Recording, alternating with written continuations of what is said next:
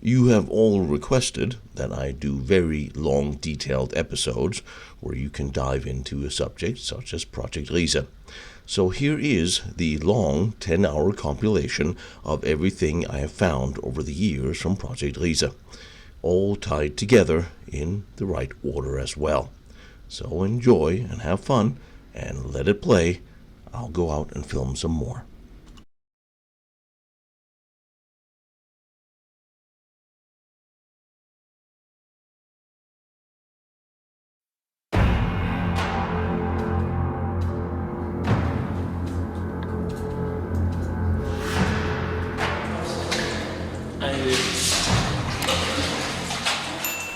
Now remember, from the beginning I told you I am trying to build a case that would hold up before any jury that we have not been told everything about the German projects and construction during the war.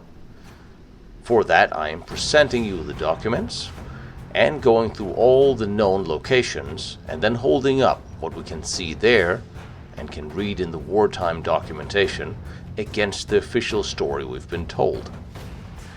And everywhere we go, we find that mostly these does not match up. And nowhere is that clearer than here at Project Riese.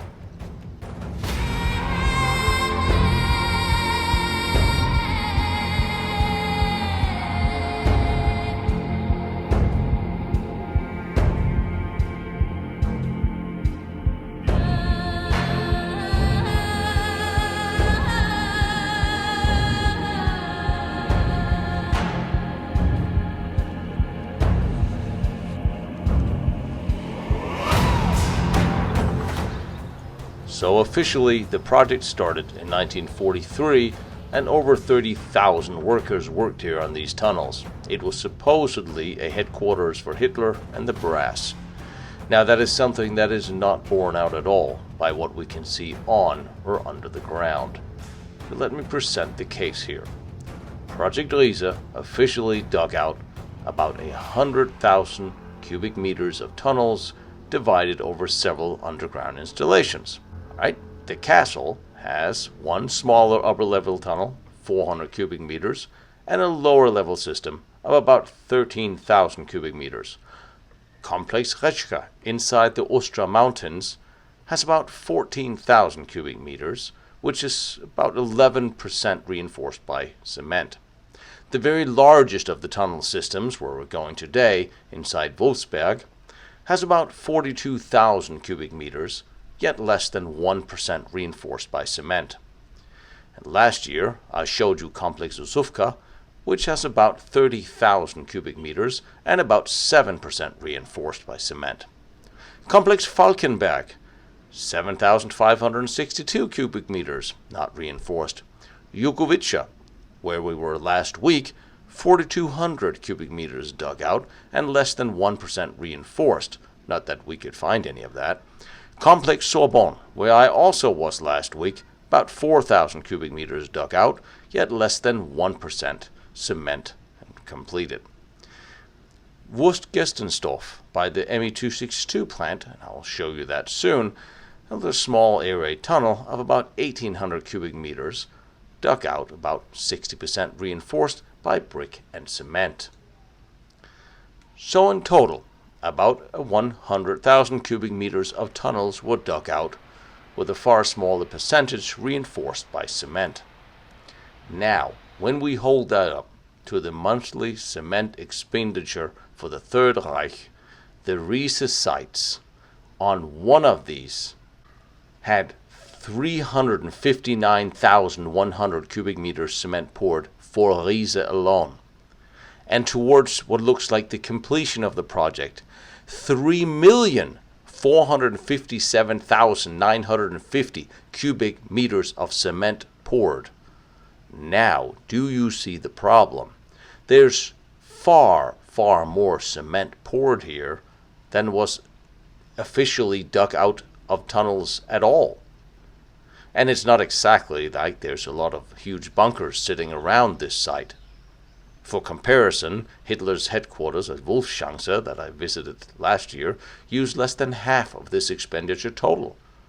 Another comparison would be the cement expenditure used at the cement tunnels that I visited a few weeks ago was about 45,000 cubic meters of cement, according to the CIA documents, which I received from the CIA. So besides taking you through the largest of the Riese tunnel systems and its surroundings today, I want you to meet a very important entrepreneur and historian whom for many years have tried to find the truth around this project and the Project Riese. Mr. Spakowski, who bought the locations of Wolfsberg and the Henge, and here's his story and the locations. Nazywam się Krzysztof Szpakowski, jestem prezesem Stowarzyszenia Riese i pełnomocnikiem tego obiektu. Najprościej, co to jest Riese? Riese to jest według przekazów i dokumentów, jakie posiadamy, największy podziemny obiekt militarny, jaki kiedykolwiek powstał na świecie, stąd jego nazwa Riese, olbrzym. Skąd się wzięła w ogóle idea budowy tego obiektu? W 1943 roku Hitler przegrał największą bitwę pancerną na Łuku Kurskim, przegrał również w Stalingradzie, pod Stalingradem. Zdał sobie sprawę, że ten element zaskoczenia już nie działa, już wszyscy się nauczyli z nim walczyć. Rosjanie zastosowali efekt spalonej ziemi, brakuje mi określenia, a więc polikwidowali w zasadzie wszystko, na co trafiali Niemcy, sprzęt stanął w pewnym momencie. I Hitler sobie zdał sprawę, że jedynym sposobem na wygranie wojny jest użycie Wunderwaffe, nad którą pracował w zasadzie od kiedy doszedł do władzy. Jeżeli Wunderwaffe, bo tego było bardzo dużo, no to bomba atomowa i nośniki w postaci rakiet V1, V2 i kolejnych. Do tego, żeby przeprowadzić globalny atak nuklearny, potrzebne było miejsce, z którego ten atak zostanie przeprowadzony, ale też schron dla wybranych 100 000 ludzi, których uznał za stosowne, żeby przeżyli. Dlatego wybudowano tak olbrzymi obiekt. I to, gdzie tutaj jesteśmy, to jest jeden z bloków, jeden z elementów całego tego przedsięwzięcia. Well, this looks a little different than the tunnel we were in an hour ago.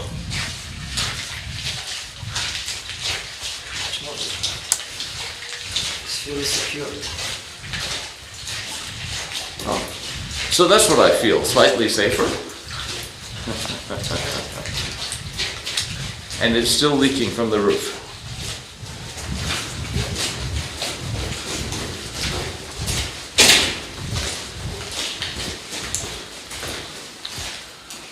Now, this is memorial plate. What's behind the memorial plate? Yes. There's a tunnel behind the memorial plate. Why? Why is that bricked up? Oh, we're going behind it? Is there a way behind that tunnel? Oh, good. Otherwise, I would never hear the end of it. It's similar like this. Here is artificial wall. So this is where the defensive position, the close defensive positions will be. Yes, this is for security. The access control. Yes.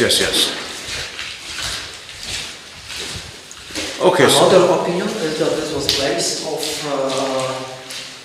power plant for aggregates, for diesel engines making electricity. I mean, this looks like the entrance to a Sofka, where you had the bunker. The bunker, is that bricked up recently?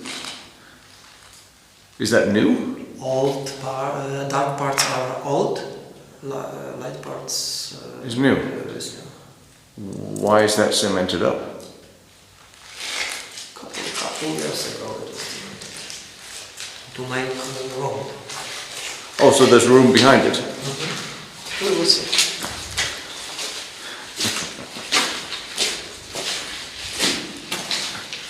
I like the way that he suspended the cables exactly the way they would have been back then. It's a nice touch. We'll start. We'll go to the left.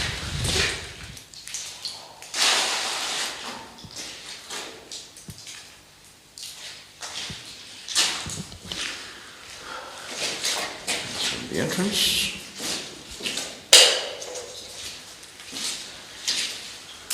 And we go to the left. There's a big door. Haven't seen one of those before. Not removed. So this is still a construction wood? Yes. And we have the door is in place. All right.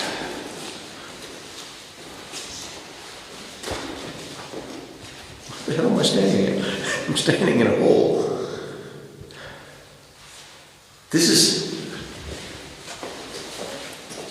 This is the cement with the wood imprint still. Just after construction. So they were. This was still, well, obviously being constructed, but still fresh under construction when they left. STG 44. Right. That's Not so interesting. fast. On the left. Yeah. Mauser MP40. But it's still the STG 44 that's the really interesting one. That's what. I have one that's fitted for 9mm. Let's say we can observe rest of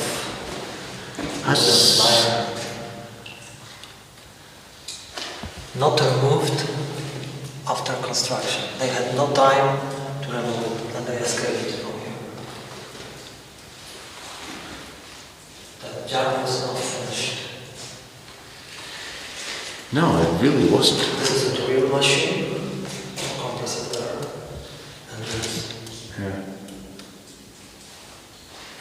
They really did. So they were literally working right up until the last minute. Yes, they were working until last time. It is here. Did you see signs?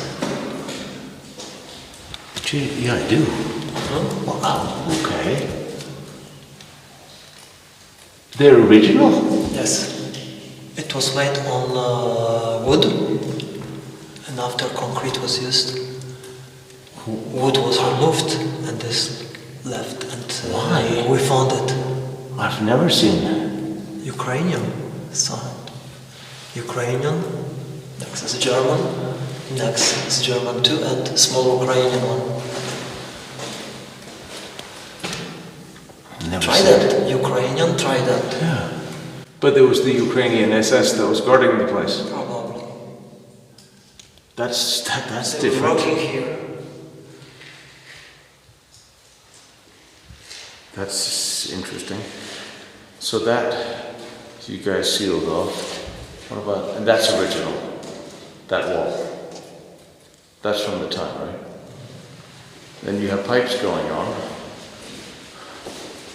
What are the pipes? Water or air? For water or for compressed air?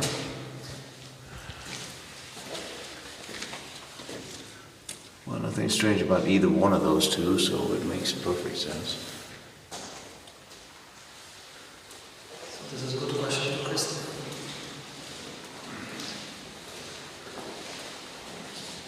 And then you have a drainage tunnel on the side for the water drainage and runoff.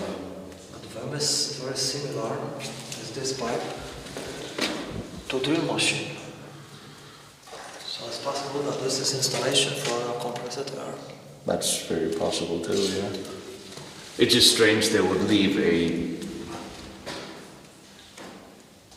permanent. Yeah, this is the false ceiling.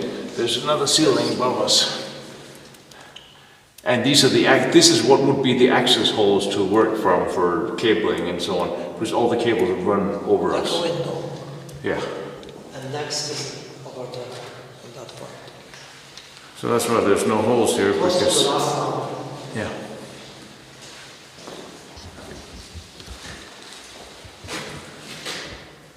And they're really set up for a heavy door. But people would have to go through the guard and come through here to go in there.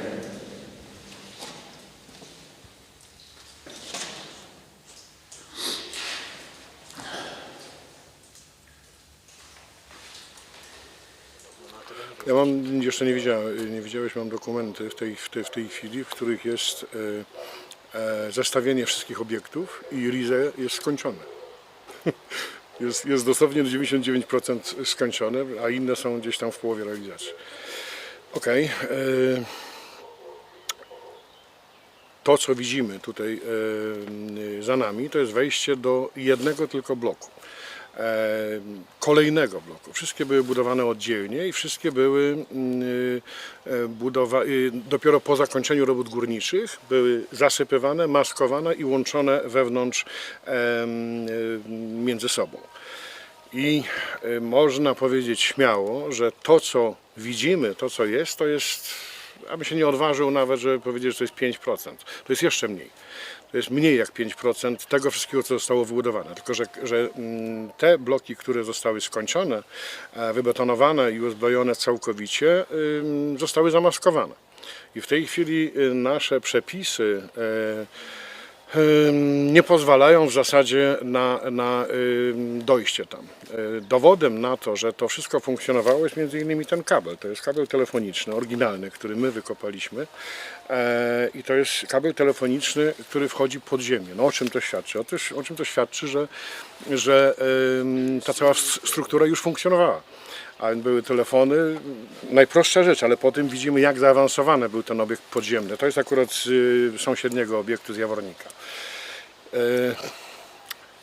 Jak to jest duże? Trudno powiedzieć. Ten obiekt, ten blok, podkreślam, jest w masywie Włodarza na wysokości 580 metrów i takich bloków, takich nieskończonych obiektów jest kilka, 3 takie największe.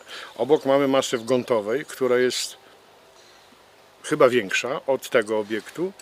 Olbrzymi masyw Wielkiej Sowy, Małej Sowy, w którym na pewno są też te obiekty, tylko że tam zostały wcześniej skończone, zamaskowane i do nich nie ma dostępu. Ale tak jak mówię, chociażby ten kabel, ten 120-parowy świadczy o tym, jak musiała być wielka ta cała infrastruktura podziemna.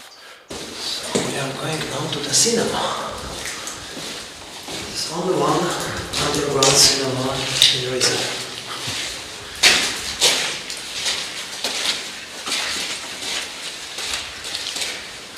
Well, This is a special report from tourists. of course.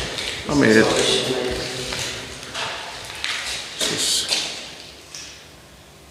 For historical works.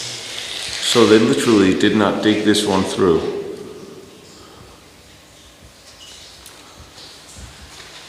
Just Przykładem takiej działalności, która rozpoczęła się dużo wcześniej, jak w 1943 roku, jest Molke. Jest drugi obiekt, którym zarządzam. Co wiemy o tym obiekcie? Wiemy, że było to centrum przemysłowe, w którym była kopalnia bardzo nowoczesna, była elektrownia i tajna fabryka Nobel Dynamit AG przy tym, i to było już długo przed wojną. Natomiast w 1939 roku bardzo rozbudowali tą podziemną fabrykę, wjeżdżały tam pociągi, pracowali podobnie jak tutaj, pracowali więźniowie z obozów pracy Arbeitslager i pracowali Żydzi w podziemiach. I mówią o tym, to nie jest jakieś niedomówienie, to są fakty. Wszyscy mówią, że byli podle traktowani, że pracowali przy cięższej chemii, wychodzili cali zafarbowani. To było takie, po wojnie o tym się mówiło, że coś dziwnego, bo ci ludzie wychodzili jednego dnia żółci, drugiego niebiescy, trzeciego zieleni.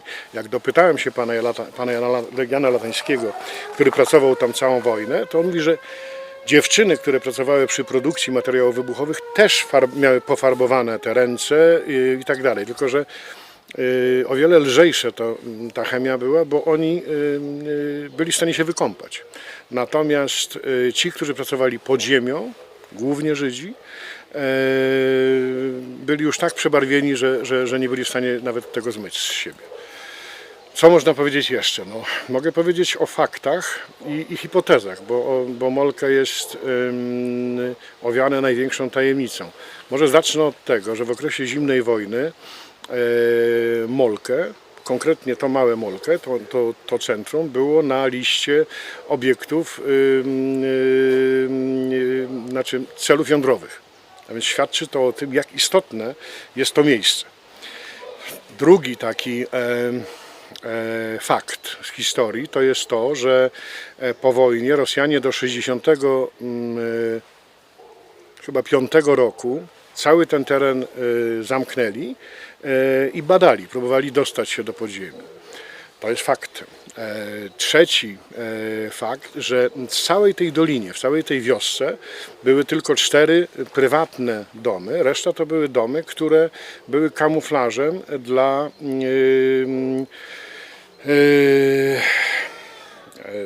mieszkań żołnierzy, pracowników technicznych. To było powszechnie stosowane. Budowano domy, które wyglądały pozornie jak gospodarstwa rolne, natomiast wewnątrz to była jedna hala nowoczesna, w niej były w zależności od potrzeby albo kompresory, albo trafostacje itd.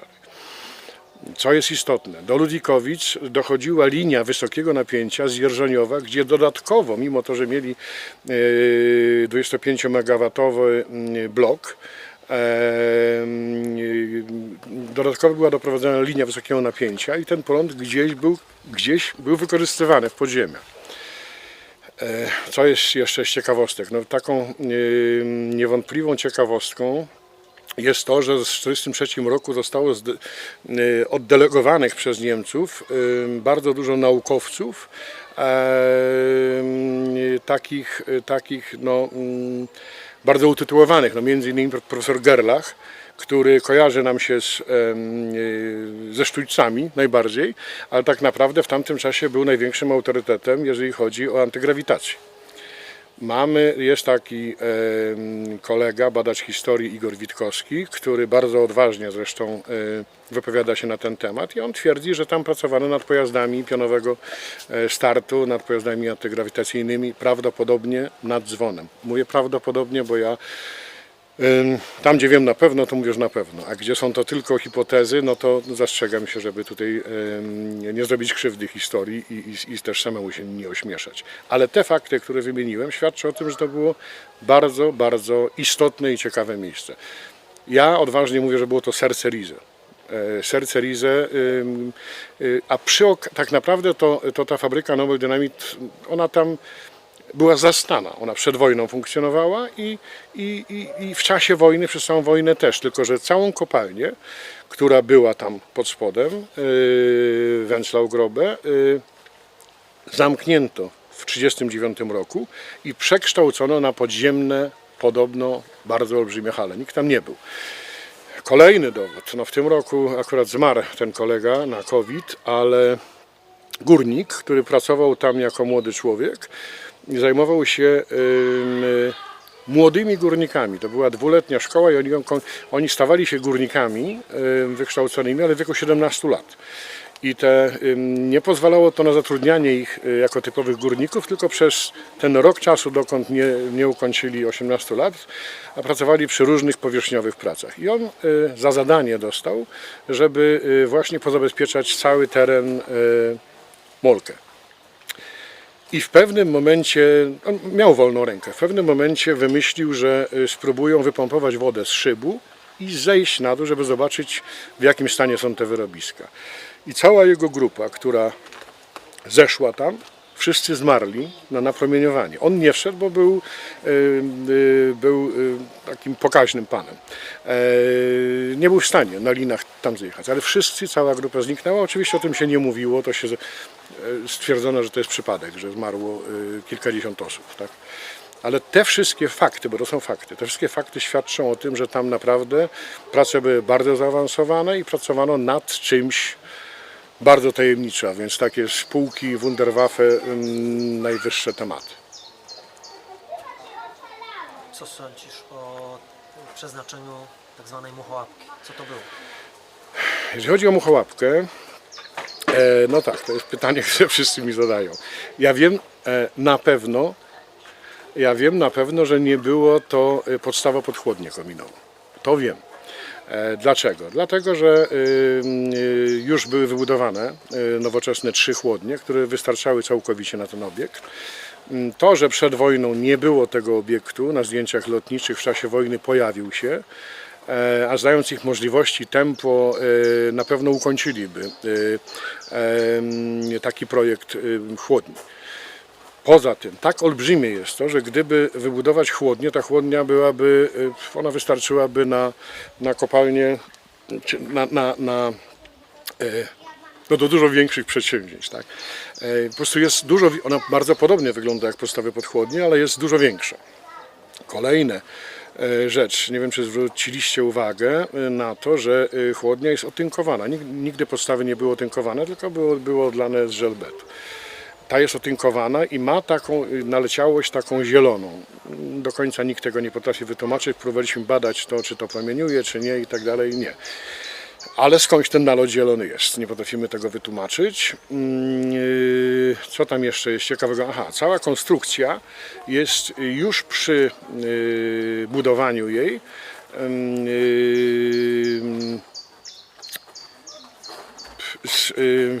wyposażone to jest złe określenie. W niej znajdowały się prefabrykaty betonowe, gotowe, z otworami. A więc z otworami, które pozwoliłyby ją w ciągu sekundy zniszczyć, tak że byłaby nie do odtworzenia. Uważam, że to, że tego nie zrobiono, właśnie dlatego, że ona się świetnie sama broniła swoją budowlą.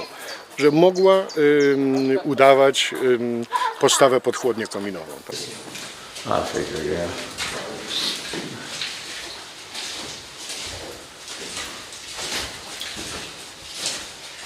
So what are these? They look original, the towers of wood. The wood are securing. It's just a stabilization. Yes, for stabilization, it's for a security reason. Because stones can collapse, and this is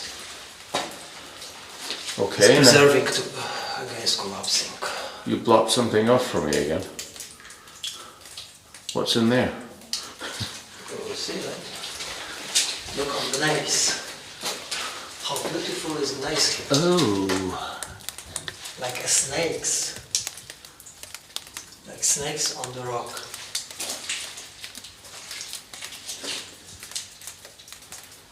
Small shaft to the Air shaft or to second level. No, to second, second level. Yes.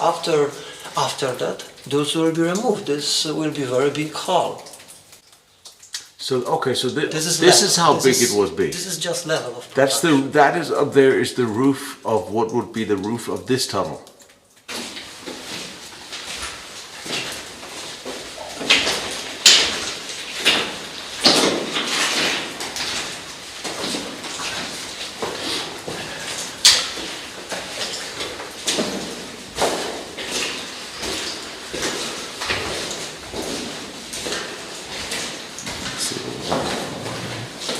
That's left of the rail beams.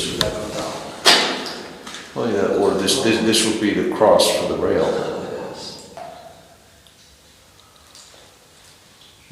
Yeah, you still see And the. the Geological object they found similar like here. They removed, and this was a shaft. Really? Shaft below level of corridors. I mean, this makes perfect. I mean, yeah.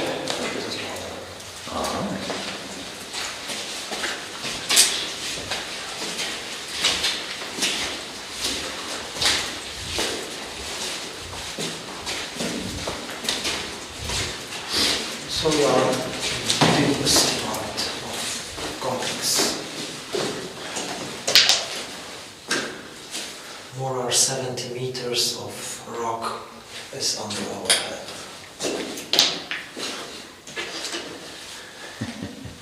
It's just so. You see on the floor is visible. Fingerprints are visible of arrival.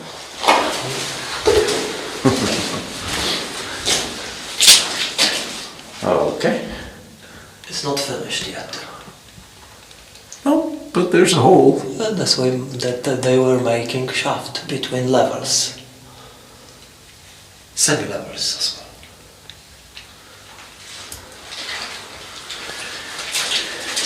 It's very hard to describe to people what it's like to be in underground tunnels. It's very heavy with a heavy work. But I mean, for us to just to walk through here, I've always found it very hard to describe to people what the atmosphere, because it's very peaceful. It's very peaceful. It's always silent. It's quiet. It's When they working here, it was a lot of larm. that it was, and it is a little wet.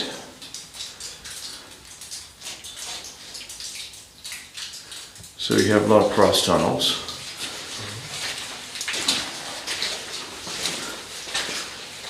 And here, it's a bigger shaft connecting to next level completely. So that's the roof. That's the roof height. Yes. And you can observe one drill Yeah. from Yes. drill machine. It's sticking right there. Sticking. Maybe, Got stuck. maybe they have problem to remove and they left it. So all this in between would be hammered out. This would be the floor. And that would be the ceiling. So what are we looking at, 10, 15 meters high? This will be 7 meters probably, maybe 10. And all that will be gone. And then you have a much larger tunnel, then you would widen it. You got quite a few. There's another drill sitting there. I mean, if you were drilling and the power was cut, or the air was cut, Or maybe you would get it stuck. was left intentionally to mount wood on it to make work for workers Possible. more safety.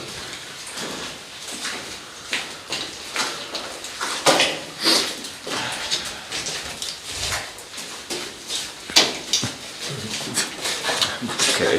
One killed. Somebody. One KIA. Yeah, right. Mine gets confused. Nope.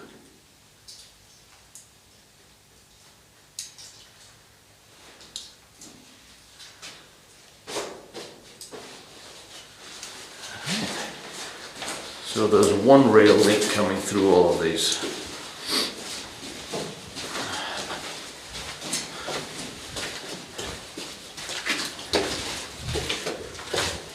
So what are we looking at? How much cement in here? So far, Cement you saw. one, that is? Yes, you saw. And a little bit more in big hole.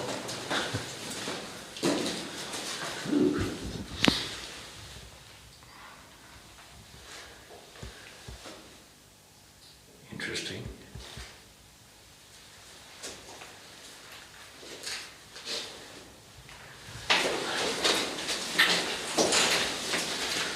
But again, if the Russians stated this was 99% finished, then this is not. This is not where we. This is not it. I mean, it maybe one day it would be, but it isn't so far.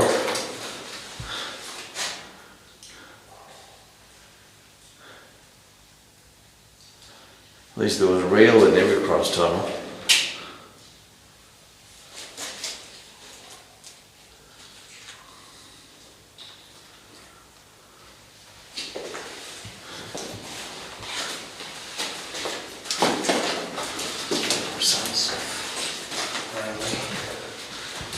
I'm surprised that there's only one rail in and out, that there's not one in and one out parallel. This is a network. They come in one way, come out the other. Network components. Do we know how many people worked here? How many in the prison camp here? I don't know. We don't know either. This question is no better. Or it's necessary to look in books. I'm seeing the guy at Wolfsberg tomorrow.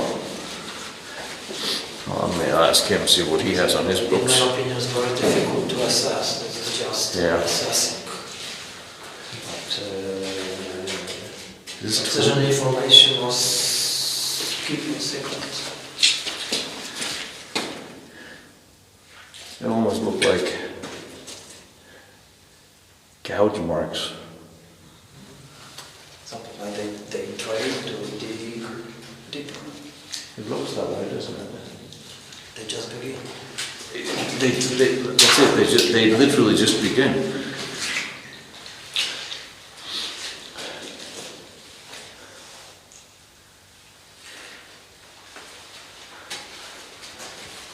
I don't see any wood in the walls or ceilings for attachment to either. I mean, I clearly see the rails.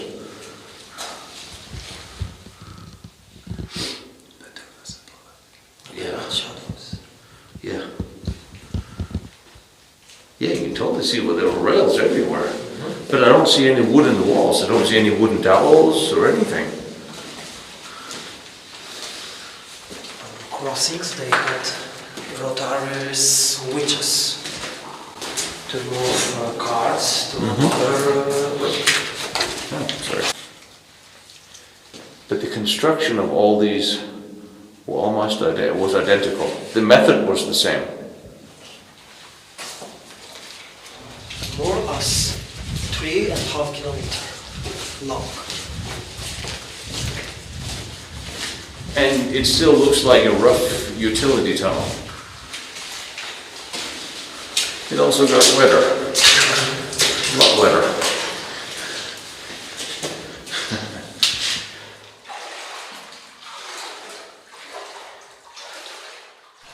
Wolfsberg is the largest Riese tunnel system that we know of that the Germans dug out. It has 4 entrances. It was constructed at a 2-degree angle towards the entrances of the tunnels, both for the mountain runoff of water, but also for the ease of transporting rocks and gravel out of the tunnels. They dug out the large portions of the system in tandem, above and below, with 2 parallel tunnels, where the floor in between the 2 walls would be removed to enlarge the tunnels to their full size. The largest tunnel today is about 12 meters tall, and about 42,000 cubic meters of space was dug out here, with more than 3,100 meters of tunnel floor. Also, a 41-meter vertical shaft was dug from above, similar to a Sufka from last year. The Arbeitslager AL Wolfsberg was initially believed to hold 3,000 workers in 1944. However, now far more are believed to have worked in the location.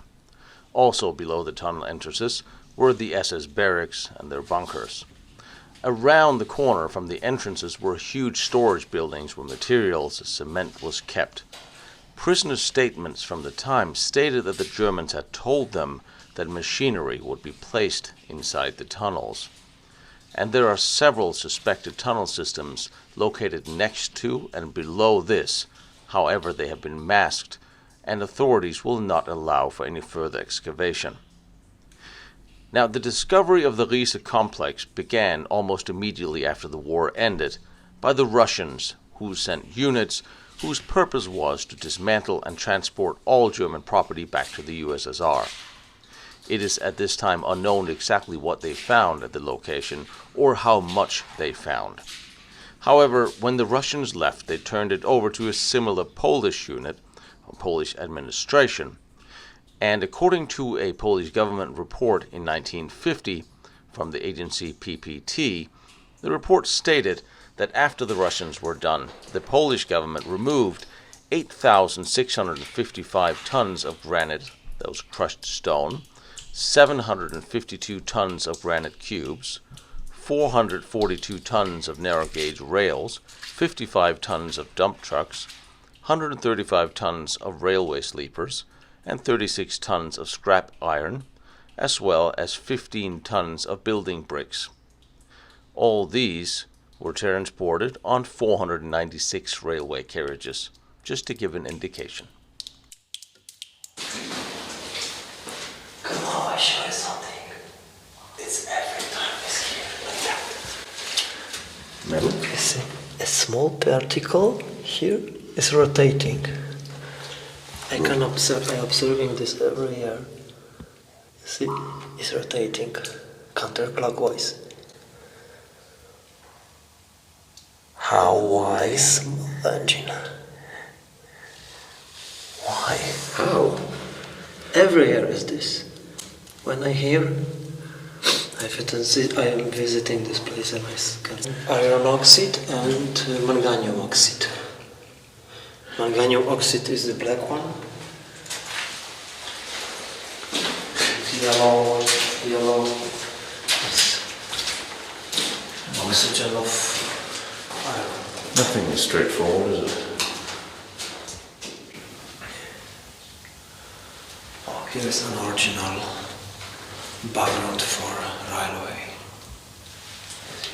Yep.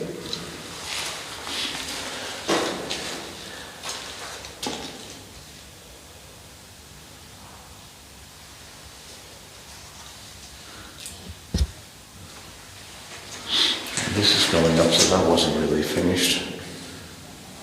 Unless...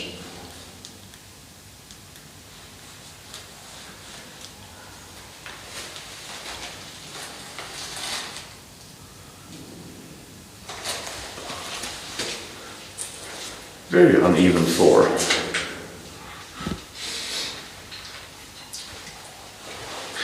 So this must just be a utility tunnel. I mean, can't be the finish. The floors are, at least this is straight. I don't have no idea what that is. That's pretty lumpy.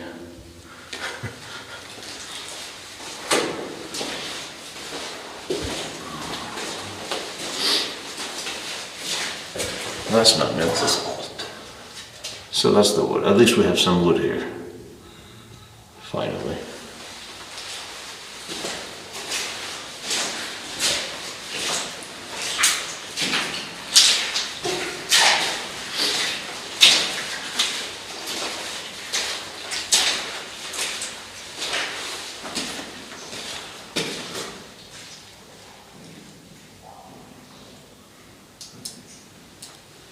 I'm guessing we're going this way. Yes. And then just... So they were working on 2 levels. Parallelly. So one was going faster. Of course. It's this method. You do 2 parallel mines and then you blow up the center and just haul out the crap. And then you enlarge it.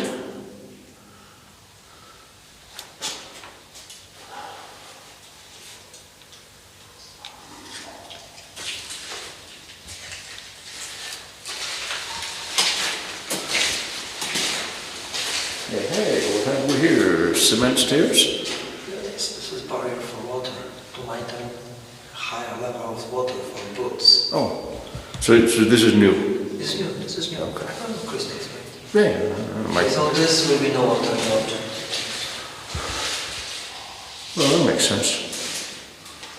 Thanks to this, water is so high and they can use Sail. boots for tourists. Of course. What's this? Corridor. No, this thing. I don't know. From equipment. For weather.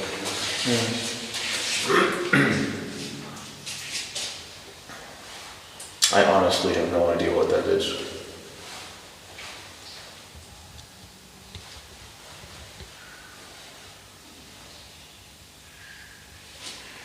The wonderful things about this is someone, somewhere, is a miner and will watch this and will write me, this is what this is. I know. Yeah. There's some interesting stuff growing down here.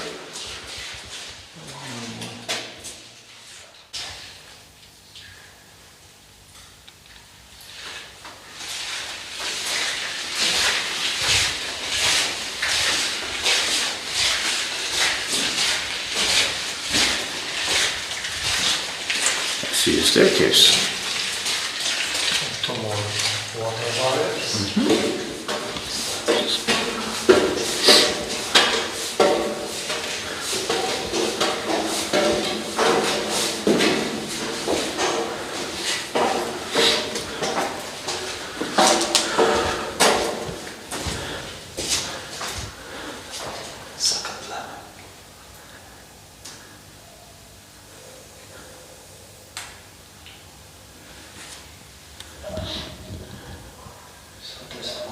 It's like a Swiss cheese inside.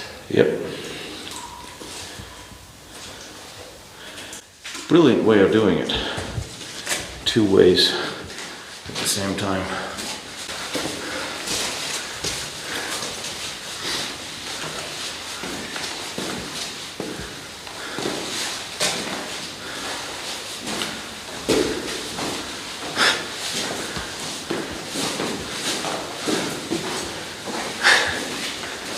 Barriers wasn't here. Of course not. This was established especially for security or safety of tourists. Yeah. That's all the reason there. But they were starting to break through these. Here you can observe the small one just after they built it. So they would tear these and then eventually... So that there was no rail up here. They would just pour the rubble down the holes. You think? Small one and big. Finally, all rocks under our feet will be removed. To make big hole, we will see. So we are approaching.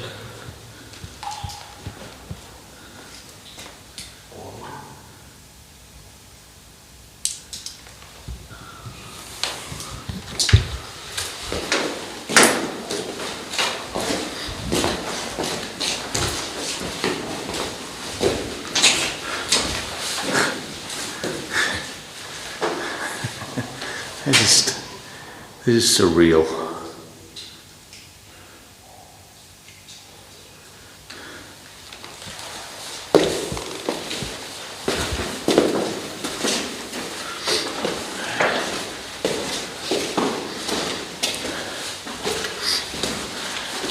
What is this? What's the smell? This guy, we met him, I spoke with him. He was repairing a boat. Paint. Is this a new platform? Probably they put it. We will walk later. Damn it.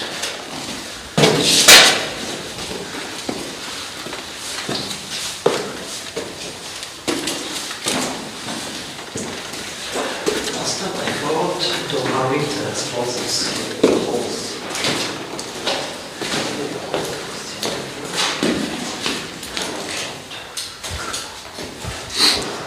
Yes, it is here. That explosive is in. See?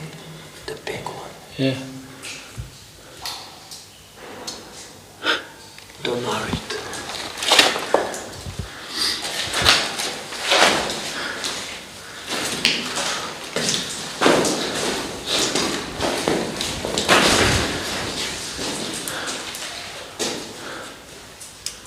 Jeżeli chodzi o energię, której po wojnie stwierdzono nadwyżkę, w czasie wojny było odwrotnie. Do gór Sowich doprowadzane były linie wysokiego napięcia i doprowadzany był jeszcze dodatkowo prąd. A więc to świadczy o tym, jak olbrzymie były energochłonne te wszystkie projekty i produkcje pod ziemią. Podkreślam, jesteśmy na trzecim poziomie, na 580 metrów, pod nami jest 540 i pierwszy poziom to jest 500 metrów. Dlaczego to wiemy? No chociażby dlatego, że tu na nieszczęście zdobyli to Rosjanie i dokumenty zniknęły wszystkie. Natomiast tam, gdzie zdobyli Amerykanie, obiekt Dora chociażby przykładowo, tam te dokumenty zachowały się i mam część tych dokumentów, oczywiście kserokopii. Co z nich wynika? Budowali to ci sami ludzie, decyzja zapadła w tym samym czasie, te same rozwiązania, te same projekty, bo to jest też bardzo istotne. Podstawą każdego obiektu był dostęp do linii kolejowych. Mam konkretnie te obiekty, te projekty, te plany i tak jak mówię, podstawą każdego z obiektów był wjazd i wyjazd pociągu, niejednokrotnie były nawet 3 takie drogi kolejowe. Tutaj, w tych okolicach, dookoła tych masywów, to jest poziom 500 metrów. Stąd wiemy, na logikę, to było budowane już przed wojną, zaraz po dojściu Hitlera do władzy. Wiemy, że ten pierwszy poziom powstał na tamtym poziomie. Jego przeznaczenie było wtedy inne. To były fabryki podziemne, to były magazyny, a więc no, przeznaczenie militarne na pewno, tajne, ale jeszcze nie było to Riese. W 1943 roku zapadła decyzja o budowie Riese na bazie istniejących obiektów. I drugi poziom, ten pośredni, był drążony od dołu i tymi pociągami wywożony był. Nie zwracało to uwagi, dlatego że pociągi dochodziły tutaj z 3 stron. Kłodzko z jedna strona, Wałbrzych druga i Świdnica trzecia. Gdyby były tylko 2, można by je kontrolować w jakiś sposób, czy wyciągać wnioski. Natomiast jeżeli były 3, no to już nikt nie był w stanie tego w jakikolwiek sposób kontrolować. Wiemy, że wszystkie funkcjonowały. I tam trwała produkcja, bo mamy więźniów, dotarłem osobiście do więźniów jeszcze żyjących, którzy opowiadają o tym, że pracowali w skończonej części Riese, również na Włodarzu. Jest człowiek, który mówi, że schodził do 3. poziomu, że tam tętniło to życiem, że on był fachowcem, a były maszyny, których on nie do końca rozumiał. Były tak zaawansowane technologicznie. I rozmawiał z ludźmi, którzy pracowali tam, ale i mieszkali, głównie Żydzi, bo trzeba to podkreślić, bo ci ludzie byli skazani na śmierć w zasadzie poprzez pracę. A więc oni dokąd byli przydatni, to pracowali, w jakiś tam sposób o nich dbano, ale to tak na zasadzie, żeby ich wykorzystać do maksimum. Więc trzeba oddzielić drążenie, przygotowanie, prace budowlane, które realizowali więźniowie z obozów Arbeitslager, z obozów pracy, do tego, co już się produkowało i co nie miało prawa wyjść w jakiś sposób, no było tak utajnione, że ci ludzie po prostu wszyscy zginęli. I taka jest prawda, że z przekazów wynika, że oni wiedzieli o sobie. Na przykład ci więźniowie z Arbeitslager, którzy przychodzili do drążenia tutaj, oni mijali jakiś obóz, prawdopodobnie żydowski, bo oni nie mogli, mówiło się między więźniami, tak? I ci więźniowie nigdy nie pracowali tu, oni schodzili gdzieś pod ziemię. Także no, ta historia jest makabryczna, dlatego że ilości ludzi, jakie tutaj zginęły, są nie do obliczenia. Mówi się, w niektórych dokumentach pada cyfra 29 000, że tylu więźniów pracowało. Ja osobiście w to nie wierzę. Absolutnie nie wierzę. Na początku był chaos, nikt tych ludzi nie inwentaryzował. Dopiero w 1944 roku pod koniec te obozy Arbeitslager, podkreślam, musimy to rozróżnić, zostały wchłonięte administracyjnie pod Grossrosen, żeby w jakiś sposób nad tym zapanować. Ale jak rozmawiam z ludźmi, którzy to drążyli i byli w obozie jednym tutaj 800 metrów, stąd drugim w Walimiu 2 kilometry, ci ludzie nie wiedzieli, co to jest Grossrosen. A więc dzisiaj takie upraszczanie, że to były filie obozu Grossrosen są niepoprawnym przekazem historii. One administracyjnie zostały wciągnięte, a jedyne, bo dopytywałem się szczególnie o ten wątek, czy dochodziły do nich nowe transporty ludzi z Grossrosen i tak dalej. Mówią nie. Jedyne, co pamięta, to było tak, że SS-mani mówili, no jak będziesz taki knombrny, to pojedziesz na wczasy do Grossrosen. To było jedyne, gdzie pan Grębowicz, który żyje jeszcze, gdzie pan Jan Latański, który zmarł w tym roku i był akurat w Grossrosen za karę przez 2 miesiące, to były jedyne przekazy. Także to upraszczanie historii, które w tej chwili ma miejsce, jest nieporozumieniem. Nie ma nic wspólnego z historią. Do you see? It's musket. Shafts are musket for security, for safety reasons. But if you travel by You'll see them. you'll see the sealed by woods.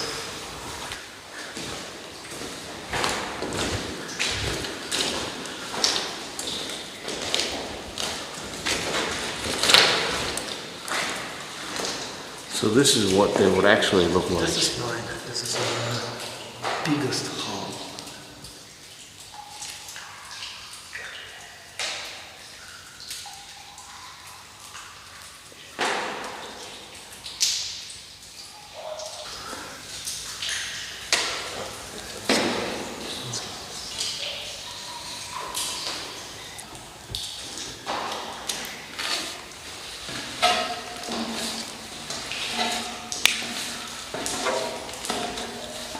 This really is something else.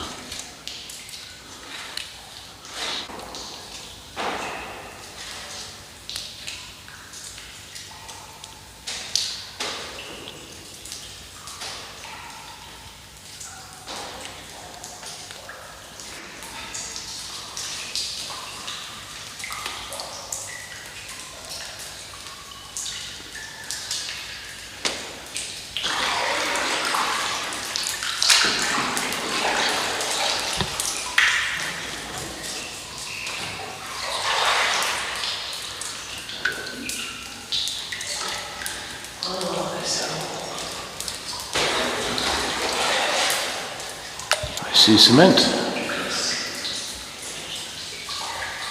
I see a cement arch.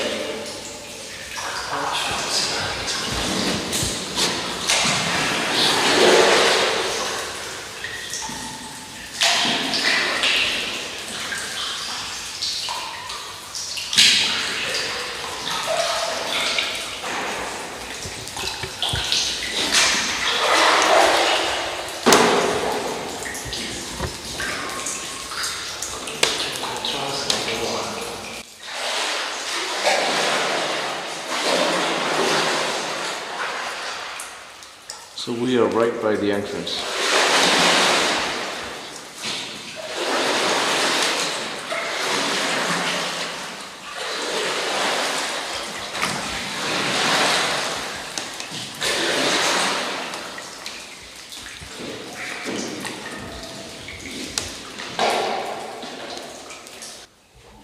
So this is what upstairs looks like a cover-up. Yes.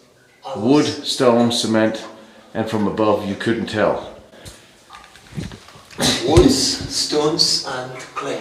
And clay. Not cement. And if you did that a little deeper, there wouldn't even be an echo. This is new. This is Yeah, but that's what it could be. That's what it could look like. That's what it could be done. That's how it could be done.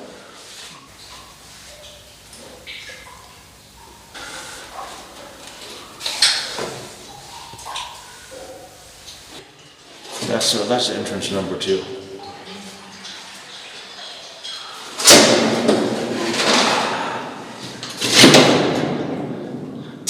My God, man, are you drunk?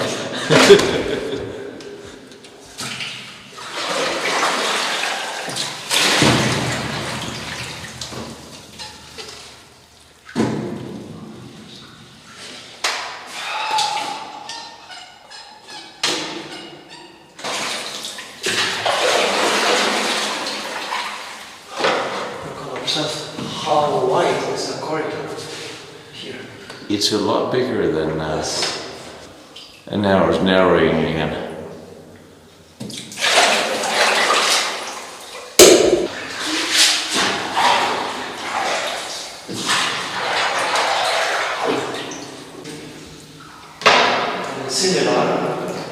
For people who have not been here, you really need to come do this. You really need to come take this trip. And I promise you there's not even a feeling of claustrophobia. Or you don't feel unsafe. As I said, though, I'm laying the camera down to get through. Where am I going? Are we turning? We are? No, not. I mean, this is just one of the most peaceful, beautiful places. It's hard to imagine how much noise and trouble and horror that took place for the people who worked here. But today you can come here and you can take a trip, and it is just, it is extremely beautiful and it is extremely serene. And there's just something about being underground, taking a little canoe boat for a trip underwater. This is one of the must-see locations I can recommend. If there ever was a beautiful World War II location, this is it, regardless of how and why.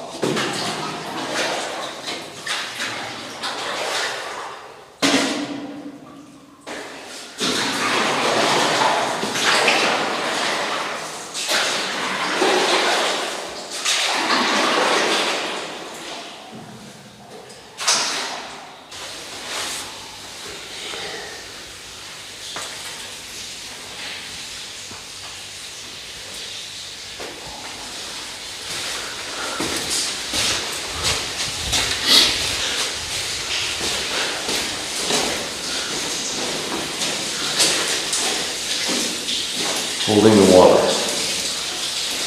There's a shaft. There's a shaft. 50 meters Down? Yes.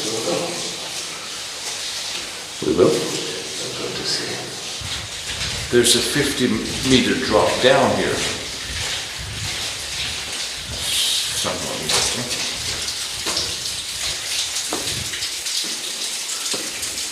Oh, drop up. That's what you mean. There's daylight. So that's the air. Did they pour cement in from there?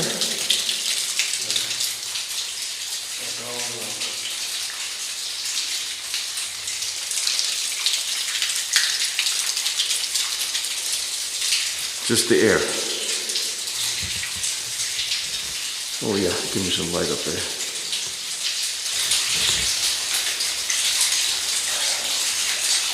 It's really something else.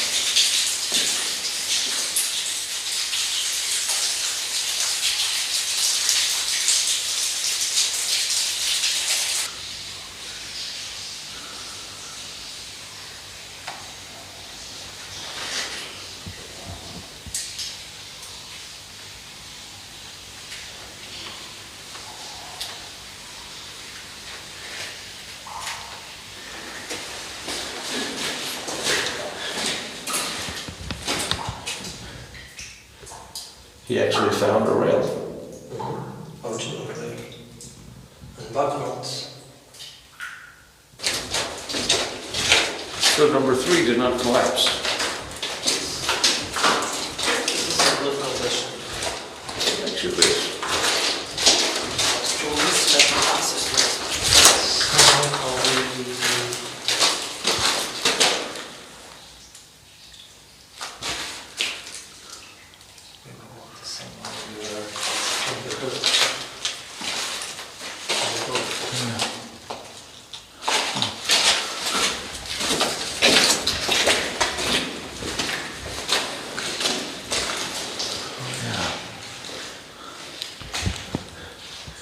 So the chambers were symmetrical. They're building the same thing. So they're preparing an entrance, all the entrances to be the same way with the same layout, with the same access control. But again, they're not preparing something in here that's big, that we can see, that's big enough to merit all that control.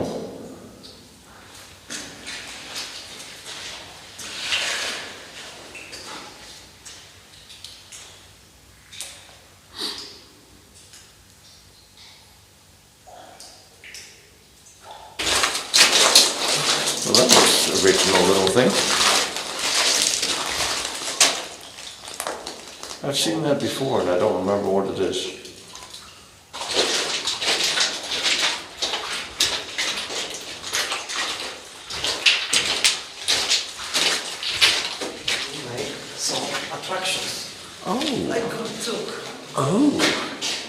Going to try. That is so stupidly cool. So, and this is the up level. This part is finished. Yeah. Very wide.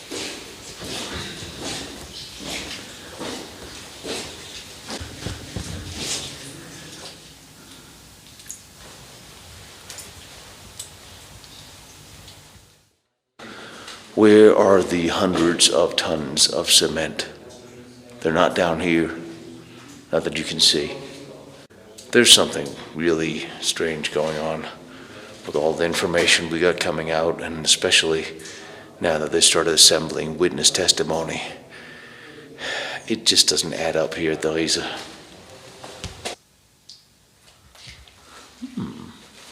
I like it. It keeps going. It's bigger than I thought. I thought it's funny how you can get lost in here.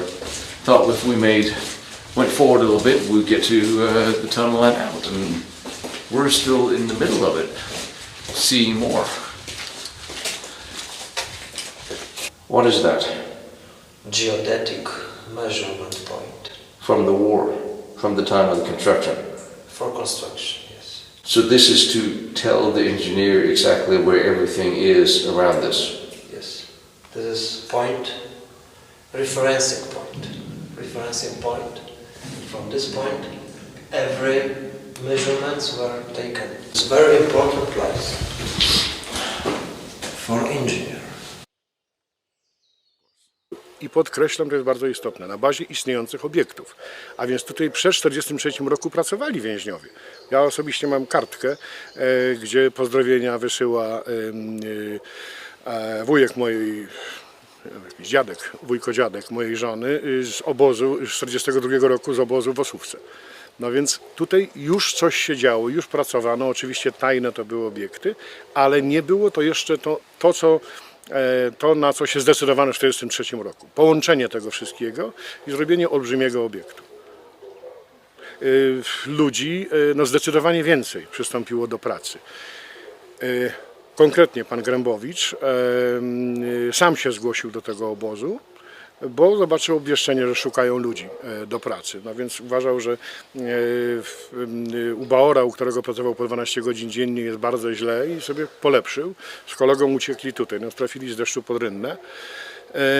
Stąd też uciekł, więc to znowu świadczy o tym, że były to obozy półotwarte. Można było przyjść po południu, wychodzili, powiedzmy jak robili na ranną zmianę, to po południu mogli wychodzić, z tym, że musieli być przed 22 w obozie, zameldować się. Więc był ten rygor, były podłe warunki, było w zasadzie, można powiedzieć, że żadne jedzenie, dlatego że dostawali dziennie miskę zupy z brukwi, a jeszcze wszyscy ukradli to mięso i ten tłuszcz, który tam miał znajdować się, więc wartościowe wszystkie elementy, i jedli, odżywiani byli podle.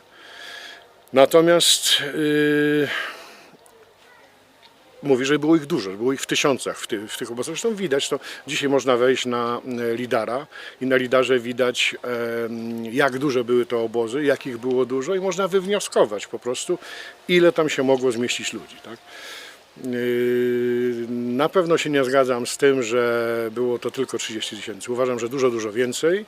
Tylko ludzi, których Niemcy sobie zdawali sprawę, mordując chociażby tych, którzy są w pracy, że jest to ludobójstwo. Oni sobie zdawali sprawę i tego nigdzie nie było żadnych, części tych ludzi nie było w żadnych raportach. Byli ci z Arbeitslager i też uważam, że te cyfry, które są podawane, to jest nawet nie w tolerancji błędu jakiegoś. Tu mamy dokument, z którego wynika, że taki raport dzienny gdzieś się uchował, że przystąpiło do pracy, to był 1944 rok, że przystąpiło do pracy prawie 3000 ludzi.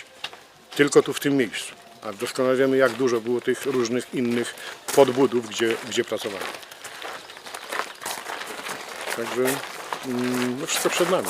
Będziemy badać te tereny. This is what we saw at entrance 4, the top of.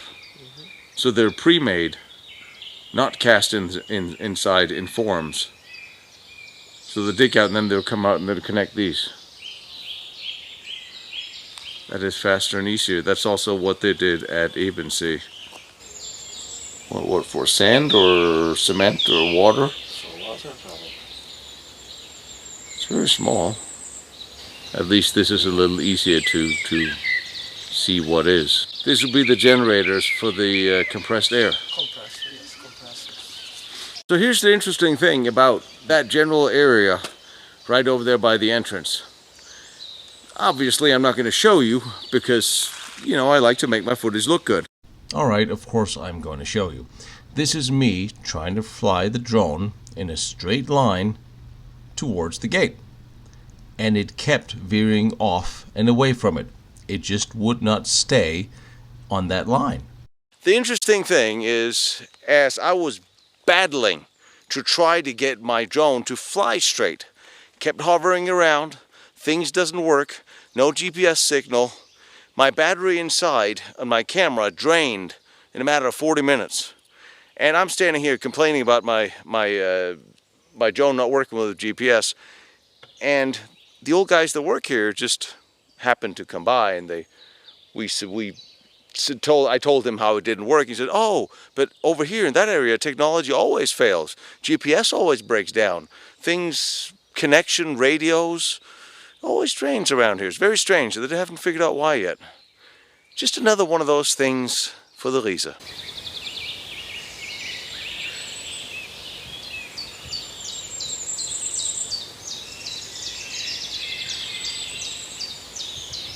To, co widzimy w tej chwili na Molkę, to są kanały technologiczne.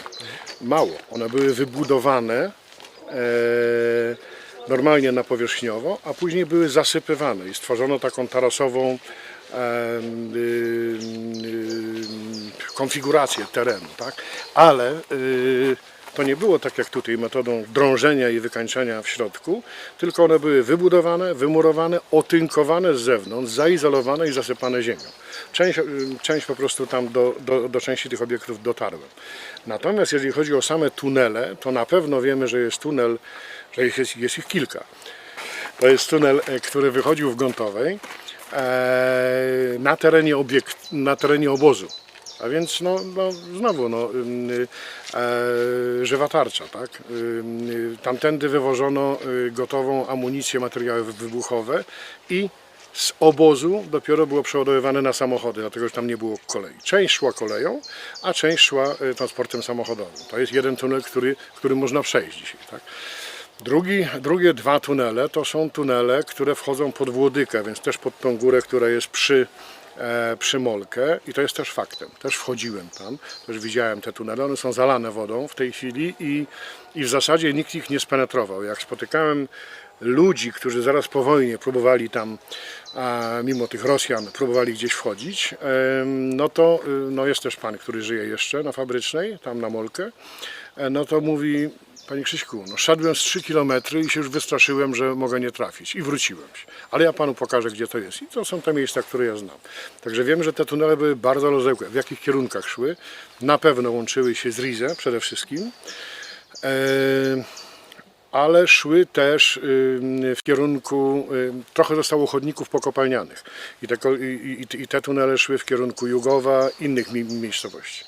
Z tym, że jestem przekonany osobiście, że te zaszłości to były z czasów, kiedy tam była kopalnia Węstał-Grobę.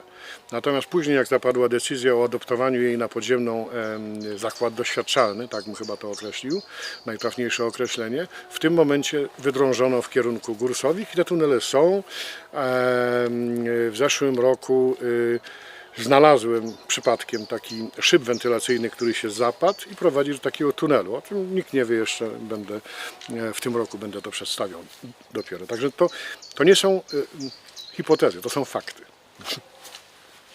Że pracowali naukowcy z całego świata. Byli zmuszani, niezależnie czy byli to Niemcy, czy byli to Skandynawowie, czy byli to z wszystkich naprawdę z całego świata naukowców wykorzystywano do pracy nad Wunderwaffe, nad wszystkim, co było potrzebne Niemcom, ale nad Wunderwaffe to był Quanda, to był Schauberger, to był wszyscy ci najznamienitsi, nie zrozumiali wtedy przez świat, bo to były bardzo nowatorskie odkrycia i badania, a Hitler generalnie pozwalał im się rozwijać, dawał im środki nieograniczone, warunek, że pracowali na niego. Rodzinom zapewniał doskonały byt, doskonałe warunki, ale oni musieli pracować na jego rzecz. Dlatego też takie upraszczanie i mówienie, że to jest sukces Niemców, nie do końca jest prawdą. W pewnym sensie, dlatego że on ich zmusił do pracy, ale to jest sukces, ten przeskok technologii olbrzymi jest sukcesem naukowców z całego świata. Zmuszonych do pracy na rzecz Niemiec. Tak trzeba to po polsku powiedzieć. Potomków naukowców i Niemców, do których dotarłem. Mam przyjaciół w tej chwili żyjących, którzy są wnukami Niemców oddelegowanych tu w 1943 roku i też nie wiedzą, co oni robili. Wiedzą, że się przenieśli z głębi Rzeszy tu w Górysowie, dostali domy w Wałbrzychu, w Ludwikowicach i ich ojcowie nie wiadomo, co robili. Było to owiane największą tajemnicą. Tak, dla przykładu powiem, że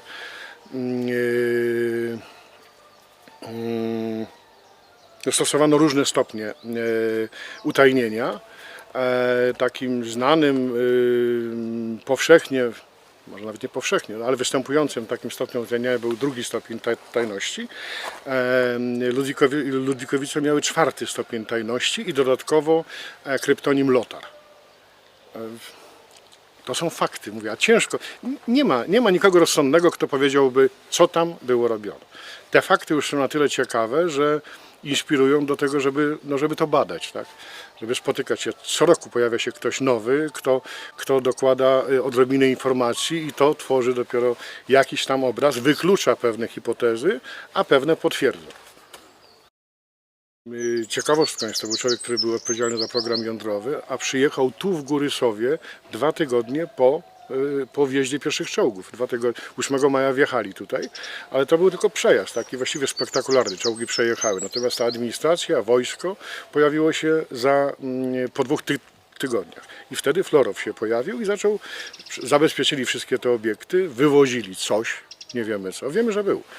To bardzo fajnie pokazane jest w filmie z 2013 roku Riese wykute w skale.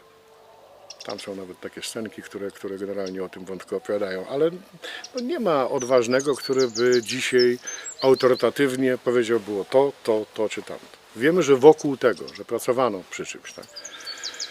Na pewno to wiem, że na Molke był poligon doświadczalny, gdzie pracowano nad pociskami kumulacyjnymi. Co też było dla mnie zaskoczeniem, bo ja myślałem, że to jest nowoczesna, aktualna broń. Oni wtedy już to mieli. Dlaczego tego nie używali, dlaczego się nie słyszyło? Skoro strzelali do płyty przez płytę 20-centymetrową strzelali w górę, w kulochwyt. I wtedy dysponowali taką bronią. Przecież no, pecha mieliśmy takiego, że ten teren został zaaneksowany przez Rosjan. Inne podobne obiekty jak Dora przez Amerykanów. I tam, gdzie Amerykanie zajęli to i badali, to nie zostało zniszczone. Wręcz to w jakiś czas było wykorzystywane do celów militarnych, ale dokumentacja została. Natomiast tutaj nie ma, jest efekt spalonej ziemi. Wszystko zniknęło. Czyli gdzie są te dokumenty? Tak jak powiedziałem, parę tysięcy dokumentów ktoś mi anonimowo przesłał, z tym, że nie dotyczą Riese. To znaczy tam są szczątkowe informacje. Między innymi jest dokument, który pokazuje tabela, wykres, który pokazuje zaawansowanie budowli podziemnych i Riese jest ukończone w 99%. Ta krzywa dochodzi do końca, tam jest dosłownie minimalnie. Prawdopodobnie z 2-3 obiekty i byłoby całkowicie skończone. Natomiast inne, znane, znowu na tą Dorę powołam się, one są zaawansowane w połowie, w 60%, niektóre w 30%, ale Riese jest pokazany jako skończony obiekt. Będzie ten dokument o stanie zaawansowania obiektów i będą te dokumenty podziemi, gdzie każdy ma ten wjazd kolei i będą też projekty, które potwierdzają to, jak to było budowane. Że budowane było blokami, także ludzie budujący ten obiekt, oni nie mieli pojęcia, że obok jest drugi skończony, zamaskowany już. Bo to byli ludzie, którzy w ogóle byli przywiezieni z masywu gruntowej. i drążyli to. Po miesiącu w nocy następowała roszada tych ludzi, a więc tych, którzy budowali, wywożono na przykład do Osówki, a tu nie brano z Osówki, żeby się porozumieli, tylko tu brano z Kolc innych ludzi. Także nikt nie wie, bo ja rozmawiałem z tymi ludźmi i mówi nic. Jak mówisz, słyszeliśmy kilofy, że już gdzieś tam są i się cieszyliśmy, że z ciekawości, że będziemy wiedzieli, to w nocy nas samochodami wywozili. A więc no, największe utajnienie chyba, jakie można było, logistyka, no, charakterystyczna dla Niemców, no i dla Japończyków. A co się stało z tymi więźniami, którzy zniknęli? Moim zdaniem zginęli. Zostali gdzieś w obiektach, które były najmniej ważne dla Niemców, czy najmniej ukończone, zostali wysadzeni i zostali zabici. Zresztą jest taki dokument, który wymienię. W 2015 roku Niemcy wypuścili dokument Niemiecka bomba atomowa. I tam jest bardzo przejrzyście, fajnie pokazane, jak tych ludzi przygotowywano do uśmiercenia, właśnie gdzie pracowali już przy tajnych projektach. A więc raz w miesiącu przynajmniej, albo i częściej, ogłaszano sztuczny alarm i ci ludzie musieli się schować w danym podziemnym obiekcie, ślepym jakimś. I oni wbiegali, po 5 minutach mówili, dobrze, to był alarm, tylko wracacie do pracy. I w momencie, jak zdecydowano o unicestwieniu ich, o zabiciu, ogłoszono alarm. Ci ludzie wbiegli posłusznie, bo robili to dziesiątki razy i wysadzono wejście. No tragiczne, ale ja uważam, że wszyscy ci, którzy pracowali już przy czymś, co nie miało prawa ujrzeć światła dziennego, wszyscy zginęli. A przypadki są tylko takie, że szczególnie Żydzi, przypadki są tylko takie, że komuś się udawało ukrywać to, że jest Żydem. No, mamy takie przypadki, nie chcę, żyjących ludzi, że niemiecka żydowska rodzina pracowała, ale jeden udawał, że jest kimś, drugi kimś, no próbowali uratować się, tak, bo zdawali sobie sprawę. No i ci ludzie cudem przeżyli, albo właśnie jak byli w szpitalach w tym czasie. Dlatego wyzwolenie przyszło bardzo szybko. Prace przy tym wszystkim trwały do ostatniego dnia. Na Molkę, jak wjechały ruskie czołgi, to więźniowie czekali na apelu od 6 rano. Stali na baczność, bo nikt im pracy nie przydzielił. Więc ci ludzie dzień wcześniej normalnym tokiem pracowali. Świadczy to o tym, jak były zaawansowane te roboty, jak były ważne i jak blisko było do ukończenia tego projektu. There's nowhere in the world that you would know behind that hill is an enormous tunnel system. This is how easy you can hide things, or forget things, or let them be forgotten.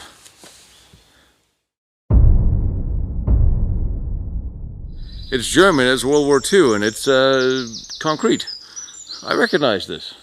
Well, I don't know what it is, but I recognize it. What is it? I don't know what it is. Completely no idea. Is there a door in it? Is there a gate in it? Is it a Maybe seal to another corridor.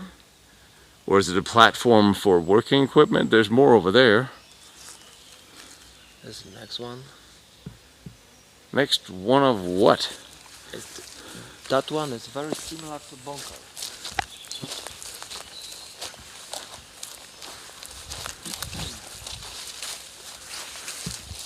There's no door in this. No door, just plate. Plate with basement, shaped like L later. All right. Could this have something to do with the water? Yes, it's water. Could this be drainage? We are on platform. I noticed. On concrete platform. This big concrete plate we are on. Probably this platform is covering very big shaft, like in Castle Książ. I'm just thinking about that platform at Osówka that we don't know what is. This is a big platform that goes down deep into a tunnel system that's a lot bigger than we can see. This could also be where you put the power plant. You need bigger power plant for this. There might be a tunnel entrance behind that. or underneath it. So even the bunker has a plateau effect.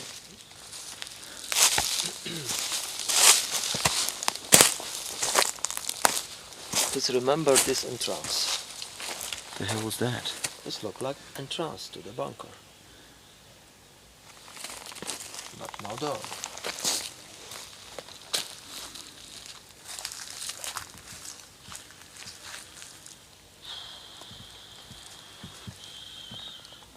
How do we know how deep this is? This Shallow. shallow? And you have, Maybe half.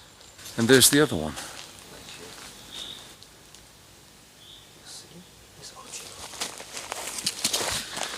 original. Wood. One. Second. So there's wood covering it. But looks like for a railway. This is original. Yeah. Yeah, it's about that width. At least 4 entrances. So the rails would go to each entrance because that's how it was. Everywhere. You have the, yeah. Yeah, I mean, this is the same we see in Jonastal. This is the rail platform that circles round where you would have all your narrow gauge rails, and along this plateau circles the mountain, and there's train tracks or rail tracks going to each one of the entrances. That is the same as in every other piece of German construction. And then there's this, which could be part of the construction site. This could have been a pit for sand, gravel, to mix with the cement. Initial thought is construction. I just don't have enough pieces of it to actually have an idea what part of construction.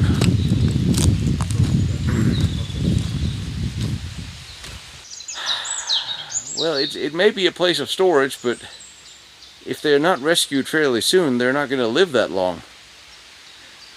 But this was interesting because they had little hooks in them, and they would bring them in. They would make holes and hooks in the ceilings, and then they'll hoist them up and attach them. And that's how you got the arch. And you would fill it with cement, and that's kind of how they were. But in actual fact, they're hanging from the stone roof, and they're prefabricated here, which is a very fast and easy way of making an arch in a tunnel.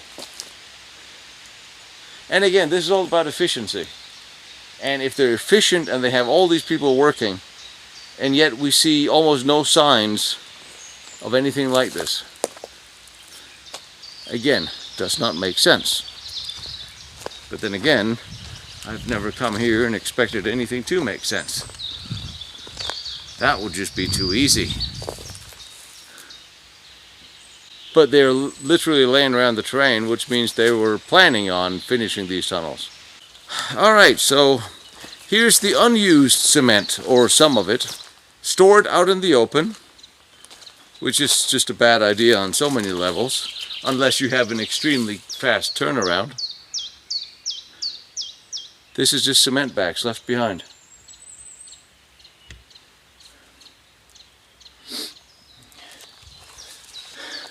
It's literally a little building made of cement bags, or a little fort made of cement bags. That's a pretty quick, easy, defendable position. Now that I'm standing here in mountains of unused cement bags, I just want to make clear that when I am referencing all the cement that went into the Project Riese, I'm not talking about the cement that was sent here. I'm talking about the cement that Speer reported to Hitler was constructed, used, filled here. Not just the bags left behind, but all these, and there are how many more bags of these? Piles everywhere? Thousands and thousands of these bags. Just giving you an indication of how much they expected to use. Very good quality. Very Italian good. made. It is very good quality. Italian cement. So that's where the cement came from. From Italy. Here is a pile of cement. In 1945, all cement bags were secured in storage buildings. The buildings were made of wood, but wood, you know, after years, wood was destroyed by rain. Nobody was taking care of the buildings. The buildings was something like barracks. After roof was destroyed, during rain, water come to bags of cement, and cement have contact with rainwater from side and from the roof. And water conduct that cement was become to be stone. But this was good protection for bags which were stored inside this. And this was something like a building with thick walls, like a bag of cement is long. And people which want to take good cement, they just remove roof, they remove part of wall, and they have access to good cement boxes. Look at this. Absolutely. They caved it out and took all the good cement from in here. They scratched cement which they found inside. That's absolutely awesome. It looks like building. Yeah. Oh, and I see birds' home. The nest. This is pretty safe, except for... Yeah, it's a good place for Well, except for birds. cats and other strange things that'll come in here, but still. Vegetation. Yeah. Oh wow, this goes all the way back there. This, you know, in 1,000 years, archaeologists are going to look at this and go like, oh, this was a city. What is this? I mean, Just storage. this is literally surreal. There are hundreds of meters of what used to be storage buildings.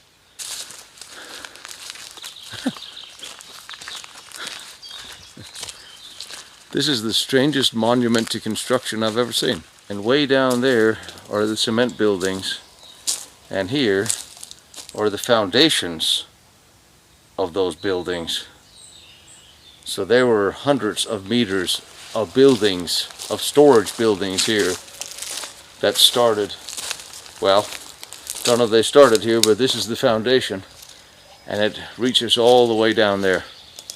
So this was quite a lot bigger of a construction site that you might think.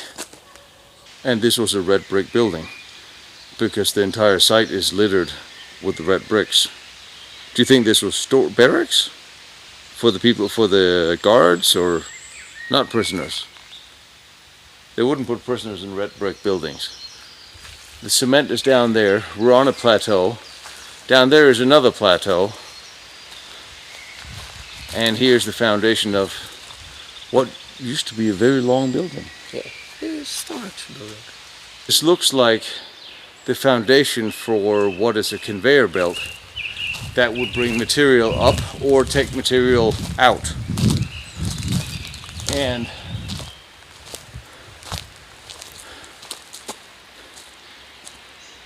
yeah, this would be, I'm almost certain this is the foundation for a conveyor belt.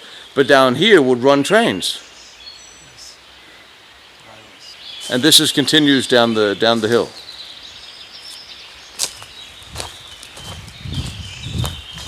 This looks similar to what is remaining of the pillars at Osuska.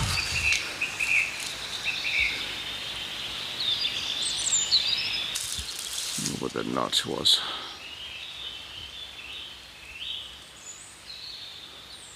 And that leads on top of the hill, and this is pointing down the valley.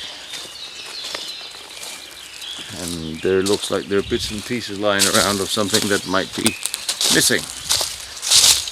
Yeah. Support pillars for something. The small ones, I don't know why there are small ones. Why would you need a double support for a rail? Interesting. The only reason you would want to have a conveyor belt leading up to the top of the mountain is to bring something heavy up there and then pour it down into the mountain. There's a hunting shed in the way. Tower. Yeah. Oh, that's longer. You could easily fit 2 rails. I mean, there's enough room for 2 regular trains. I have studied World War II history, tactics, battles, fortifications all of my life. I was in the army, I lectured on German and Russian tactics. And I thought I knew everything in all of the important parts of that war. A war that permanently changed the world. So much new world-changing technology was created then. Much of it in secret German facilities, hiding underground and run by the SS. In this series, I'm trying to uncover the still classified and secret special programs run by the SS, separating fiction from fact by following the documents and the credible human sources, comparing it to what is actually on the ground. During the war, SS special projects and weapons manufacturing research was led by SS General Hans Kammler.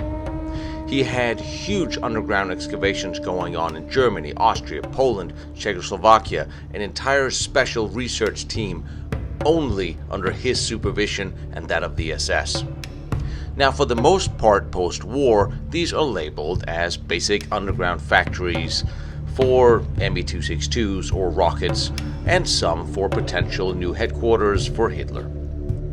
But that is too simple of an explanation, and it seems to cover the truth of what was really going on in these places, especially if we begin to compare the various files that have come to light since then. They paint a vastly different picture of what was really going on, such as wartime documents from AEG that describe special projects decisive to the German war effort, as well as briefings to Hitler which describes progress and expected start dates of operations of such as the Riese project. Now this is telling me that this could not just have been another headquarters. Over the next 2 episodes, I will try to break down the Riese project, walk the locations, and give you all a better idea of what it looks like, so together we can find out what actually might have happened or was planned here. Certainly entire factories were moved underground and into tunnels, such as the Dor Mittelbau was one of such projects, where the V2 and Me-262 production moved into existing tunnels in order to shield them from Allied bombing. I visited Dor Mittelbau because it is one location where we know for a certainty that large rockets and jet fighters were produced, and after the war we know that the Russians blew up the ends of the tunnels, leaving them looking pretty much like they look today. Do make a note of how a large destroyed tunnel entrance looked like. We'll get back to these later. Also remember the Dor Mittelbau facility was where Kammler had left his second-in-command to hand over the entire facility intact with all the scientists from Peenemünde to the Americans, which happened. They handed them over to the same U.S. Third Army under General Patton, who also liberated Pilsen and the vast Skodewerke and the Jonsdal tunnels, just a few miles away from where the SS had developed and possibly tested several nuclear devices. So what was the Riese project? In the mountains of Lower Silesia, today Poland, they dug 9 separate tunnel systems. They were constructed underground by the use of huge amounts of forced labor. One of them was under the Castle Fürstenstein. For each location, a concentration camp was built, 13 sub-camps in all, and a hospital. They were all drawing labor from the Großrosen main camp. Over 13,000 slave laborers worked on the Riese project. Now this does not include the forced laborers or skilled laborers and construction crews. An enormous amount of money were spent, and resources were used here in this relatively small area. Local factories were taken over, power plants, mines, and castles as well, and at least 5,000 slave laborers died during the construction of the Riese. Oberbauleitung Riese was in effect. Roads were constructed, tunnels were dug, bridges were built. And according to Albert Speer, on June 20, 1944, over 28,000 people were working on the Riese project, making it the biggest in wartime Germany. The construction was initially too slow, and the SS and Tod organization took over under the supervision of Chief Engineer Franz Xaver Dosch. According to witnesses in 1945, an order was given for more prisoners to be brought in deliberately to mask the work that had been done and make it appear incomplete. This in the face of the war being slowly lost and the Russians approaching. In February, some of the sites were evacuated, while others continued to work right up until May 6, 1945, 2 days before the Russians took over the area.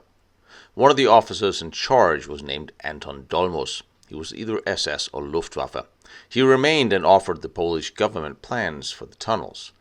He lived in the area for a while and then he vanished to the west. From him we know some of what was expected to have happened here. One of the largest tunnel systems is the Osufka Saufenwasser complex. It is 750 meters above sea level, with 4 large tunnel entrances, internal guard rooms, and some completed sections that can still be seen today. Contemporary witnesses describe how underground rooms and stairs had been covered up, and above ground there are some very mysterious buildings that we'll look into further with the help of experts. Much of what we also know from here came from Albert Speer's ministry files. One in particular describes how Hitler was briefed constantly on the Riese project, and he took a keen interest in this project in particular. These documents also mentions adjacent secret projects and their progress. And remember, von Ardenne testified that he had installed several cyclotrons in the Riese locations, not to mention Jakob Spornberg's post-war testimony of having evacuated, well, something he did not even know what quite was. The German Reichspost was also here in force, setting up underground bunkers, and by 1944, 431 kilometers of communication cables have been laid here. Do remember, von Ardenne's nuclear research lab was co-funded by the Reichspost as well. On September 15, 1943, Albert Speer, Xaver Dorsch, and Leon Müller, construction superintendent, met as Hitler had decided to build a new headquarters in Lower Silesia. The Foreign Ministry was already represented here at the Castle Fürstenstein along with the Tod organization, and of course the SS was ever present. It is confirmed by German historian Professor Franz W. Scheidler that both Hitler's new headquarters and a huge underground industrial facility was to be built here in the Owl Mountains. From 1944, SS Hauptsturmführer Dr. Siegfried Schmeichel, architect, supervised the entire works. Do remember the Henge location in Ludwigsdorf was not included in the Riese plans, and the SS had already moved into this area before. German's quality. Yeah. No. This was used special cement from Italy, high quality cement. Yeah. Standing here at the entrance, you can feel the cold air. It's chilly down there, isn't it? So did the Germans destroy the original entrances, or? No. So this is original. Yeah. Here was one engine. Yeah. And with the line put the wagons from outdoor here, yeah, into underground.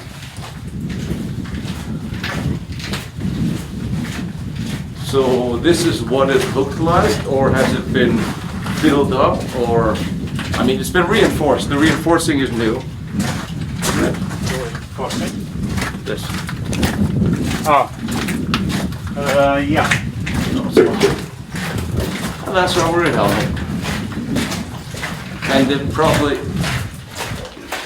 First Soviet position. Yeah. here's the first laydown field fire. Inside a bunker entrance. I think you all need to remember that is rather important. So we're inside the bunker, and here you have the machine gun position, but not, which is a weird place to put it. When I say that, because here's the other one. So there you have one machine gun safety. You have one guard in there, pointing into a wall, which means something passed him there that was important. For proving all people that are coming into underground. So, Yeah. so there's a tunnel under here. In there, there would have been a tunnel Yeah. that is now collapsed or destroyed. Yeah. Yeah. That's right. Because people have to go past him and not just run this way. I'm surprised there's no one sitting facing that way or facing that way. This is another exit, right? Or is that a tunnel? That's only technical tunnel That's for workers. But finally, it must be this tunnel must be higher and bigger. No? so so people would come in from that's the regular entrance, or was. Yeah. And then they would have to come check in with him and go this way Right. Yeah. if they had to go do something serious. And then that way for technical. And is there just a room in here or The second checkpoint. second checkpoint? And I think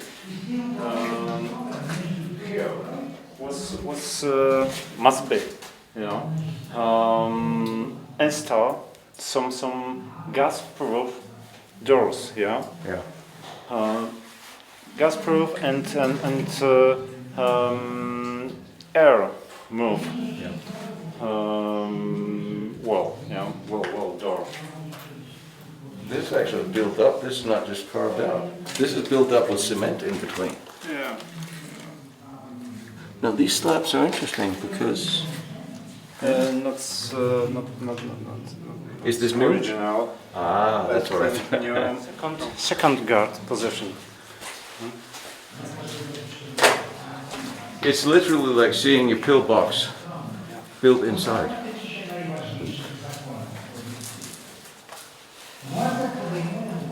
And here you had a very serious door.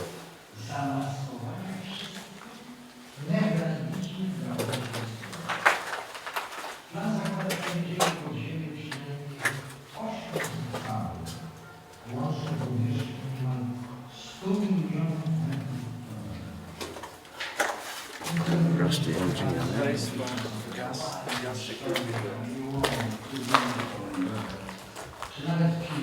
Oh, this was a gas door.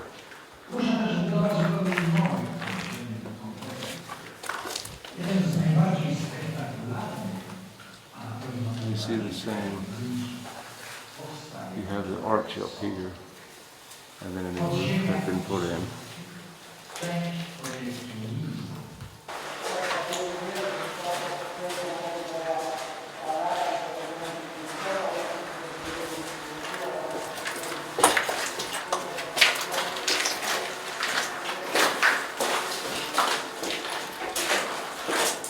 This is where the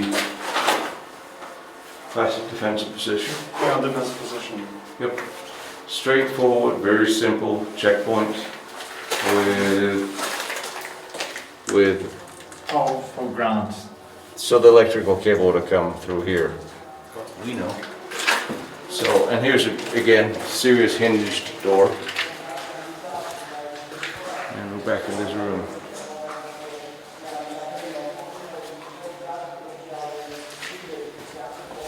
Access panel for the above. Steel door into what was in there? Connect Two other tunnels. with the tunnel. Okay. Yeah. We can see this higher part is corridor.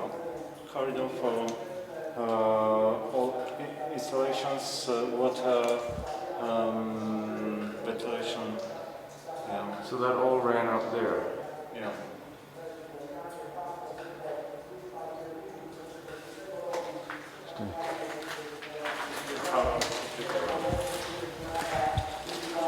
Checkpoint.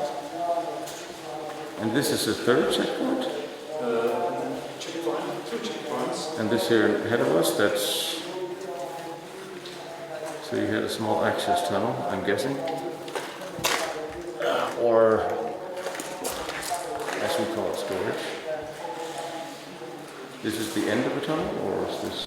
Now remember Speer's briefing to Hitler that parts of the Riese project tunnels had been completed and something could begin from that November. They were already building and digging as hard as they could, so what was that something that may already have begun?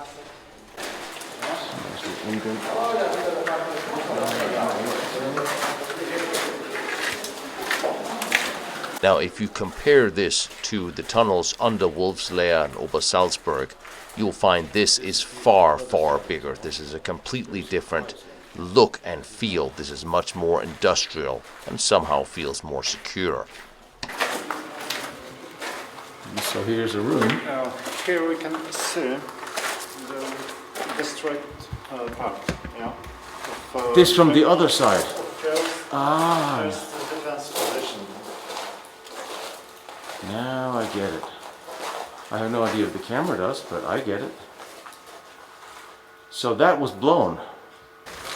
I mean, you have to, and you have the doors coming here. There would have to be a third option. In there in the dark that you can't see. No.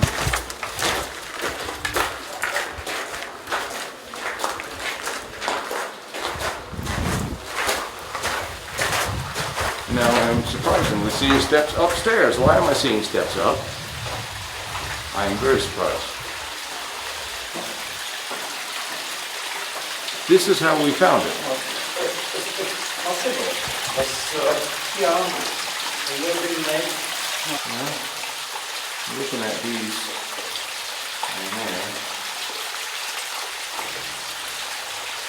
On the walls, those pillars down there follow the road a little bit.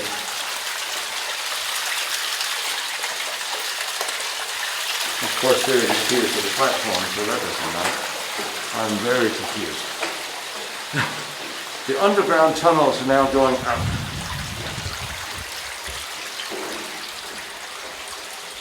It's very unusual.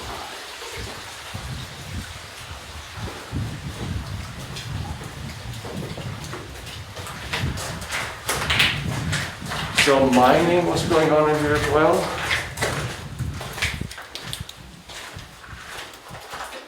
There's something at the other end. So tunnels shoot off to the side.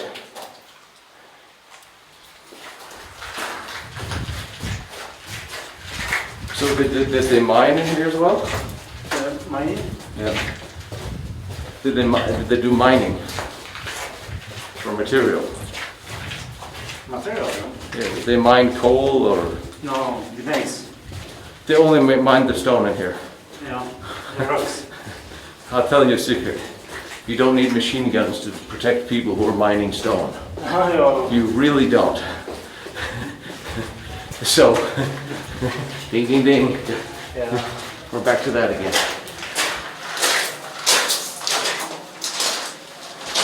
Some of the original drills, I'm guessing, or some of the drills similar. Yeah.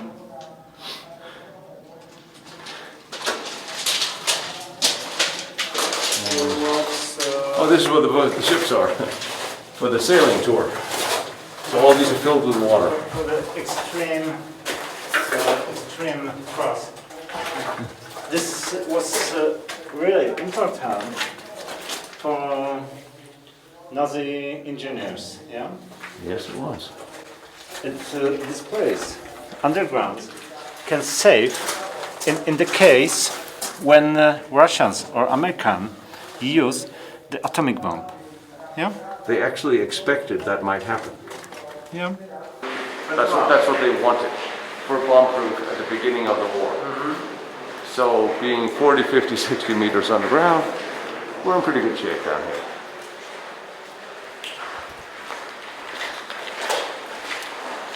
And what do we have here?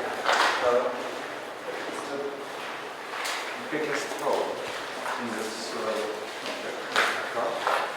10 meters high. If this hole will be ready,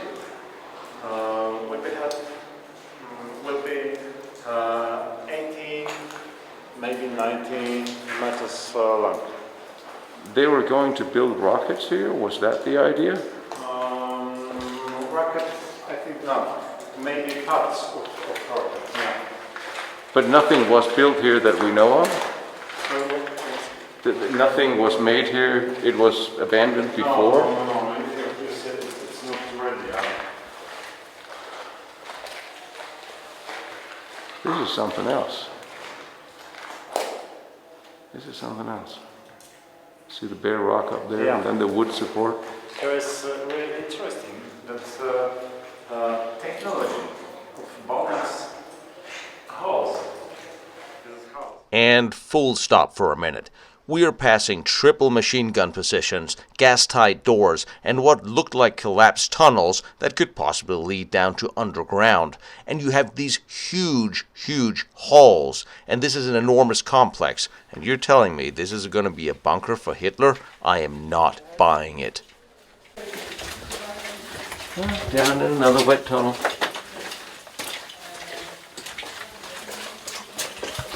This is my idea of a romantic getaway.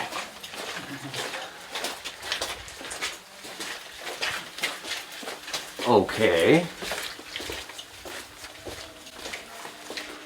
Yeah, Okay. the same construction.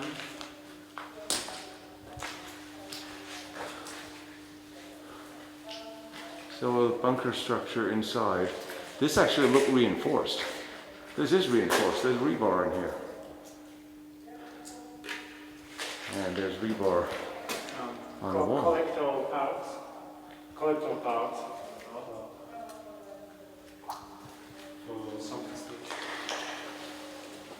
This is purpose built. This drain canal I've never seen before. What a canal? Yeah. But why like that? This, we got less radiation in here than anywhere so far on this entire trip. Here. I've also seen a lot of German tunnels and never any access ports like this. That's holes, yeah. They are not typical, and they are different, yeah. Yes, they are. When they are different, I think they are made for special planet equipment, yeah. And the roof was heavy enough to carry something. And the same thing here, the roof is actually full of holes that are here for a reason. Yeah, here this holes are typical, yeah, for normal usual installation, yeah. Yeah. But here, no. This is another here. Yeah. I mean, could it be an access tunnel where you could have cranes or something to lift? I think here can be some dispatching room. Dispatching room for all this object, maybe for rocket platforms. Yeah.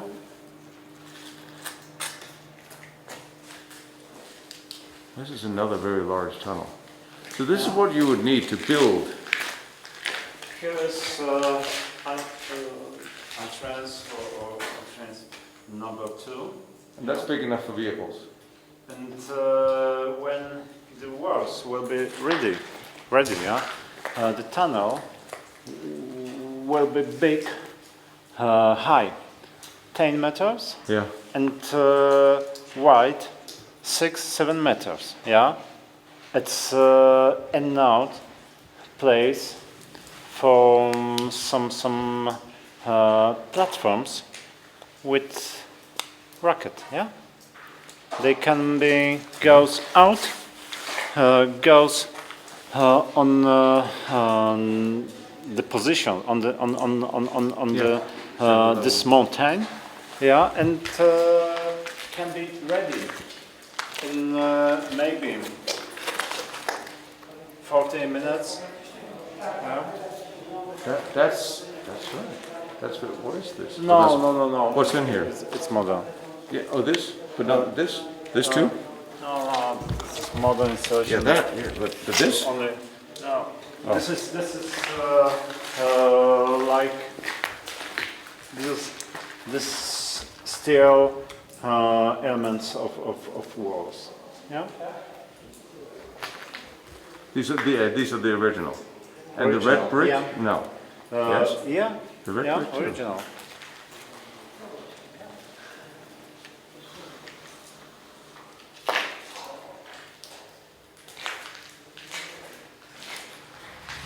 Now, certainly towards the end of the war, the V-2 rocket and the Rheinboden rocket had been perfected to the point where it could, in theory, be used as a battlefield weapon.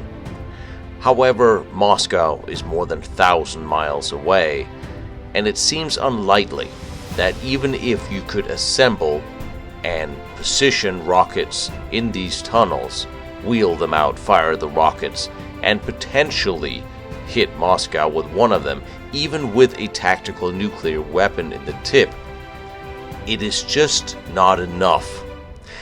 It seems unlikely that this much effort was put into something that would only fire small rockets or missiles.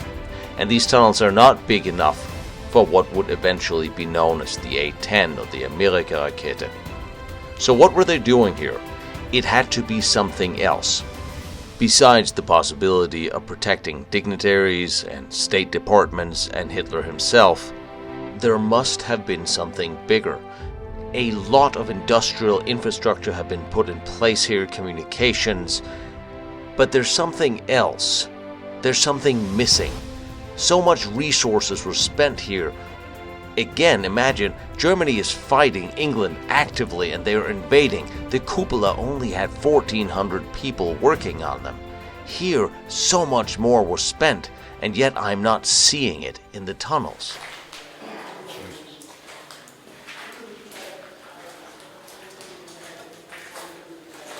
This corridor was made up in 3 steps. Yeah. First step was making the top part. Mm-hmm. Yeah. Second step. In second step was make this lower level corridor. Third step. This sides.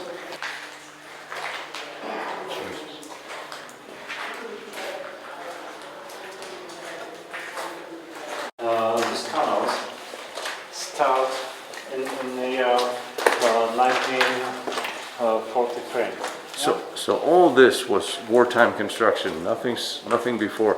So we're definitely not buying the rock. We're not buying the rock story. We're not buying the mining rock story. That might have been a good byproduct, I'm guessing. I mean, if you're going to mine, if you're going to dig a factory underground, that's great. If you can dig a factory underground where you can use the material for other things, you have double purpose. Make sense? Here exists really big net of corridors, like a brick Dora in Germany. But these corridors, these tunnels are lower. Are these tunnels the same size as Dora, or is Dora bigger? No, lower. Dora is bigger. Dora is bigger, not enough place to produce Rockets. V2.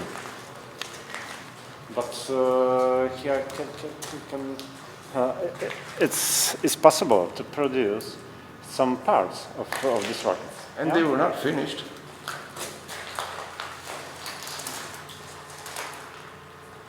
I mean, they weren't finished building just because the war decided to end. It wasn't their plan to be finished. No, the final plan, we don't know. Yeah?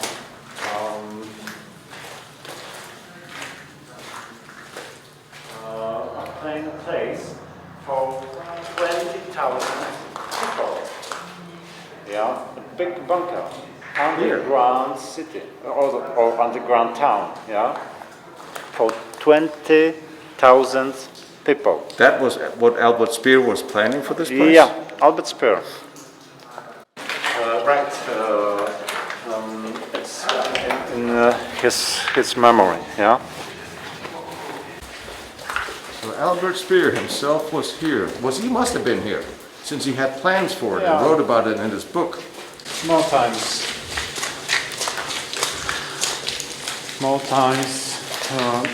He was visit this process.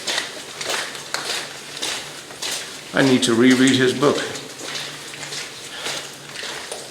Memories. I know, it's like 800 pages long. So there's another part of this. Is it built or is it planned? Planned. Okay. And on the ground are the overground buildings. From Albert Speer, that's these objects must be ready in the year 46. Yeah. So maybe in the year 46, Hitler will to use atomic bomb. Yeah. Here was that we have information that in Project Riese was died for 4,800 people. Yeah.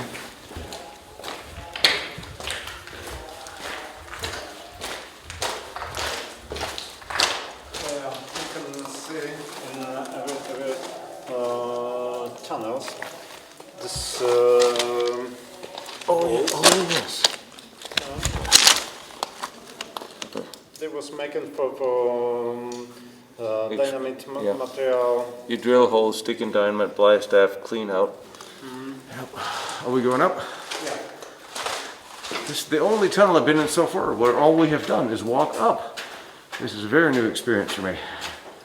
Yes, I am joking a little bit.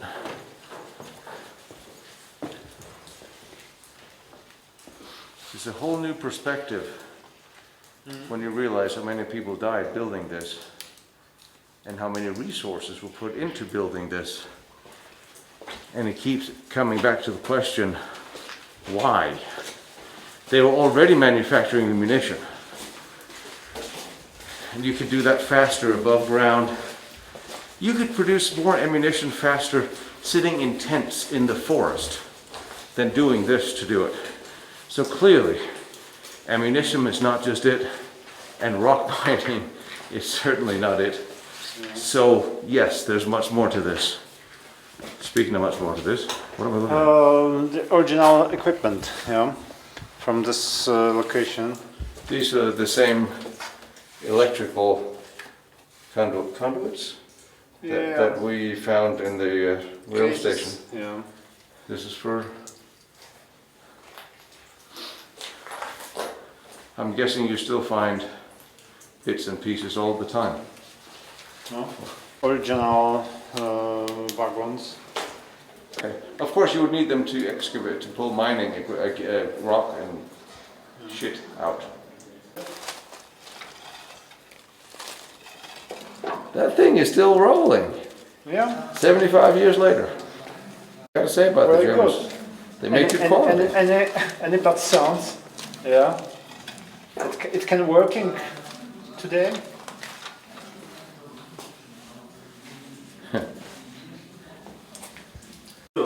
In 1,000 years, but air was transported to the mine walls where the people are working. Yeah. There's a lot more work going into an underground bunker than people think, or underground anything. Anything. I don't think people they understand how much it takes just to run a pillbox with air, with gas suppression. So Italian and Czech companies worked with the Todt organization building this. Yeah. Yeah. And which makes sense because Not prisoners. Prisoners are making very simple works. Yeah. Like a transport of rocks and the hard labor stuff. yeah. Mine works I'm making with specialists. Yeah. And they were actual civilian companies from Czech and from Italy. Yeah. Just like the tour organization always hired local companies or businesses to come and do. Yeah. And then of course they would offer them the use of slave labor because that's cheaper, and that's kind of what the SS did. And here down the road outside the caves is the very reason why I wanted to show you what Dora Mittelbau looked like. Christoph always had a suspicion, but take a look at what a known tunnel collapse looks like. And there's rubble strewn all over the place, collapsed in front of the hole. And there was 2 railroad tracks leading here, so this is clearly where the rockets were produced and came and went. But you see all the rubble that's collapsed, rolled downhill. This looks very similar to what we found in Lower Silesia for what could be destroyed tunnel entrances. Any tunnel, yeah. I'm not sure. Look at this. Tunnels entrance. Yeah. And that little alcove and the dig is now hidden by trees that are easily younger than 70 years. But yes, I see what you're saying. If this had been eroded by nature, it wouldn't come down in this many pieces. All these pieces is not natural.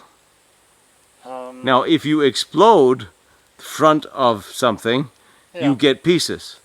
If we will found some concrete, we have answer. Yeah. It's possible to found some pieces of concrete. I mean, okay, all right. You know how? Look at this. If you have something like this, this just looks like a. I mean, I've seen this feels, yeah, or explosives, but yeah, that looks like this was tooled. I mean, of course, a stone can break into, but this feels like it could have been. Damn, I don't know. I just flat surface under this rock as well. It just, I see corners that looks a little unnatural, and rocks that collapsed on top of each other is also rather suspect. It can be make it with the tools, yeah. If you blew up the entrance to a tunnel, it would be the pieces from the tunnel would be underneath, because well, that's. But this looks so. This rock is nice. It's nice. Gonna have to bring some and frame it. It's really good cover. This would be a good place to work. From the radiations, yeah? Any radiations. I mean, I would have no problem believing there would be a tunnel in here. Yeah. Because of the way this rock had been blown. You have this little hole that is unnatural. This is already just, this is shaped as an entrance to begin with, in a little U shape. And then in the middle of the U shape, you have all these smaller pieces of rock that looks exactly like they would if you stuck in a bunch of explosives from the top and then blew the entrances. Which means maybe there are drill marks from above. They're nice as well. Yeah. But is that flat surface man-made? It's very flat.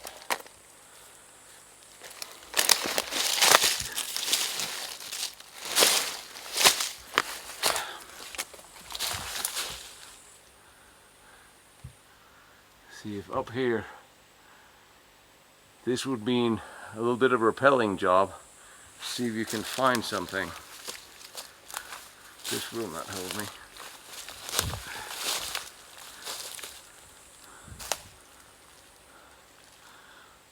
These woods are full of places like this that look like exactly what they look like.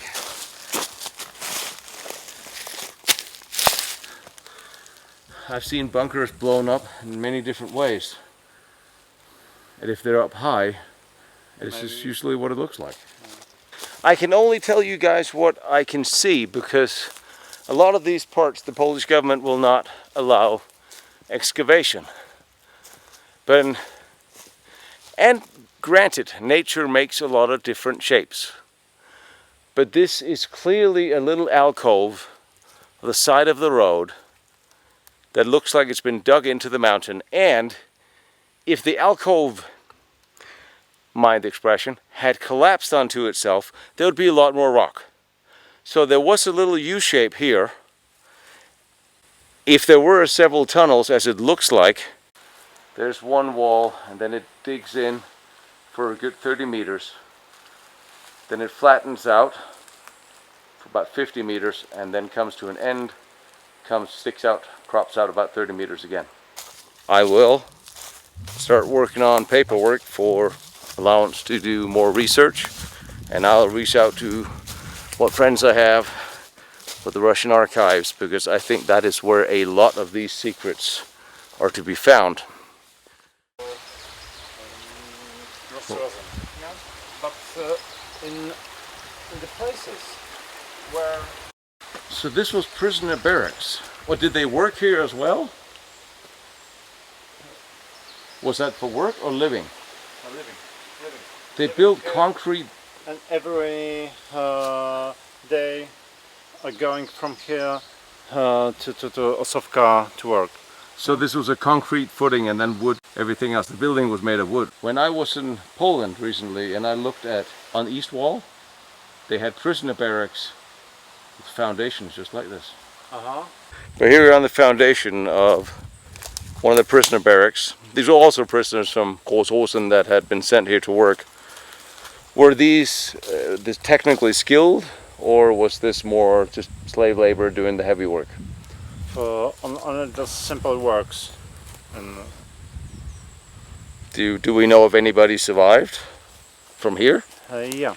They did. But after war, nobody was asking these people about this. What's happened here? Yeah.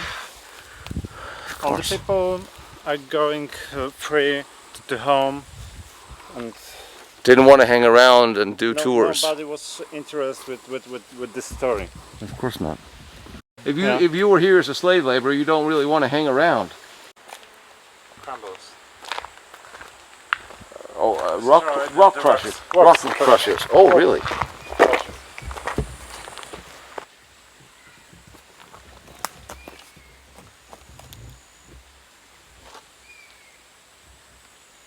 So they brought the rock out here and destroyed it, crushed the rock here to make it into smaller pieces that could be transported. That does make sense. Yeah, and here was going trail, small train rail. Yeah. Down, yeah. The materials Going up? are going up. Oh. Yeah. That does seem a lot more expedient than having people carry it.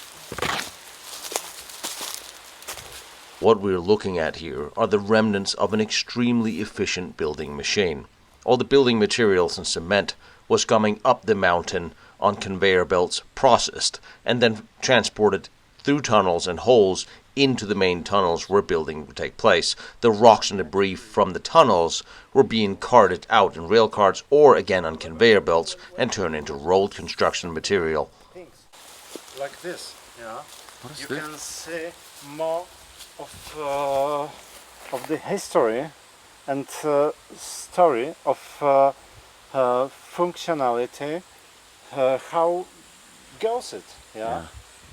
So this was the bottom of the conveyor belt with the engine, I'm guessing, maybe? With the line. The foundation of the line. With the line. And then the engine was be sitting here. Yeah, And then probably, it yeah. Mounting elements for engines.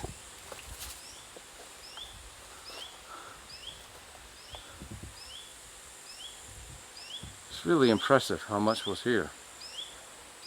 What's even impressive, more impressive, is that we know so little about it. And so many people died here making this, and we don't even know what happened. It is the very least thing we can do for all the people who died here, is try to figure out what happened and why. Now, walking the Riese project locations today, I'm running into a problem, one of math, when I see these locations, and I know that on September 22nd, 1944, Albert Speer informed Hitler that 28,000 workers were currently working on the Riese project. 150,000 Reichsmarks had been spent, 257,000 square meters of steel-reinforced concrete, and 213,000 square meters of tunnels. 58 kilometers of roads, 6 bridges, 100 kilometers of pipelines had been laid. However, today, the total volume of these facilities does not exceed 100,000 square meters. Rough calculation gives us the amount of concrete used, figures about 70,000 square meters. You compare this to the data provided by Speer, we are missing over 100,000 square meters of tunnels and 180,000 square meters of concrete. Where did this go? Work on the Bauvorhabe S3 Riese was carried out in the strictest of secrecy. The 35 square kilometer area was completely sealed off, Sperrgebiet. You were only allowed with a special pass, and the work went on 24 hours a day. However, there's more. The Germans who lived in the area before the war did later testify that certain parts of this area was forbidden entry from before 1943. Mr. Stanislav Schulga, a former laborer, testified that he was brought into the camp at Kolcha at the end of 1942 and sent to work on a tunnel excavation, probably in Osufka. An Italian mining specialist living in Glushka stated that he came to the area in 1935 and was initially employed at the quarry as Glushka, but in 1937, after signing a secrecy waiver, he was transported along with several other mining specialists several times a week to the Soviet mountains near Wolfsberg, where he worked on tunnel excavation. Now, I wonder why the official story wants us to recognize 1943 as the starting date for the Riese, when something clearly started long before that, according to many witnesses that could still be found and have testified after the war. According to Helena Putlin, born in Berlin, she stated that in 1938 the forests on the slopes were already fenced off. Roads that branch off everywhere, up into the woods, guard towers, access control. Well, this one looks a little strange with the opening facing outwards, so it's making me think it might have been placed here. And on the remains of another small gauge railroad leading into the tunnel. If you think that they wheeled things into the mountains, hid them there, trucks of gold going in, then you blew up the back part of the mountain so nobody could find it, that can't be. Let me explain to you why. When you dig into rock, you can tell where the rock begins, where it ends, where it's been dynamited and cleared out or not. So if you go into a tunnel and you blow it, it'll be full of rubble, not solid rock. So anybody looking for anything they think you hid behind there, they'll know this is where to look, and they'll remove the rubble and find your precious tunnels. And you know what? They weren't that dumb. They knew that if they hid it in a tunnel and just sealed it by blowing it, it would be found. Unless, of course, you blew the outside of the mountain. planted some grass, some trees in front of what you blew, dirt on top.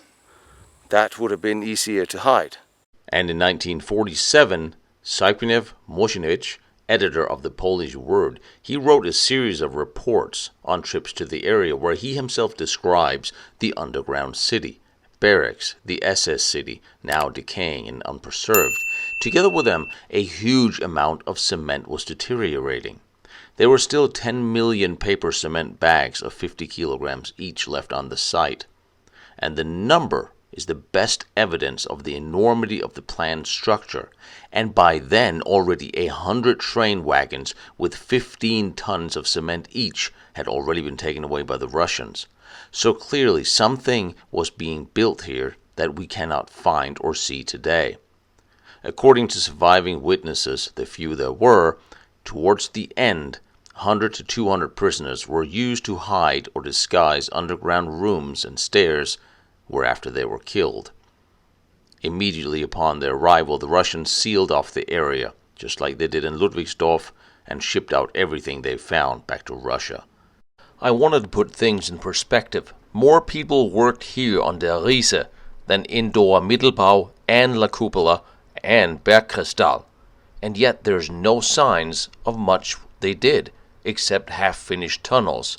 That does not add up. I think there's a fairly strong possibility we're looking at a heavy water production facility.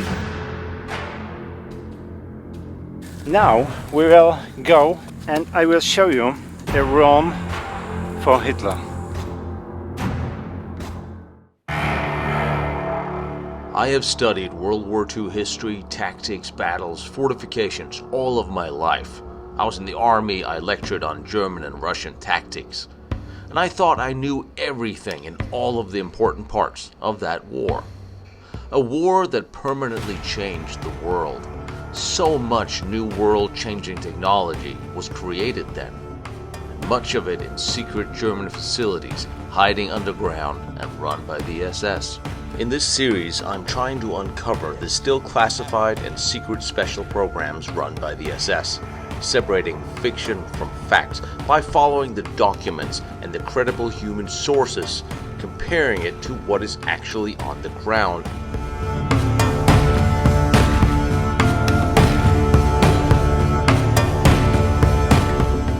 I'm in Lower Silesia with local historian Christoph. We are investigating the tunnels of the huge Riese complex. What they were made for, some of them were completed and ready for use. This was all known and briefed to Adolf Hitler and under the auspices of General Kammler.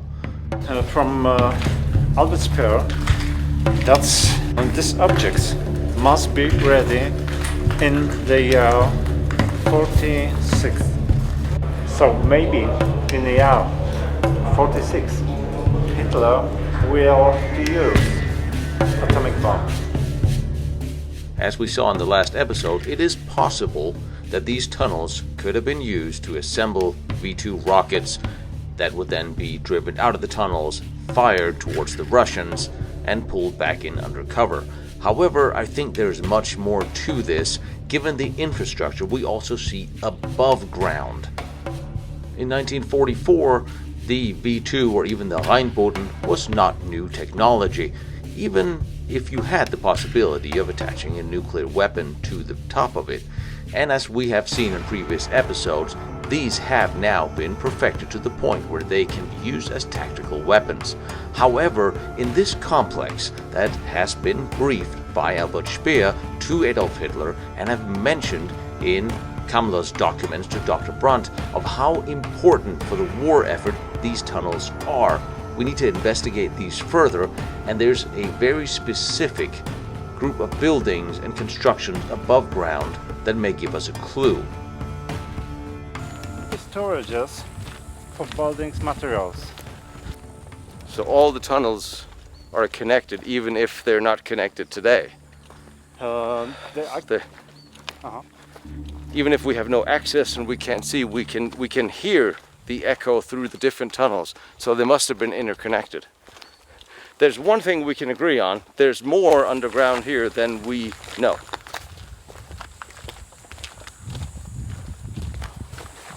the most interesting place, I will show you Storage. storages. I can see that sand and gravel Little and pipes, yeah, for you know why here the pipes for warming the materials in winter.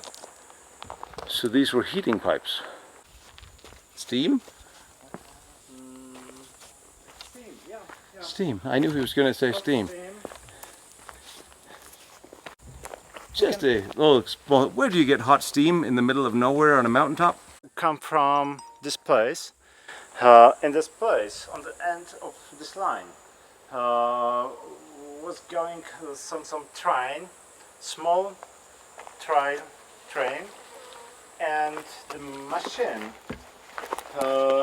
was connected with this installation. It was really, really well thought out. Having. Watch your head. Yeah. Yep, got them. Very interesting. That running cables. Yeah. And we're obviously going down. I don't know if is that a track or just as tall as a floor?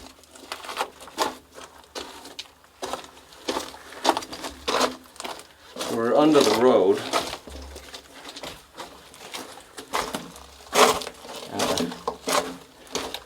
Through access tunnel.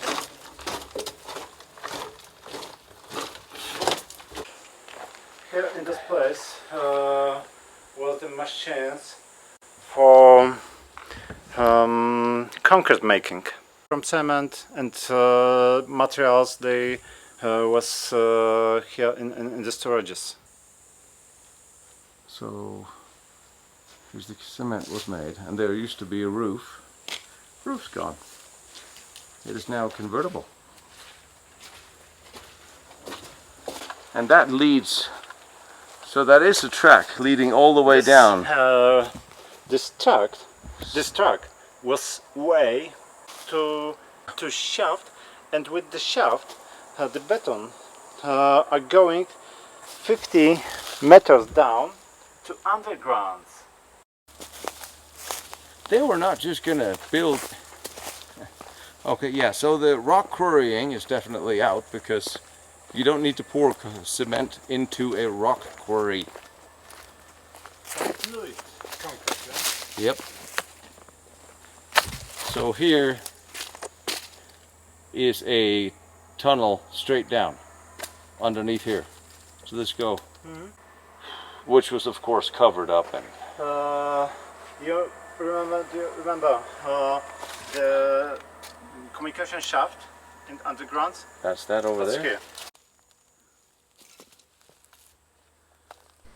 You will notice here I'm stepping over a building wall, or what remains of it.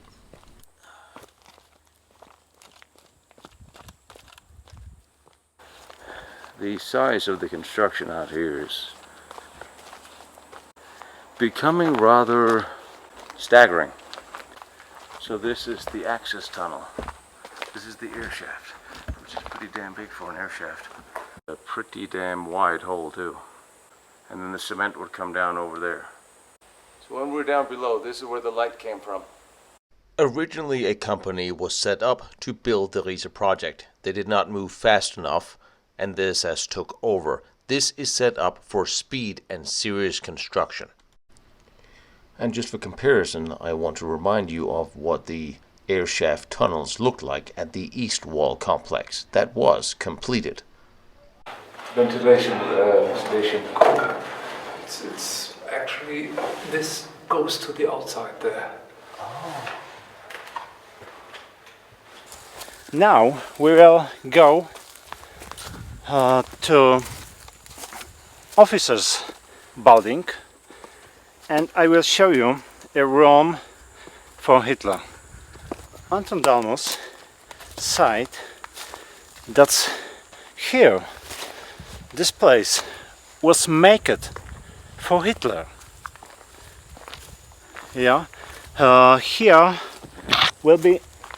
should be headquarters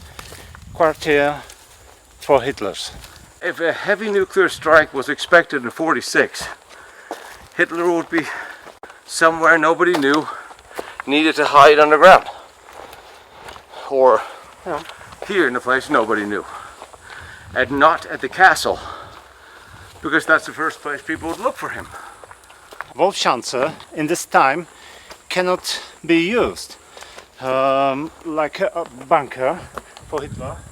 Hitler was search some alternative.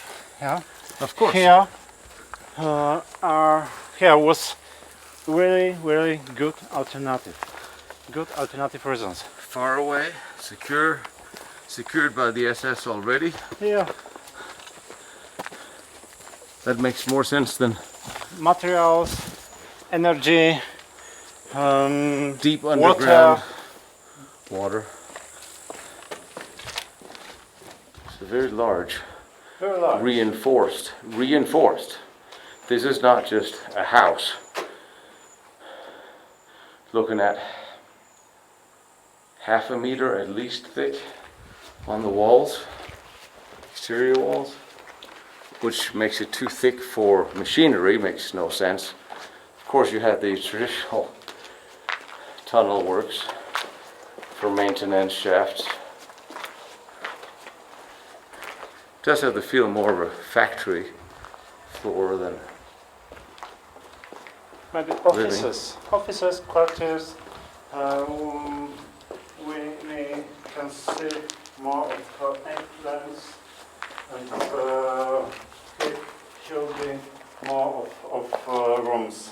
Yeah, it's only one of two buildings. They will be built here. Yeah, next buildings will be built here, next to the first. that was planned but not built.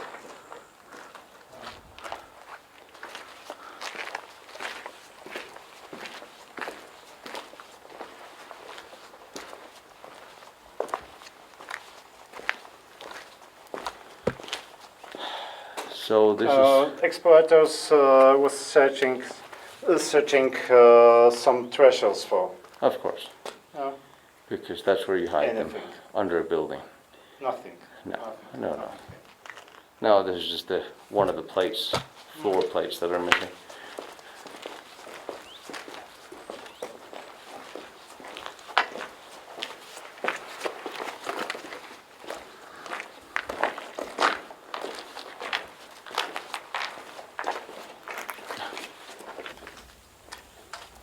Here will be a meetings room. Yeah? Yeah. Officers' meetings room.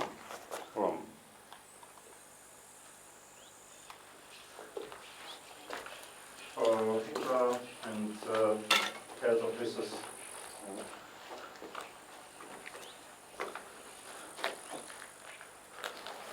And here will be built fireplace, but fireplace for both sides.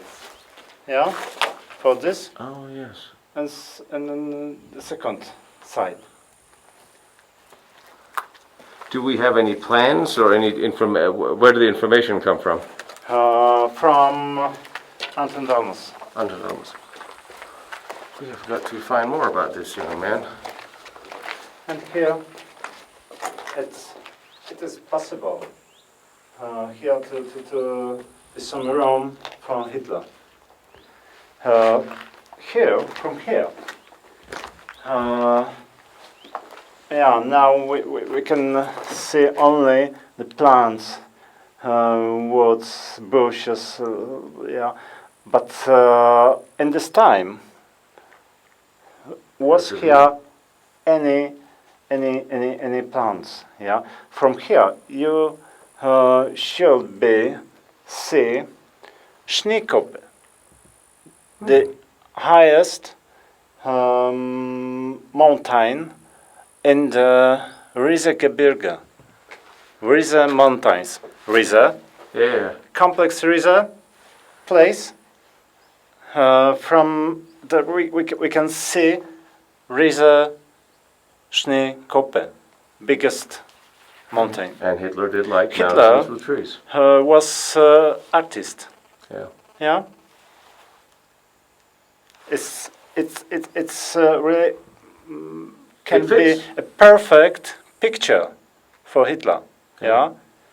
Perfect composition, nature.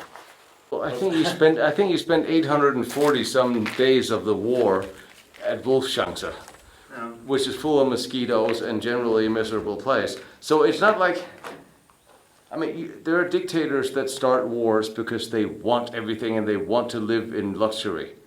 He lived in a hellhole the entire war, while everybody from Bormann to Himmler and Göring, they lived in luxury mansions and stole everything they could get, while he's sitting in a concrete bunker somewhere.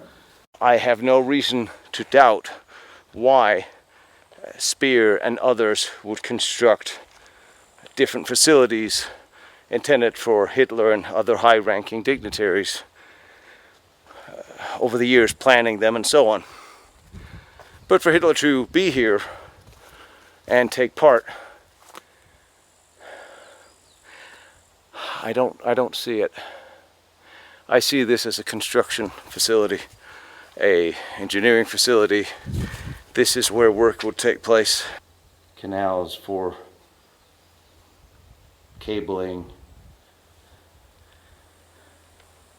There's no underground driving access to this, which would make it hard for me to believe a person like Hitler himself would be here.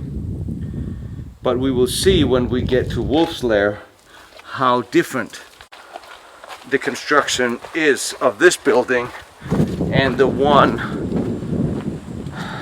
we know that the High Command met in. I think Keitel had his own bunker at Wolfsberg, and I'm curious to see how this stacks up, because the roof is significantly reinforced. This is a meter, a good meter, thick, with rebar. However, Hitler was not going to be stuck in an above ground bunker with a roof that thin. That is unthinkable. You have a small door and a bigger door leading inside.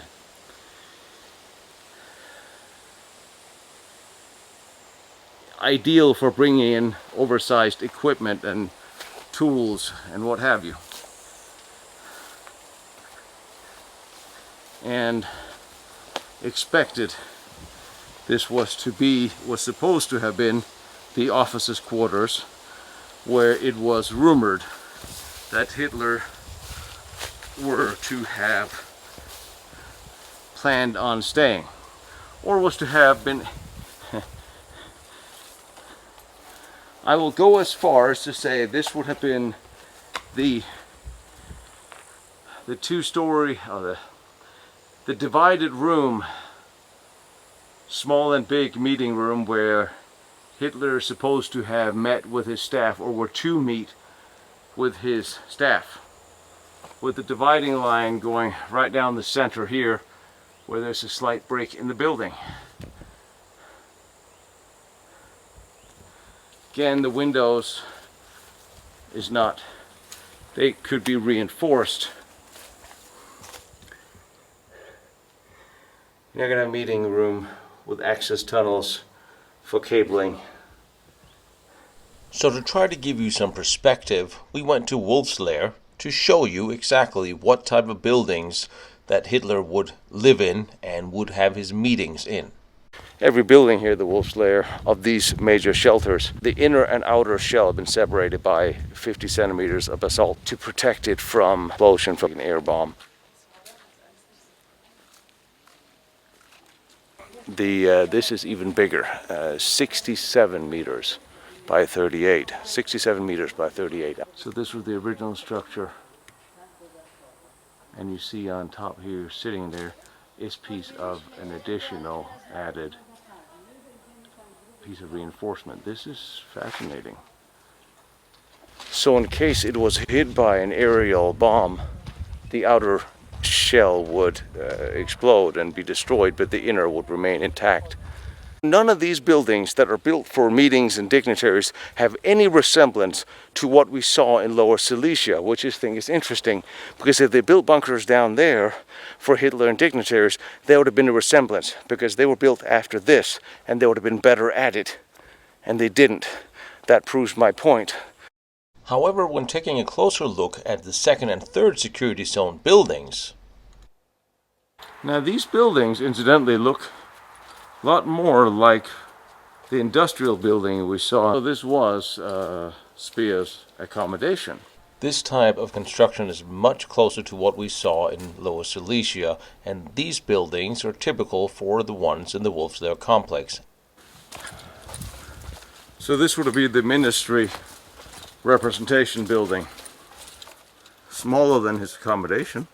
So this, in my eyes, is another part of the construction or research facility leading down to the tunnel under the road, leading to the production facility and the transportation of cement, with the experimental nuclear installation over this hill, about 300 meters. Storage of material and high-ranking officers does not go well in the same place. But given that we know Hitler took a keen interest in this project, I'm certainly not discounting the possibility of him having been here and attended meetings here. And yes, I did say experimental nuclear facility.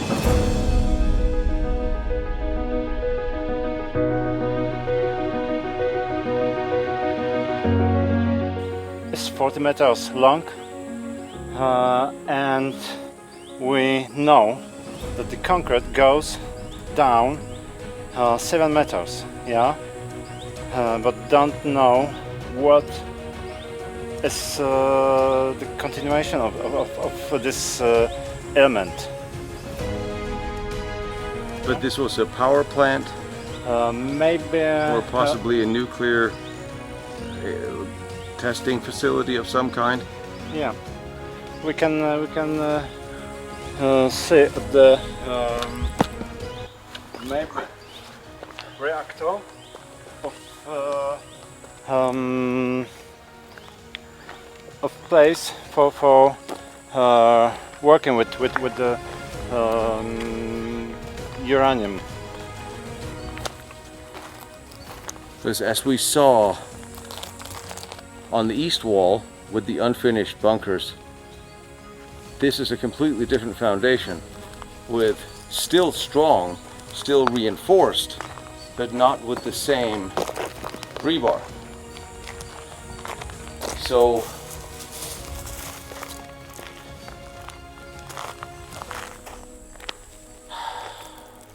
down there you see the separation between the sections. So there's a section under this, down there. Yeah. There's one more. How deep is the water? Maybe 3 meters. More.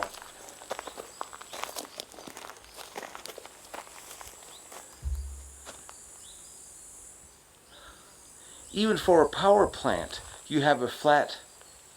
For the most part, you have a flat bed for a power plant. I've never seen anything like this. And with the thick pipes leading between the holes. Notice the walls appear to be shielded by rubber. Very compact. Any of it. I haven't seen anything that looks like this.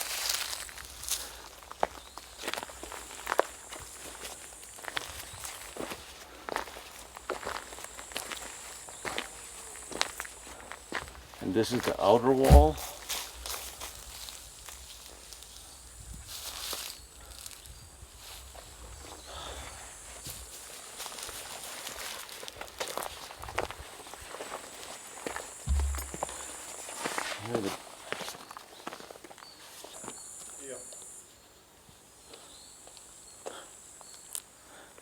It's time to visit the Mosquitoville again.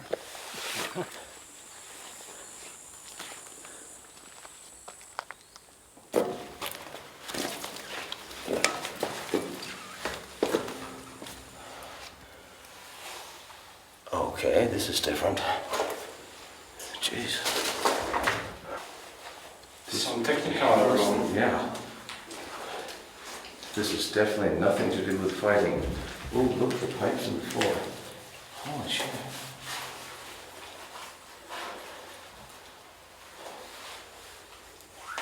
This is very, very, very heavy rebar. This is far thicker. This is an inch easy, several centimeters of rebar. And then these,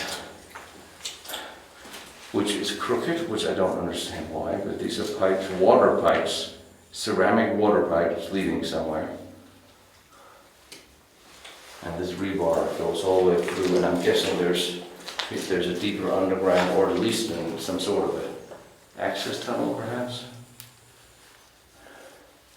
It's hard to tell, but this would have been the storage machine, something.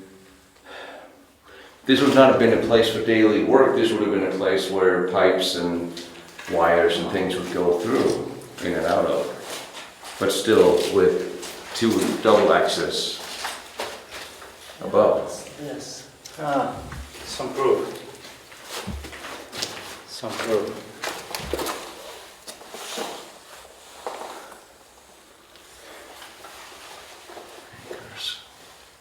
Rebar sticking out of the wall. And for ventilation. Now these holes leads into the tunnel next to us. These. Yeah. This is not outside. This is the tunnel next to us. Which is why electrical and so on would go to the tunnel next to us. Yeah. You're right. This pipe would have been. This would have held some pressure. Otherwise, there's no reason to connect. Further there's a connection, and that would go straight into that one. Right? Yes. Those two connect. Yeah. They line up.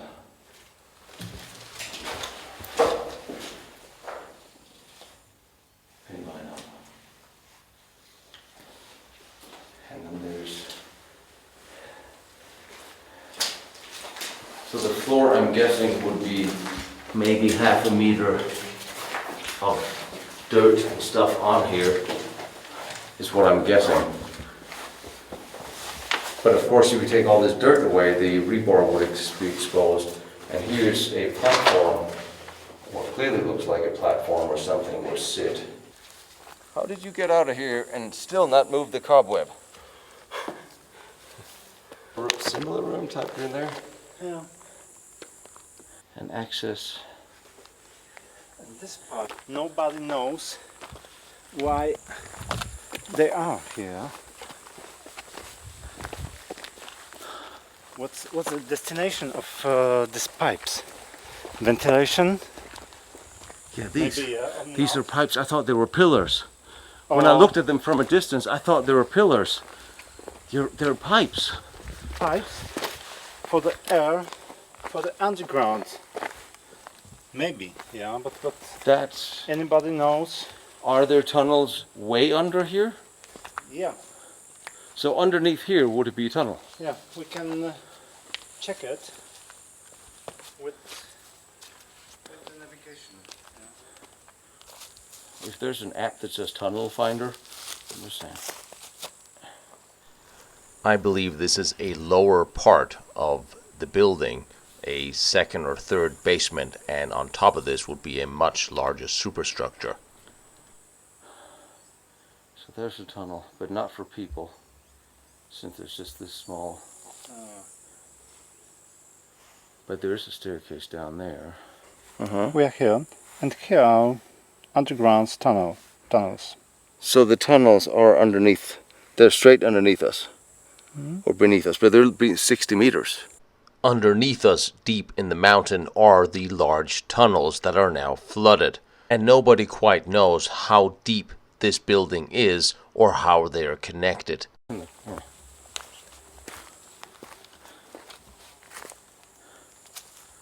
But here in the corner, of course you have these. Jeez. Damn. Damn. This is the whole side of it. that is way deeper than I had expected, leading something out of there. I mean, this is not insignificant. And yes, I have no idea if this bridge is going to hold me. No one yet knows how deep this building goes into the underground, or if it extends all the way down into the now flooded tunnels. But certainly the air intake was higher up on the mountains, and that was connected with the tunnels, so this would be too. Now look at that. Well, Here is possible the roof level. should have been. Come all the way up to here. The conversation about German nuclear weapons and heavy water production would eventually lead us here, so I had to bring in a friend of mine who's an engineer, and he knows a thing or two about World War II mechanics. I think there's a fairly strong possibility we're looking at a heavy water production facility, and there's quite a few reasons for that. I had a word with a few other people who are familiar with World War II engineering and civil engineering in general, as well as myself, to confirm my suspicions. And there's two very, very key aspects to this, with a tertiary aspect as well. The tertiary aspect is the presence of these two socking great power plants nearby. It's very strategic as a choice to position this structure near these two power plants. It suggests you're going to need an awful lot of electricity. And as you noted in your survey, there's all these tunnels and things that look like service ducts for power, pipe work, etc., which suggests something is going on that's quite intensive here. The two main ones, however, those two big reservoirs, underground reservoirs. If it was a steel forging factory or some other World War II era industry that's using an awful lot of water, there's no reason to have enclosed large reservoirs. You would either just have pipes, couple of big pipes coming in from somewhere elsewhere, or you might have a big open air pond or something like that, but nothing sealed. If you're going to have sealed large reservoirs, that suggests that there's something about the properties of the water itself that you want to have preserved, whether it be purity at one end or possibly deuterium content at the other. So that's one big clue, that it's something involving the water. And secondly, there's all those pipes. Now, if you look at the Telemark facility in Norway, you notice one of the things that distinguishes it from almost any other World War II infrastructure is this massive array of pipes coming down and then more pipes coming out, because it's processing a lot of water.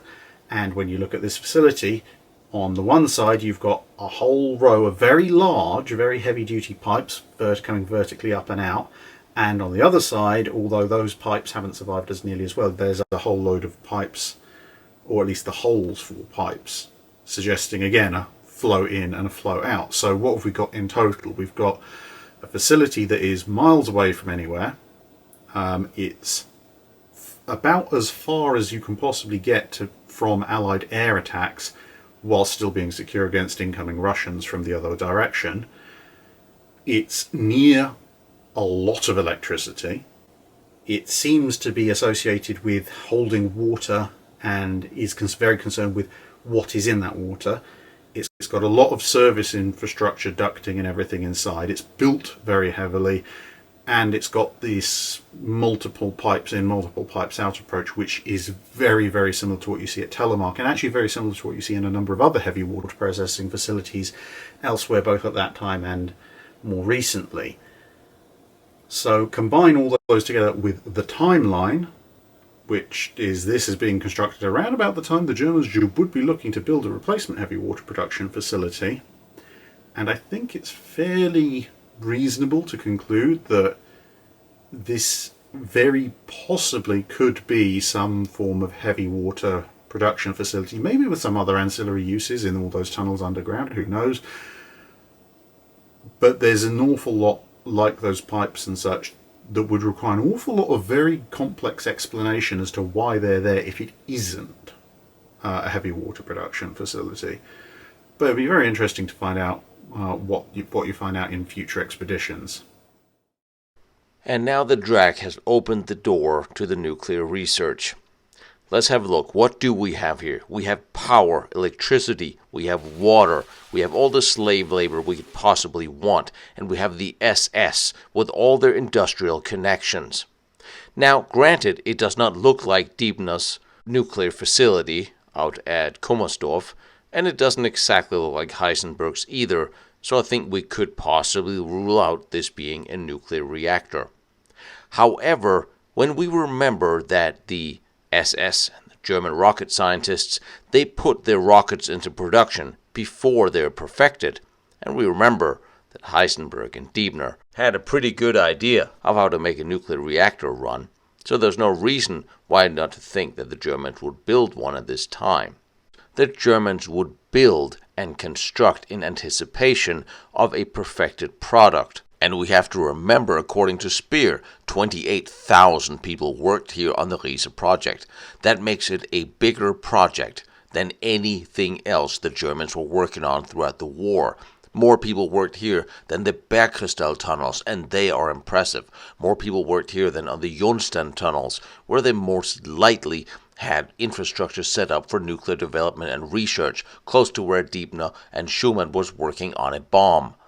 And then there's the other thing, the hundreds of thousands of square meters of missing tunnels and cement that we can't see or find any traces of out here in Lower Silesia. But when I look at the tunnels below, I am not seeing a rocket manufacturing plant. I'm not seeing a launch pad for technology that is, after all, years old and would not change the war from here. I'm certainly also not seeing a Hitler's headquarters underneath what is potentially a heavy water plant. Remember, there's uranium in the mines. And remember that von Ardenne said he installed cyclotrons here. Remember what Spornberg said. Remember the Lothar project that we don't know but is affiliated with this. Remember the AEG memo about projects decisive for the war effort? There was a lot of facilities set up for some sort of research, development, manufacturing, underground, with thousands and thousands of laborers, plenty of money, and all the top minds of German scientists involved, including the best funded and biggest German industry backing this up, all under the supportive umbrella of the SS and General Hans Kammler. And yet, when we walk these grounds, we don't see any of the signs of all of these resources being put into play here.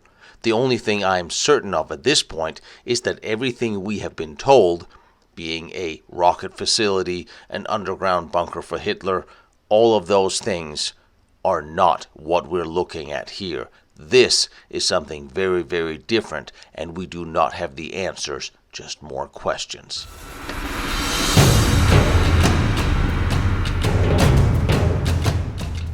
In the year 42, was the first experimental powered atomic power plant. Why here? 2 or 4, 3 years later, cannot be works normal, usual atomic power plant. It's normal. At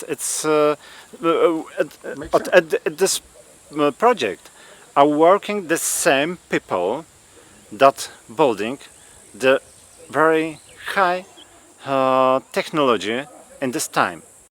And Christoph is absolutely correct, and case in point would be the giant V2 factory dome that they constructed out in France to construct and fire V2 rockets. This was planned when the V2 rocket was still in its infancy and fighting breeding, teething problems. However, they already prepared for its mass production and launch. The nuclear program had existed in Germany from the 30s, and conceptually it was working. Deepner and Heisenberg and others had great ideas on how to do things, so why not prepare to put them into production? After Second War, Russians bring all radioactive materials from here to Russia and built Russian first atomic bomb. Remember, Manfred von Ardenne also went to the Russians and worked on their first nuclear bomb project.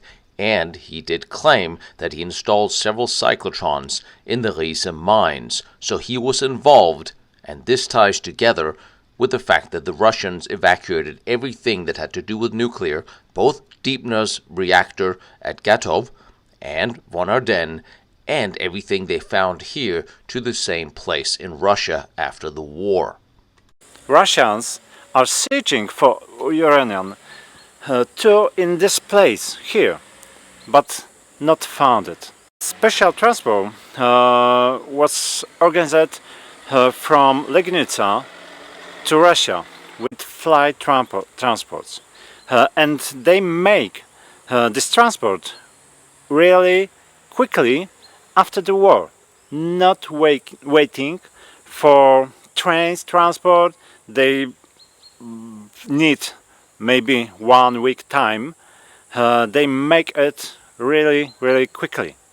In this area are a number of uranium mines.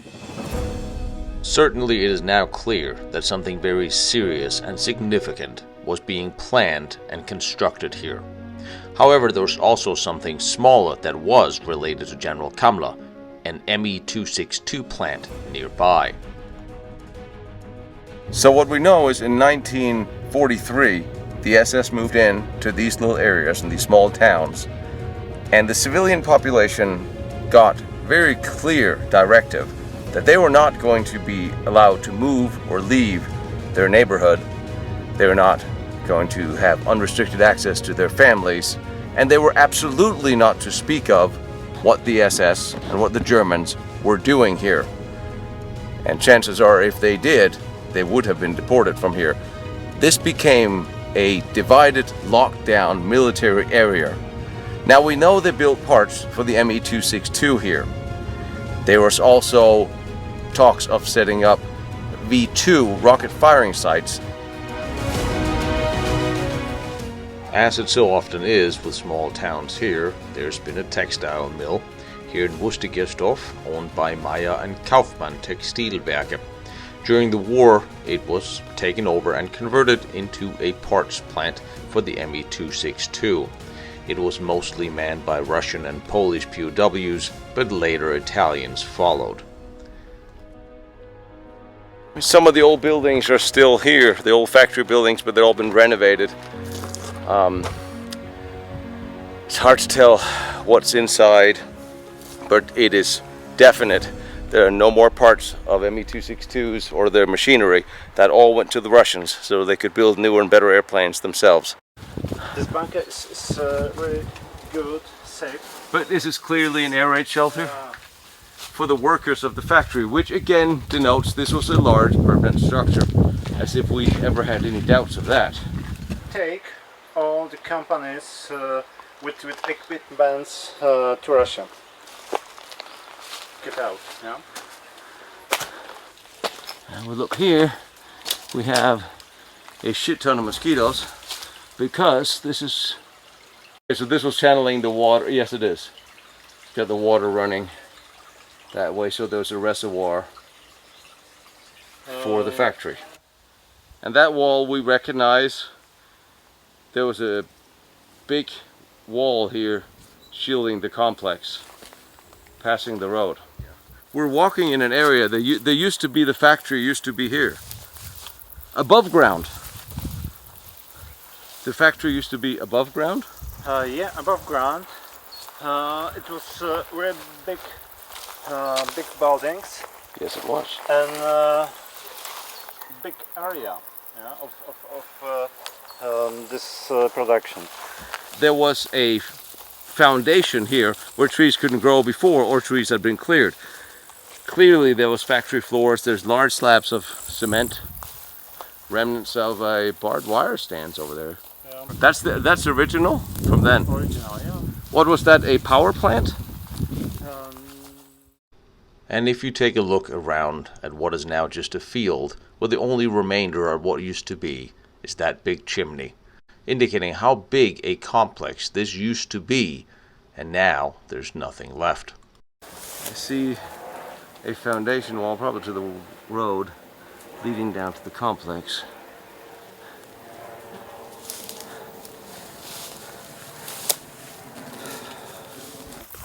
Remember the saying, there's always a hole behind you. Well, this is a tunnel. This is not a well.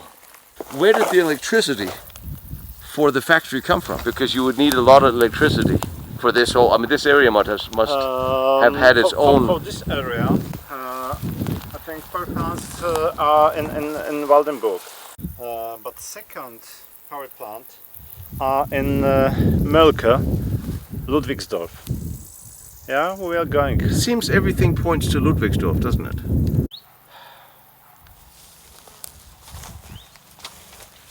But these large slabs we recognize with steel rebar, and here's a tunnel or a bunker underneath. See, here's a walkway underneath here. There's a space you're standing on it. Either it is too thin to be an air raid shelter or to be armed. Here's this is the tar. The tar you put on top of concrete structures facing weather, like you have on all bunkers on the west coast. You put them up. You put the tar, and you have only one piece of rebar connecting what is probably put together by slabs. So this did not have a strategic importance. This was part of a factory floor for an underground something, but this was the top part. Maybe it's some technical corridor. Yeah, it was not expecting to be bombed or attacked because it's not thick enough. But the fact that it's here and there's something underneath, because this is clearly a roof. However, after returning to the office, I found out that the whole underground underneath here is littered with tunnels that are both built of masonry and cement and reinforced, typical German style. Not big enough to build planes into, but this is what Kammler did, moved things underground. And in the original factory plans, I don't see these tunnels. However, I did find that in 1922 it had its own power plant, designed by Erich Mendelsohn. Just as I suspected, it would have a power plant here, feeding right into what the Germans would look for when setting up shop. This complex where they built the Me-262s was destroyed. The buildings were torn down only 10 years ago. That's why the nature is so young. 10 years ago, there was so much more evidence here. Now you have trenches, foundations are building, but look at how fast nature has reclaimed this area. It is so important to discover what happened here and everywhere. And when buildings are destroyed, it is so much harder.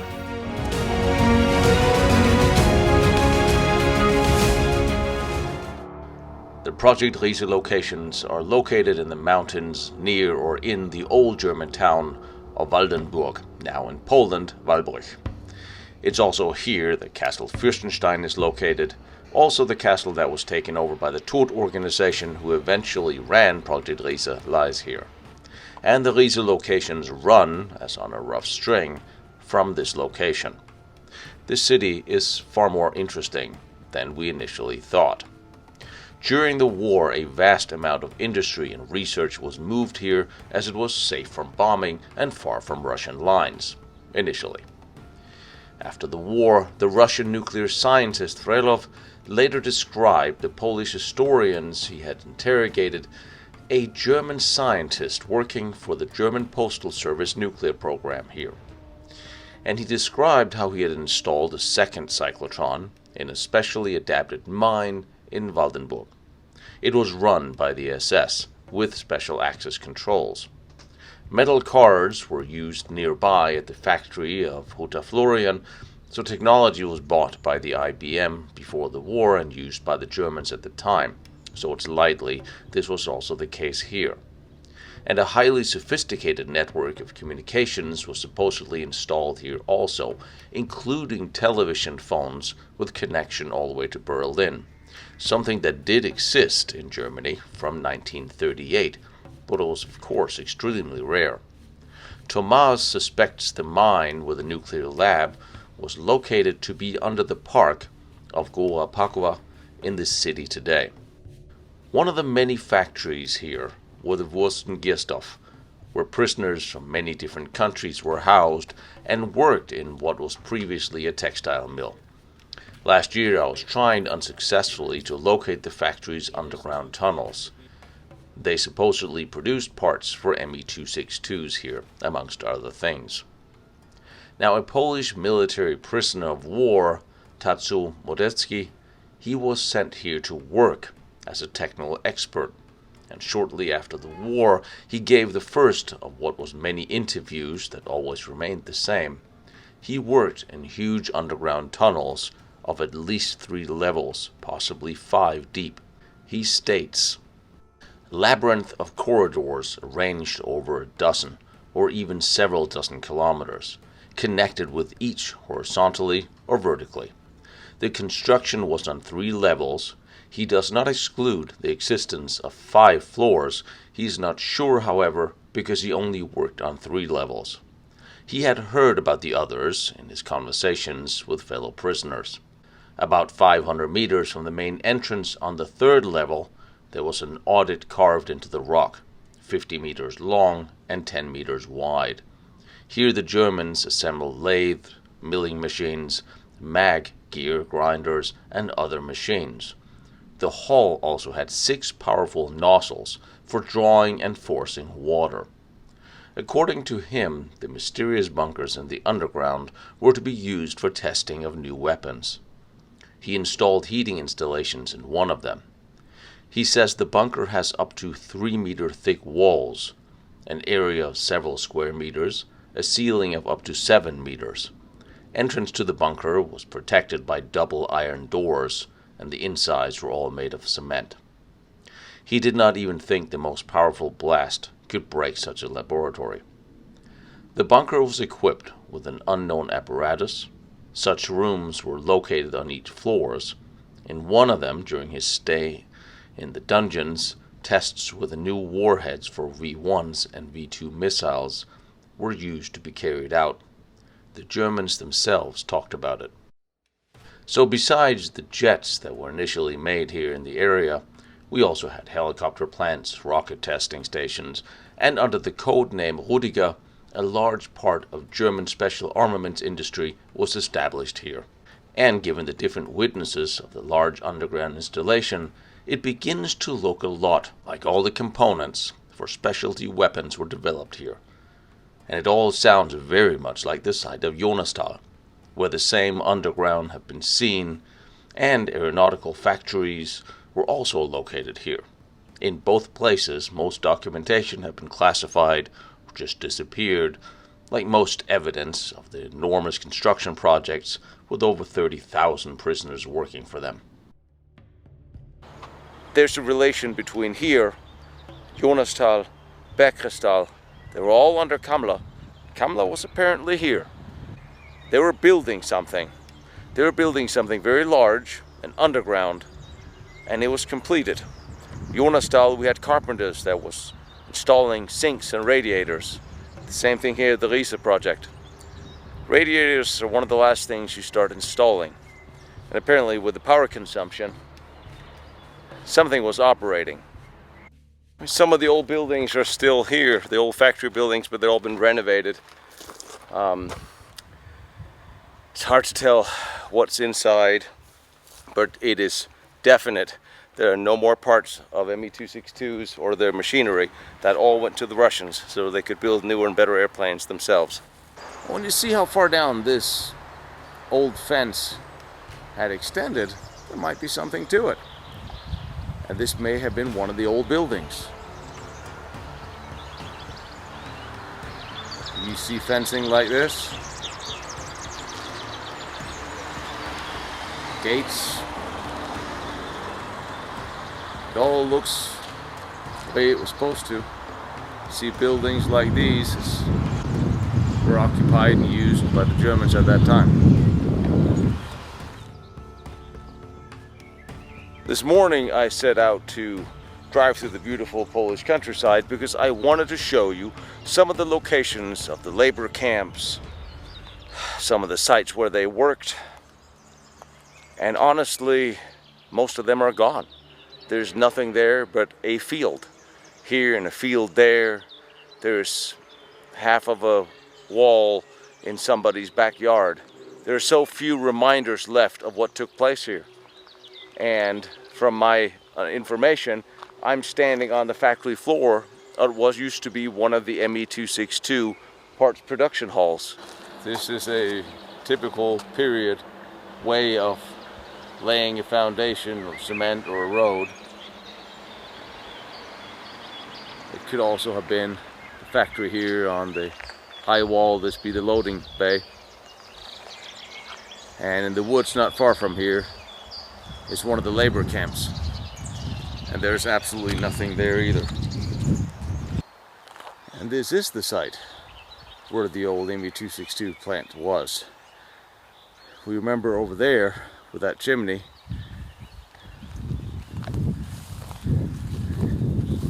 and this is where the factory floor essentially was.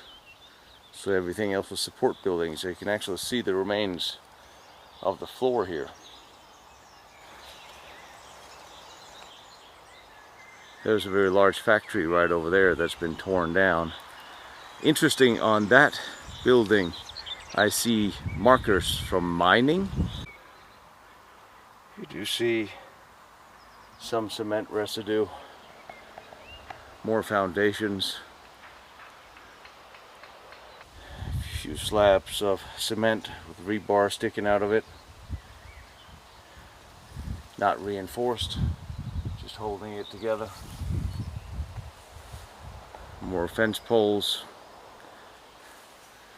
This is what we're actually looking at when we are looking at way too many historical sites. Nothing.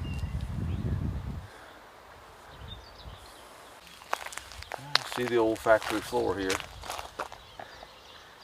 Remains of the supporting wall.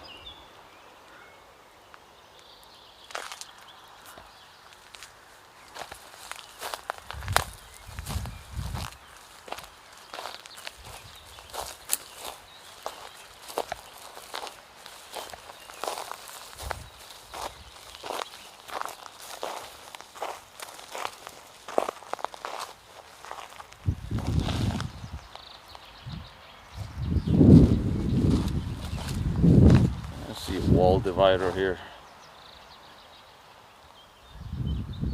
See, there's still signs of the red brick. My understanding of why this factory came down had nothing to do with any destruction of history or anything malicious. It simply had become old, not maintained, and unstable, and for safety it had to come down. And I'm sure a number of the bricks went into newer repairs of old homes here. So it's forgivable, but it is still sad that a large factory where a portion of war production was produced is no longer here. So I could show you the production halls and the factories. However, these things happen. Much less forgivable is when it comes to the underground factories, the tunnels, the thousands of meters of cement that are deliberately being kept from us. If more or several of them are highly radioactive, I understand why they're sealed. But the explanation as to why they are seems to be somewhat lacking. A common theme that seems to be happening in 3 different countries is radioactive tunnels. Interesting, isn't it? Considering the story that the Germans were so far behind, yet they left behind so much radiation all over Europe in secret constructed underground factories and tunnels. Doesn't match, does it? No. Still barbed wire hanging from the poles.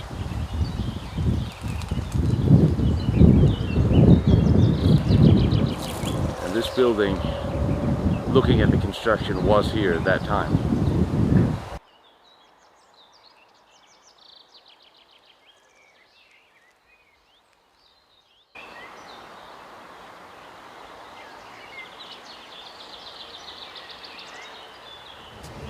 Back out here, this is the fence for the old ME262 plant. I'll literally drive around the area now. And I hear rumors that there were tunnels in there. In fact, one of the guys wrote me that he and his friend have been inside some of these. Of course, there's no one here to show me where they are, but I think it would be an interesting test to try to find out if I could find. Of course, they would not be the tunnels we're looking for. There would only be the utility tunnels for the production facility. There's more water in that than there were last time, but it has been very wet lately. And it's just driving the perimeter of the old plant that was and became a textile firm before and after. I finally see the large chimney, and in there are the bunkers. Oh yeah, that's where the air raid shelters are.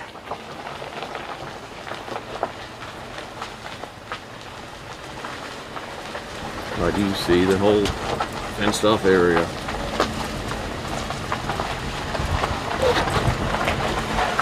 You can literally drive around it down to the chimney.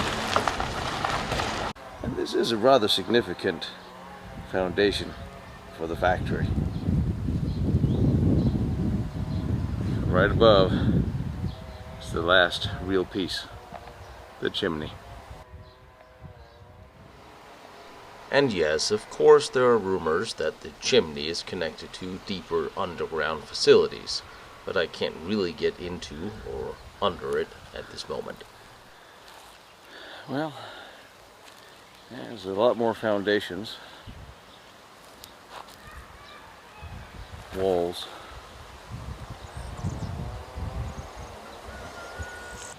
Now there was underground tunnels here somewhere. I can't say I have any idea where. The factory here was partly demolished some years ago. The other part is once again a textile mill, but with a chance of seeing part of the underground, I had to go back here. Officially it was labeled as an air raid shelter for prisoners, despite the fact that there practically were no air raids here. And with the stories of the huge underground tunnels possibly nearby, I wanted to have a look. And the entrance is not welcoming at all. Those dogs, security, so no footage or video of that. I am sorry.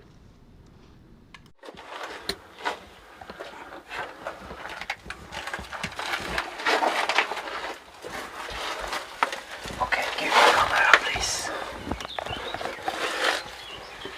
Okay, I have it.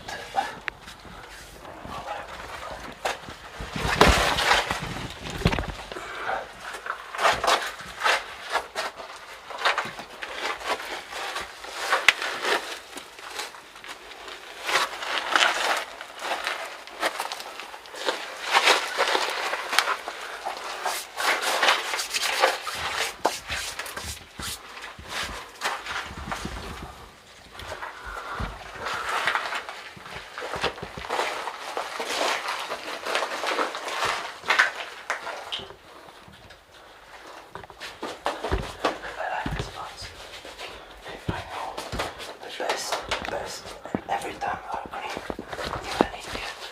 Front line. So underground tunnel and some bricks. But this was built afterward. Yeah. Shelter, maybe for shelter. Definitely afterward. Aircraft shelter, exactly. Aircraft shelter.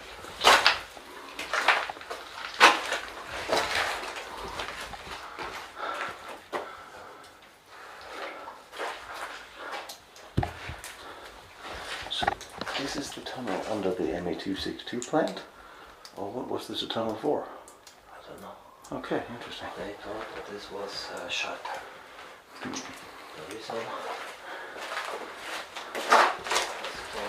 to be shelter. I know there was an air raid shelter for the factory. Look. It's secured by wood.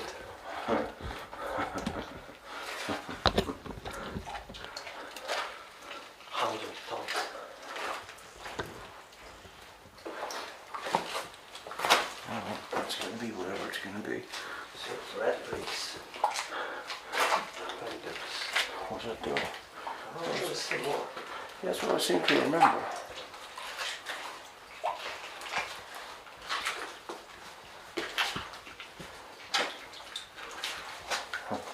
Sorry guys, I have to look at where I'm going.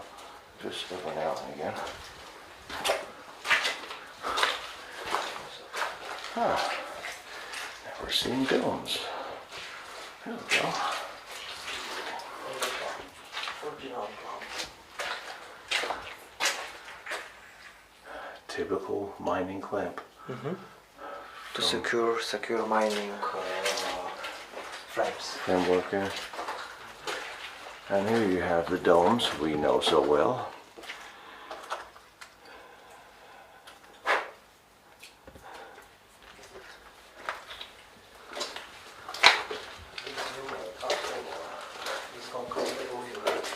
The one above my head? So it can secure our access to second level. Yay. Possibly.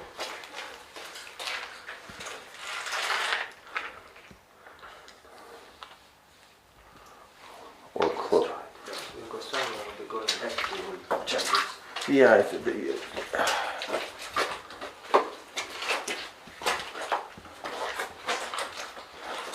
okay, that's kind of interesting.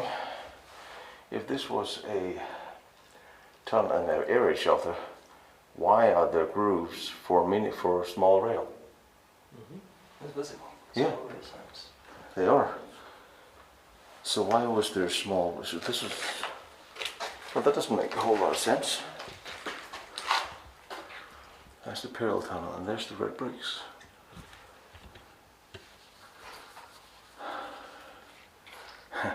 X marks the spot down.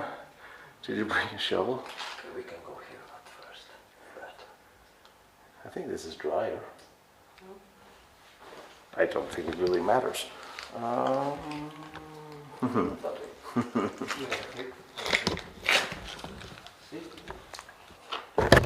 Well, it's going to be what it's going to be.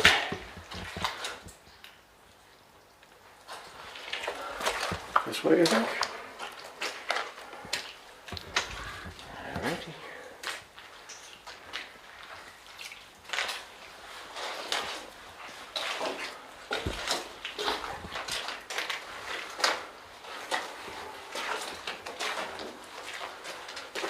I love when the people who's been here before us make signs like this without explaining. And that's the parallel way down there. we check for corridor. Somebody's been exploring these in a rather significant way. What the hell's that? Oh, I thought it was a green cup. There you go. I mean, oh, there's wood and red bricks and pieces of all. Hey, look at this roof. Look at the ceiling. There's wood and red bricks and pieces of shit in this. How did they? Why would they mix? Oh, so it's just sticking through. So this is just. That doesn't make any sense. Yeah, the red brick ends there. So why is it sticking through there? This is pieces that are mixed in. And then there's a piece of wood dowel there. That's strange. I've never seen. Huh. Regardless if this is a rebuild after the war or whatever. How do you think? Why they make this hole and they break to make this hole more deep? Why they stop their work? How you think? Why? That's cement. Is that Yes, rebar? bricks and cement. That's Why cement. they stop it? Why the hole is made not more deep? Why? Because maybe bedrock. something behind. Maybe something is behind. Why they stopped? Well, it's funny because that looks like bedrock and Yes. that looks like cement. And here is bedrock. Yeah. So they're thinking this is bedrock behind of cement. It's not necessary to conduct more work.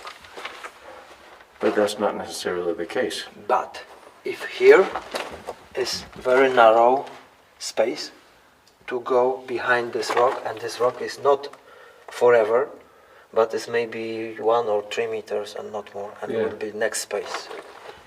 Yeah, because why would you put cement behind this wall if that's all it was? Or was corridor like this one, but SS man forced personnel, prisoners, with equipment to move big stone, very big piece of rock from that place to here, stand it here Yeah, and make wall. yeah. You know, And then hide somebody destroying, see, oh, bedrock, finish. Yeah. Maybe same situation is here. Possible. Maybe it's only a big rock. It's just strange that you have rock be in front of cement. It's actually strange they stopped digging because I find that strange. From one of underground objects, when there's a big tunnel like in książ, under książ. And this tunnel is straight, and there's some very big rock is left on the middle of this tunnel. The possible way is on the sides. That's a good way of hiding things. Everybody, most people who drilling walls, which place they choose? The middle. Middle. They drilling, oh, they have bricks, concrete, and then bedrock, finish. And here you have It's bedrock bedrock behind it again, yeah. But they don't check it here.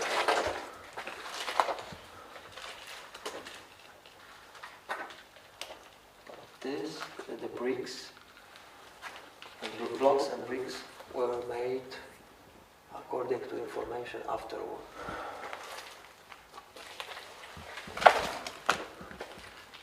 Maybe in the 60s, maybe in the 70s.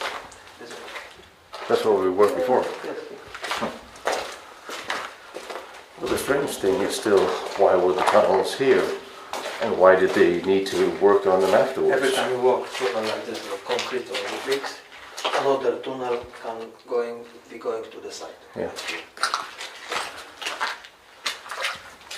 Good camouflage, good mask, effective masking.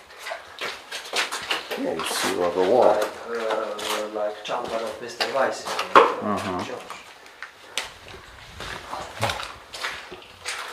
I mean, he wouldn't have forgotten. Do you feel airflow? If you walk.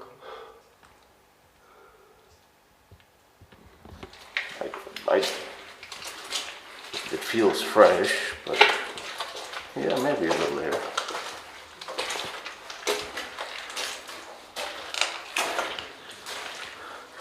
But there were mini rails here. I don't care what they rebuilt afterwards, there was mini rails coming down this. Because that's clear in the ground.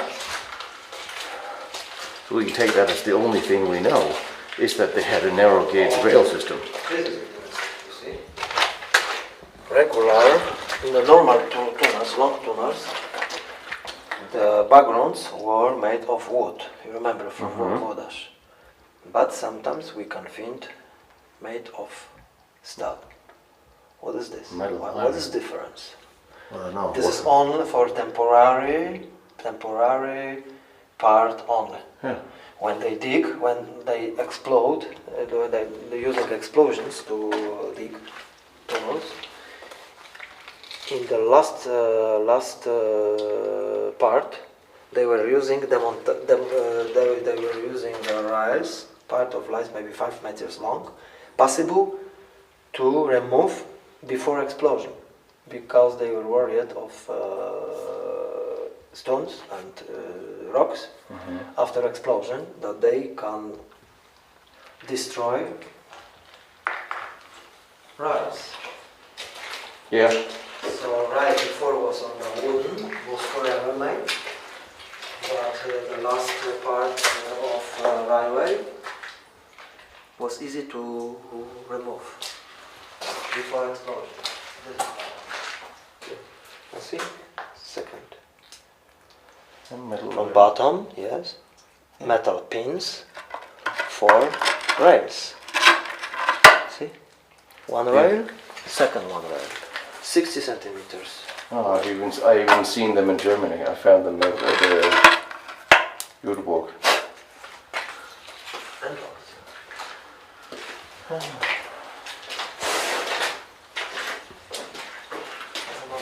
this was nice mineralization.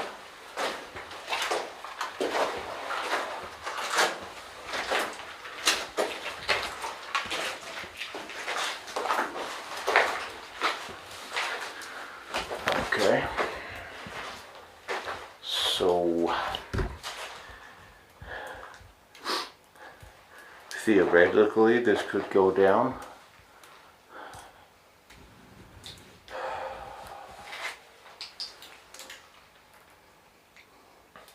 It could be a tunnel that could be collapsed. They could just have not. This is not nice. Probably this is different. Or maybe nice. It's nice. But it's with red powder. It's on the surface. So iron oxide is present above. What's this? After wood was eaten by bacteria. See? On the core of wood. That's middle. Interesting shape. Very interesting shape. To aquarium, yes. To if you have fish at home, you can use.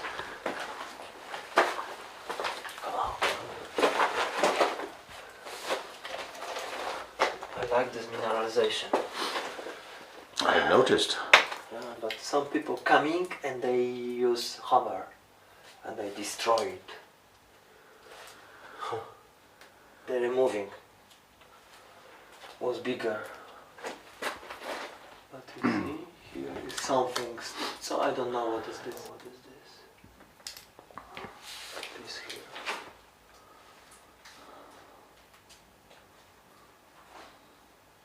Something like metal, something like ore. Could be a drill bit or a dowel or. I don't know what is this. This here.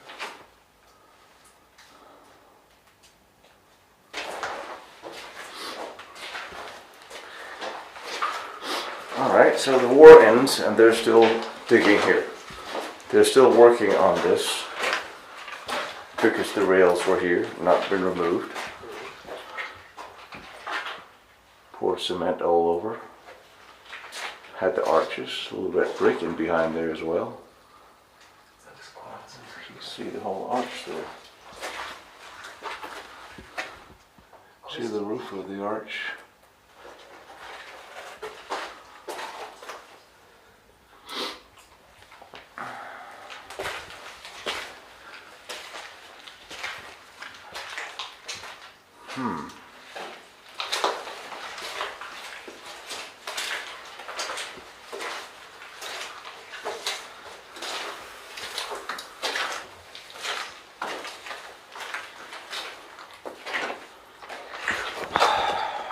Okay.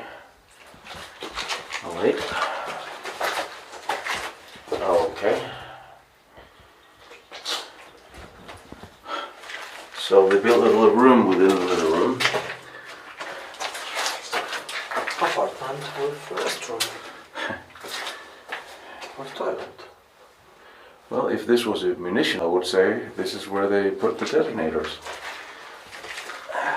But Bedroom. Bedroom and nice dining. well, it has a crack in it. Has a couple cracks in it. And also there's a pipe in it. Where's that thing going? Is that wood or is that? It's wood. It's wood. Why is there wood in there, in the wall? And why is the brick, the red brick, double layer?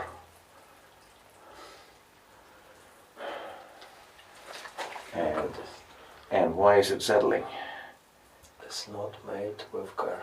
No, this is put up quickly and Quickly. unstable to some degree. Probably with newer cement. Just to do. Just to do. We could carbon date that.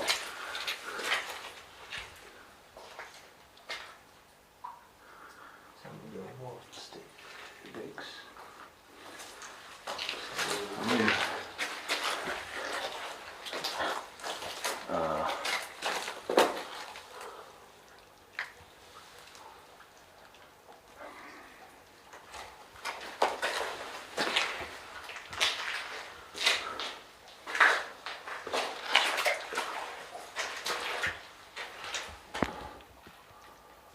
and on top of bricks is cement.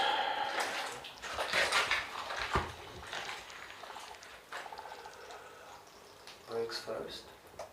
Next, cement.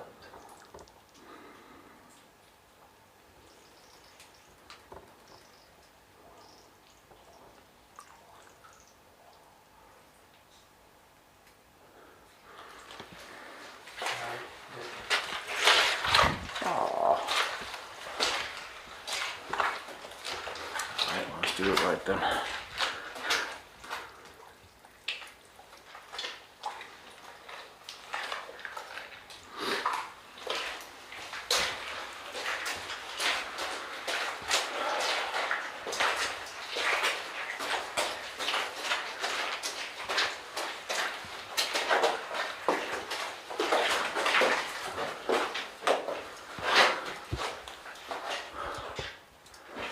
Another dead end.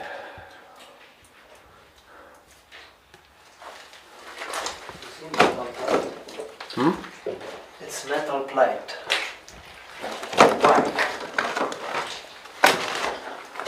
No idea. Why it is Are there any drill holes, holes for explosives, anything? Or, yeah, there's one there. There's a drill hole. unexploded yet. It's not. Yeah. If it's not, it's not unexploded. Or they started drilling, or that looks like some powder could be in there. So this is what it would look like after an explosion before they started drilling up for the next one. And this plate, just after explosion, was a lot of rocks and stones here. Prisoners were forced to remove all and clean this place completely. And on a clean floor, they were putting metal plates. Why? Because after next explosion, all stones was on metal plates, so Easier it to was clean. easier to clean. Makes sense. As well, part of metal part of railway on metal backloads. It was here, and cart they remove or stones from here and rocks, and then So they were still working here. if everything was moved from here, carts were sent from the corridor system, and they exploded here. Removing this demontable part of railway. But that also means that the main entrance This is missing. Second entrance is in front of you, but is collapsed. Of course. Collapsed is very serious. You will see. Yeah, I can see. Last time it was left Yes. beer bottle, but probably nobody was so brave to take the bottle. Maybe you will today. If the bottle is still yet, is still here.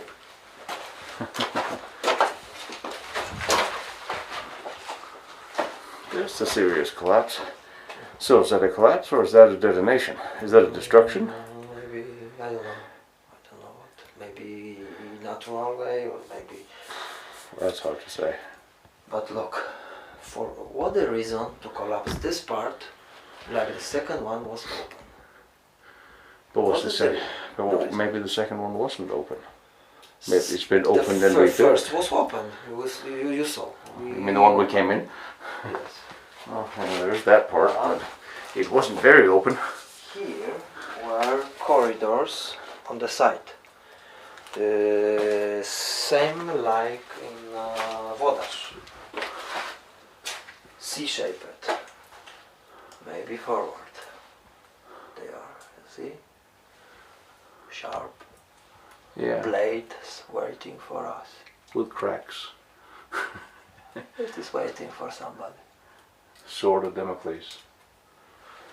But last time was no collapses because if you do it on the floor, if you are fresh, you will see fresh stone Yeah. and clean roof. Then there's a signal that it was fresh. Yeah. Interesting.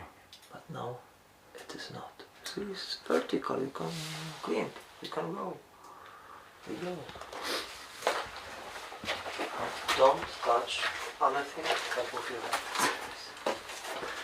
I'm just worried about anything above my head touching my head. You see, something is on your side. Yeah, I knew that was here. This is next corridor. And this corridor is going this direction. Next is going to the left, going forward and back here. This is This is another square. like a ring. Yes, we saw this Yeah, we did. in Wodarz. Yeah, this definitely came Like down. guarding room, guarding office for guards. Yeah, this. This is version, this is for guards, but next version is that in this place where was planned to locate diesel engines and power generators. I think so it's possible. Oh. Last time this was much different. I think so during 2 years, I was last time maybe 2 years ago here, it was collapsed. And everything is here. It was, that time it was on above my head. See, it's sharp, very sharp. Yeah, I If know. I this see far the whole. hit The whole. head, you will be splitted I know. in 2 parts or more.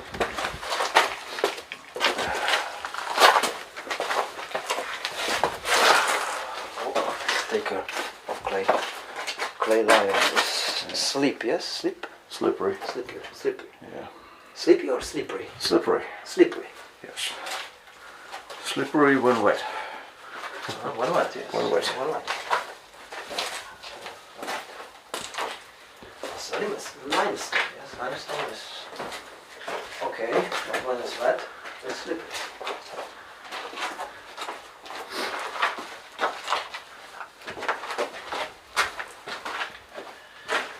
Now, one thing I thought was. Next 20 years and this will be collapsed. Yeah. Except parts here, which are with bricks and with cemented roof.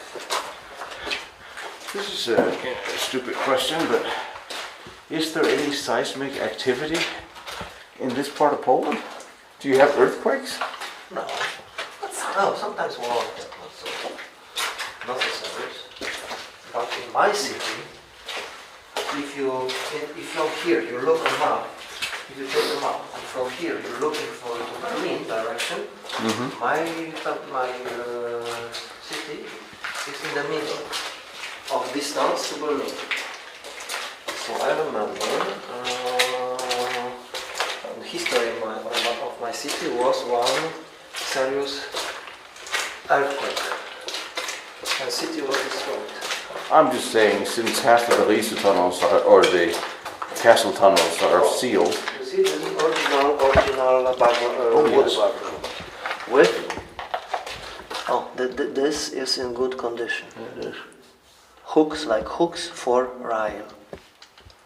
From this side, that one was lost or were stolen. Stolen, yeah, stolen. Stolen? Yeah, we can definitely go with stolen. Oh, look at this. Look at the crystals.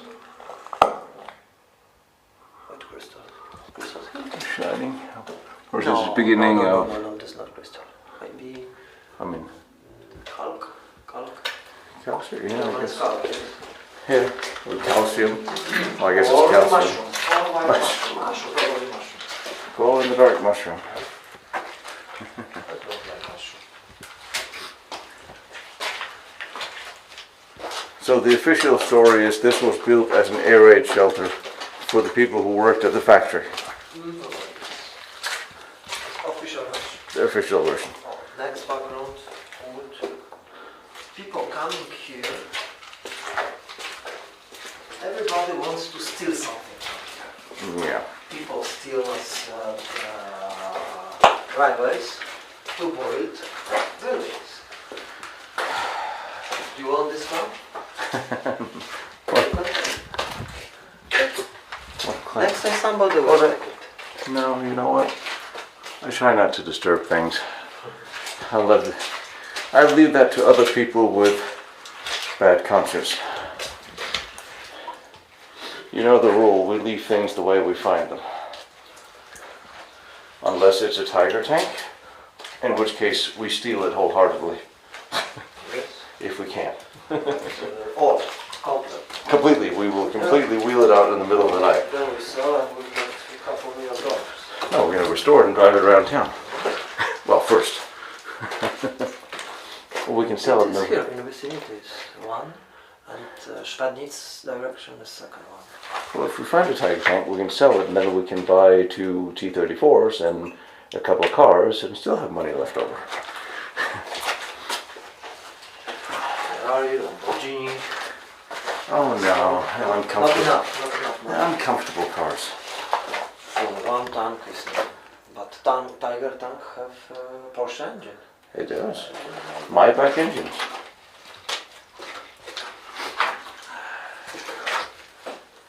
Who is bringing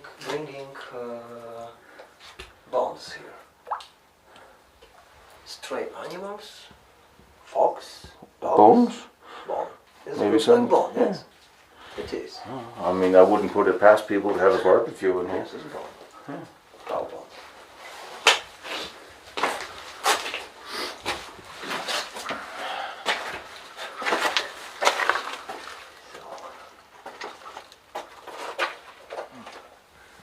We go. Yeah, I'm just saying, they did not wheel carts out of here. What carts? Rail carts with stuff. Where they were? This was open. It collapsing, just collapsed. Yeah, I guess. During last year, after a war, this was open. Bastards. Carts were moving Kammler from right here. here away from corridor. Collapses were later, or maybe people bring this up, but I don't think so. So many they bring. Wouldn't be surprised. The same you saw in Jawornik, yes? Take care of your back and head. Well, I don't need it much. If you cut your head, the bleeding will be strong. Really. Scalp, let's not scalp. Scalp is Oh, I have a lot of scars in there already. bleeding well. If you cut, Hang on. if you cut it, it's bleeding.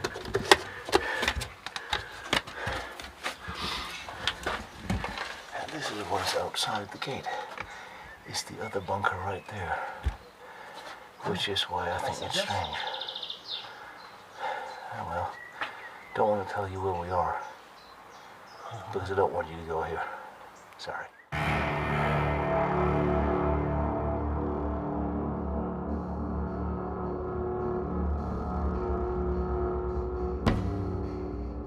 Four huge communication centers were planned here in the area, of which Riese should be built in the Fenstein Castle and LV 1100 in Niedersalzborn.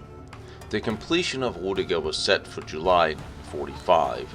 The location of the communication centers in the Riese property is still unknown, and it is believed to be in one of the various Riese facilities, Dorfbach, Wolfsberg, or Schuffenhofen.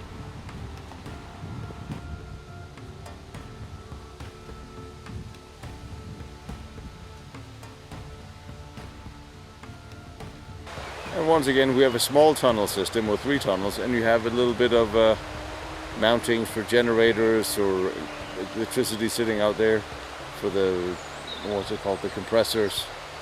But it's a small system with a couple of guard towers that probably have moved since the war. Unless the rail would be, why were your guard tower there, there, and there? I think the guard towers moved. Decoration. Yeah, that's what I thought.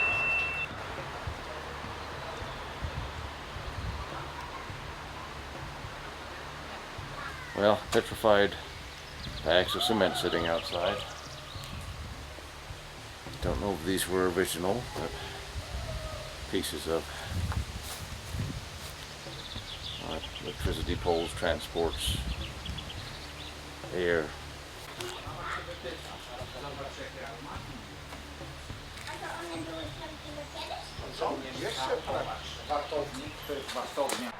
One small temporary communication bunker is believed to be this bunker, built near the Rajeska tunnel. At the end, 301 kilometers of line were officially laid. So this is sort of the communications bunker, or this is the hub where the telecommunication was be routed through the Riese, and we're right up the street from one of the tunnels. Is this on private property, or what is this on? This is just put together by craft. Yeah, probably, yeah. And you still see the old fencing, the original fencing from the war. I mean, not the fence, but the poles.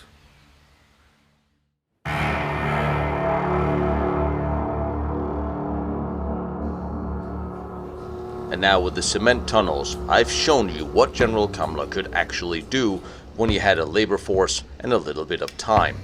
With that in mind, we need to journey back to the premier construction project of the Third Reich, Project Riese. It all started in 1943 when Albert Speer began talking of the project. The Industriegemeinschaft Silesia was created to construct construction work. The roads, the bridges, railways were constructed between many of the sites. Local labor camps, AL, Arbeitslager, was constructed near each of the work sites, and labor was generally provided from Großrosen. However, as we shall soon learn, more labor was directed here from outside the Großrosen system, enlarging the labor force to numbers that far exceeds the original 30,788 I initially believed. Also included were miners from around Germany and Italy that was called in for underground construction. Thousands of skilled laborers from all over the Reich worked here, making this the largest work project in the Third Reich. Proof of this is borne out in documents showing the allocations of cement used that here far exceeded all the other projects at the time. Now, to speed up progress, Hitler assigned the construction entirely to the Todt organization in early 1944. Here were 8 separate tunnel systems, a headquarters building, and under the castle, countless Arbeitslagers for the workers that we know of. Some of those sites have also disappeared.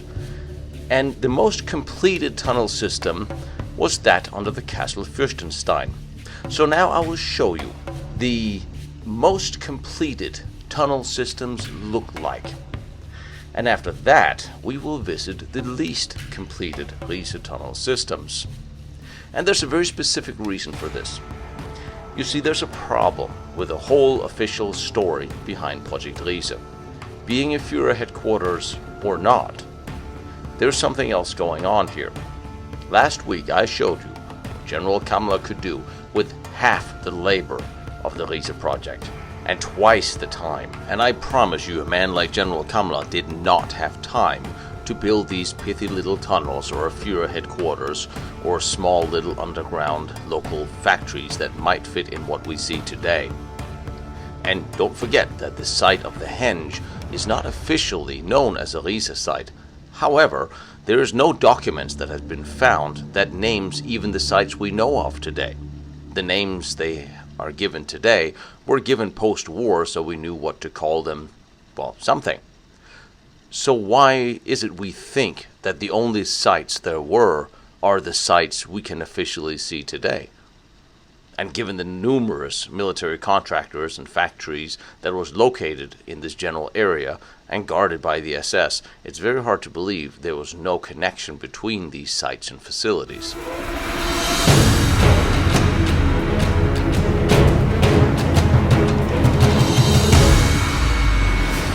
The designated Riese project headquarters was the Jedlinka Palace, from which the Tod ran the construction project. The engineers working for the Tod organization, now under leadership directly by Albert Speer, they knew exactly what was needed in order to build a tunnel or underground structure. They knew exactly how many laborers they would need to build into whatever material. They were by now experts in setting up quick turnaround constructions, just like Fiebinger, Kammler's Austrian engineer, who built and designed and constructed so many of his secret underground complexes. There was no accident in how the Germans built at the time. They knew exactly what they were doing and how to accomplish their goal. And it is from their records we know and understand how important Project Riese was. This time out in Poland, I'm teaming up with Alex, a Polish wounded combat veteran. Actually, he's a doctor, and he has boundless energy, and fortunately for me, he speaks Polish a whole lot better than I do. So together, we are going to excavate some of these locations, and we're going to start here at the castle. As you can see, most of the castle tunnels are not directly located under the castle, but to one side under the courtyard leading away from it.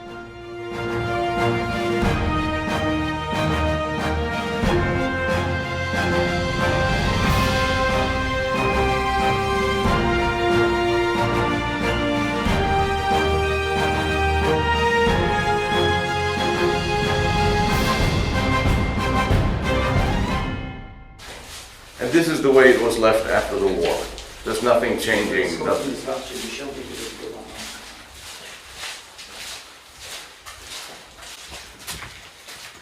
So is this a collapse or? It's a collapse. So this is where the cement work is actually starting, some 100 meters from the entrance.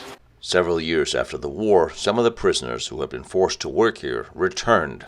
They now claimed that the tunnels had been altered, they had been changed, that there were large tunnel entrances that had been covered up and were now missing. This started an investigation into what actually might be behind some of these very thick walls and what the purpose of this place was. This is wide enough for 2 tracks. But this is the very large part of the tunnel. Which brings us to the interesting question. What's down here?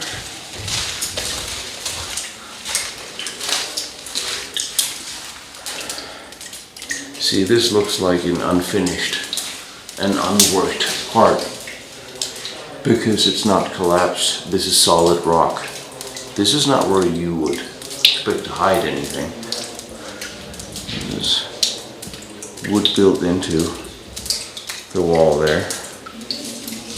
Grooves for. So why is there a hole here? So there's a hole here. You have the wood up here to attach things to. Hooks for pipes and accessories. Large tunnel. So that goes all the way up to that little steel plate. So, and there's wood on that wall. What's in there? Object is divided currently into 2 parts. This part, the lighter colored, is for tourists, but this is with no access. This is part for lab. For many years now, the Polish government Seismic lab have been housed in the tunnels here under the castle, sealing off one half of the complex that is roughly in design, layout and cement usage as what we will see. Po pobycie jednego z byłych więźniów Karl-Gross-Rosen, Weissa, kiedy był tutaj na dole w 1986 roku, wskazał, że w tym miejscu powinna być komora, czyli mamy sztolnię główną, sztolnia, komora po lewej, na wprost, dalej komora i że po prawej stronie ma być komora. To był przekaz. Jeden z poszukiwaczy znawców tego tematu, Tadeusz Słowikowski, zainicjował później badania. Po otrzymaniu zgody geofizyki udało mu się doprowadzić tutaj do wykonania paru odwiertów. To są ślady po tych odwiertach, tylko to były odwierty pełnym wiertłem wykonywane wtedy. Mniej więcej na głębokość metra, 1,5 metra. Przeszli ścianę betonową, grubą, około metrową, no i dalej skała. No i tak to się skończyło. Co prawda ten projekt nazwano poszukiwaniem komory Riese, ponieważ były to prowadzone badania w ciągu jednego dnia i jednak ci, którzy inicjowali te badania, nie byli zadowoleni, że to nie jest wszystko, że być może coś się znajduje dalej, no ale niestety mieli zgodę tylko na jeden dzień prowadzenia badań. Otwory wykonano, później zostały zamaskowane zaprawą betonową, no i temat umarł. Temat wrócił w roku 2012, kiedy druga grupa badawcza Dolnośląskiego Towarzystwa zainicjowała badania, ale już rdzeniowe, po to, żeby wykonać odwiert.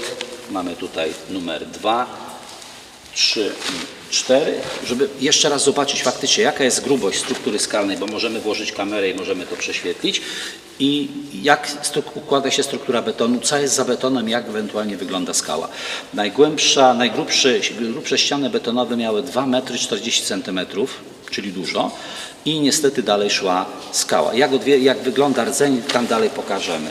Czyli ten temat powtórzony w roku 2000 niestety umarł, ale są osoby, które dalej twierdzą, że ta komora, skoro więzień pokazuje, że tu stojąc było coś po prawej stronie, że ona jednak w sumie powinna być.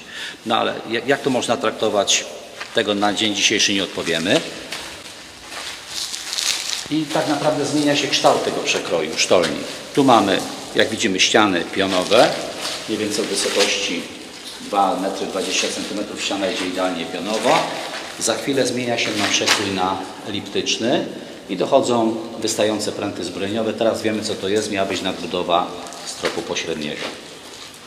To są rdzenie po wykonaniu takiego otworu, ponieważ koronka pozwoli wyciągnąć przekrój. Co prawda one nie są jednolite, one niestety pękają, ale to mamy tak, przekrój ściany betonowej. Widzimy dokładnie kruszywo, widzimy uzupełnienie masą betonową. Kruszywo jest, jak widać, jest różne, tak to wygląda w przełomie, a za ścianą tą betonową, czyli po wyciągnięciu tego typu rdzeni, wychodziła skała. To jest przekrój skały.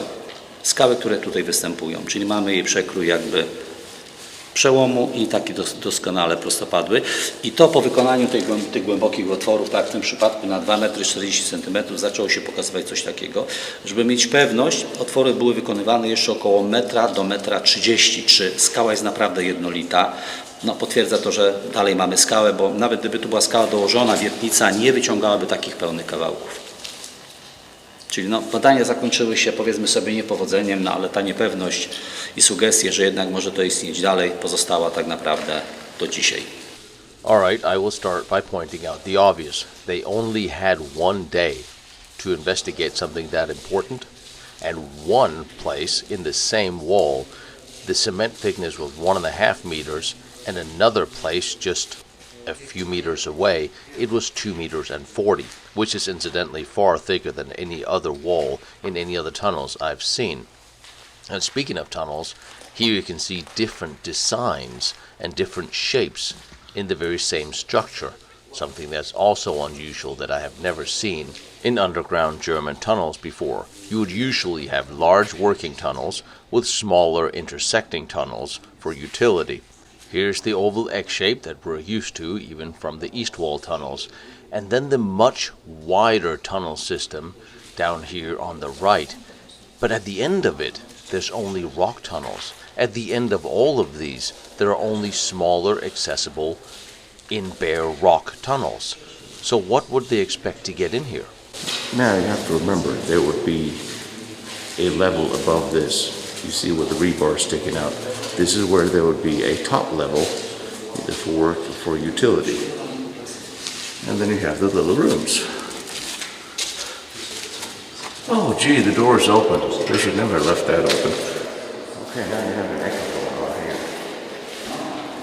From what I am being told, this is part of the old seismic lab, dating back from before the 70s. However, this ran up until 1999, whereafter they moved all the seismic equipment into the much larger tunnels and sealed off that part of the complex. However, what's interesting is what were these rooms originally made for? Generators, ventilation. Certainly they couldn't have been seismic.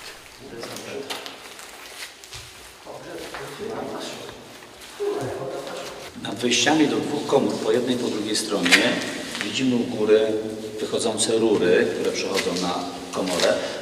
Jest ich 7. Jedną mamy stalową, prawdopodobnie dlatego, że jak tam miałby zostać zainstalowany agregat prądotwórczy, żeby można było wprowadzić spaliny, wiadomo, spaliny są agresywne, pozostałe rury do kierowania przepływem powietrza, czyli zasysane czyste powietrze przechodzi przez urządzenie filtrowentylacyjne, które miały być w każdej 4 komór i są rozprowadzane za pomocą rur na wszystkie tak naprawdę pomieszczenia. Jak popatrzymy, rury po lewej, rury po prawej mają idealne spotkanie, czyli jest możliwość połączenia tego trójnikami po środku i do środka obiektu przed nami i za nami można byłoby kierować i kontrolować przepływ powietrza. Jak wejdziemy do środka, widać, jak rury są tutaj również przygotowane do podłączenia. Widzimy tą jedną stalową, czyli tu gdzieś mógł się znaleźć agregat prądotwórczy i spaliny z silników diesla i przepływ powietrza. Te rury idące pod kątem pokazują jedną rzecz. Tu mamy stare rysunki. Dokładnie wskazanie miejsca, gdzie może znaleźć urządzenie. OKR, czyli wentylacja. Średnica rury 100 mm, czyli miało stanąć dokładnie po to, żeby podłączyć do urządzenia.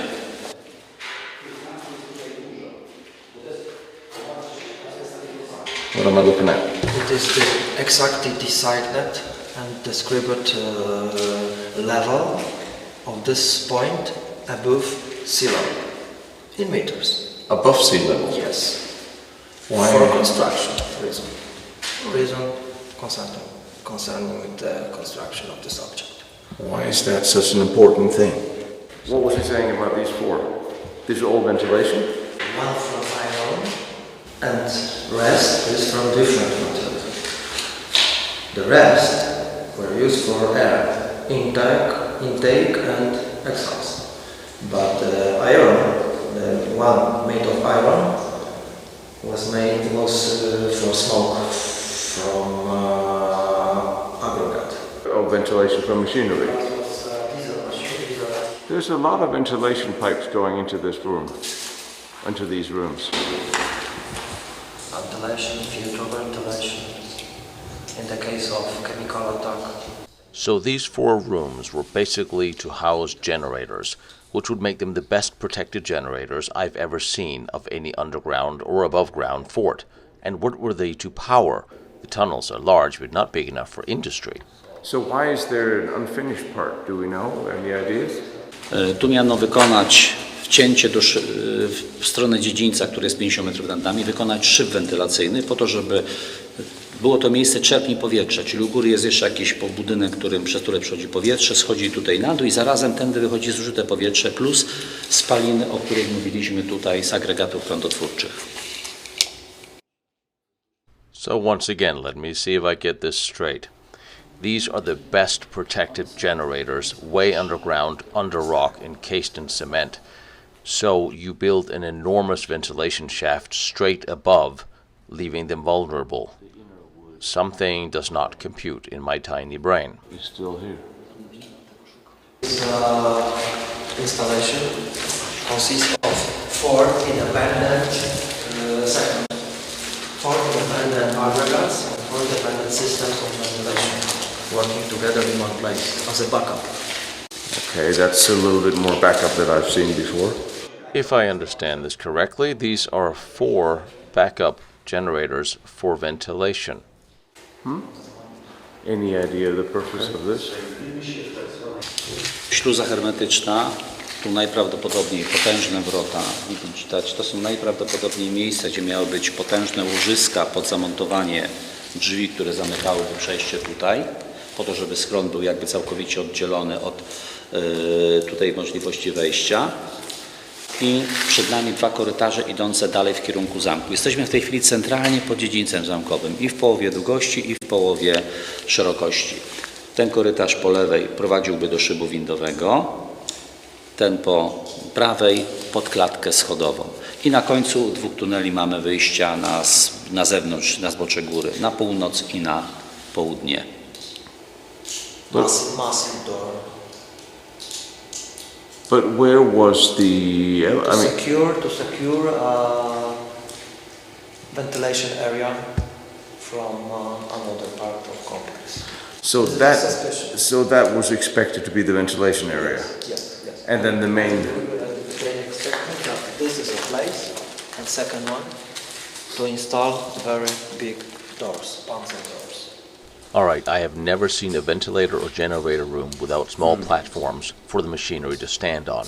And on this side of what is expected to be large armored doors, there's only smaller tunnels and nowhere for ventilated air or electricity to travel through.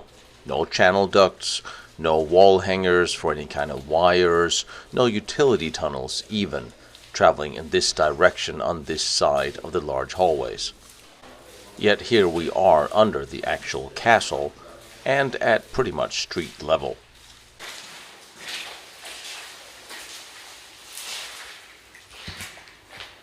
Well, that's new. This is a corridor to entrance located on another part of castle building. Really? So is this the unfinished entrance, or is this the? There are two. One is finished, the second one is not finished. Oh yes, I see daylight. Oh yes, this one is finished. So I can't help but to see that this is a little unstraight. Now this is an interesting reminder that all of these tunnels, this entire tunnel system, is pretty much at level with one of the plateaus of the castle, which made construction easier as you could run a mini rail around this plateau into the forests and out of the front gate all to the labor camp and straight into the tunnels with equipment and gear and people. However, that also means that the business end of these tunnels were in the opposite end. Here is only an elevator shaft and an out. I was looking for rails.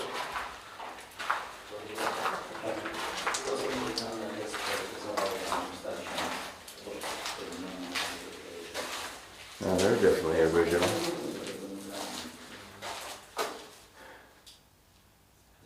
And that wheel is definitely original. Okay, so there's definitely more to this than you just see on your first walkthrough.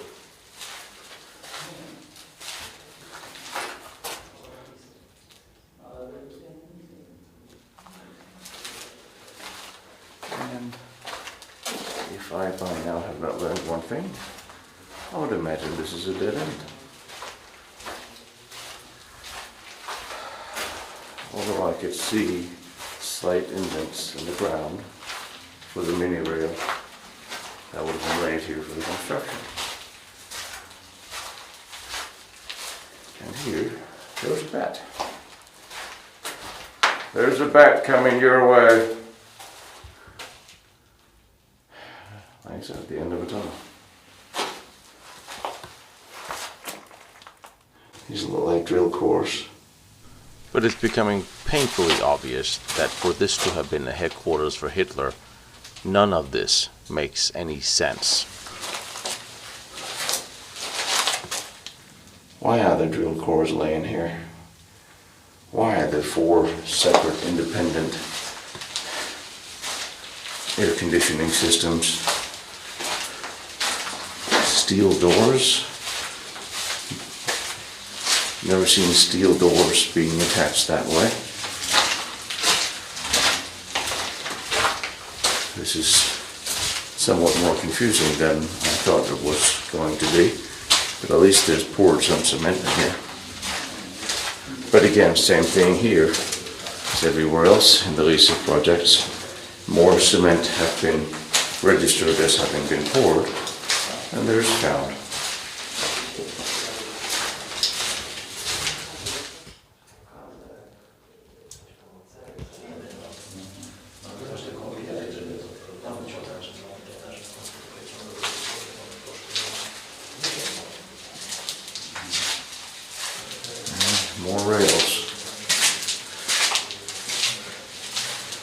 this comes out to an opposing side of the castle where we were.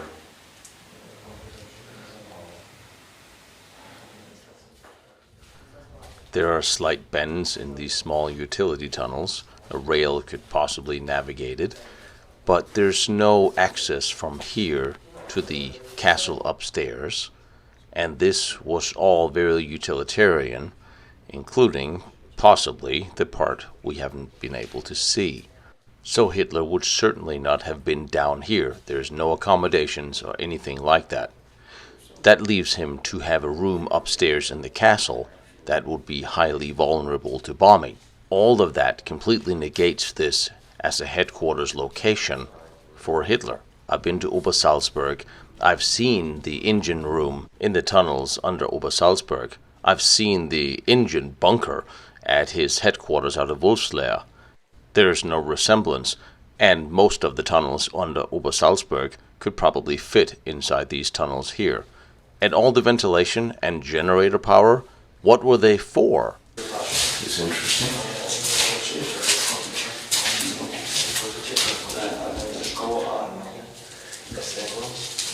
I would imagine this is the shaft.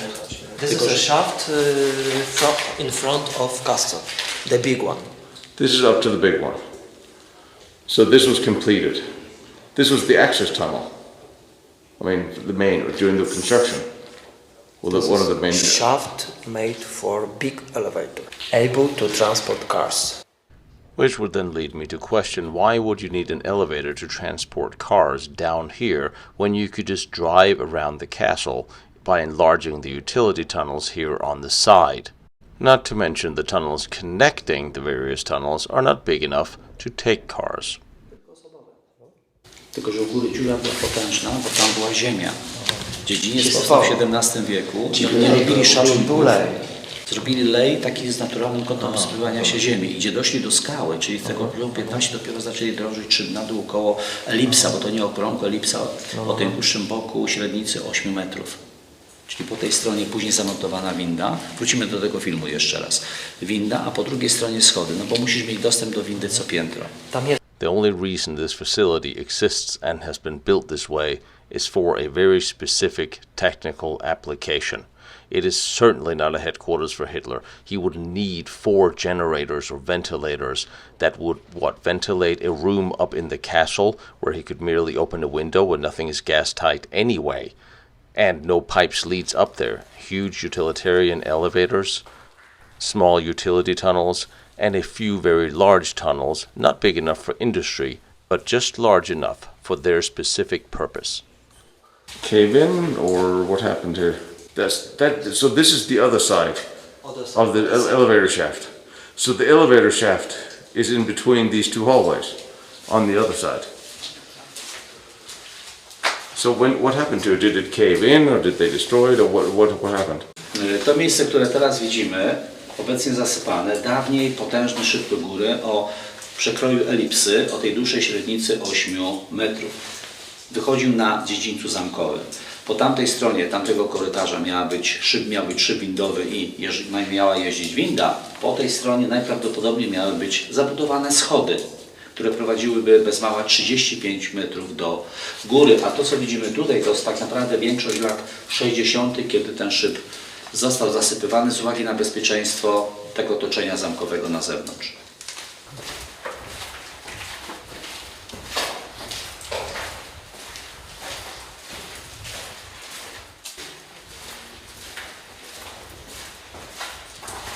How many people worked here? Estimated 1,200 between 1,500. Możesz powiedzieć to? Przywożonych tutaj z Grozrozem, który był obozem, który dostarczał tutaj siłę roboczą. Jak dane muzeum podają, w Góry Sowie i do Zamku Książ skierowano ponad 13,5 tysiąca ludzi, więźniów. Tutaj na zamku mówimy, no dane są szacunkowe tylko, mówi się, że ponad 1200 osób przyjechało tutaj. Na zamku obóz powstał 4 maja 1944 roku i skierowano do tego na ten pierwszy dzień na uruchomienie obozu ponad 400 więźniów. To, co oglądamy wyświetlane na ekranie, jest to fragment listy transportowej. z maja 1944 roku ludzi, którzy jechali w góry sobie, przewożeni byli również tutaj, czyli wiemy, że ci ludzie na pewno byli tutaj na Zamku Książ w części i również w górach Sobich. Jeżeli dane są, jeżeli chodzi o śmiertelność, tu są problemy, ponieważ to się zbiega z końcem wojny. I wiemy, jeżeli Grossrosen w tej chwili po swoich ustaleniach podaje, że w górach Sobich i w Książu zginęło 4,5 tysiąca więźniów, bo takie są dane, tu na Książu możemy mówić o kilkuset ofiarach. Brak szczegółowych danych. And for good reason, we will question the Grossrosen numbers later. Yay. So what do we call these? Above ground tunnels? 15 meters below level of castle yard.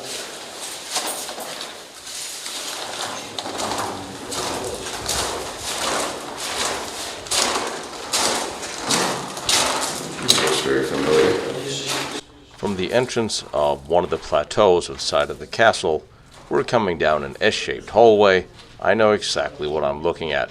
This is a close defensive position.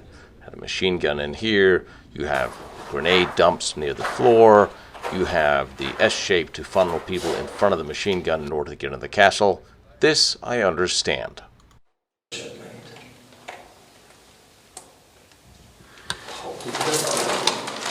This one could be an intermediate door. Probably. On that.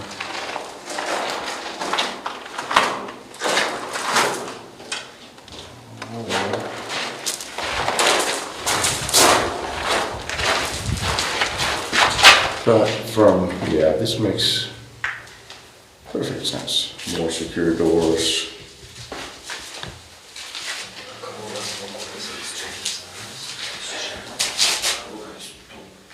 Why is there a hole in the floor? See, I mean, this makes perfect sense. Interesting, yeah. Grenade slides on both sides, as well as being locked in here. And there's a door outside. And that plate definitely looks real. That looks like this I understand. This is exactly what it's supposed to be. This is a close defensive position. There's access control, and it's well secured. Why is there a groove in the floor, though? The signal cables. What You will see in another part. This is ventilation system. Yeah.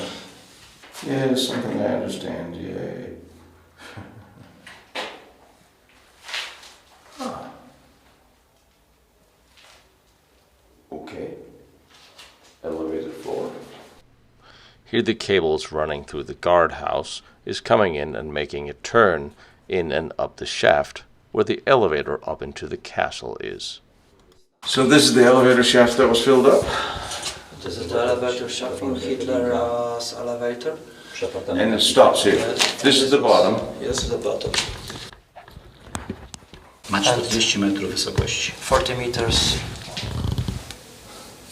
And it was completely demounted. The elevator was installed and operational. Demounted in 40s. In 40s it was demounted. Buttons. Kaseta sterująca pulpit. Steering pulpit. I to są właśnie utwory, które oni robili jako wojsko, małe ładunki i poszerzali, pogłębiali tę ścianę.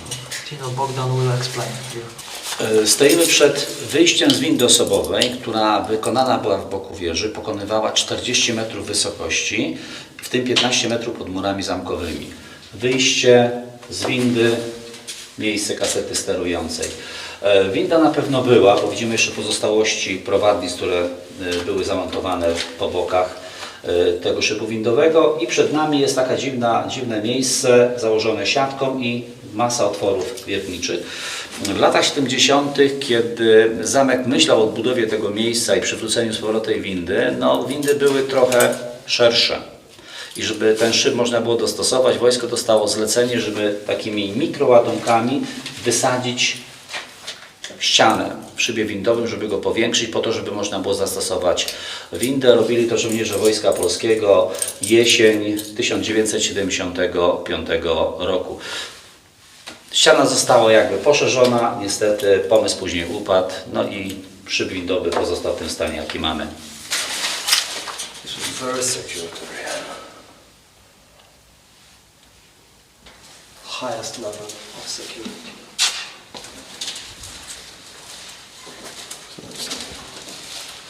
And this, okay, this is a look.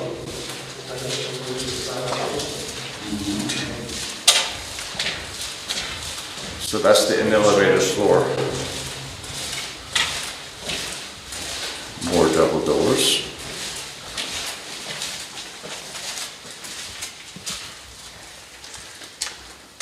Oh, I don't know where to go first.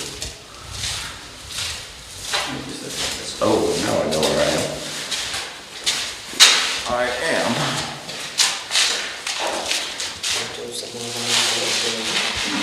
at the giant staircase. And this is a piece of typical contemporary construction. We've seen exactly the same at the large tunnels at the east wall, where there would be a staircase circling either an elevator or ventilation pipes. This is something we've seen before and typical in the times construction of underground facilities. This is right under the center of the courtyard, right? This is where the flowers are on top. Just in front of main entrance. There is a metal steel plate and then a concrete, maybe 4 meters thick. Basically, this staircase has been sealed off by a huge steel plate, upon which is now the flower bed, which is above in the courtyard. This was a staircase. That was it installed? Was it installed? And it was there. This is way to big shaft.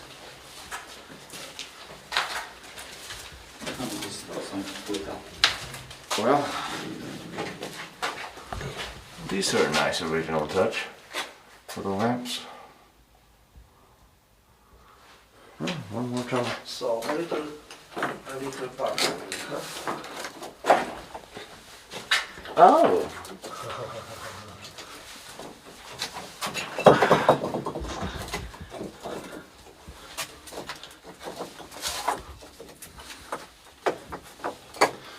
And I will not hear complaints that the cameras are bouncing. Oh, I see. So this is where it ends. Go forward. What the hell was that? Well, that's what that was. Net, okay, secure.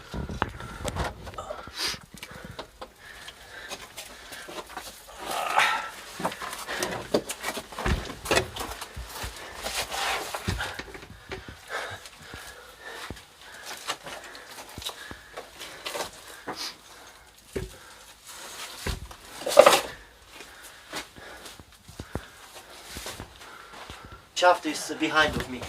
Shaft was to the left. We are going to the right.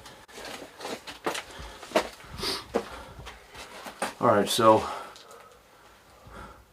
Bricks. But this is- every obstacles they have to Yeah, fulfill fill the it, yeah. shaft. And then there's another one here. All time. And then there's another one. What another one? This way. This way? This is way directly to the big shaft. But if here in this corridor was a space, they inserted, they throw Yeah. stones from above. Yes. Yeah. Here was a space, so the pile was collapsed to the size. Yeah. To this side. So they fill it, and after a couple years, after collapsing, They fill it some more. Yes, they must repair Yeah. again, like holes in the road. Yeah. And this is very problematic because from that yard, this is 50 meters, and 8 meters to 8 meters wide. There's a lot of material, a lot of space. So during years, The material was collapsing, still collapsing, every year collapsing. Yeah, of course. They replay. Oh. So they decided to use metal, steel rods, concrete, and now the cover is stable. You asked about that structure in the floor. Of There would have been an elevated floor all throughout this. Pipes were covered for signal cables.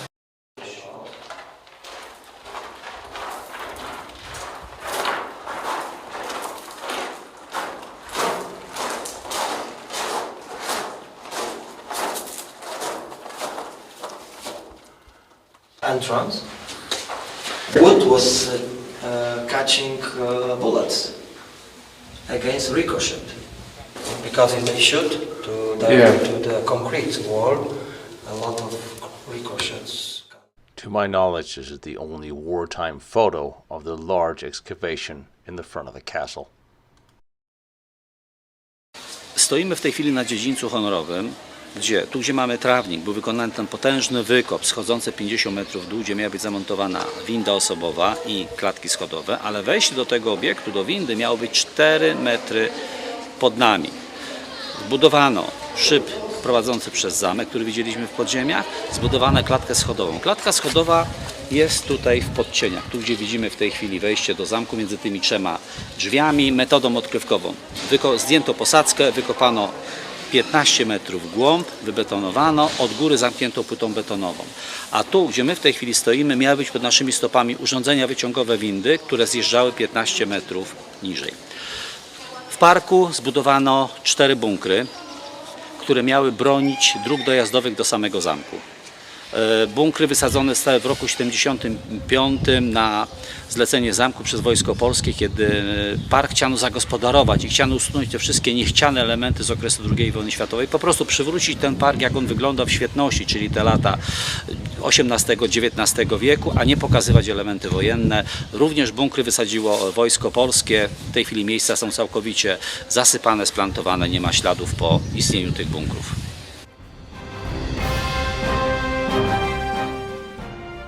Now, with the memory fresh in mind of the most completed Riese location that we can see today, let's go have a look at a few of the others so you can see. Do remember the tons of cement that was poured in this project. Now I want you to remember what I told you about how many tons of cement are missing. I am at one of the Riese locations. I see what I would imagine is the outlines for what used to be buildings. We're some 100 meters away from the tunnel entrance. And we are really far away from everything and everywhere. There's not even an official road leading here. Remember, there were several Riese locations. There's the big ones you know. You take the boat tour and you can see large remains and tunnels, and then there's all the others. Are we assuming they're the same size? They're not. Popularity? They're not. They're barely easy to find, barely accessible, and barely visible. I do not know what to make of this. It looks like a square excavation with a tunnel inside, just like we saw at the Riese complex. Over there is what looks like a bunker. And I'm looking around, I'm thinking to myself, this cannot possibly be one of the enormous, highly important Riese locations that Hitler's been briefed on. And yet it is. This is the Sabon complex. This is quite clearly, this is the water reservoir. Still signs of destroyed bunkers, foundations of various machinery that have been here, cement.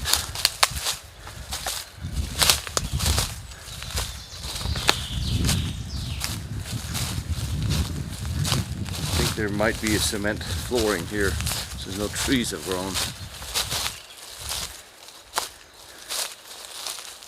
This has been excavated, which is very interesting. A little mound in the center just looks like the roof of a tunnel. And this whole area in itself is inside a little mound with the main bunker sitting over there. There are two entrances, and they drilled the shaft from above some years ago, found a lot of mining equipment. Surprise. And there's nothing here. 170 meters of tunnels underneath.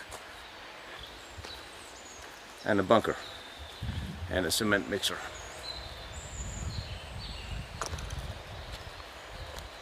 Not exactly impressive. A reinforced bunker, obviously with a tire in it, as is by now mandatory,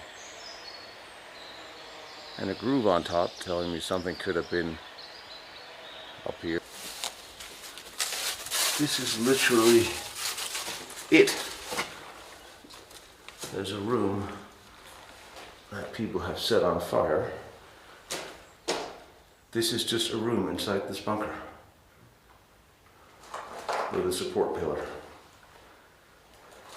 Must have been storage of something of some value, possibly. I could imagine this is where they would store explosives.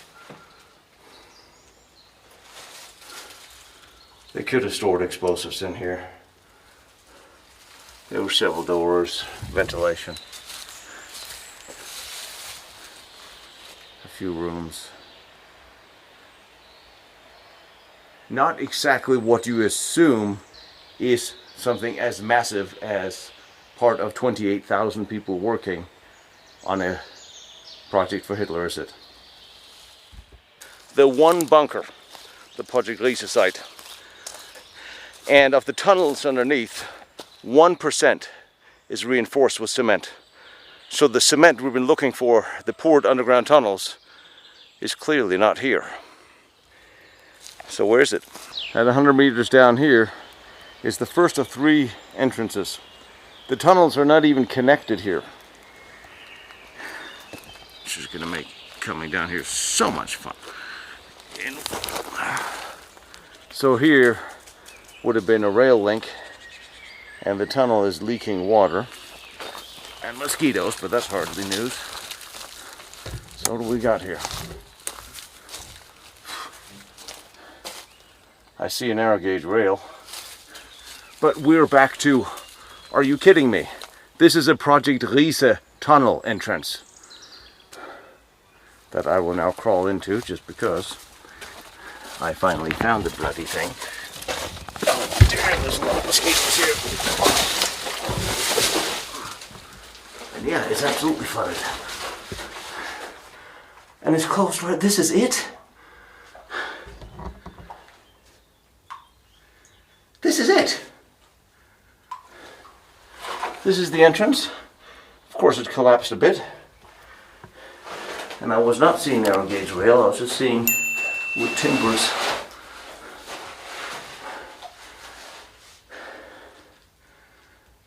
Right there, there's a wall. This is literally it.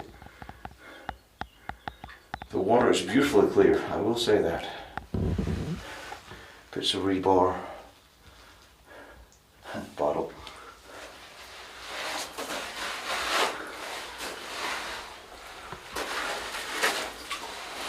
But I mean, are you seriously kidding? There's a brick wall right there, ending the entrance of the tunnel. And given the level of clearance and support and size this project had, and given what General Kammler usually builds, is this not tantamount to comparing it to him building an elaborate outhouse? I wonder what Hitler would have thought. It's almost laughable to think this is a Riese tunnel. There's a couple more entrances, not much different. You can see how the construction was set up to run a narrow gauge railway in here. The support pillars, cross beams are missing. Further in they sealed it off. Sealed it off from the top as well. So 700 meters of non-enforced tunnel. Well, 1%. Over there's the tunnel entrance. There's a road that's been filled in here since because the narrow gauge would come out this way,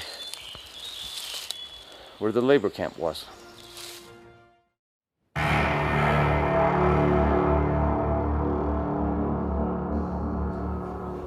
And now with the cement tunnels, I've shown you what General Kammler could actually do when he had a labor force and a little bit of time. With that in mind, we need to journey back to the premier construction project of the Third Reich, Project Riese. It all started in 1943 when Albert Speer began talking of the project. The Industriegemeinschaft Silesia was created to construct construction work. The roads, the bridges, railways were constructed between many of the sites. Local labor camps, AL, Arbeitslager, was constructed near each of the work sites, and labor was generally provided from Großrosen. However, as we shall soon learn, more labor was directed here from outside the Großrosen system, enlarging the labor force to numbers that far exceeds the original 30,788 I initially believed.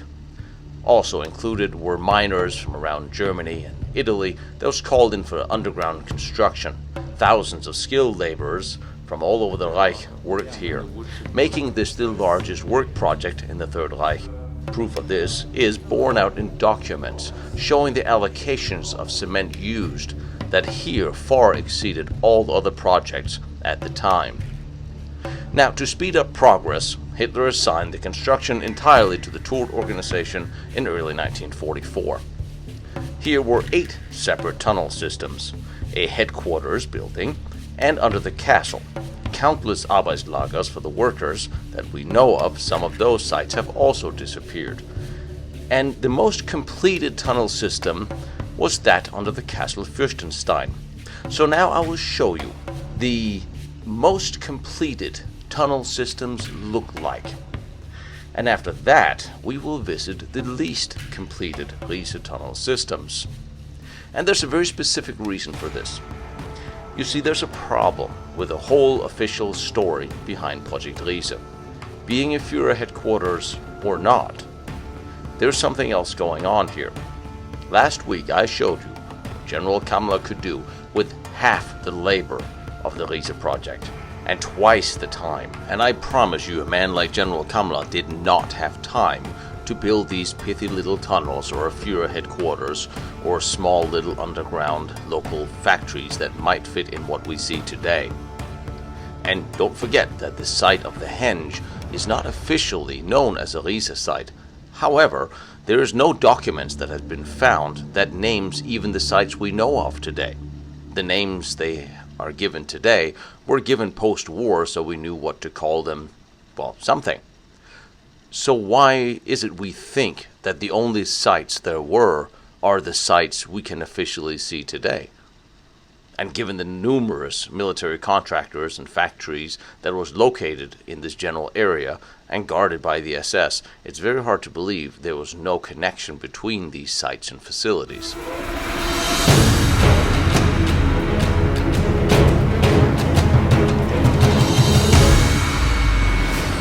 The designated Riese project headquarters was the Jedlinka Palace, from which the Todt ran the construction project.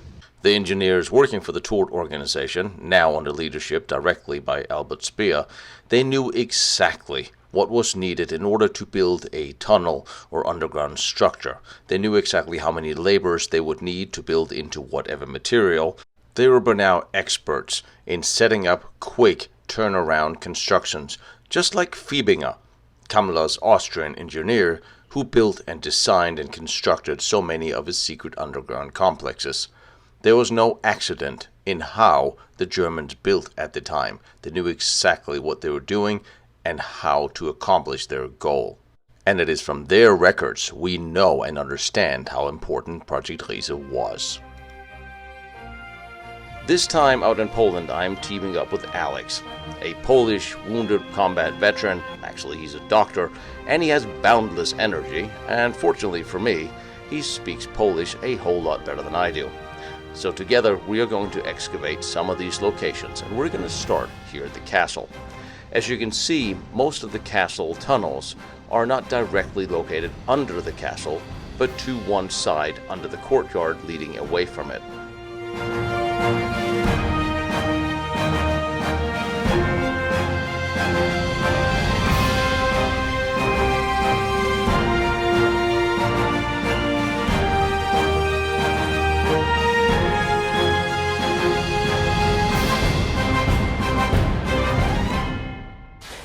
And this is the way it was left after the war. There's nothing changing. Nothing.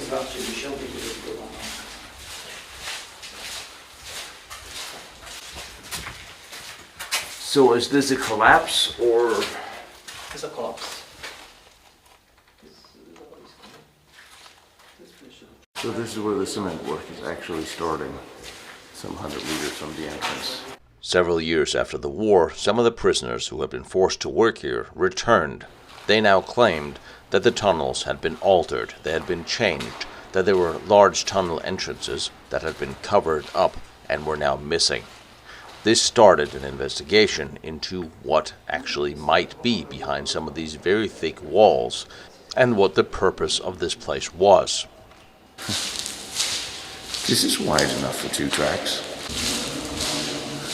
But this is the very large part of the tunnel. Which brings us to the interesting question. What's down here?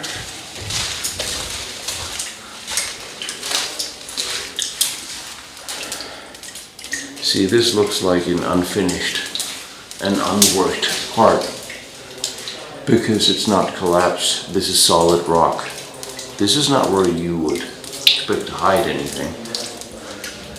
There's wood built into the wall there. Grooves for. So why is there a hole here?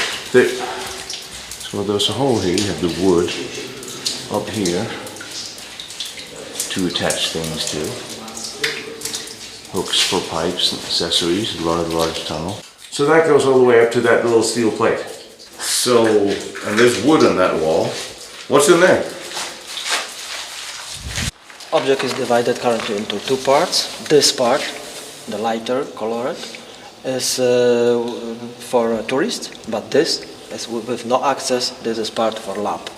For many years now, the Polish government Seismic lab have been housed in the tunnels here under the castle, sealing off one half of the complex that is roughly in design, layout and cement usage, as what we will see. Po pobycie jednego z byłych więźniów Kalgrosrozen, Weissa, kiedy był tutaj na dole w 1986 roku, wskazał, że w tym miejscu powinna być komora, czyli mamy sztolnię główną, sztolnia, komora po lewej, na wprost dalej komora i że po prawej stronie ma być komora. To był przekaz. Jeden z poszukiwaczy, znawców tego tematu, Tadeusz Słowikowski, zainicjował później badania. Po otrzymaniu zgody geofizyki udało mu się doprowadzić tutaj do wykonania paru odwiertów. To są ślady po tych odwiertach, tylko to były odwierty pełnym wiertłem wykonywane wtedy. Mniej więcej na głębokość 1–1,5 metra. Przeszli ścianę betonową, grubą, około metrową, no i dalej skała. No i tak to się skończyło. Co prawda ten projekt nazwano poszukiwaniem komory Weissa, ponieważ były to prowadzone badania w ciągu jednego dnia i jednak ci, którzy inicjowali te badania, nie byli zadowoleni, że to nie jest wszystko, że być może coś się znajduje dalej, no ale niestety mieli zgodę tylko na 1 dzień prowadzenia badań. Otwory wykonano, później zostały zamaskowane zaprawą betonową, no i temat umarł. Temat wrócił w roku 2012, kiedy druga grupa badawcza Dolnośląskiego Towarzystwa zainicjowała badania, ale już rdzeniowe, po to, żeby wykonać odwiert. Mamy tutaj numer 2, 3 i 4, żeby jeszcze raz zobaczyć faktycznie, jaka jest grubość struktury skalnej, bo możemy włożyć kamerę i możemy to prześwietlić i jak układa się struktura betonu, co jest za betonem, jak ewentualnie wygląda skała. Najgrubsze ściany betonowe miały 2,40 m, czyli dużo. I niestety dalej szła skała. Jak wygląda rdzeń, tam dalej pokażemy. Czyli ten temat powtórzony w roku 2000 niestety umarł, ale są osoby, które dalej twierdzą, że ta komora, skoro więzień pokazuje, że tu stojąc było coś po prawej stronie, że ona jednak w sumie powinna być. No ale jak to można traktować, tego na dzień dzisiejszy nie odpowiemy. I tak naprawdę zmienia się kształt tego przekroju sztolni. Tu mamy, jak widzimy, ściany pionowe, mniej więcej o wysokości 2,20 m. Ściana idzie idealnie pionowa. Za chwilę zmienia się na przekrój na eliptyczny i dochodzą wystające pręty zbrojeniowe. Teraz wiemy, co to jest. Miała być nadbudowa stropu pośredniego.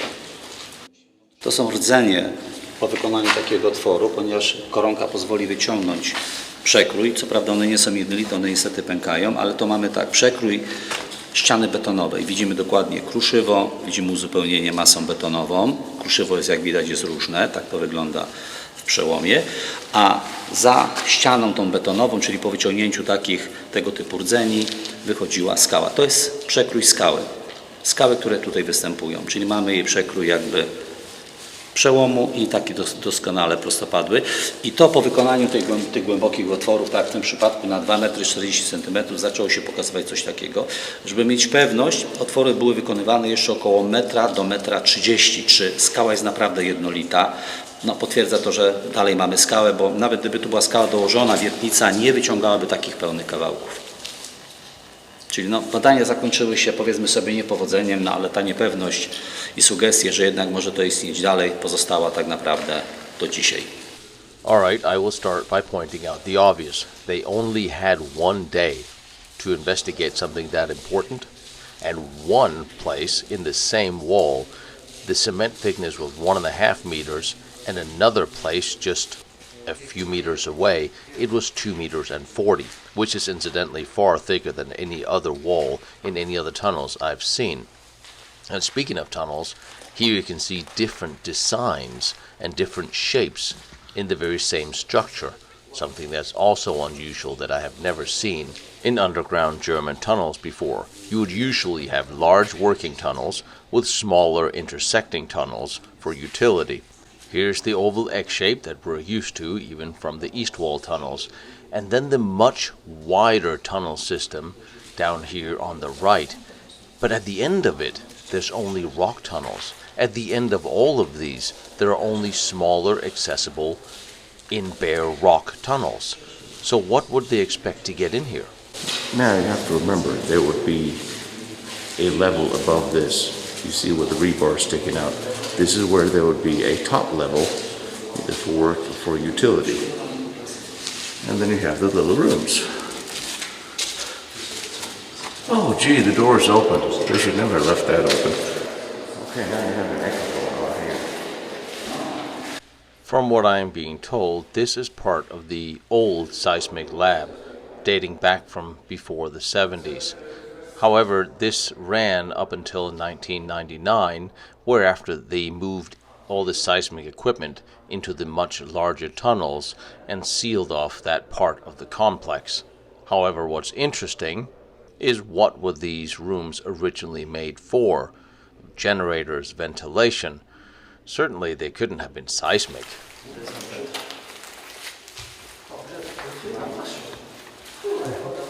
Nad wejściami do dwóch komór, po jednej i po drugiej stronie, widzimy u góry wychodzące rury, które przechodzą na komorę.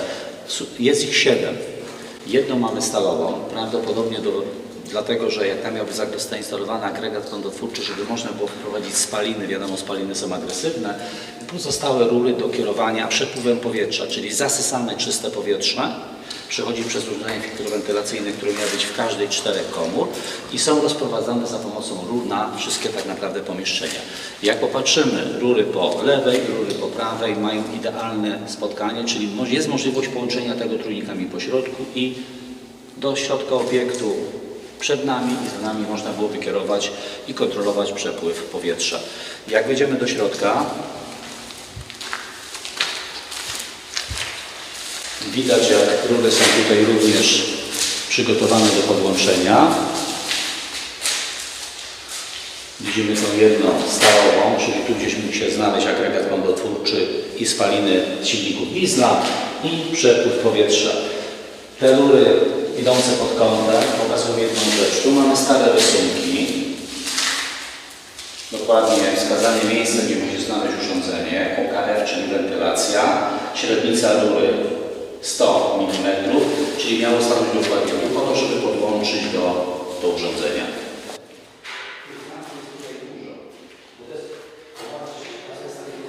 What am I looking at? It is the exactly decided and described level of this point above sea level in meters. Above sea level? Yes. Why? For construction reason. Reason concerning the construction of this object. Why is that such an important thing? What was he saying about these four? These are all ventilation? One from iron and rest is from different materials. The rest were used for air intake and exhaust. But the iron, the one made of iron, was for smoke from aggregate. Oh, ventilation from machinery. There's a lot of ventilation pipes going into this room, into these rooms. Ventilation, filter ventilation, in the case of chemical attack. So these 4 rooms were basically to house generators, which would make them the best protected generators I've ever seen of any underground or above ground fort. And what were they to power? The tunnels are large but not big enough for industry. So why is there an unfinished part? Do we know? Any ideas? Tu miano wykonać wcięcie w stronę dziedzińca, który jest 50 metrów nad nami, wykonać szyb wentylacyjny po to, żeby było to miejsce czerpni powietrza, czyli u góry jest jeszcze jakiś budynek, przez który przechodzi powietrze, schodzi tutaj na dół i zarazem tędy wychodzi zużyte powietrze plus spaliny, o których mówiliśmy tutaj z agregatów prądotwórczych. So once again, let me see if I get this straight. These are the best protected generators way underground, under rock, encased in cement. So you build an enormous ventilation shaft straight above, leaving them vulnerable. Something does not compute in my tiny brain. It's still here. This installation consists of 4 independent four independent aggregates and 4 independent systems of ventilation working together in one place as a backup. Okay, that's a little bit more backup than I've seen before. If I understand this correctly, these are 4 backup generators for ventilation. Any idea the purpose of this? Śluza hermetyczna, tu najprawdopodobniej potężne wrota, widać, to są najprawdopodobniej miejsca, gdzie miały być potężne łożyska pod zamontowanie drzwi, które zamykałyby przejście tutaj, po to, żeby schron był jakby całkowicie oddzielony od tutaj możliwości wejścia. I przed nami 2 korytarze idące dalej w kierunku zamku. Jesteśmy w tej chwili centralnie pod dziedzińcem zamkowym i w połowie długości, i w połowie szerokości. Ten korytarz po lewej prowadziłby do szybu windowego, ten po prawej pod klatkę schodową.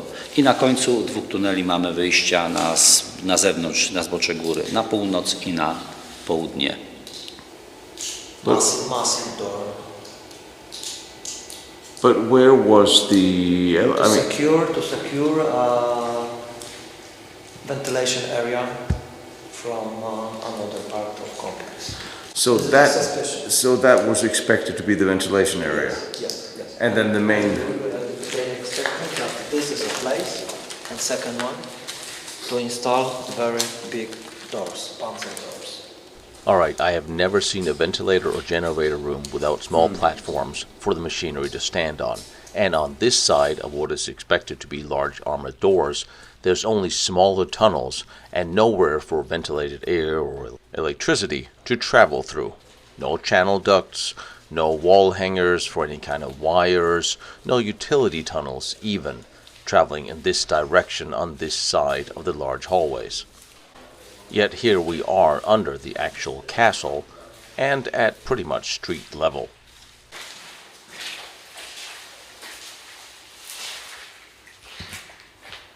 Well, that's new.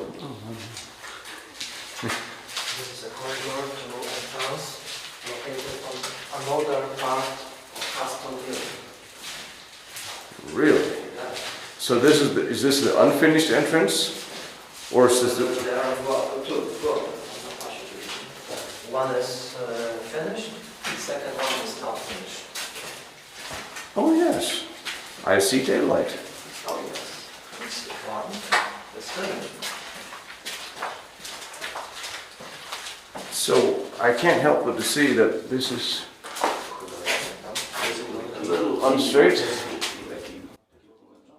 Now this is an interesting reminder that all of these tunnels, this entire tunnel system, is pretty much at level with one of the plateaus of the castle, which made construction easier as you could run a mini rail around this plateau into the forests and out of the front gate all to the labor camp and straight into the tunnels with equipment and gear and people. However, that also means that the business end of these tunnels were in the opposite end. Here is only an elevator shaft and an out. I was looking for rails.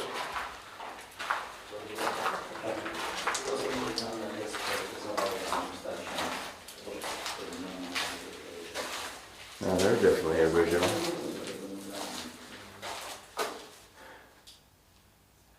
And that wheel is definitely original. Okay, so there's definitely more to this than you just see on your first walkthrough.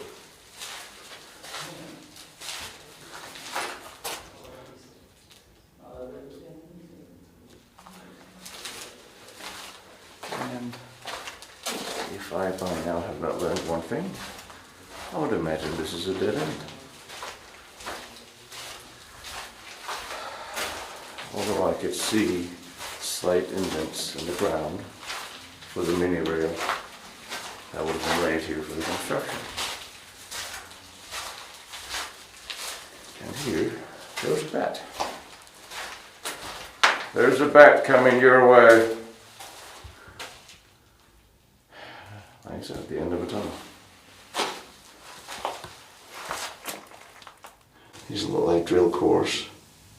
But it's becoming painfully obvious that for this to have been the headquarters for Hitler, none of this makes any sense. Why are there drill cores laying here? Why are there 4 separate independent air conditioning systems? Steel doors? Never seen steel doors being attached that way. This is somewhat more confusing than I thought it was going to be, but at least there's poured some cement in here. But again, same thing here as everywhere else in the Riese projects. More cement have been registered as having been poured, and there's found.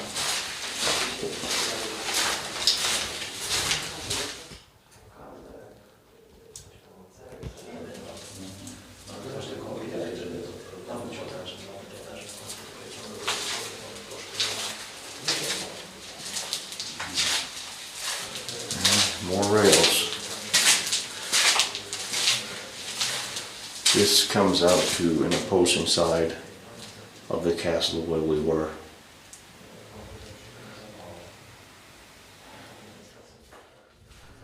There are slight bends in these small utility tunnels. A rail could possibly navigate it, but there's no access from here to the castle upstairs. And this was all very utilitarian, including possibly the part we haven't been able to see. So Hitler would certainly not have been down here. There's no accommodations or anything like that. That leaves him to have a room upstairs in the castle that would be highly vulnerable to bombing. All of that completely negates this as a headquarters location for Hitler. I've been to Obersalzberg. I've seen the engine room in the tunnels under Obersalzberg. I've seen the engine bunker at his headquarters out of Wolfsberg. There's no resemblance, and most of the tunnels under Obersalzberg could probably fit inside these tunnels here. And all the ventilation and generator power, what were they for? It's interesting.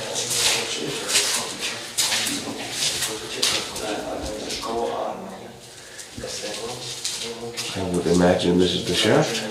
This is a shaft in front of castle, the big one. This is up to the big one. So this was completed. This was the access tunnel. I mean, the main, during the construction. Well, one of the main shaft made for big elevator, able to transport cars. Which would then lead me to question, why would you need an elevator to transport cars down here when you could just drive around the castle by enlarging the utility tunnels here on the side? Not to mention the tunnels connecting the various tunnels are not big enough to take cars. Tylko że u góry dziura była potężna, bo tam była ziemia. Dziedziniec powstał w XVII wieku. Nie robili szalonu lej. Zrobili lej taki z naturalnym kątem rozpływania się ziemi. I gdzie doszli do skały, czyli z tego poziomu 15 dopiero zaczęli drążyć szyb na dół koło elipsa, bo to nie okrągła elipsa o tym dłuższym boku średnicy 8 metrów. Czyli po tej stronie później zamontowana winda. Wrócimy do tego filmu jeszcze raz. Winda, a po drugiej stronie schody, no bo musisz mieć dostęp do windy co piętro. The only reason this facility exists and has been built this way is for a very specific technical application. It is certainly not a headquarters for Hitler. He would need 4 generators or ventilators that would, ventilate a room up in the castle where he could merely open a window when nothing is gas tight anyway. And no pipes leads up there. Huge utilitarian elevators, small utility tunnels, and a few very large tunnels, not big enough for industry, but just large enough for their specific purpose. cave in, or what happened here? So this is the other side of the elevator shaft. So the elevator shaft is in between these two hallways on the other side. So what happened to it? Did it cave in, or did they destroy it, or what happened? To miejsce, które teraz widzimy, obecnie zasypane, dawniej potężny szyb do góry o przekroju elipsy, o tej dłuższej średnicy 8 metrów. Wychodził na dziedzińcu zamkowym. Po tamtej stronie tamtego korytarza miał być szyb windowy i miała jeździć winda. Po tej stronie najprawdopodobniej miały być zabudowane schody, które prowadziłyby bez mała 35 metrów do góry. A to, co widzimy tutaj, to jest tak naprawdę większość lat 60., kiedy ten szyb został zasypywany z uwagi na bezpieczeństwo tego otoczenia zamkowego na zewnątrz.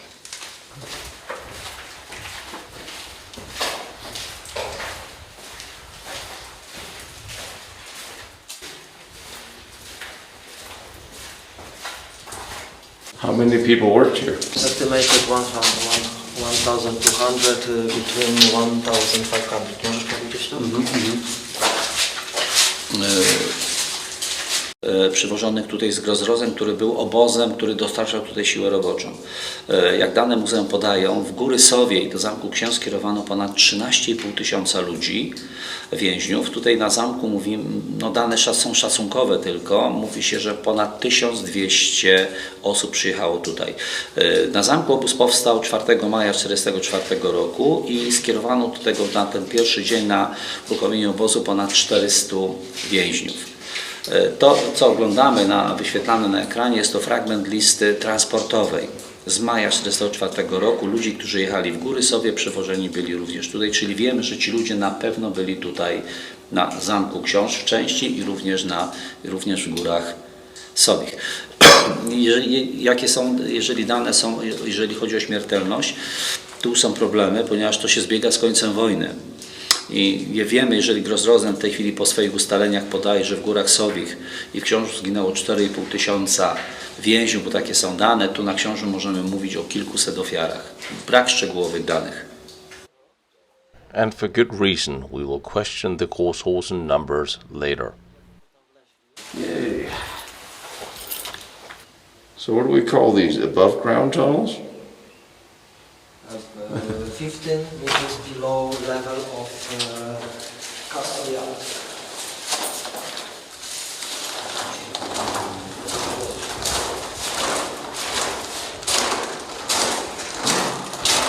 That's very familiar. From the entrance of one of the plateaus of the side of the castle, we're coming down an S-shaped hallway. I know exactly what I'm looking at. This is a close defensive position.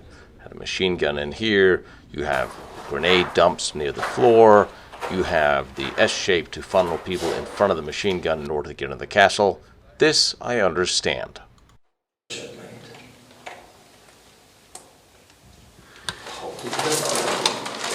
This could be an intermediate door. Probably. On that.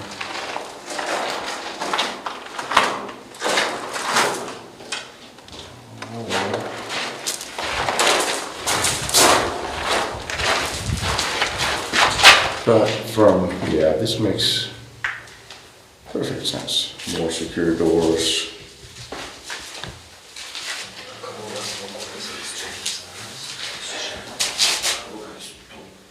Why is there a hole in the floor? See, I mean, this makes perfect sense. Interesting, he had grenade slides on both sides, as well as being locked in here. And there's a door outside. And that plate definitely looks real. That looks like this I understand. This is exactly what it's supposed to be. This is a close defensive position. There's access control, and it's well secured. Why is there a groove in the floor, though? The signal cables. You will see in another part. This is ventilation system. Yeah. Yeah, something I understand, yeah. Huh. Okay. Elevated floor.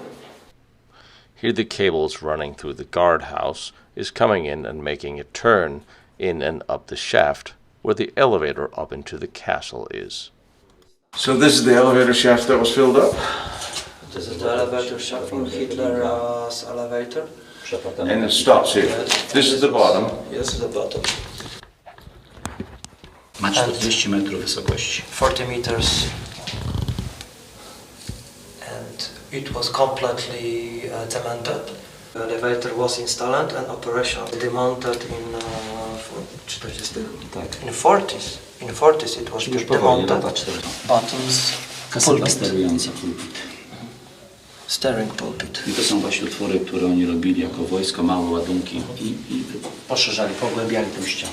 Tino, Bogdan will explain here. Stoimy przed wyjściem z windy osobowej, która wykonana była w boku wieży, pokonywała 40 metrów wysokości, w tym 15 metrów pod murami zamkowymi. Wyjście z windy, miejsce kasety sterującej.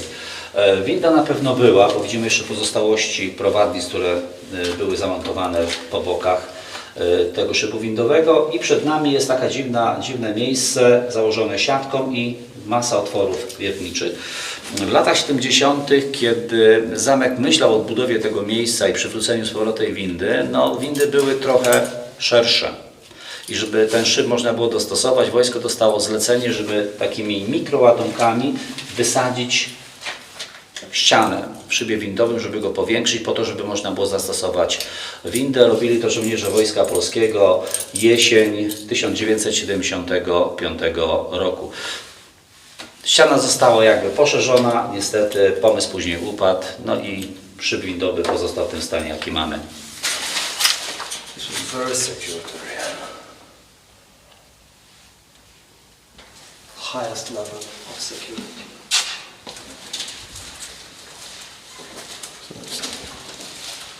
And this is a look.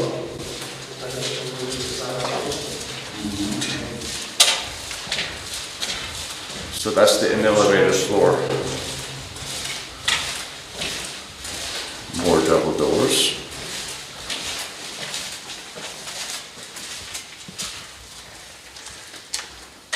Oh, I don't know where to go first. Oh, now I know where I am. I am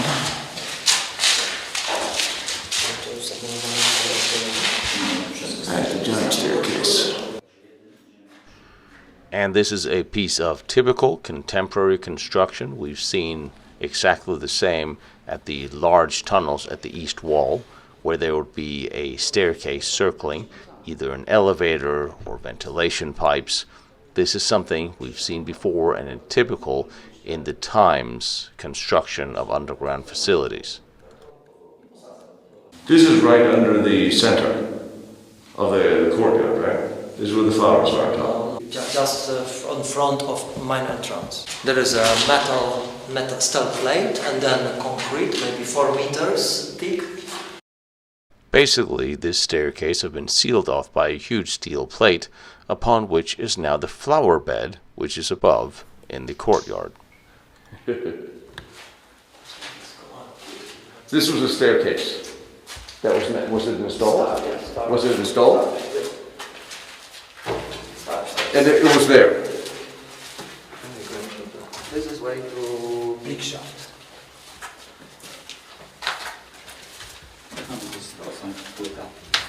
Well, these are a nice original touch for the lamps. One more time. So a little part. Oh.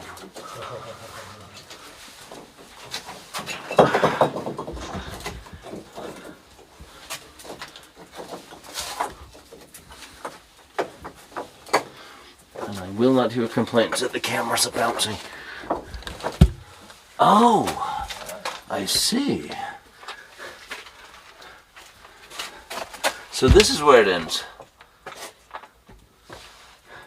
Go forward. What the hell was that? Well, that's what that was. Net, okay, secure.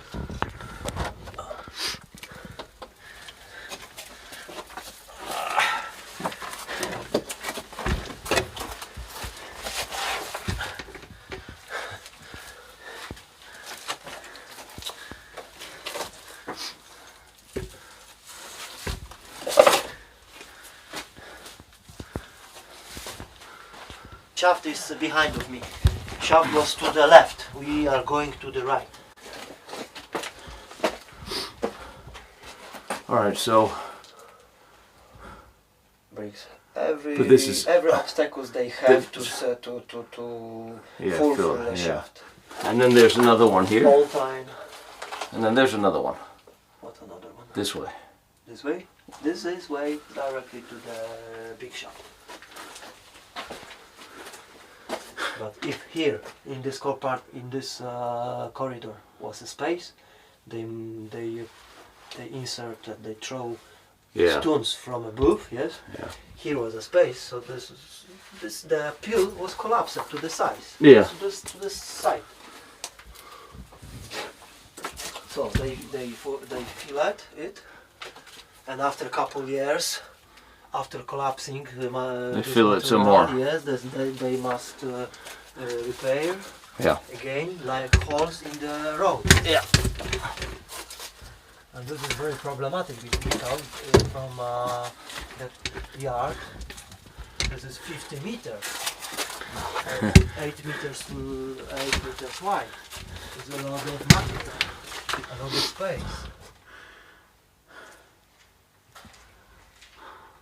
So during years, the material was collapsing, still collapsing. Every year collapsing. Yeah, of course. They repair. Oh. So they decided to use metal, steel roads, concrete, and now the cover is stable. You asked them about Yeah. that structure in the floor. Of Yeah, there parking. would have been an elevated floor all throughout this. Pipes were covered for signal cables.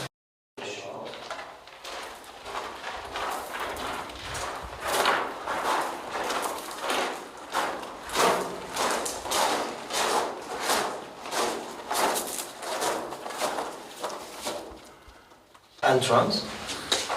Wood was catching bullets against ricochet because if they shoot to the concrete wall, a lot of ricochets. To my knowledge, this is the only wartime photo of the large excavation in the front of the castle. Stoimy w tej chwili na dziedzińcu honorowym, gdzie mamy trawnik, był wykonany ten potężny wykop schodzący 50 metrów w dół, gdzie miała być zamontowana winda osobowa i klatki schodowe, ale wejście do tego obiektu, do windy, miało być 4 metry pod nami. Zbudowano szyb prowadzący przez zamek, który widzieliśmy w podziemiach, zbudowano klatkę schodową. Klatka schodowa jest tutaj w podcieniach, tu gdzie widzimy w tej chwili wejście do zamku między tymi 3 drzwiami, metodą odkrywkową.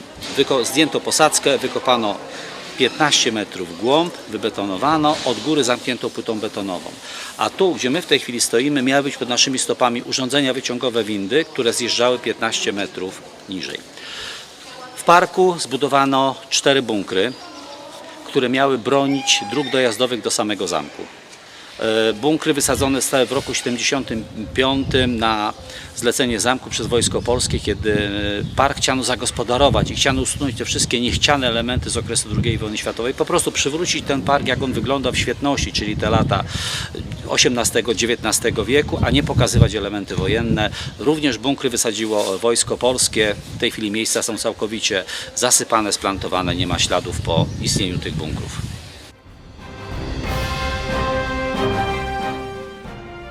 Now, with the memory fresh in mind of the most completed Riese location that we can see today, let's go have a look at a few of the others so you can see. Do remember the tons of cement that was poured in this project. Now I want you to remember what I told you about how many tons of cement are missing. I am at one of the Riese locations. I see what I would imagine is the outlines for what used to be buildings. We're some 100 meters away from the tunnel entrance. And we are really far away from everything and everywhere. There's not even an official road leading here. Remember, there were several Riese locations. There's the big ones you know. You take the boat tour and you can see large remains and tunnels. And then there's all the others. Are we assuming they're the same size? They're not. Popularity? They're not. They're barely easy to find, barely accessible, and barely visible. I do not know what to make of this. It looks like a square excavation with a tunnel inside, just like we saw at the Riese complex. Over there is what looks like a bunker. And I'm looking around, I'm thinking to myself, this cannot possibly be one of the enormous, highly important Riese locations that Hitler's been briefed on. And yet it is. This is the Sabon complex. This is quite clearly, this is the water reservoir. There are still signs of destroyed bunkers, foundations of various machinery that would have been here, cement.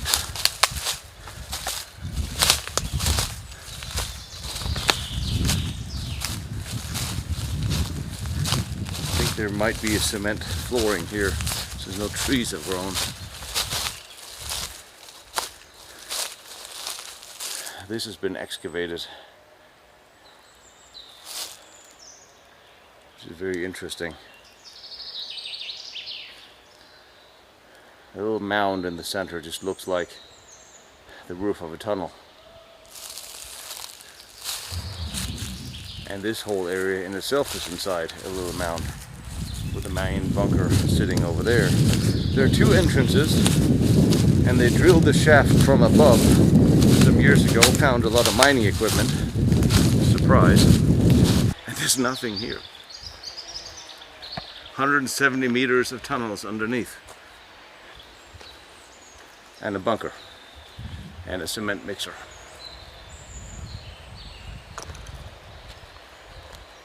Not exactly impressive. A reinforced bunker.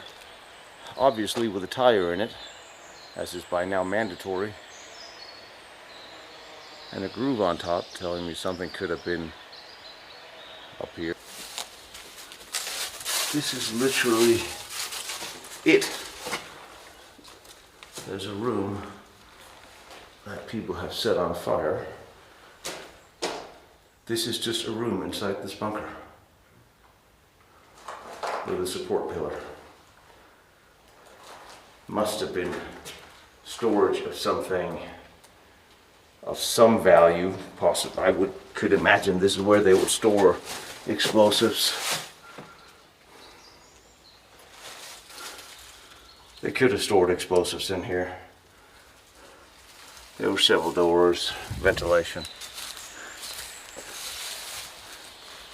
a few rooms.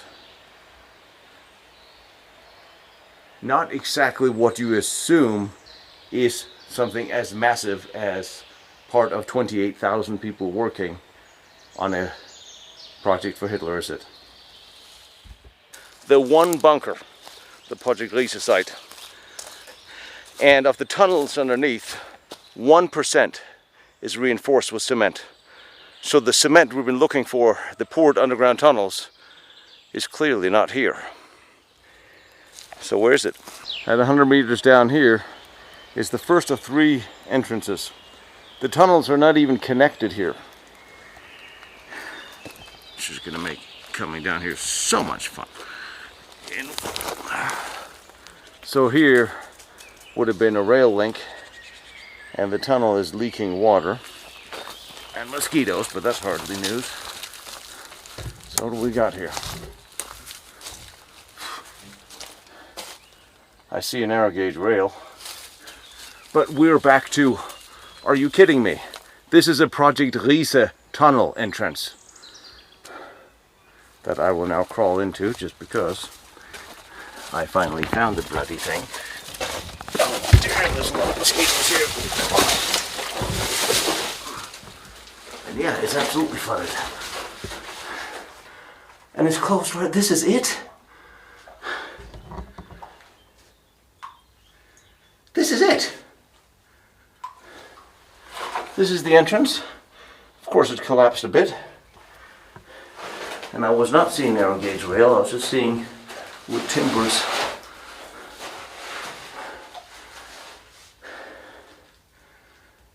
Back there, there's a wall. This is literally it.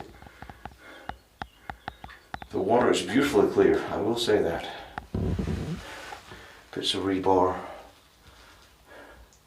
Bottle.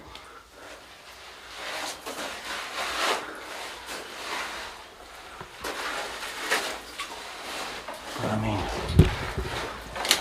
are you seriously kidding? There's a brick wall right there, ending the entrance of the tunnel. And given the level of clearance and support and size this project had, and given what General Kammler usually builds, is this not tantamount to comparing it to him building an elaborate outhouse? I wonder what Hitler would have thought. It's almost laughable to think this is a Riese tunnel. There's a couple more entrances, not much different. You can see how the construction was set up to run a narrow gauge railway in here. The support pillars, cross beams are missing. Further in they sealed it off. Sealed it off from the top as well. So 700 meters of non-enforced tunnel. Well, 1%.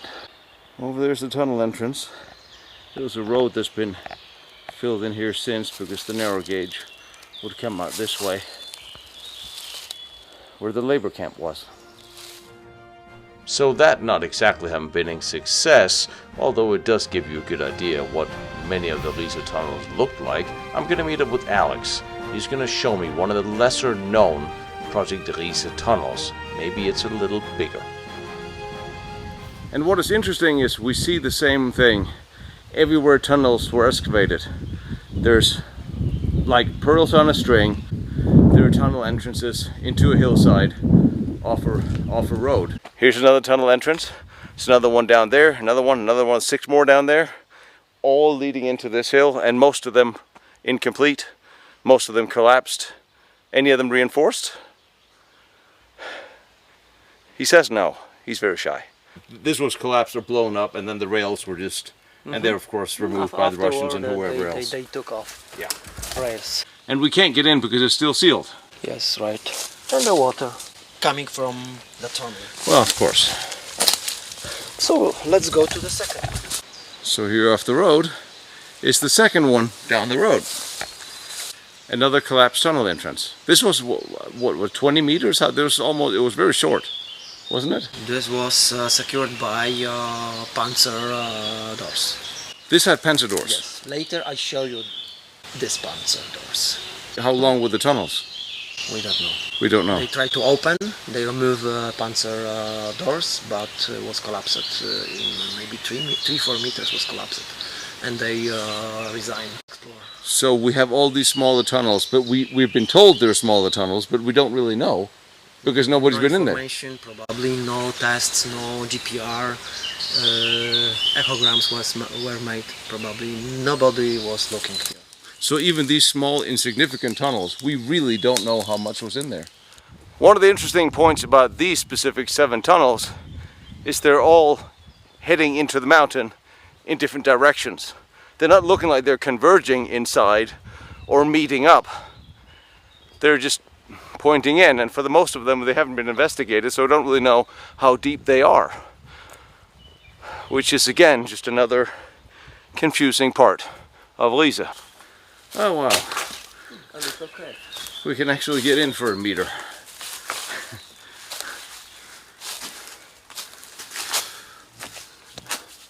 And then it's collapsed there. Do we know how far in the mountain this goes? But I remember 3 years ago was more deep, was bigger. Every year was smaller. A little bit more will come out, collapse. yeah, of course. Now I know this is not what you expected, and this is what I'm giving you. And this is exactly what we are talking about. There's just not any cement. This is what you get. 28,000 laborers, thousands of tons of cement. And most of the Riese tunnel productions is a hole in the ground. So, come on. I'm following you through the rain and hail of mosquitoes here.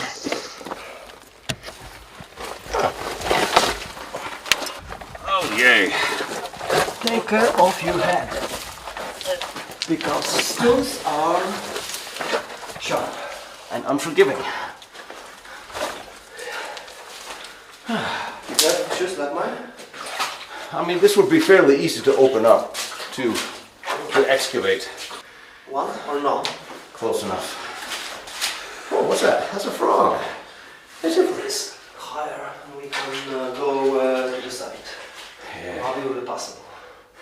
Alright, you lead the way. You're wearing the high boots. I will choose one. You will choose a road. Which will be better? If I get wet, I get This wet. not?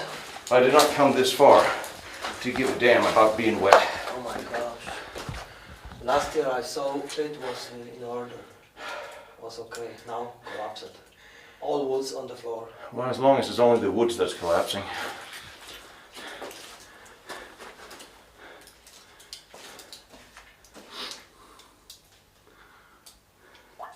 So this is where all the reinforcement, that's a reinforcing beam. Fabulous. First.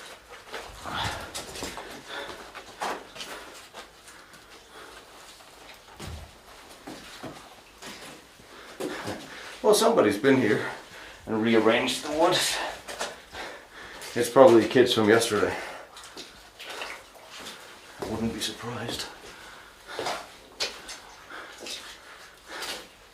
Classic wooden construction, support beams, straightforward.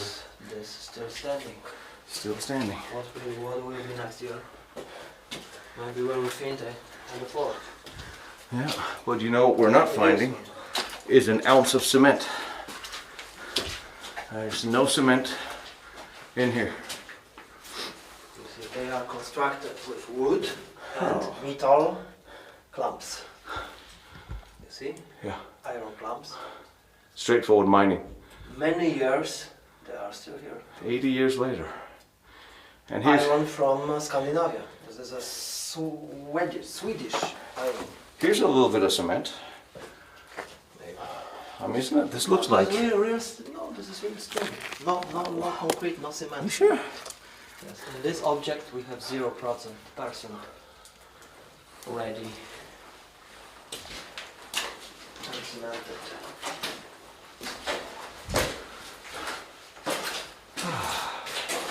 Splendid.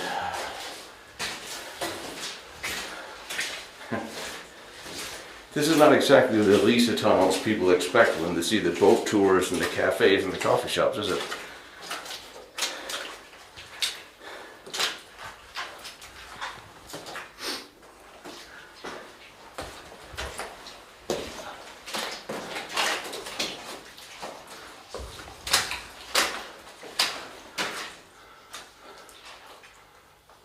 Does it end there? This transverse corridor. Interesting. Let's take a look at that on the other way.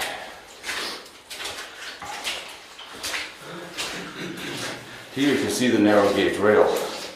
What was left? See, Yeah. I have to use light like this, very long Yep. on the floor, and then they are better visible. Oh, you light it up. I see it there. Yeah. And here you see the intersection. Signs or wood backgrounds for a rail made of wood. Next transverse corridor. Now we're cooking. So, well, of course they have rail. Walls are dirty of the clay. And you had the wood dowels stuck in. For stability, for mounting electricity cables. And here, Yes, wood this dowels, for cabling. for air pipes for ventilation. Yep. You actually see the screw holes in them. That time when we were boiled this, all pipes of ventilation were suspended to the ceiling. Somebody built a little shrine. That's nice. Cross, you see? Yeah. Cross made of stones. Actually, a very nice gesture. This is a blind corridor. So this is as far as they got. What are we in? 100 meters, maybe 50? You see? Nice. Cleaning nice because every time it's collapsing. Yeah. And you can see And shape. drill holes that they literally, this is where they left it, and just like this. This hole is exploded because not exploded, But yeah, it's small. It's after explosion, after blast. drill in explosives, explode, pull out the rubble, keep going.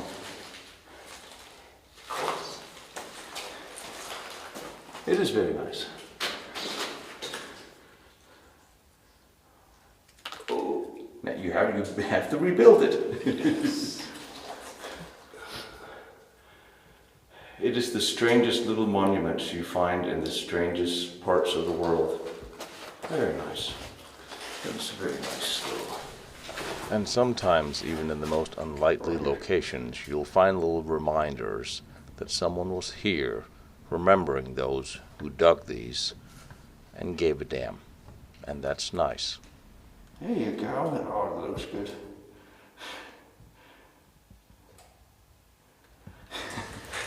Sometimes we Secure your pockets because of dirt. flip my phone around. Yeah, I know when it rains, the first couple of weeks it kept raining into my phone, so I couldn't charge If it. you're not, will be horrible scratching like mine. Very simple.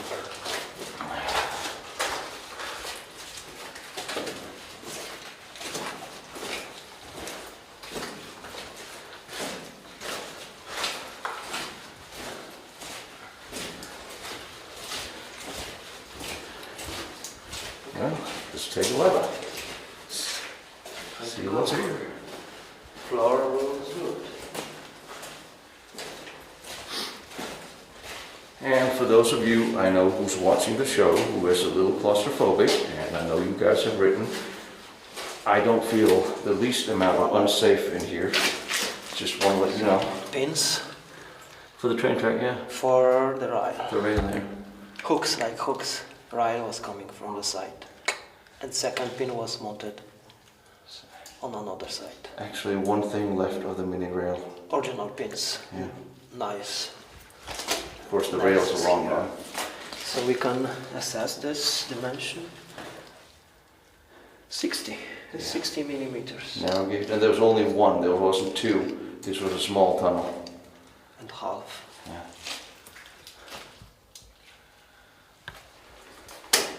I do have a measuring tape with me. But like I was saying, you guys, I don't feel the least bit unsafe in here. It just seems very, very stable and not. And you can actually see the drill hole. There's a hole in that where you had the hook for whatever was hanging of air, power, electricity, light. All installation necessary to run Yeah. I mean, they would use power drills in here, so there'll be a compressor station outside leading. All drills were powered by compressor.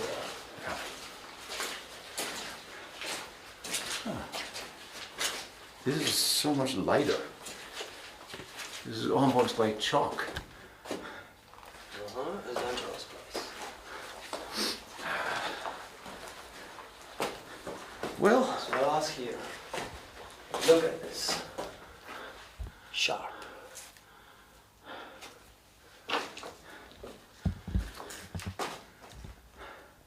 yeah, this definitely was a collapse here. This stone is waiting for somebody. The worst place is on the crossing of corridors. You mean the one we're standing in?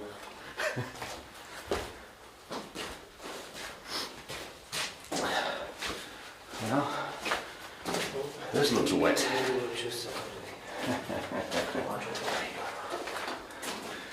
Does it end over here? Is this the ending?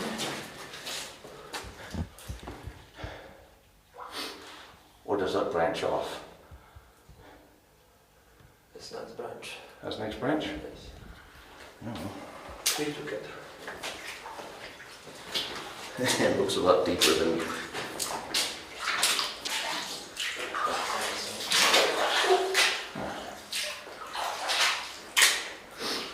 I will say so far, I'm very happy with my Russian army boots. I'm pretty sure the guy that sold them. This is one of the old railroad spikes with the metal on here.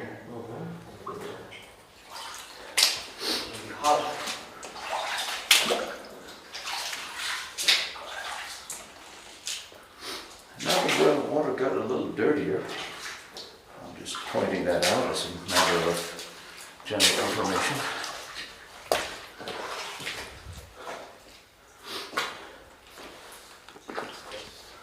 Next cross.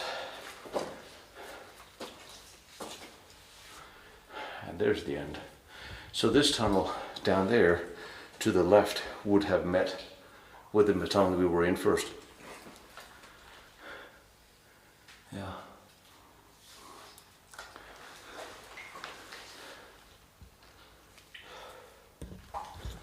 Maybe it's too deep for us. It does look a bit messy. We tried from the other tunnel, so that was wet too, but then again we seem to have accepted wet as a necessary part of the day. But seriously, when people they think Riese project, this is not what they're thinking.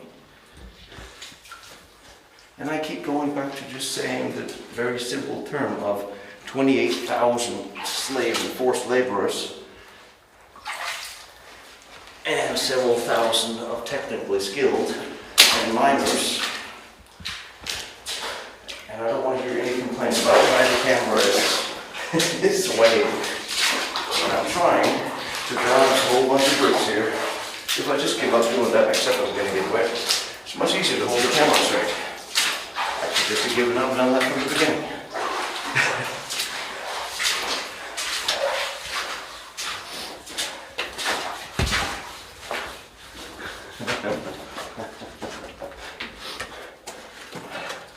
Iron? Is it iron ore? This looks like a lot of metal. Looks common. It's uranium. Iron dioxide. Oh.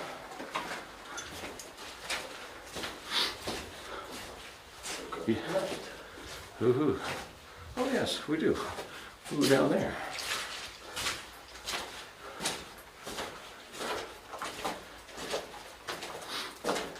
You know, my socks are still dry. Yeah, good shoes. I know. I mean, like I said, it was a Russian soldier who sold them to me.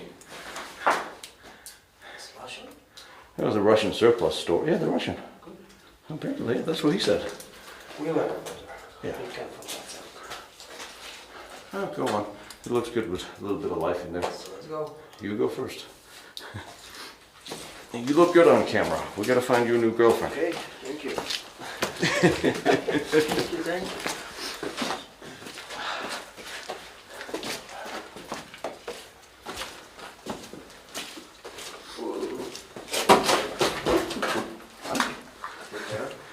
woods. Some of them are very slippery. Yes, I've noticed. You can slip.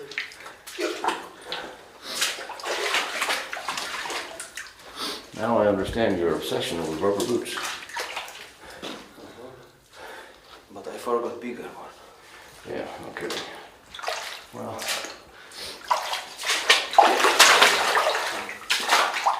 it's just gonna be a fact. It's just gonna be what it's gonna be.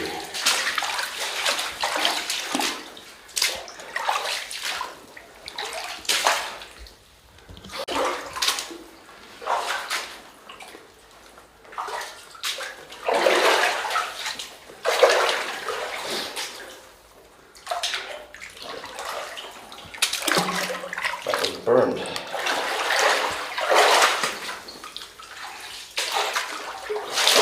About many years underwater.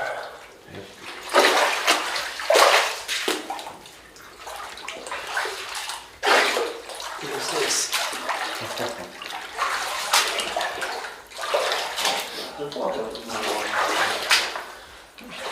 I feel cold, something cold inside. You do? Yeah, a little bit, but... Wow.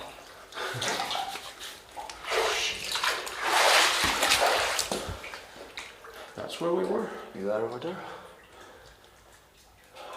We can go here.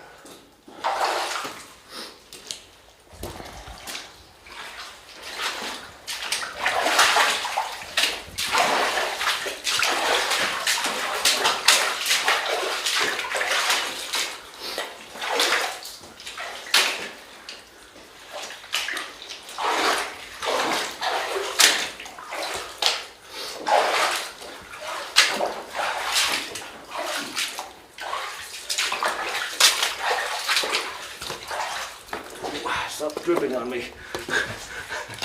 Water. I'm okay with being wet, but the camera doesn't like This it. place of infiltration. Water is dropping down.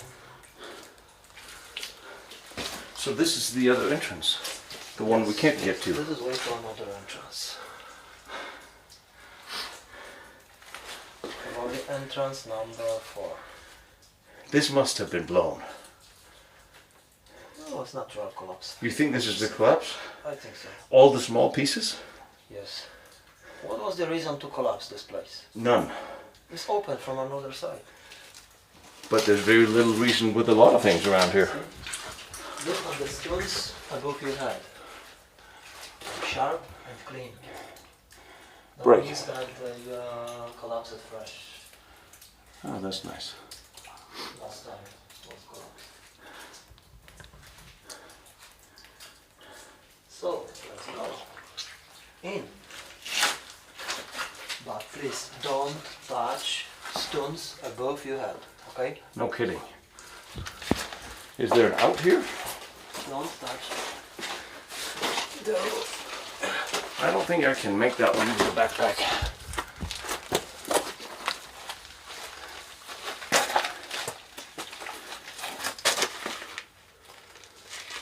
Is that an exit? Uh-huh.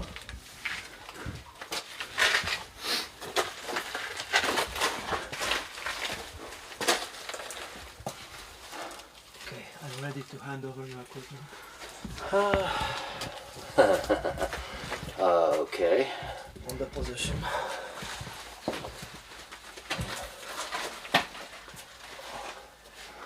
I have to take my bag off. I'm scraping the On roof. that bar. Huh? On the side, please left him.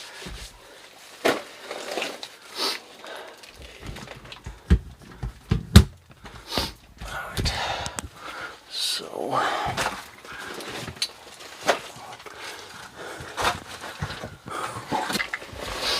No, don't transport it. Wait. Huh? Don't take it here. I thought this was an exit. But it's dangerous, you see, the stones, how sharp they are.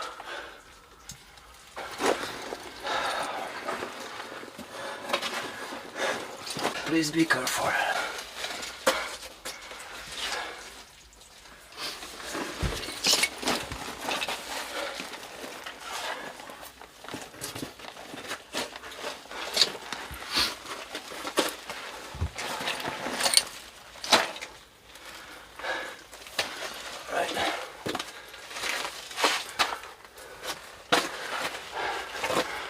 Okay.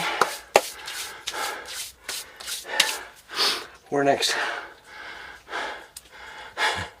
So, this is our way. Alright. Forward. Okay. More deep into the mountain's heart.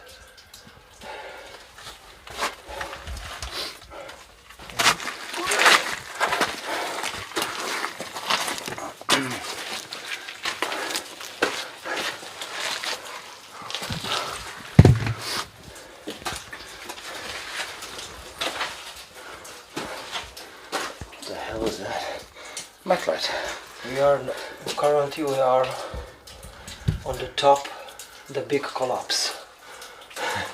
Yeah, you're probably right about that. It's not the shaft.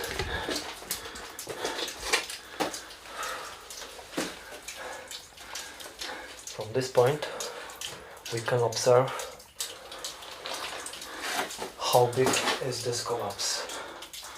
Oh hell yeah. Every rock under our feet was collapsed. Yeah, we're standing in the cabin.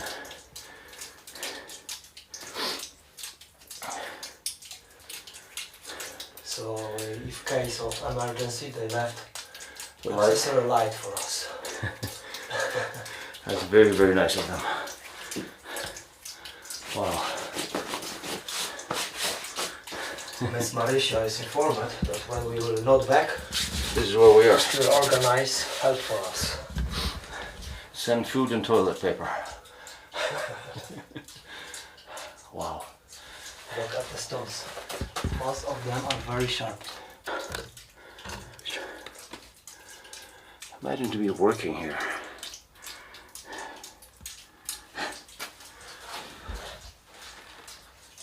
But then again, it took 80 years for it to collapse this much. Just after war, this was in very good condition. Of course, yeah. It was open. Widely open. So there was never anything in here. There's no cement, there's nothing. They just dug a hole in that. Yeah, you see? Guillotine. Yeah. Now are you starting to see the case I'm making here and the problem we're looking at?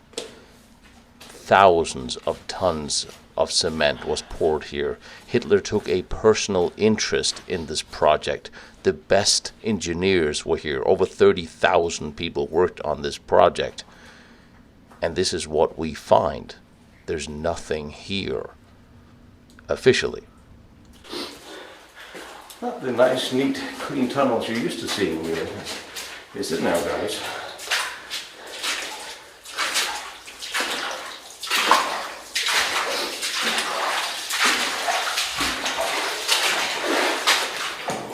Is there a cross? Is that wood? Oh yes, but it's deep. Secured by stones. I wonder why. It's not very thick.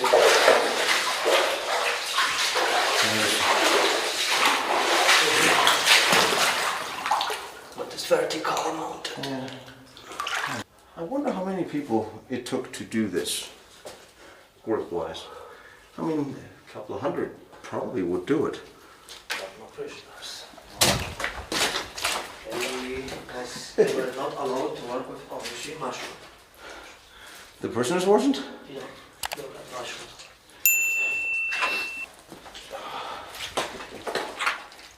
Holy shit.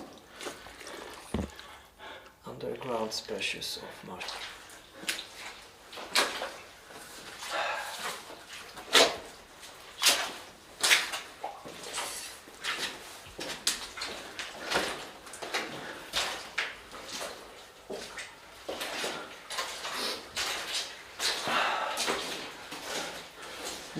pretty cool.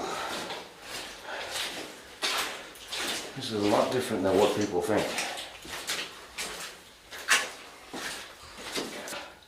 It's just fascinating to see how this... I guess there's a fascination with destruction in one way or another. I mean, places that are blown up or destroyed or falling apart, it's still fascinating to see. But when people are talking about how a Riese project was for nuclear research, well, not in here. It looks like very, very nice nuclear laboratory. Oh yeah. See? It's ready. Totally, we could move in tomorrow. But that also means that if this is what half the tunnels look like, they could do this with a couple of hundred prisoners in a couple of months, maybe 6. Means that there's a lot more prisoners available to work on much bigger projects that we don't see. Right? Prisoners were involved in work which was accessory service or helping. Support services. Supporting, yes, they were support. Mine job on the other ground were conducted by laborers which had normal pay and special pay. And you had Italian miners. Professionals. You had a lot of different miners from a lot of different countries here. Nobody can do it except of professional miners. Oh, together with you, backpack. Oh yeah, I'm stubborn. You know, there are people that go to Mallorca and Spain and France for their holidays. Theoretically, this is what I do on my holiday. Yes, right. What the hell's wrong with me? To make good movie is very strong job. History is important. As you can see. Smile.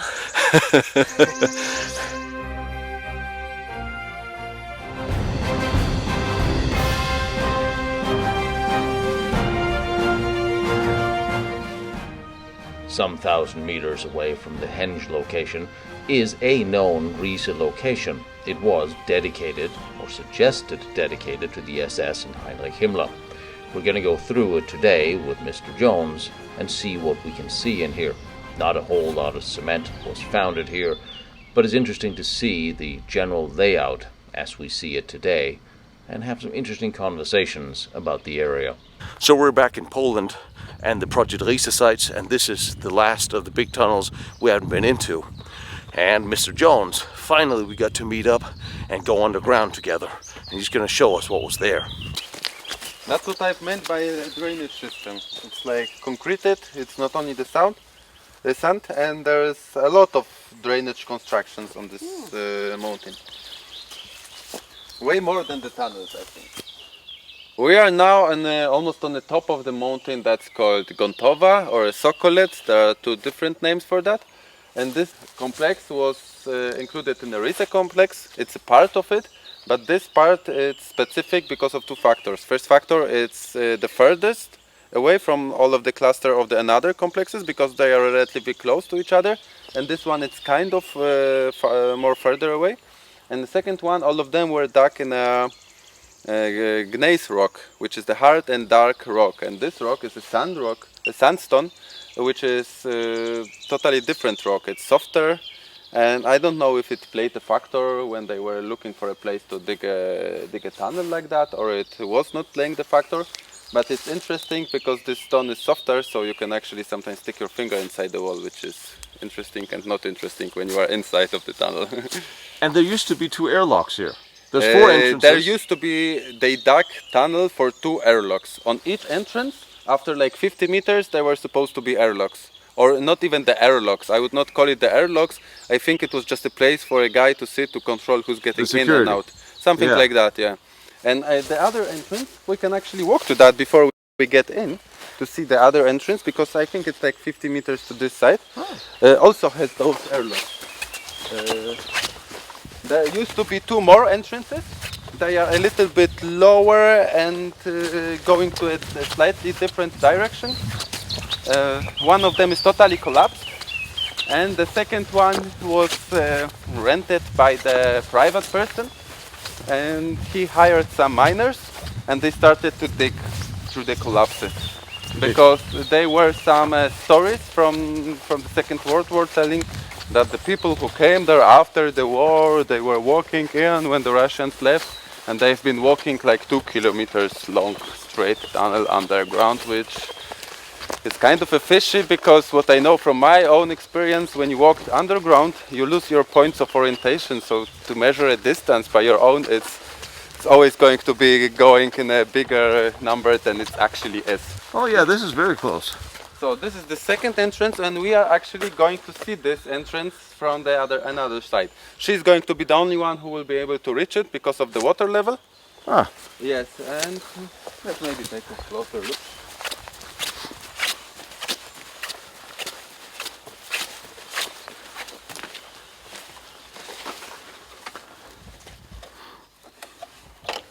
Yeah, so this part is flooded because the rocks that are actually eroding, they are making some kind of embankment here, and the water is not getting out. But this level used to be the road level. Yeah. So you could literally just build a drain and drain the water if you wanted to. Yes, but it's not that much, and also the water level is varying between the seasons. Now there is a little bit more water than it used to be last time when I was there 6 months ago. Was this a wet winter? Yeah, I don't know. Actually, I just have this computer to check how much oxygen do we have in air. It's not because it's going to be dangerous, but I just want to show you that how the oxygen level is going to change when we are going to be very, very deep in. It's very interesting that it's interesting how our priorities are different. I have a Geiger counter because I want to find a nuclear bomb, and you give a damn about what kind of oxygen we have. Like anybody cares about oxygen. So, as you can see, a completely different rock. It's going to also look nicer in the movie because it's reflecting the light a little bit more than the dark rocks. And you see that's a sand rock. So, like I said, if it's eroded, you can just stick your finger. Those are some from the glacier times, because you see the rocks are being ground. There are layers going this direction, and you see that on the what's the name of it? On the vein or the connection places, it's actually going to, the tunnel is collapsing a little bit, so it's not that stable as it's here now. But what's also worth to show, basically like that. Oh, it's just some geological stuff. It was not made by humans. This is gorgeous. Yeah. I mean, I'm pretty sure that the prisoners who were working here didn't think of it that way. Yeah, they had some different problems. It's very strange about the underground, because I never really thought of myself as this being something I wanted to do. But you spend a lot of time underground, so you know this. It gets so peaceful. Yeah, that's why I'm spending so much time. Nobody will call me, with some offer. There's no Facebook notifications and stuff like that. Everything seems to move to the background or to the somewhere further away. I know, it's always nice and quiet. And there you can see the remaining of the drilling holes. They were also using explosives in those tunnels. Yes, they were. That's actually strange, because sandstone is so easy to drill that why would you even need to blow it? Maybe they were not blowing it, they were just using jackhammers, because it's not only the jackhammer. This one is wood. That's a wood, and there was a pipe with the air. Yeah. Either the air for them to breathe or the air to the machine. Yeah, they had the wood dowels on. But this is. But this rock, it's still, look. You see, it's not that hard. So this one you can actually use.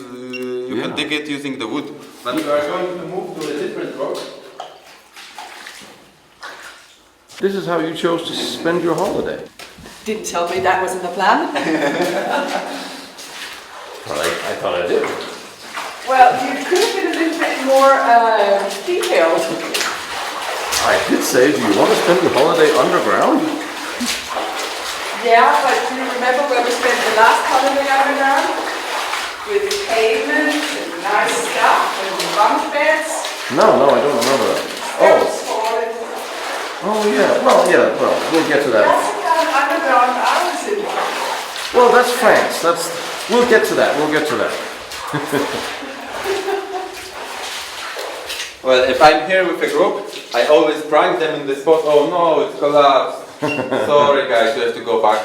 But this collapse is there since at least 1992. Yeah, this is fairly solid.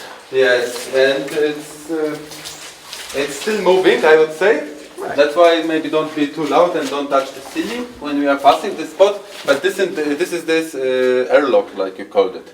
Yeah. There was a tunnel going right and left, and there were parallel tunnels on the sides, and they were rejoining like 50 meters. Is that cement? No. But because on the crossroads of the tunnels, the ceiling is the weakest, so it's collapsing the most.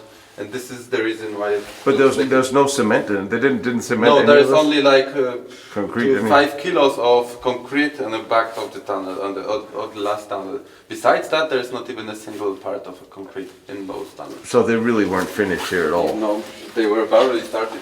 Yeah. All right.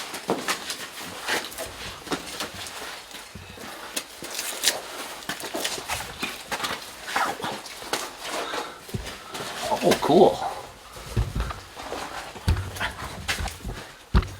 So that's what I mean with fresh rock collapses. All you can see here is fresh. Yeah. It's freshly collapsed, and it's going to collapse further. And this part looks even worse. Also, everything here is fresh. Yeah. And I'm being there since 5 years, like every 6 months, and I have never seen so many fresh collapses one time. But our path is clear. Yeah. As you can see, no fresh rocks. That's why we're using this path. Because there is a connection in geological layers between them, yes, and that's why it is. the reason it's collapsing. Yeah. I mean collapsing to be very specific, it's not like collapsing completely, just a piece of rock that falls down and it's lifting the bottom a little bit. So yeah, it's stuff that you could theoretically clear out if you wanted to turn it into a thing. Oh, those are the way. This is the airlock tunnel, the second part of it.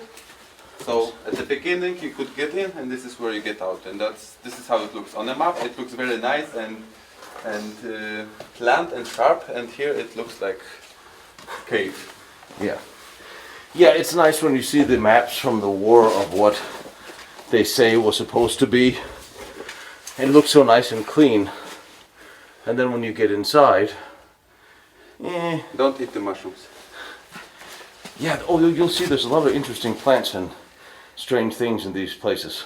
And if you eat the mushrooms, there are going to even be more.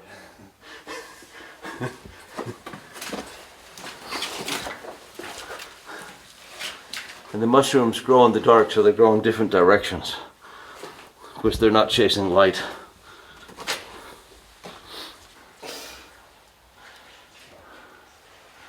Well, yeah. There is one interesting. Can you hear me on the camera, or am I too far away? No, I hear you. I mean the camera, not you. You can hear me, I know. But I'm also aware that you are recording, and I don't want to talk and then be too silent. No, I hear you. Camera hears you. So there is a theory that explains that maybe the reason why it's not next to other complexes of undergrounds, it's because you wanted to produce the ammunition here, explosives, and also it may be connected with the rock that they choose, because in this part, if something will explode, this rock will actually absorb the hit. Yeah. It will not like make an implosion. It will just absorb it, so it's not going to make so many damages. And maybe it's connected, maybe not. I'm just telling that there is such a theory. Yeah. Everybody can take it on. And it's interesting because at the time where they built this would have been 43, 44. Mm-hmm. I mean, they already had experimented with test tunnels in Gusen out by Linz. Because they started, before they built the big Bergkristall tunnels, Hitler insisted they built test tunnels in sandstone and put explosives on top to see if it would last. And they did that, 42, 43. Mm-hmm. So they knew how durable sandstone would hold from an exterior blast. That's interesting. And I was in them. They're very interesting, actually. there you can see another crossroads, and also connected with those layers. And as you can see, everything is fresh. The rock is different. You cannot touch it. You cannot dig it with your fingers anymore. Yeah. And what's interesting, those pine leaves, I would say, somebody was marking his road, I think, with those, because you may find more of them. Yeah, they're not growing anywhere. Yeah. I mean,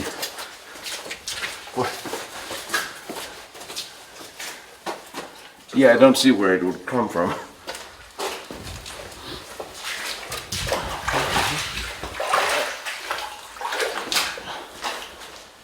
Okay. Oh wow, that's actually a drill. That's not the wood, it's actually a drill.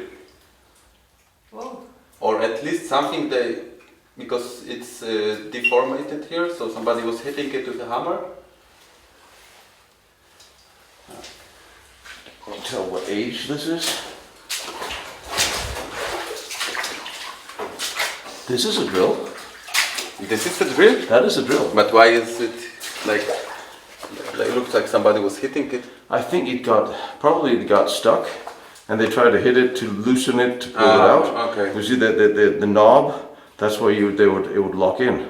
Yeah, but also the question, why were they digging in this direction when this tunnel is actually pretty straight and there's nothing on this side? So why you need to drill that way? Yeah. Maybe. Why would you? Unless they wanted to make it a lot bigger. And also there you can still see chisel markings from 1933, I think. So it was not like they were exploding it, they were just using the normal jackhammer. Yeah. When the rock was softer, because on this rock, which is harder, you don't see such marks. So maybe that's why they wanted to expand them, and there was sandstone inside here. Mm-hmm. The sandstone was gone, and they run into the hard rock. Mm-hmm. Is this nice? Nice? No, no. I cannot name the rock, but I don't think it is nice.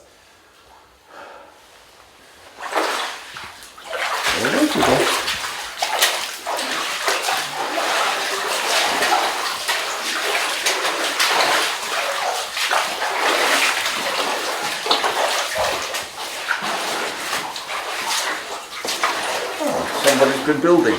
Yeah, I don't see the point. Totally. Hold the water. This is a nice place. It looks like there's a big mine in Great Britain with something like that, but way bigger in a big chamber, very deep underground, and it's called Dragon's Eye. And that's like our Polish version of a Dragon's Eye. This is yet again crossroads. It collapsed, but it didn't collapse that much because if it would be everything, you would see a big pile of it. Yeah. So it was actually collapsing as they were digging it and they were removing it. But this is why I asked you to wear a helmet. I already checked the helmet, it works. Why? Oh, did you hit your head on the roof? This was minor. Okay.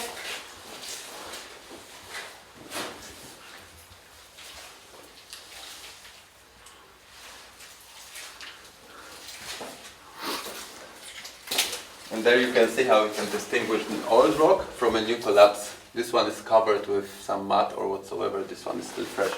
And there's 2, 3, 4 different types of rock here. Yeah, but I mean the collapses, because as a guide, I always walk first and then check how do the walls look like, so that we don't get in a place where we're not going to get away from. And I'm always paying a lot of attention to stuff like that. Well, yeah, you have to. Yeah. So, hang on. So, this is Hang on. the main room. The reason why they wanted to dig this whole complex. It's not finished. It was supposed to be wider, I mean in this part, and also like straight, big production, how to say it, the warehouse, or no, what's the name of it?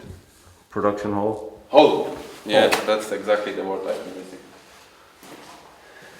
Yeah, and they were digging it using 2 levels, I think. Yes. And then they just collapsed the middle one. Yeah. Yeah. Oh, it's also nice rock. Right from the top. There are also some people who are coming here and leaving the candles, you know, to the memory of the people who died during the war and those complexes. Sometimes you can even find this happens very rarely. Yeah, I see that quite a bit. I've also seen here some weird places. It looks like a place where some nasty stuff was happening because it looks like the kind of a church, but the black church, I would say. They made like a table, the main table in the church, and some cross, but it was upside down. So yeah, you see some really strange. Yes. I know. Yeah, I remember. And you always have a lot of people. They'll do the weird rituals and weird stuff, and then that's what makes the news. Not about what took place here or what happened here, but about all the crazy people who came in after.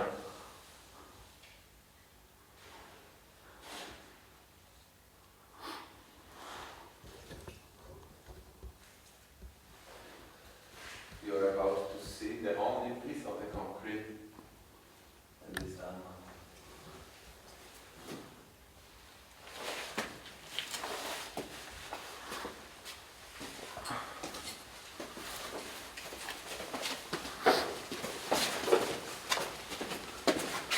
That's also fresh.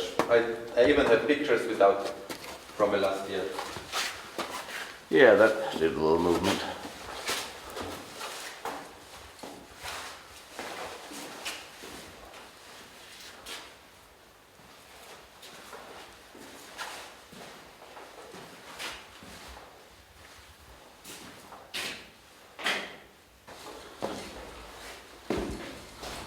So in this corner I found this weird stuff.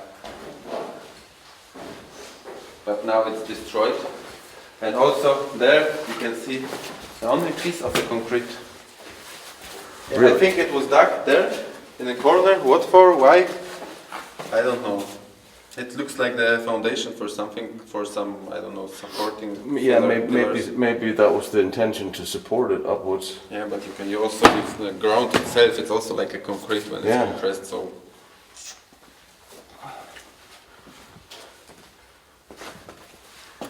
This is concrete, isn't it? Yes. What's that? Is that stone? No. Is it grey? No, that's a stone. That's a stone. Well, at least the wood is original. Yes. And you are about to see the original rails. Oh, they have the rails from here. Just one small part. That's a fresh one.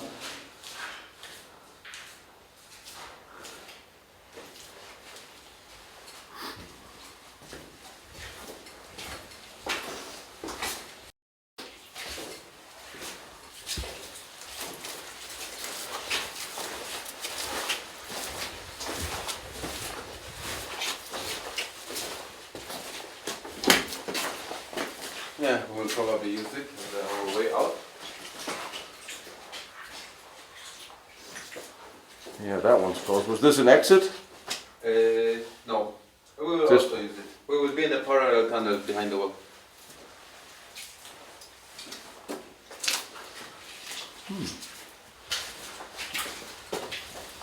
I wonder if they knew when they started this how many different types of rock they would find inside.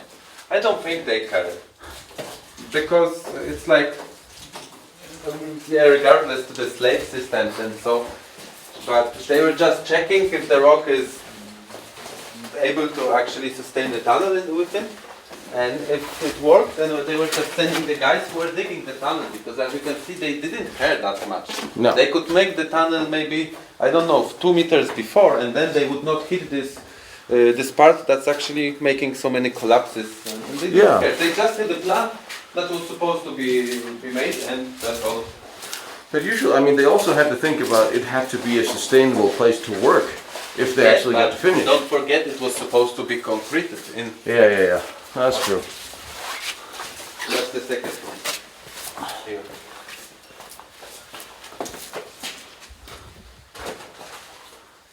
I mean, it's not that they were pretty good at the planning about this. Yeah. But you can see in some of the complexes, I think even in this one, no, it's not, it was the other one that you saw, that they were digging from different sides, And when the tunnels met, actually, it was like 1 meter, maybe half meter of a difference. So it's still very close, because when you are digging underground, how the hell you are supposed to know on which how high you are? Yeah. And only half a meter on such a big distance, it's a very big achievement, I would say. Especially that the guys who are digging it are not the guys who are doing it with a passion, that they're very starving, hungry guys who are just trying to make it through another day, so they were not that as motivated.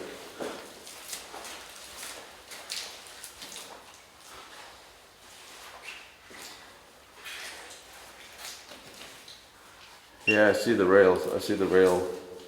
Marks, but yeah, the rail still marks, no yeah. rails. You will see them soon.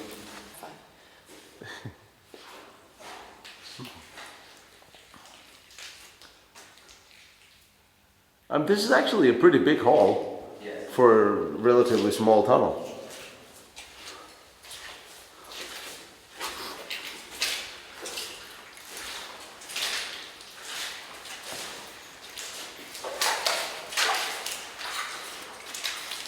Actually, this is fairly big for what it was.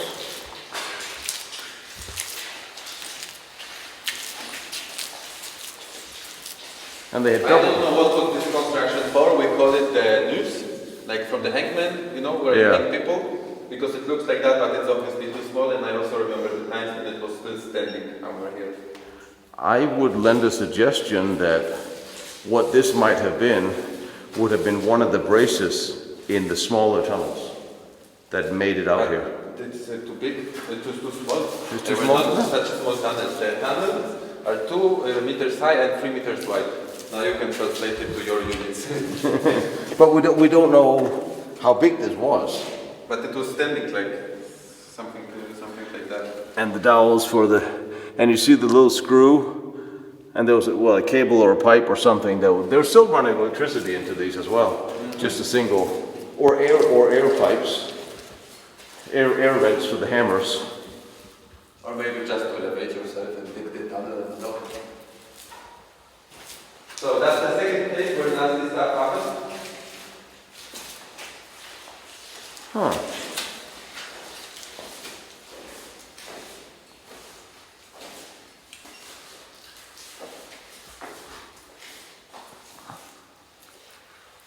And what you can see here, look. This part also has a, now I mixed it, but this part also has this concreted square block, yeah? There would have been a square block in there as well. That's interesting. I've never seen that before. Yeah, what for? I cannot imagine the point of doing that. Unless there would have been, you know how architects, they put in an anchor point. So this is this coordinate, exactly where you are, north, south, these many meters. If they placed these rocks but then there would be markings on the cement, or even a little disc in there saying this is where you are. I know what you mean. You know what I mean, right? But I wouldn't expect that here. And if they were leaving some marks, they were leaving them on the wall. Yeah. Because it's not going to be covered. It may fall off, but I don't think they were done. And it's almost too soon in the construction to put a marker. But you know those German and Austrian engineers, they had strange ideas. It's perfectly square. It's a perfectly square hole. That's really weird. Is there wood lining this thing? Yes, There is wood lining this thing.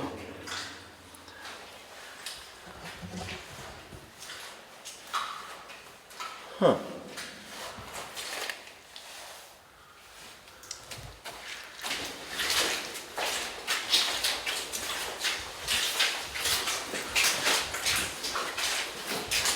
Yet another fresh collapse.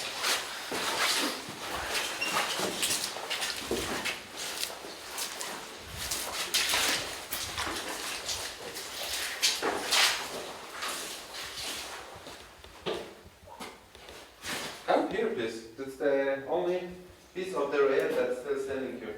I'm coming.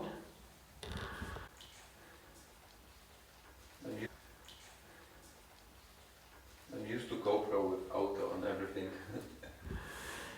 I do have a stabilizer on this, but it's not good enough that I can't. I mean, it's broadcast quality just, but I gotta be nice to it. So after the war, I think everything was left as it was, and it was the steel parts were taken either by locals or by the Soviets. Yeah. But this part was left here because it already collapsed and it was not movable. But what's interesting here, it's Is this the metal? It's a metal plank. That's not the rock. That's not the wood. Yeah. Yeah, I saw them in the what we refer to as the ME262 trench. There's the metal. There's still a couple of cross beams left from there, but that also means that either it was collapsed or it was blown up. If this happened right at the end of the war, it may have been. I don't know, but this blowing up this section makes no sense because you can get to the other side with a different tunnel that's not blown up. So this is how conspiracies start. Yes. Well, we blew up something, and there's a cross tunnel in here that we can't see. Yeah, this is metal. We will be getting through it on the way back. Ah.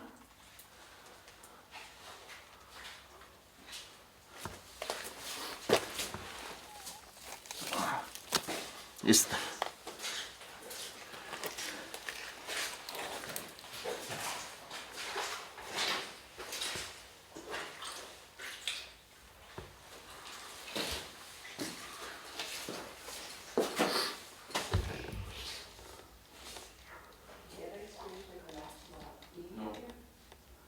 You have to be really unlucky, you know, because it's not like it's happening slowly. It's like one drop and then so it's only a fraction of a second. And for you to be in this underground, in this specific spot, in this second, it's very unlikely. But I managed to move some rocks and accidentally let them fall from a big altitude. And yeah, it was a cold sweat on my back. Yeah.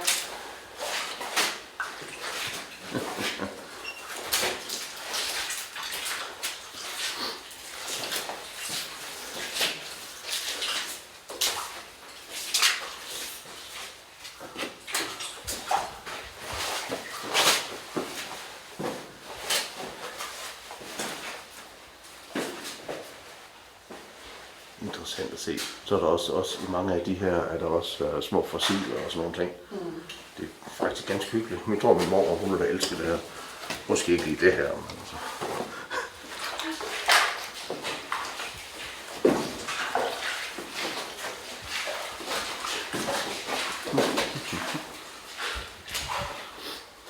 Hold det bare stille.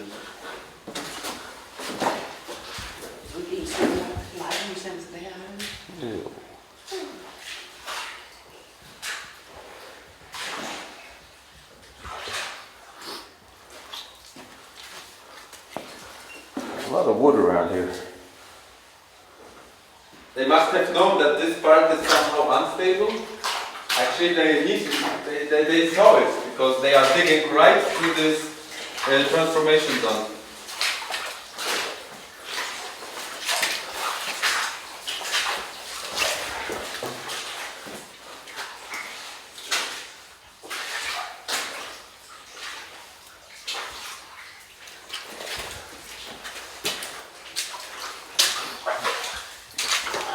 You remember Dragon of the Eye? That's exactly the same line.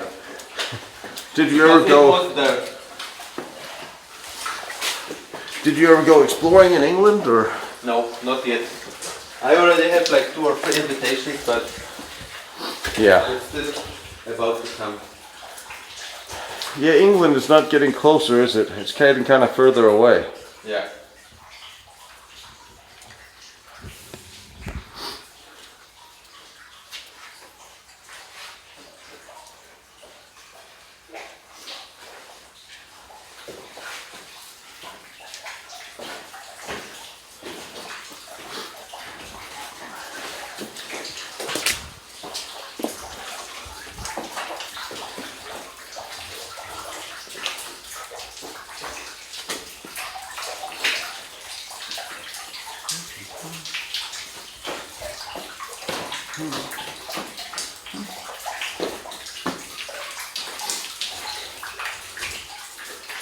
this place historically, it doesn't matter because I have no story to that, but it just looks nice. And you can experience underground rain here. Underground rain. And yet again. Little plant, yeah.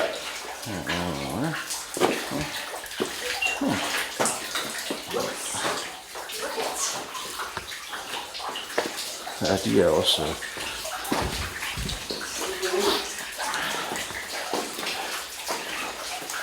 Yeah, this is fun to navigate.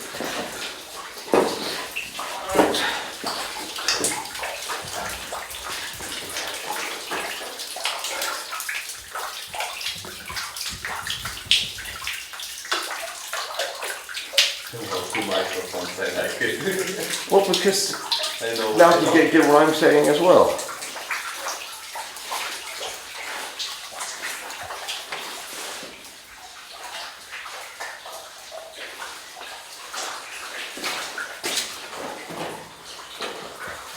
So is this a wooden board or is this metal too? Wooden board. Yeah.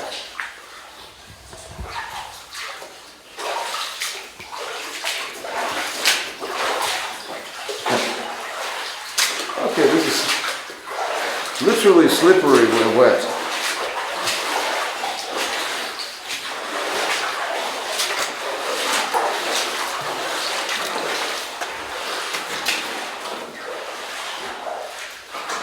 In case somebody's wondering, those are not roots from the surface. It's the fungus that's living there. And those parts are called rhizomorph. And this is like the string of this fungus. And if it finds something to eat, it will reactivate, but it can stay in this state for years. Very interesting. There really is a lot of interesting Stuff about fungus. Yeah, no, there's a lot of interesting stuff that lives in these caves underground. Frog? Not frog, insects. Please, before I see. You see the white insects, they are living in this water. Yeah. Oh yeah. There is one that's very active. I have never noticed it before. Oh, you see? Yeah. It's actually not swimming, it's walking on a... It's a larva. It looks like that, yeah. Yeah.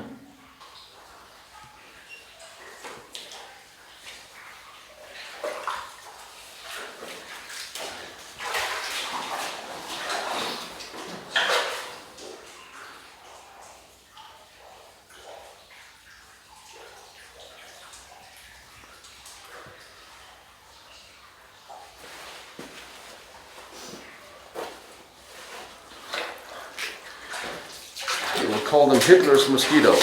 Yeah.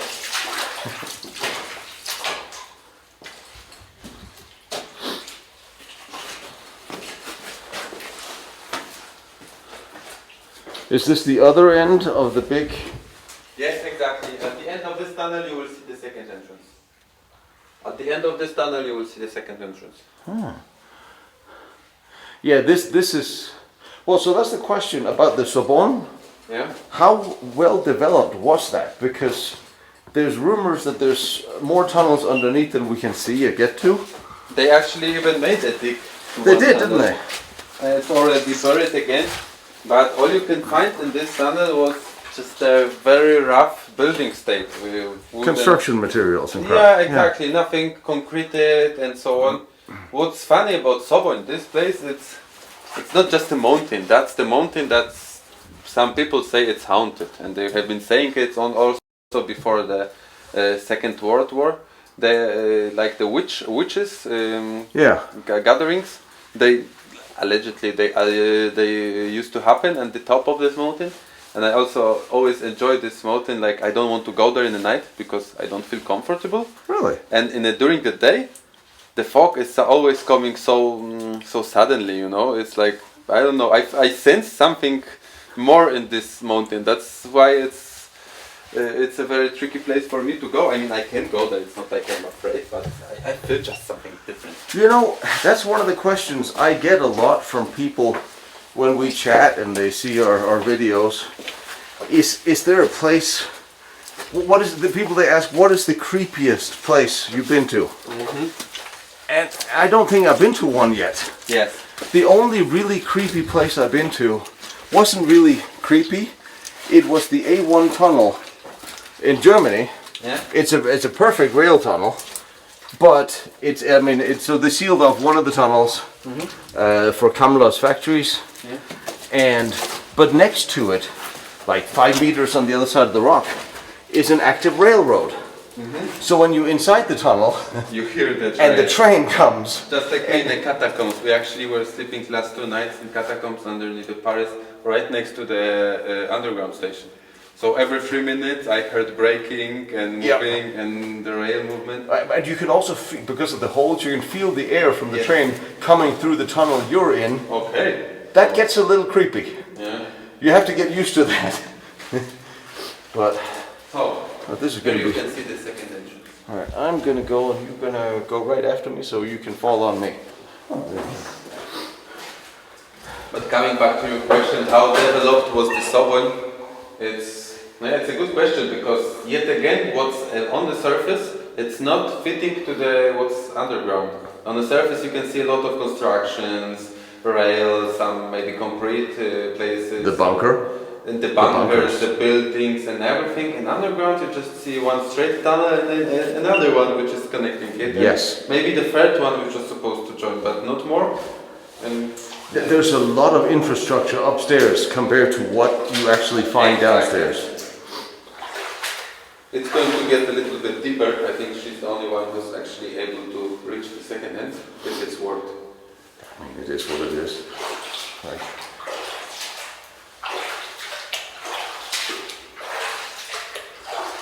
What's funny, because we are now on the top of the mountain, and that's actually a mountain site, it's possible to receive a phone call here.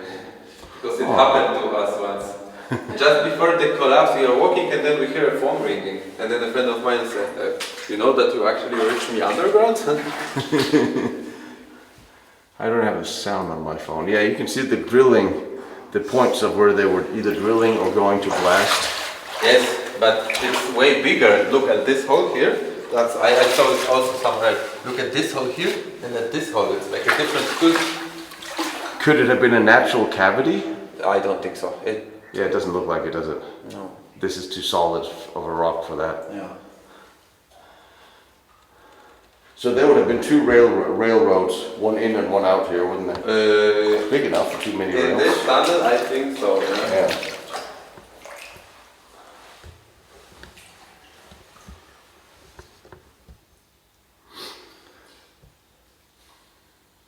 Yeah, the ground outside, this would have been lower.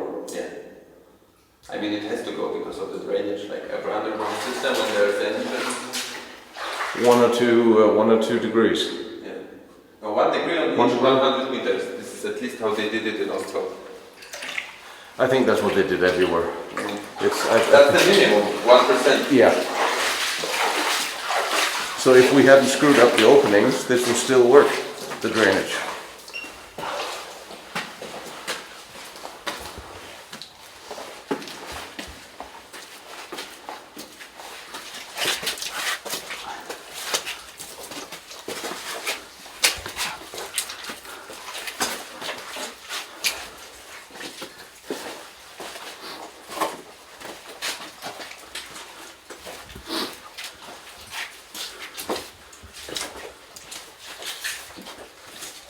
I mean, that really is the problem with the Project Riese, is you can only assume.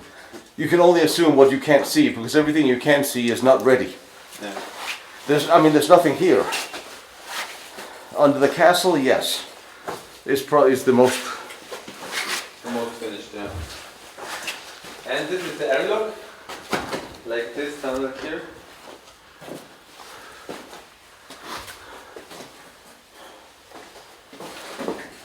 You would have the guard. I mean, it's not the airlock, but that's the way you called it. That was probably for the guards too. But also because of the tunnel, the way it goes, it maybe there's something with this airlock. Because then if you block this wall, then you have the typical steps in a construction, like in an air raid shelter. It also cannot be straight. It has to be, with the sides. or the trench.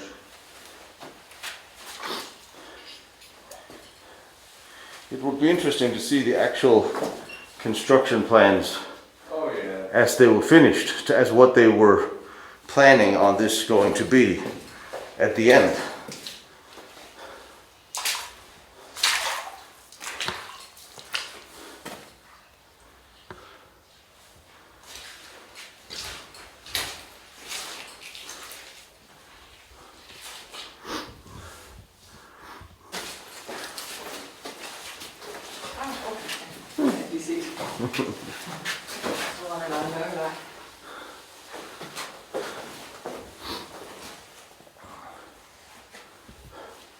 Og så folk de kommer, i mange af de her tunneller, så er der jo så en pil, så folk de kan finde rundt. Det er jo så meget venligt, dem der gør det.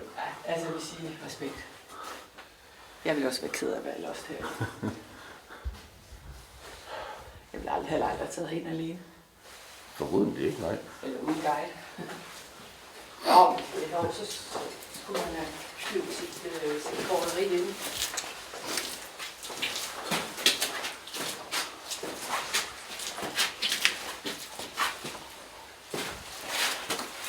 Well, at least there's a bit of the original wood. At least there's that.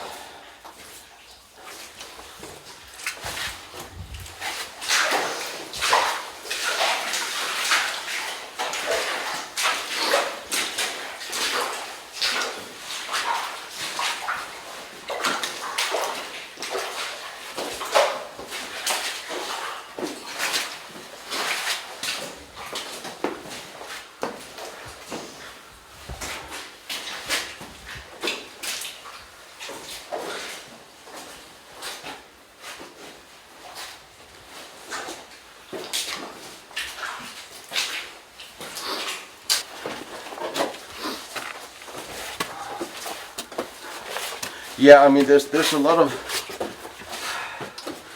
books that have been written that has been labeled. There's a lot of who the hell is this now? There's one of the guys, one of the old Nazis. He wrote a book.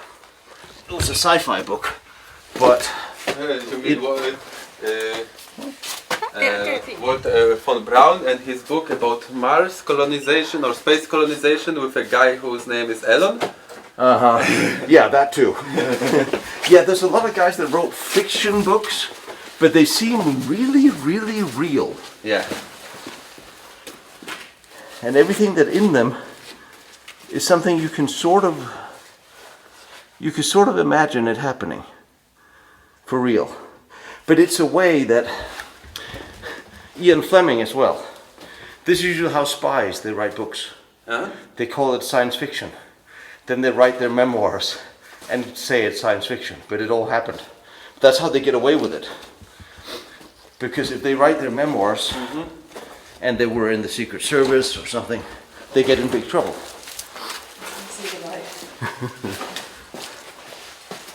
I got laser, Henge laser. That is a fungus, isn't it? Yeah. The white one. That's pretty. It looks like You know, maybe we can do a historical documentary competition where we have 10 people have to navigate with one hand with a camera and then run through a cave. Yes, exactly. It's a little Monty Python.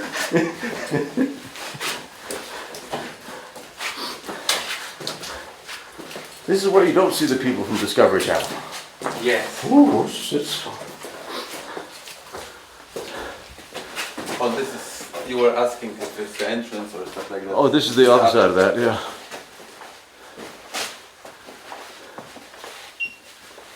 I forgot about.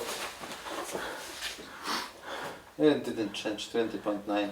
We're still breathing. Yeah. what is the level? Normal, like on the outside. The lowest level I survived was like 16, 15, and it was not difficult. It was just you had to breathe. It costed you a little bit more energy to breathe in. So how does it was okay? But I heard the story about the guy, and that's the only person on the planet who was saved by a cigarette. This guy survived 6% of the oxygen. What? Yes. So this looks like as follows. A group of friends of mine are exploring old mines from like 16th, 17th, 18th century. And if you are for a longer time in an area where the oxygen is lower, like 16, 15, 14%, your brain starts to work slower and you are tend to make a mistakes. Yeah. It can be like you are standing in front of the door handle and you are figuring out what is there supposed to be done now with it so that I can open the doors. It's completely normal when you don't have enough oxygen. Yeah. And they have been exploring in mine, those guys were then 45 plus I think, they were exploring a coal mine with 12% of the oxygen. It took them like 3 hours, they were already adjusted, they were walking around, and then they found the shaft. And they found the shaft, and normally, first you take your oxygen computer to lower it down to see how many oxygen is there, because in the shaft it's the lowest point. And then you let the person go. And in this case, they made a mistake. They let first the person go. They sent the guy like 4 meters lower, and then he just became gray, and they removed him. Yeah? And this guy was smoking, very heavy smoking, like one big package of Marlboro cigarettes, you know, the longer ones, a day at least. And the whole way to the outside he was mentioning, no, I want to smoke a cigarette, but it's a coal mine, so you don't smoke cigarettes. Yeah? Yes. Yeah. Anyway, they took him out, he took one long Marlboro cigarette and he actually inhaled it fast in one time. Almost in one time, and then they came back to this shaft to check how much oxygen was there, and they have it on the video. I can even show you the part. And they lowered the oxygen stuff, and it was 6.5 or stuff like that. And it's only because of this guy smoking so many cigarettes, and his body doesn't require that much oxygen. He's used to not absorbing that much oxygen. Exactly.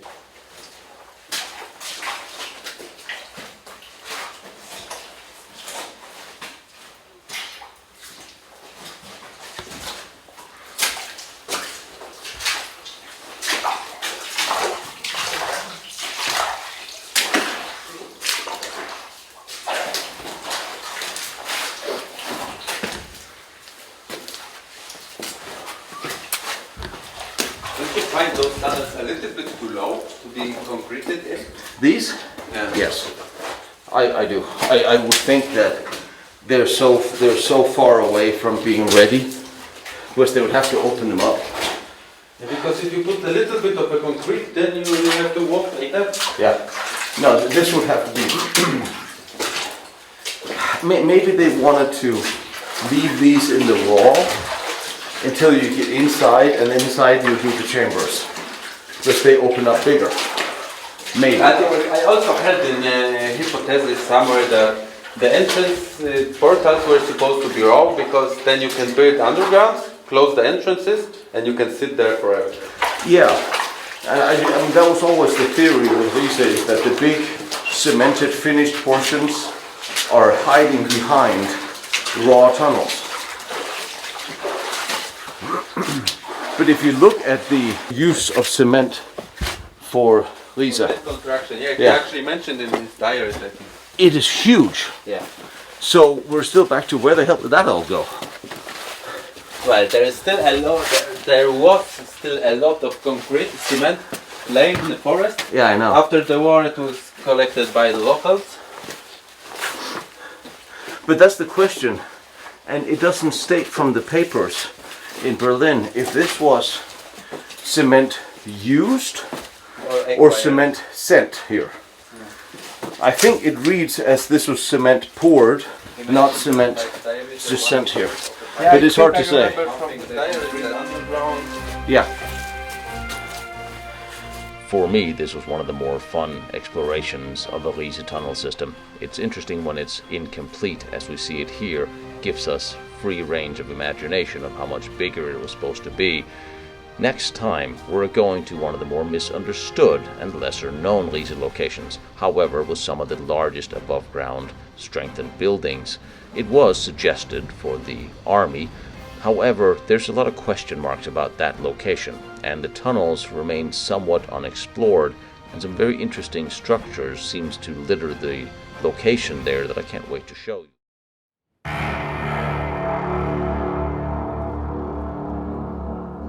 Now, since Project Riese is by now well known to us all as the sibling project of the Jonastal S3, also under command of General Kammler, we need to go back to the castle In the woods outside the massive tunnel system underneath the castle and front courtyard, there are interesting structures placed there, and they resemble very much the nuclear reactor we've seen in Gotov and even the Chicago pile. It seems that no matter where we go, as related to what General Kammler was doing and what the Germans were doing underground, it always comes back to the atom, to the possibility of enrichment in deep underground tunnels. In 1944, all construction above ground was supposedly halted by General Kammler, and all focus was shifted to the underground levels only, some of which were 100% complete according to several prisoners' statements post-war. One of the prisoners told Thomas Jurek that he had installed heaters in completed underground factories, and these were equipped with machinery made in Switzerland. Afterwards, these underground installations were masked. This is the same story we hear from Jonastal, where very little is seen above ground or in the tunnels we're allowed to see, yet witnesses tells us of vast underground complexes where heaters were installed along with bathroom tile, flooring and everything else needed for creature comforts, and electricians witnessed electronics made by Siemens installed. In the Project Riese sites, we have been told that scientists from all over the world were working, including Danish scientists. And for an added level of security, Ukrainian Waffen-SS handled the security using language barriers as an added security barrier, since the guards did not speak the local language, nor that of most of the prisoners. Thomas Jurek is a Polish historian and researcher who spent many years researching specifically this topic surrounding the castle. He lectured about it extensively because his theory seems to make a lot of sense. So we're going to spend some time outside the castle looking at what was actually there and some of the hidden passages and tunnels that has been covered up since. I always looked at the tunnel system under the castle as one that does not add up to being a Führerhauptquartier or in any which way headquarters for senior Nazi staff. It looks technical. The extensive underground work and construction and the way it was done, including some of the post-war research and events that has happened and been documented by Mr. Jurek, are very interesting and even more suspect when you learn who actually took over the castle. There's something going on in the hills and mountains, but also outside the known tunnel systems. In the next few episodes, myself and Alex are going to explore some of these much lesser known, strange little holes that should not be where they are in forests that would not need to have such tunnel systems. But let's hear what Mr. Jurek has to say. Hopefully he can shed some light on some of this. The Germans were planning something technical here. Jest. And Planowali jakieś techniczne coś. Tak. this was not just for storage or bunker. Czy to był bunkier albo jakaś składnica raczej? Ogólnie, formalnie, obiekty, które mamy naziemne tutaj, miały być kancelarią Rzeszy. Kancelaria w Rzeszy w Berlinie była nieczynna, ale funkcjonowało zaplecze, czyli wszystkie dokumenty były podpisywane formalnie przez Kancelarię Rzeszy i planowano przeniesienie do Książa Kancelarii Rzeszy i Kancelarii Partii. Ja piszę o tym książkę ogólnie, ponieważ pod bunkrem Kancelarii Rzeszy i wszystkimi obiektami, które znajdowały się w obrębie starej kancelarii, Altkanzelarii Reich, Neue Kancelaria Reich, były odpowiednie bunkry. Były bunkry dla Adolfa, był szpital, był bunkier dla personelu i był oddzielny bunkier dla kierowców i na samochody. Czyli taka sama sytuacja, jeżeli to jest obiekt technicznie identyczny, musiała być w tym miejscu. This was part of the Project Riese. And it was always said that Project Riese was a Führerhauptquartier, and one of the tunnels was for the army, one for the Luftwaffe, and foreign ministry. But every time I look at the Riese tunnels and I look at what's missing, I see technical, I don't see bunker. Te bunkry są, tylko są schowane. My ich nie widzimy, ponieważ tutaj mamy ten bunkier, który jest częścią turystyczną, to jest czysto bunkier techniczny. Tam miały być urządzenia techniczne, filtry powietrza, generatory, urządzenia techniczne. Bunkier właściwy jest powyżej tego bunkra i jeszcze mamy bunkry poniżej, o których mówią świadkowie, a my do nich nie mamy dostępu. Mamy taką sytuację, że to, co my dzisiaj widzimy, to są tak zwane obiekty naziemne, które zostały wyłączone z dalszego wykonawstwa decyzją Kammlera, ale poniżej są obiekty, które są wykonane i są na pełni gotowe. Niektóre nawet były wyposażone. Mamy części techniczne, mamy części, gdzie była prowadzona produkcja, były laboratoria badawcze, a także miały być obiekty mieszkalne na tych poziomach, które są dostępne dzisiaj. Osówka, Włoda, Rzeczka. Więźniowie w Junastal mówili o tym, że Junastal ma partnerski obiekt w Wistigersdorf, że to jest identyczny obiekt i że tu jest produkcja rakiet i tu jest produkcja rakiet, jest związane z przemysłem rakietowym. Decades after the war, a Polish army unit went to the castle in order to destroy the remaining German bunkers and to seal up some of the vertical tunnel accesses. A young Polish officer there at the time was now Polish Special Forces General Wolfsberg. In a previous episode, I mistakenly referred to this effort as being Russian, and I will hope the general will forgive me for the mistaken identity and consider doing an interview and tell all of us what he saw back then, being one of the few remaining witnesses. There was also several large, more vertical shafts leading down to the main tunnels. These too were covered up here by a water fountain. There is actually a metal plate, 50 meters down. This is the tech for machinery, cable, electricity. Cables, signal. And we're right here next to this beautiful building.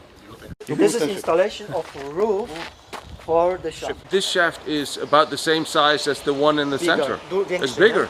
Ja, klatka z windą i przedziałem schodowym. Any pictures before they destroyed it? Maybe they made pictures, but Yeah, I know this. I know how that goes. Classified information. Power plant, but for heat. To heat buildings and castle and other, maybe underground system. W którym stoimy, była kiedyś kotłownia, która zasilała w ciepło cały zamek i obiekty przyległe, czyli stadninę i tutaj pozostałe budynki, które znajdowały się na terenie.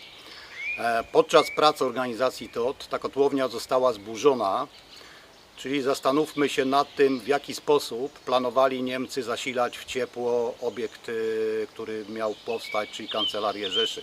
Skoro zlikwidowali tą kotłownię, a ta kotłownia była bardzo nowoczesna na piecach gazowych, skoro był taki dobry obiekt, po co go zniszczono? This was very modern facility, but they destroyed. Maybe they had another better heating system. When did they install it and when did they demolish it? 43. So the castle built this. It was demolished by organization TOT. Dostała to dyrekcja Poczty Breslau. This was given to direction of Post in Breslau. A nie wiem, czy wie, Ci się zdenerwowali chyba, nie? a nie wiem, czy wie, kto pod płaszczykiem poczty robił jakie badania. Do you know who was hidden under the cover of Post? Oh yes. You know? Yeah. This is easy. Now this is easy. Atomic nuclear. Oh, I know von Aden and Like in Russia, similar procedures. I just love that the German post office has their own Russian nuclear research system. So the German Reichspost took this over. Yes, ja. But Reichspost was responsible secretly for... I know. Well, that's a whole different... for nuclear research. Yeah, I know. Okay, so the Reichspost took over. When did the foreign minister... I thought the foreign minister... Ministerstwo Spraw ministry took this Zagranicznych over jest at some point. częścią kancelarii. Because Nie jest oddzielnym urzędem. is a part of Kanzlei. Okay, so it was under the Reichspost, and then it was worked on by the Tod, and under the Reichskanzlei. Pierwotne plany mówiły o przeniesieniu kancelarii do Poznania, w Poznań. The first idea was to move Reichskanzlei from Berlin to Poznań. Przeniesiono wyposażenie.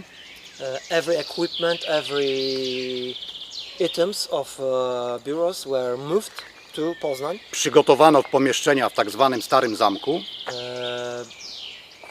Rooms were prepared in Old Castle in Poznań. I tam miała być kancelaria.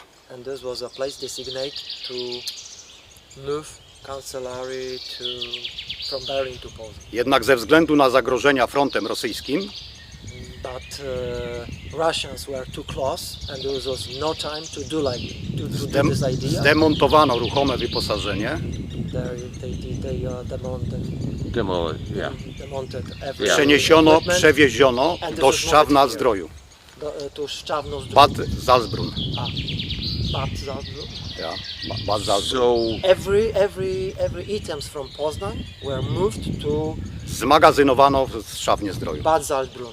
In Szczawnozdrój, because there was a big storage. Okay. So equipment was waiting for this object be ready. If it will be ready, equipment will be do dzisiaj tego wyposażenia nie znaleziono.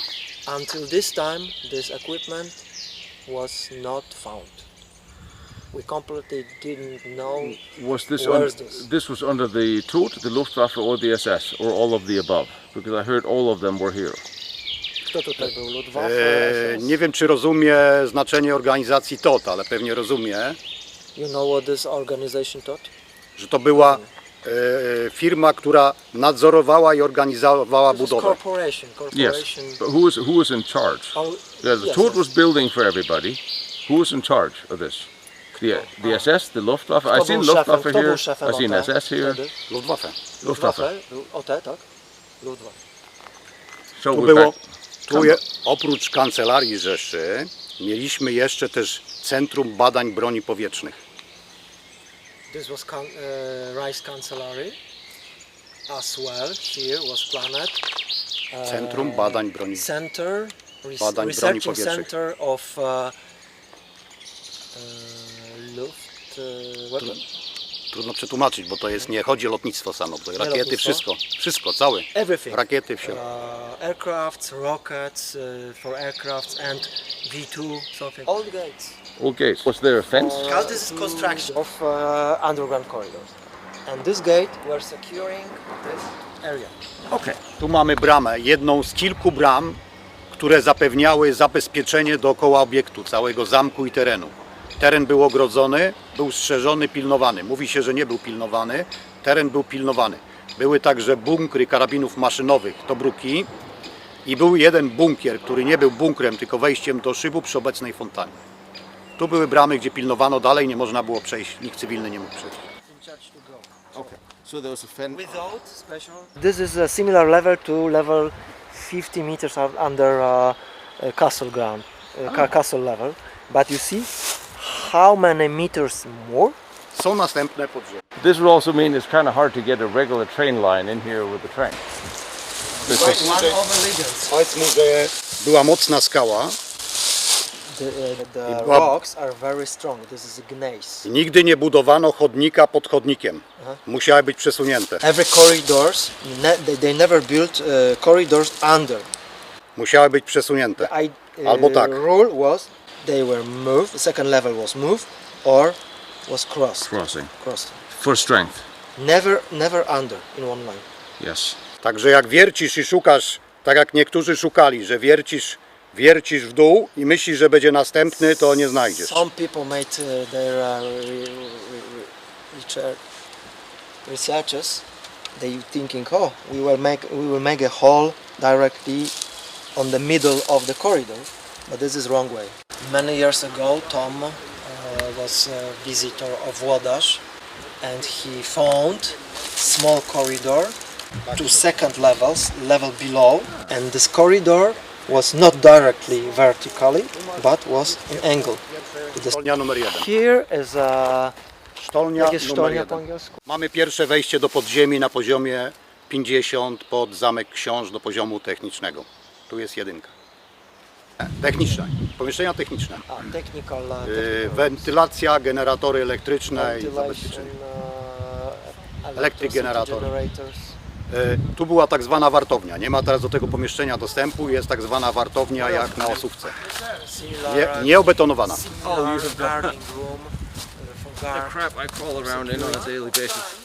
that the place is a tunnel.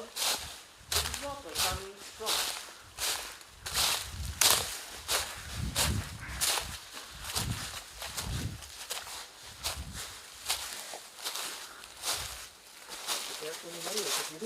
W tym miejscu stały kruszarki do kamienia i betoniarki do betonowania podziemi.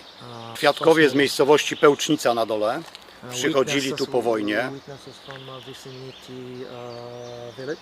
Przychodzili tu po wojnie po drewno do opalania w piecach, a także do budowy różnych rzeczy, takich małych budowlanych, koło domów, komórek. I człowiek, który tu chodził zaraz po wojnie, po te drewno, opowiedział, że były specjalne zbrojenia do tego betonu, że to nie były zbrojenia, które były wiązane drutem, lecz były spawane. Spawacze je spawali, one były specjalnie konstrukcyjnie zrobione. Tylko takie tutaj były w tym obiekcie. Nie spotykamy takich spawanych konstrukcji do betonowania na innych obiektach. So this is all the pieces of the concrete. Ja. That was, yeah.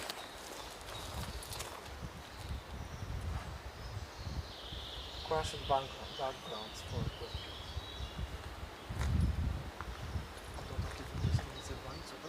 Pod tą kruszarkę. Tu stała kruszarka. Tu jest kruszarka, zobaczyliśmy? No. Poczekaj moment jeszcze.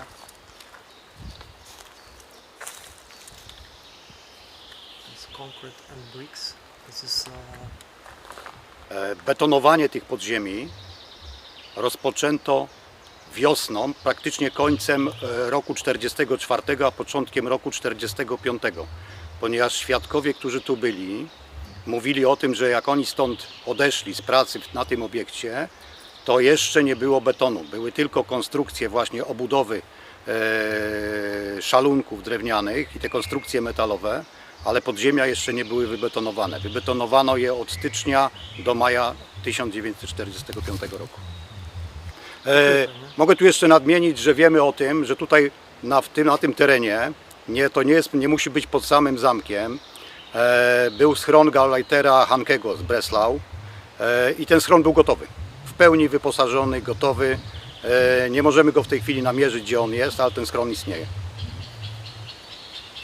I został przejęty na potrzeby kancelarii. We have not yet spoken of Gauleiter Karl Henge. He was a significant and in this context possibly more interesting person than we might think. He worked his way up the party ladder under Goebbels working in the propaganda ministry.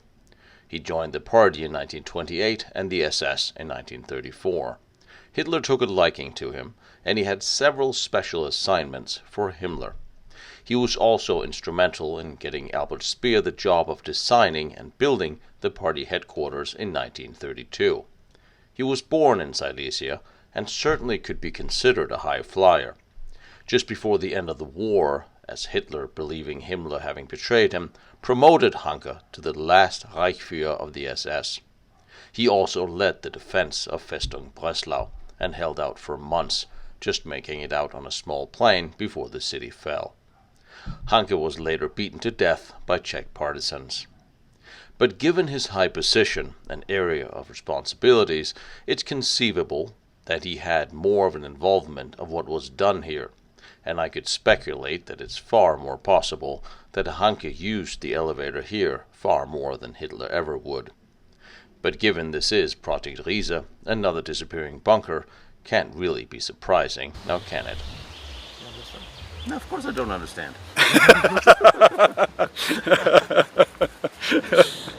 not so far from here is a bunker of Gauleiter Henge.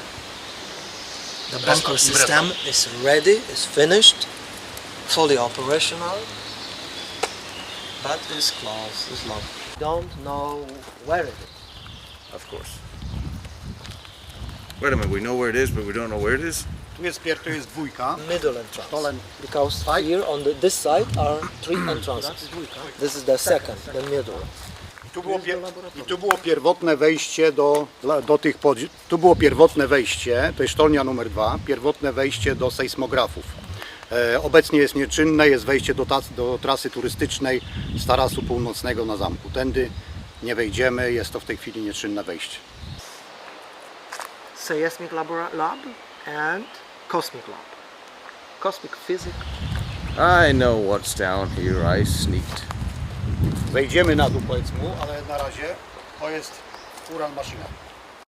Centralnie na osi sztolni numer 2 mamy poziom niżej obiekt, który według mnie jest stosem atomowym uran maszynę przygotowanym, ale nieuruchomionym do badań nad rozszczepem, nad reakcją łańcuchową i na badań atomistycznych. Uranium fusion processes. It's a lot closer to the castle than I thought it was going to be. But, and if I remember what he said correctly, if I translated it correctly, when you compare it to the Chicago Pile. Yeah. I identysz Kummersdorf. Materiały przywożono drogą, ciągnikiem Bulldog i miał 2 przyczepy. Tu pracowali więźniowie, oni dochodzili tą drogą, ale część więźniów i personelu dochodziła tymi schodami, tu są drzwi w murze i poprzez z terenu zamku schodzili tędy tutaj też do obiektu. Tak, dojdziemy do, bo chcę mu pokazać sztukę.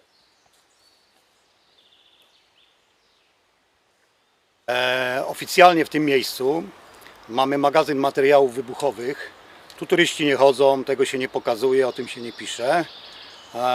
To ten bunkier, który miał zabezpieczać pomieszczenie dla materiałów wybuchowych, tutaj został wysadzony w latach 60., końcówką lat 60. Nieformalnie od świadka wiem, że ten bunkier maskował wejście do szpitala. Ten człowiek po wojnie był tutaj w szpitalu. Szpital był gotowy. W szpitalu stały metalowe łóżka, były zawieszki z kartami chorych, leżały też po ziemi porozrzucane karty chorych i były sienniki też, leżały sienniki, czyli szpital był używany. Kto w tym szpitalu leżał i dlaczego leżał, to jest ciekawostka. Myślę, że nie byli to robotnicy, którzy pracowali tu przy budowie obiektów dla organizacji TOT, dlatego że taki więzień nazwiskiem Weiss, który mieszka w Stanach Zjednoczonych, opowiadając o tym, że został uderzony belką podczas montażu obudowy pod betonowanie, został zawieziony do szpitala do Breslau, nie do Waldenburga, nie do Tannhausen, gdzie był rewir obozowy, ale zawieziono go do szpitala do Breslau. On był Żydem. Dlaczego tak potraktowano Żyda i dlaczego zawieziono go do Breslau, to jest jeden temat. Ale drugi temat jest, skoro był szpital pod zamkiem książ, dlaczego on nie leżał w tym szpitalu pod zamkiem książ, skoro tu leżeli inni? Kto tu leżał w tym szpitalu? To jest ciekawostka. Weiss was transported alone as a maybe VIP. VIP patient. What did he say?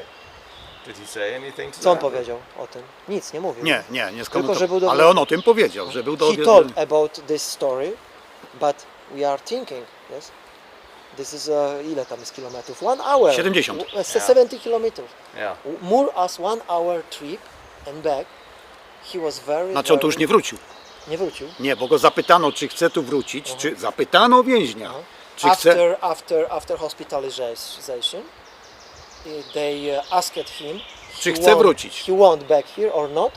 I on powiedział, że woli zostać rowy kopać we Wrocławiu. Aha, that he refused to back here and he accessed to work in digging of tank. Co? Rowy tank przeciwczołgowe, tank. Panzer. Now I have never heard of a prisoner of the SS he have choose that was asked where he wanted to work. No, SS man, they never ask. No, they don't. Powiedz, że tak, posługiwał się... Yes. Powiedz tak, posługiwał się językiem niemieckim, angielskim. Fluently spoken in English, German, Polish, Hebrew, Polish. Tak, i żydowskim właśnie. No już powiedziałem. I ukraińskim albo słowackim. So he was educated, so he probably had a technical skill. So he was... kim był z zawodu? No niby tu cieślą. Tischler, German Tischler. In English is woodmaker. No. Carpenter, yes, that's right. Carpenter.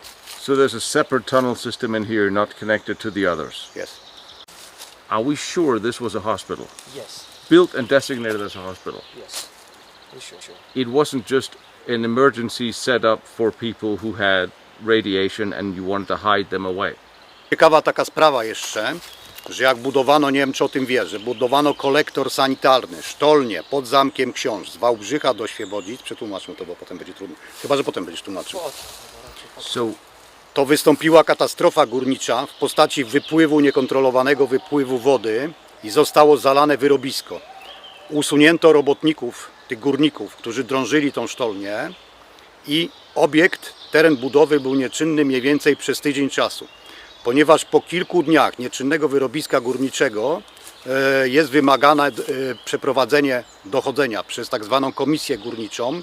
W tym wypadku też tak się to zostało dokonane, że powołano specjalną komisję do spraw wypadków górniczych, która badała, dlaczego tak się stało i dlaczego ta woda wypłynęła. Nie wiedzieli, dlaczego wypłynęła, ale to jest w tym momencie nieistotne. I co ciekawe, geolog, główny geolog Dolnośląskiego Zagłębia Węglowego, który mi o tym opowiadał, powiedział, że jednym z elementów tych badań było badanie promieniowania. Woda, która wypływała z tego wyrobiska, była napromieniowana. During construction was one accident. Yeah. When water, this was uncontrollable water leak, very big leak, and construction procedures were stopped for a week, and water was contaminated with Radiation. radiation. And that was, were they drilling that through here? Kiedy to było? Końcówka lat 60. Który? Końcówka lat 60. Prawdopodobnie 1966. Probably 1966. It was storage for explosive. The building. This is After the war. after the war. It was made after the war, but the building.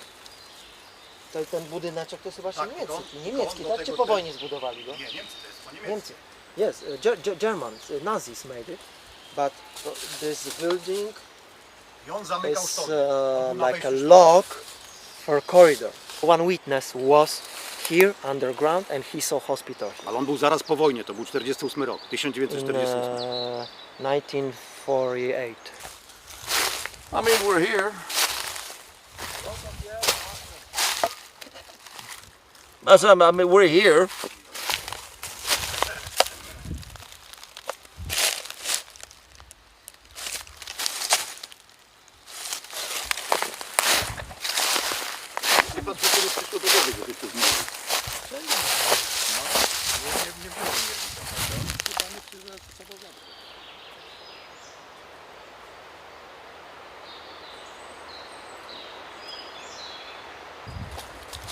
So there's the thing.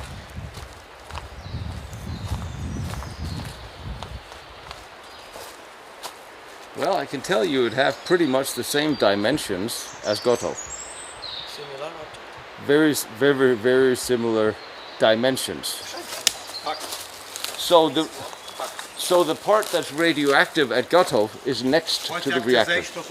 Next to the reactor. Yeah, they lifted out the core when it started melting down, and they set it next to. So next to On the side. Yeah, on the side. So that is where it was radioactive the most. Inside the reactor at Goto, zero, nothing. But outside, you remember? Yeah, there's a little 50, 60 millisieverts. 60, 60. Yeah, it was. 60 millisievertów obok, bo to wszystko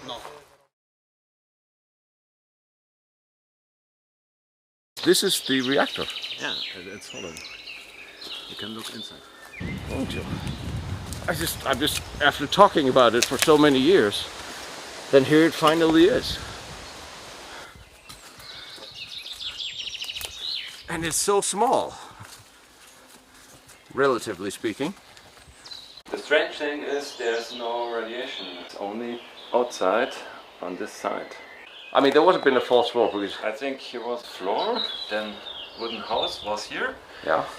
And here in this concrete case, there must be the reactor. There was a round reactor. Yeah, it was. And then round. with the rods, he used the paraffin here. Yeah, paraffin. They want heavy water, but there was a lack of heavy water at this time. So they used paraffin, I think, and this uranium cubes. And it was refined uranium. Later we can measure and I show you. Yeah. It's just interesting that there's no radiation inside. Yeah. They used a round housing, I think. Yeah. What's that thing? That's Russian or German Post-war. technology. Yeah, but the Russians removed everything in here. Yeah, they take all with them to Russia. It's just amazing. It's so small, and the walls are so thin, and it was still a nuclear reactor.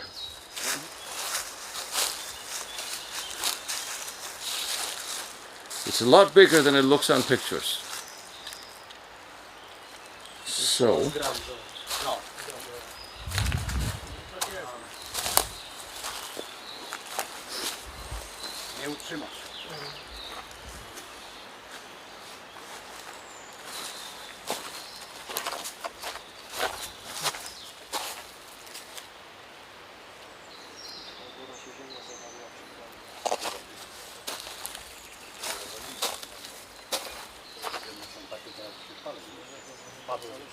The walls are the same thickness. Yeah, the walls are about the same.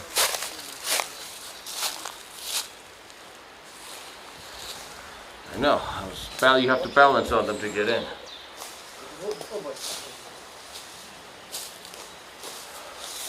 So, you have a hole.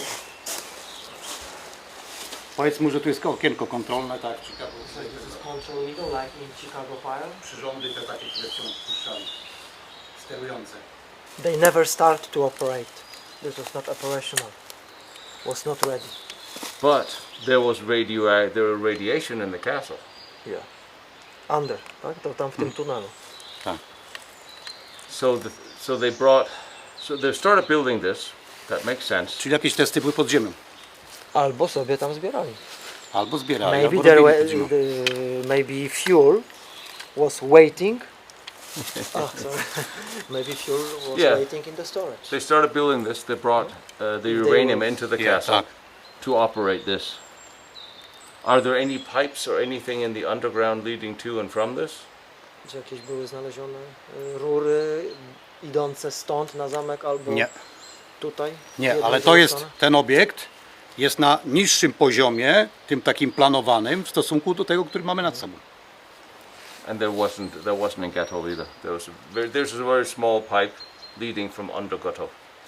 Nothing big at all. There was a lake next to it in case it caught fire. But Gotov was built before this, so this would have been in evolution.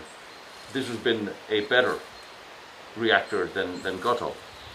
Gotov was just the first test station. This was first, this was the next one. Yeah. Że nowa wersja, tak? Tak, to był następny, tam był pierwszy. Ten mógł być bardziej nowoczesny. That is interesting. What do you make of that? Of that, yeah. For water. This? Tak, To jest woda się przelewała. Tak. Przelewała. Ale to były warstwy grafit i grafit z uranem. Grafit z uranem, nie? Graphite and uranium layers. Is that the Chicago Pile 2 or the one they buried? EBR-1 reactor, which was built in USA according to documentation of Nazis. This was fully operational model of the reactor. Not only uranium was took into account by Nazis as a fuel of atomic weapon, as well thorium, plutonium, barium, beryllium as well as a reflector for the deflecting of neutrons.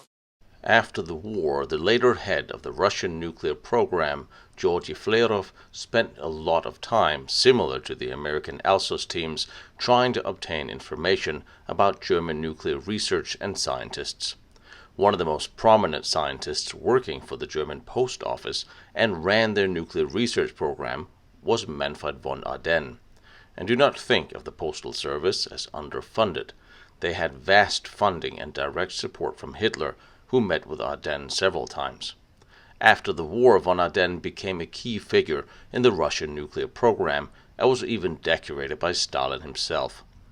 A lot of testimony exists witnessing the underground German research labs placed in tunnels and former mines near the castle. In 1983, Flerov met Thomas Jurek and recounted how a German prisoner, a scientist, had worked for the Postal Service but was tasked with installing several psychotrons in underground labs run by the SS. And it was not far from there, at the factory where the jet engines testing took place, that the key access control card was found. Waldenburg in Schlesien. Yes. Labor Riediger. Yeah. Alte Griebe. On tam mówi, że do wzbogacania uranu on montował drugi cyklotron przeniesiony z Berlina w podziemiach starej kopalni w Waldenburgu. Frołow mówił. Frołow opowiadał, że ten Niemiec. Tak, no, że ten Niemiec, no tak, zgadza się, że to ten Niemiec miał pokazać, ale nie pokazał, bo nie mogli znaleźć tego miejsca, ale że istniało laboratorium atomistyczne w dawnym Waldenburgu w Wałbrzychu, gdzie on montował już drugi cyklotron. Jeden cyklotron działał, a Niemcy za pomocą cyklotronu otrzymywali pluton, czyli prawdopodobnie pracowali już nad bombą wodorową w tym momencie. Ewentualnie jakimś innym rodzajem bomby, gdzie był wykorzystywany pluton. Czyli byli daleko posunięci w badaniach atomistycznych. But Germans have a process in which we're using cyclotron or jak tam jeszcze było? Betatron. Or betatron equipment.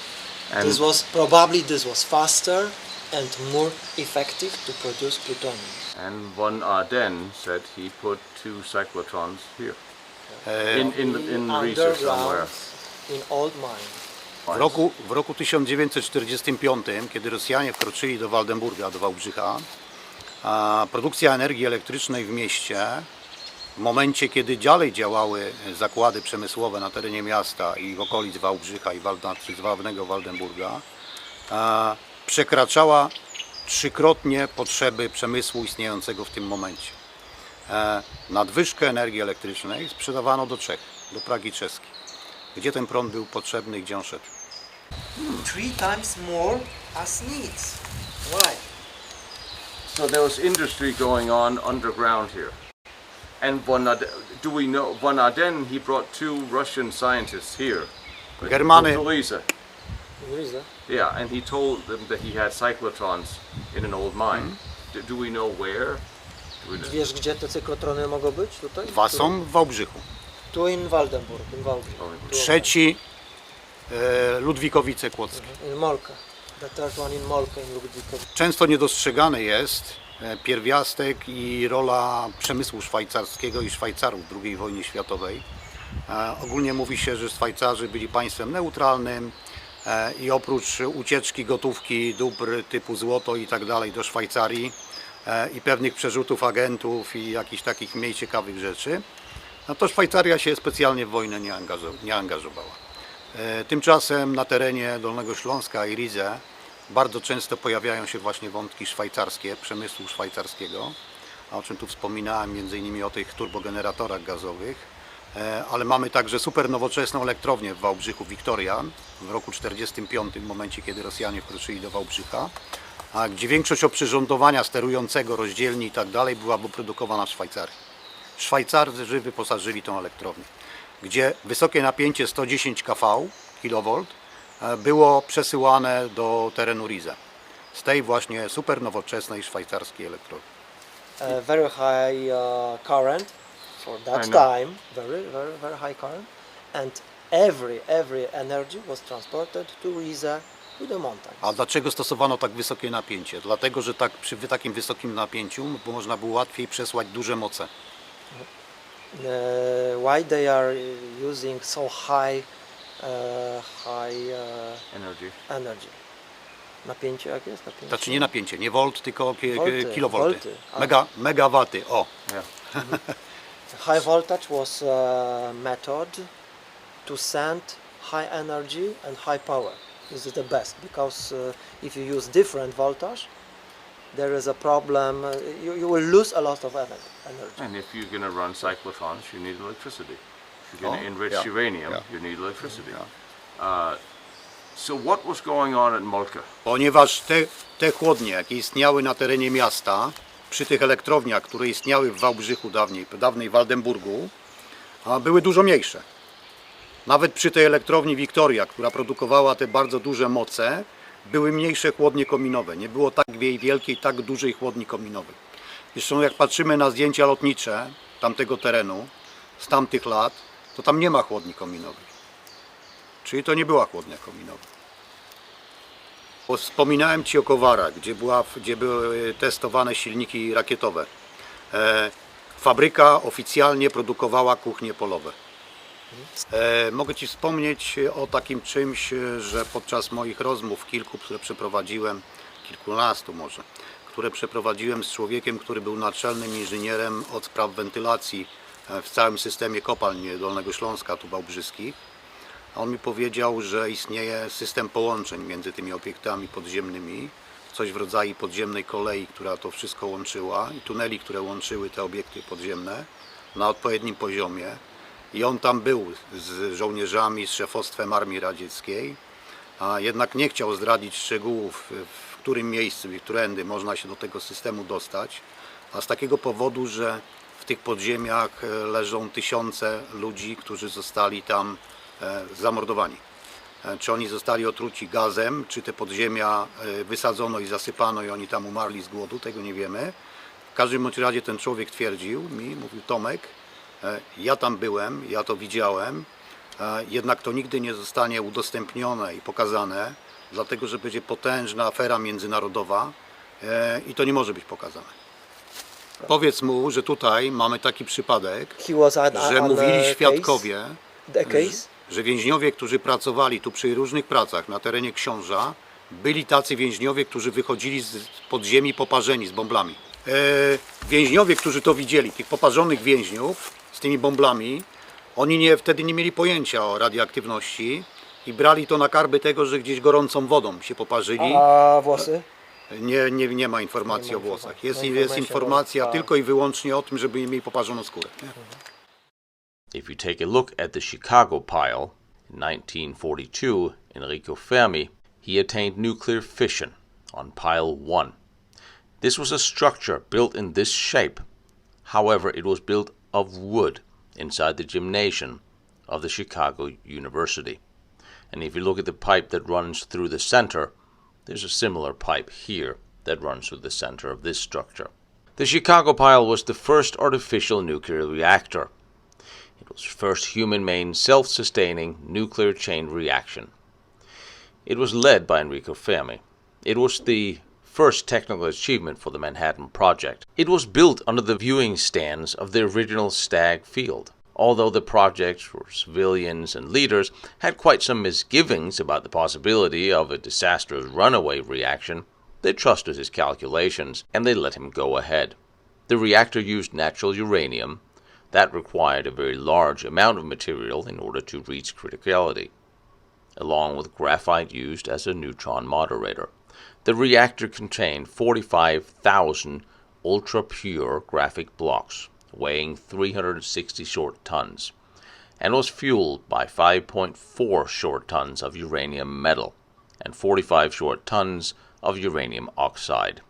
Unlike most nuclear reactors, it had no radiation shielding or a cooling system. Even the Chicago Pile 2 looked similar to what we're seeing right here, and that was blown up and buried, but it looked the same. And a quick insert here, Otto Hahn discovered nuclear fission already in 1938. He did, Lisa Meitner did not, and he got a Nobel Prize for it. Back to Gotto outside Berlin. At this facility, nuclear fission experiments, designated G1, G3, had a lattice of 6,800 uranium oxide cubes, about 25 tons, and it used paraffin as a nuclear moderator. The work verified Karl-Heinz Hocher's calculations that cubes were better than rods, and rods were better than plates. The G3 experiments were small-scale designs, but it generated an exceptional high rate of neutron production. Here, work was also done to explore a nuclear reaction through the detonation of explosives. The first effort started in April 1939, just months after the discovery of nuclear fission in December 1938 by Hahn. It was halted for a short period during the German invasion of Poland. However, a second effort began under the administrative purview of the Wehrmacht Heereswaffenamt on September 1, 1939, under the command of Erich Schumann. Schumann was a brilliant German physicist who specialized in acoustics and explosives. He was a general officer in the army and a professor at the University of Berlin. When Adolf Hitler came to power, he joined the Nazi Party, as did Deibner.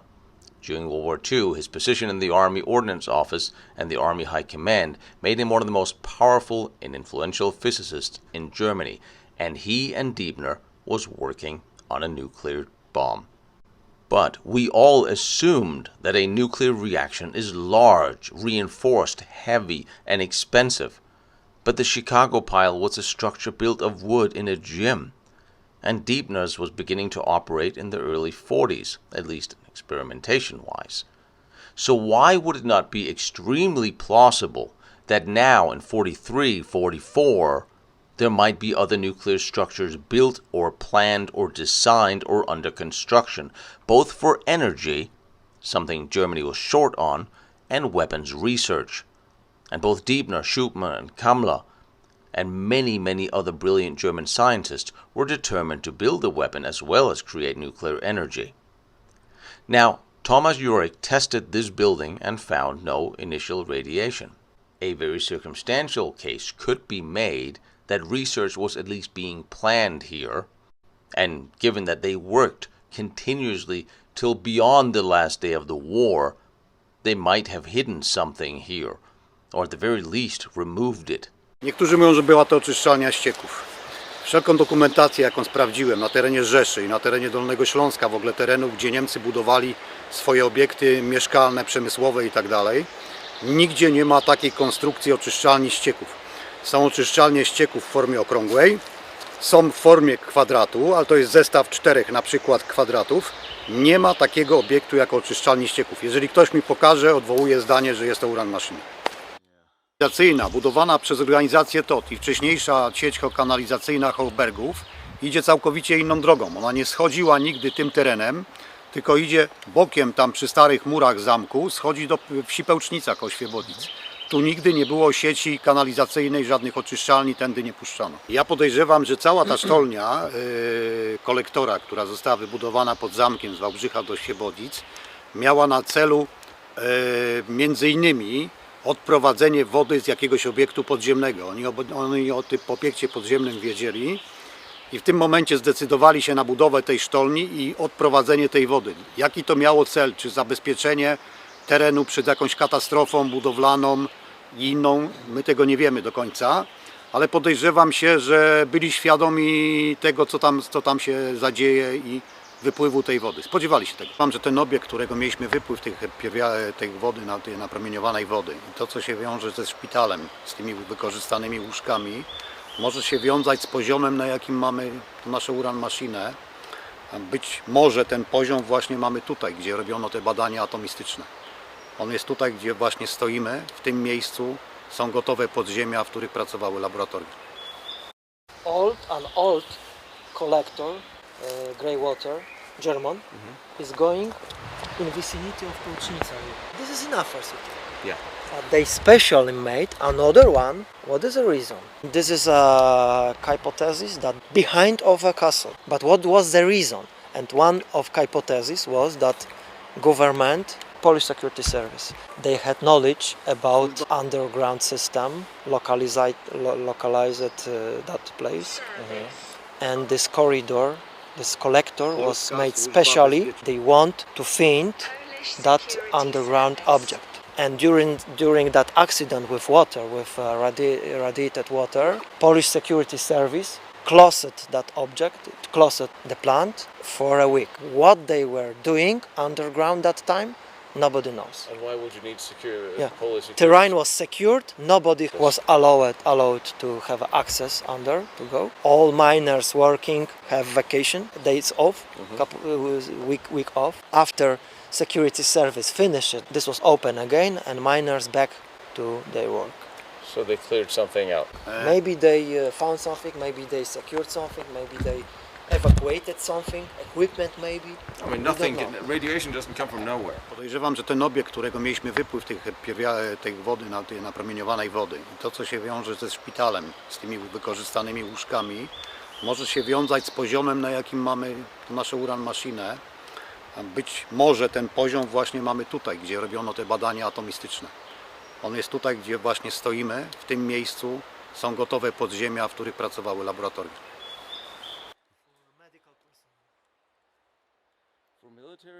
Nam się tak tu przewijają te lata 70. W latach 70. planowano budowę nowej oczyszczalni w dzielnicy Ciernie-Świebodzic.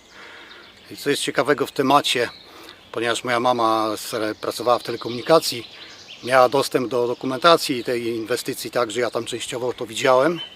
Ale co jest ciekawego, co mnie potem zainteresowało, to to, że technologię do budowy tej oczyszczalni za czasów żelaznej kurtyny mieli dostarczyć Amerykanie. Miała być współpraca polsko-amerykańska przy budowie tej oczyszczalni i dodatkowo wiąże się z tym temat budowy koksowni w Cierniach.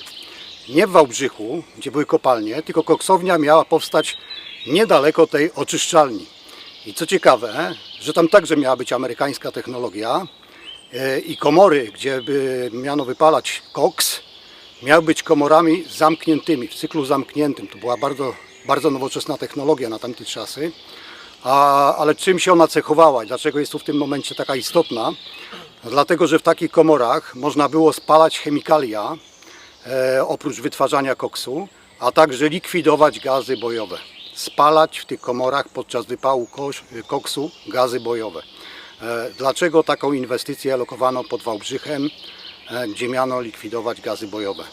Na pewno by ich nie dowożono z nadmorza, bo taka inwestycja powstałaby nad Morzem Bałtyckim, czyli gdzieś te gazy bojowe muszą być tutaj niedaleko składowane, bo taki obiekt musiał powstać blisko tego miejsca, gdzie są składowiska właśnie gazów bojowych.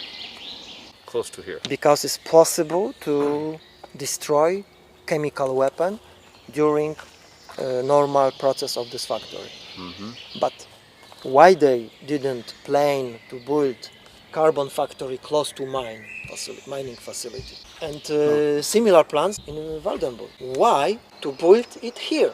To transport koszty transportu, tak. Carbon longer? This is a cost. Yeah. Why? What is the reason to build it here? Here is no mining, no carbon storage, nothing. Probably they're expecting to find big storage of chemical weapon in that vicinity. Castle was a cover. So this was for research. Top secret installation. For that time this was something modern, never made before by human. There is a larger part of the tunnel system that is today occupied by a seismic lab. This lab initially moved into one of these smaller rooms that was set up for ventilation. However, this blocks off a rather sizable part of this tunnel system from public view. And some questions are arising whenever I start looking into where this research began and from where it got its equipment. 50 meters below us. So that's the second technical Ten jest tunnel. używany. Second Tu idą światłowody i kable. Yes, this is in use currently. Currently? Yes. So, Monitoring for electricity, for and you have telecommunication. the seismic tunnels that you're using this one. Seismic and cosmic laboratory. Cosmic? Kosmik. Yes. Oh. It's Cosmic Department of University and they are Polska Akademia Nauk. Why are Cosmic using a tunnel? Shouldn't they be on the mountaintop? because it's silent and people are not disturbing in that part. They have pipes, special installation to assess cosmic parameters of Tom will request with his friend for permission to visit for you in that closed part, because normal trips are not allowed to visit that part. That part is cut off the traffic of tourists. Now, when did the research? So a lot of research is here. Yes, research When? are still in progress. When does this Unbreakable. research move in? After the war, under the Russians, after the Cold War? Just after war, After war. Russians were here and they were in charge to do everything here. There still are a lot of books, a lot of pictures from the castle. The castle was completely demolished after visit of Russian. And after they moved from here, this was handed over to Polish army and then mining corporation, mining department, local mining department. To clean up, or Why mining department? Because miners have work here to secure and to close corridors which were designated to be forgotten. that sounds very familiar. Maybe news for you as information that first seismographic equipment was from USA. Przy żelaznej kurtynie, Układzie Warszawskim. During Warsaw Pact and Iron Curtain, movement was forbidden. People were very, very stressed because of Cold War, but there was no reason to block this idea. And equipment, seismographs from USA was transported as a gift here and were installed under the ground. Present tunnels, in my opinion, and opinion of a lot of my friends, are a camouflage. This is part of camouflage system. Very probably are ready and finished, completely finished tunnels and underground systems below, under, or on the side of present visible systems. You've been spending a lot of time mapping what is on and under the ground in 3D. This is my hobby, but maps, maps are showing you surface, on the surface, but we try to use modern technology like laser systems, laser scanning, LIDAR technology, to do three-dimensional maps and three-dimensional models of terrain. We made this before some issues are better visible when we are using this technology, and in my opinion we can find something in that places. But now I want to keep this in secret. And since Alex has spent so many years of his life researching this area and knows the language, the terrain and the layout, I thought he should take a week off from being a doctor and caring for sick people and come with me through the forest and show me the ruins of the tea house that is opposite the castle. And we went through the Speergebiet and looking for some very interesting terrain features. And of course we got chased out of a place we probably shouldn't have been in the first place by armed guards and crawled through increasingly diminishing in size tunnels as we visited some of the remaining Riese tunnel systems. Over the next couple of episodes, we're going to take you through some of the places you probably haven't seen before, and I'm going to try to lay out the case that Alex has presented to me as what is really going on in the adjacent mountains and hillsides.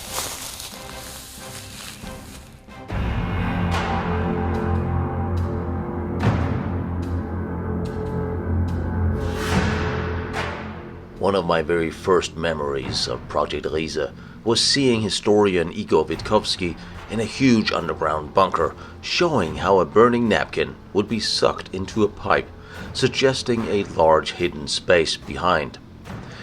That image of this hidden room started my journey through the German secrets, the Bell, the Henge, and General Kammler, and today I finally get to see this place for myself. Over the past many years of taking you all through the German special projects and following the footsteps of the SS General Hans Kammler, the one man who was in a position to know and control most of these, before his disappearance at the end of the war. Yet we have seen comparisons to the sites of all these projects from the S3 in Jonastal Bergkristall, Project Riese, and in the absence of detailed documentation, I have been going to these places to determine what was possible and seemingly what could have been planned here.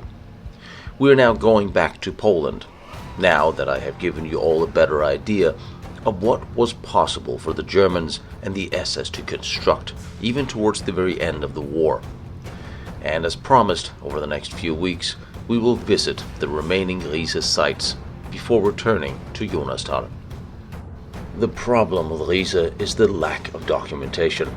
Even the concentration camp prisoners, eyewitnesses who were there, are not entirely sure what they saw, and the project workers were highly separated and compartmentalized, for the very reason that in that case no one person would be able to put enough together.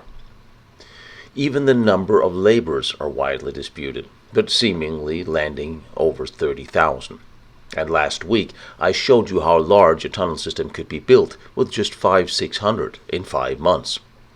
So how is it now possible that with 30,000 plus laborers and 10,000 plus civilian workers and companies hired to build this complex, we are actually seeing so very little construction? Where did the money go? And the cement expended, where did that go? Well, we now have more documents to show you, and I'm taking you to what was expected to be the main communication center. But looking at it, it raises more questions, even what I'm being told and what some documents show, because they are conflicting with one another. Siegfried Schmelcher, Chief Baumeister for Führerhauptquartier for the Tod Organization. He was appointed in 1939. However, in November 1944, he compiled a technical report of 19 Führer headquarters, noting that 16 were already existing. Riese was one of these, expected to be completed in August 1945. Now, the first thing that struck me about his report was that the S3 in Jonastal is not mentioned on it.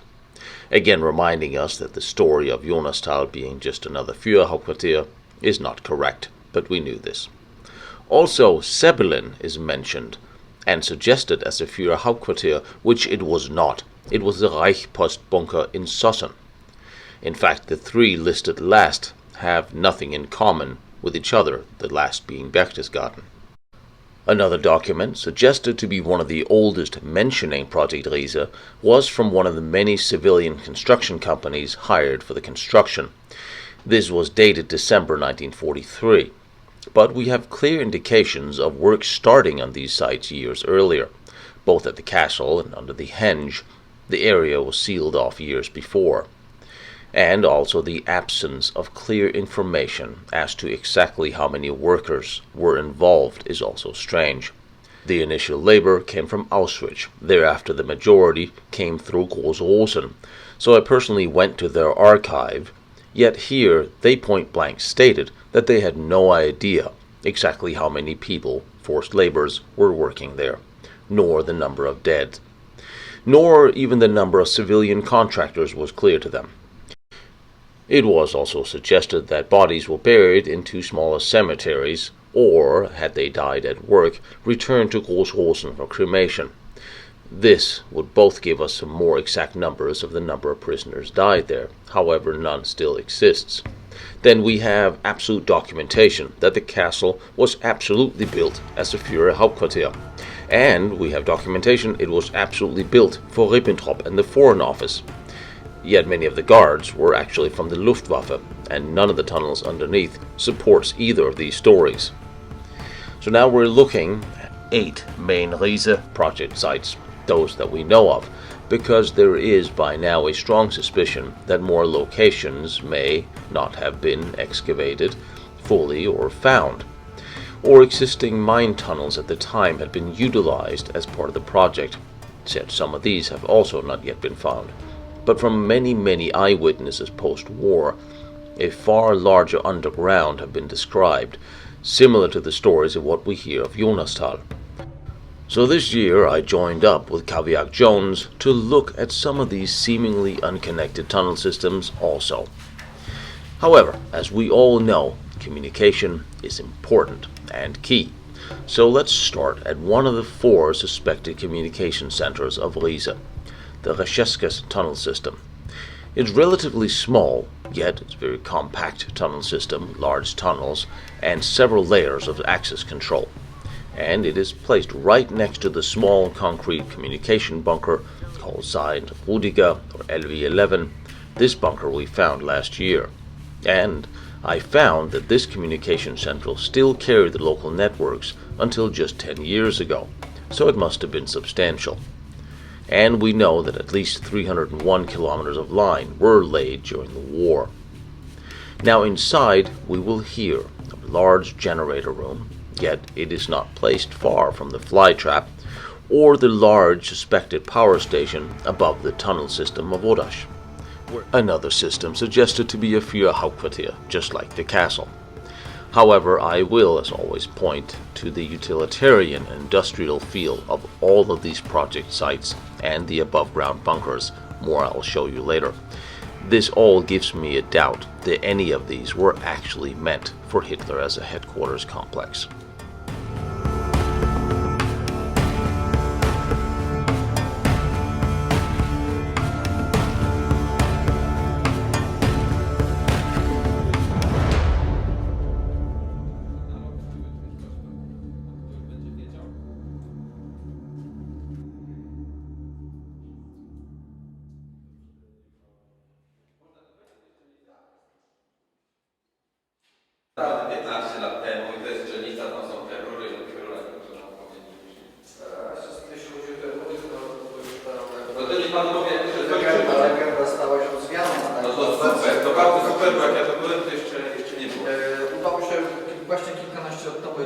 The access control. The access control, yes. Pomieszczenie, które miało zabezpieczać główną część obiektu. Yeah, it was supposed to be a protection for the whole object, not to get any other people to get in. And they were still working on this. Yes. So did anything ever get into production here, or they were still working on it? Czy cokolwiek tu było produkowane, czy cały czas nad tym pracowano? Nie. Tutaj jeśli chodzi o projekt Riese, budowa została porzucona. So when it comes to the Riese project, this whole construction site was abandoned. Prace wyprowadzono od listopada 1943 roku do początku 1945 roku. From November 33 to February, January 35.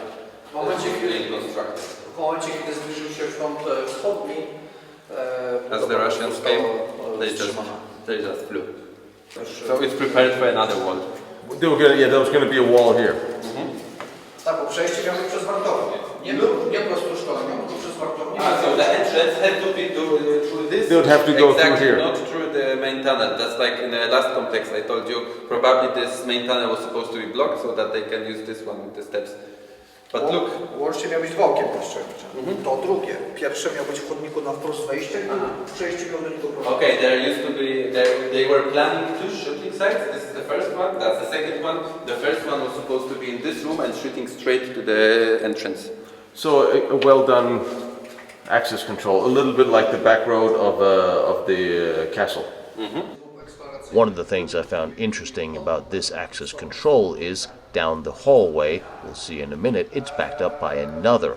So you have quite a significant amount of access control. The main tunnel would be sealed off and all personnel would have to come through this one and then another one past that, which is more than I've seen in most other complexes where there would just be one. However, it's hard to judge since the complex is not finished.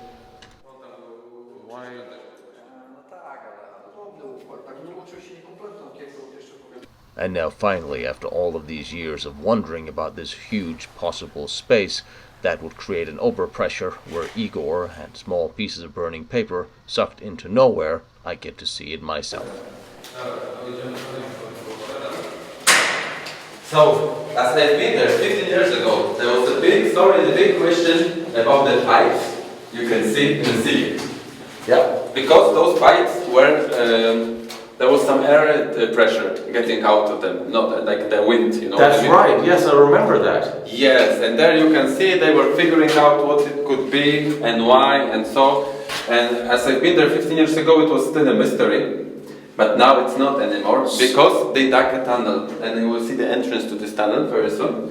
And they actually noticed that those pipes are there probably because of the not so spectacular reason. When as they were digging it, this whole tunnel, they came to this like the place where the two layers are jointing, and it was very unstable. So they were exploding, and they were exploding way more material than they wanted. So they had to refill it with a concrete, and here we come to the missing concrete from Albert Speer's diaries, because it's hard to say if there is 1 meter of concrete or 5 or 6 meters above us. Maybe they had to refill it, like you actually see here.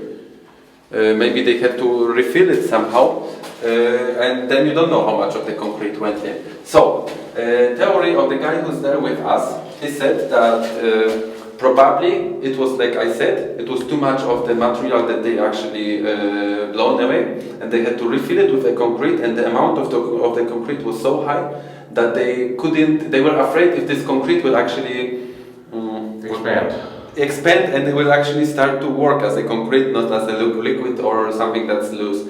And they used those pipes for ventilation of the what's above us. And they actually made a tunnel. Let's maybe go there. Yeah. It was funny, when I was looking at them, I was thinking mnemonic tubes for communication. Yeah, Struckmann, I know what you mean. Yeah, or having the little, like in Sussen, where you had the communication all over Berlin, you had tubes. Yeah, pressure tubes. Yeah, you have a message coming through. It was not from the level above, which doesn't exist. It was just from some empty cavities above us that they didn't manage to fill with the concrete. So now, as they finished the tunnel to above the concrete level, it's actually the pressure is gone, the air pressure. So probably this air that was getting out of here was getting somewhere between the rocks and the concrete because it didn't connect properly. So there's no more pressure on that? Yeah, it doesn't blow anymore. That's actually interesting. Let's see the tunnel. Yeah. I've noticed this tunnel entrance as I was walking in. You see? Yeah. And oh, yes. Yeah. So they actually checked it, and now this myth is debunked. Ah, but Igor really liked that one. I saw Igor with this napkin that was flying there, and there's. I think that was one of the first stories I ever heard about Riese.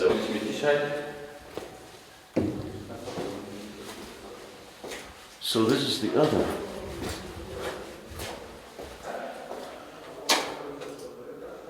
That's interesting. So you have one entrance there, and then another armored door there, and then I'm guessing another there. So this entire side had the concrete cement in there.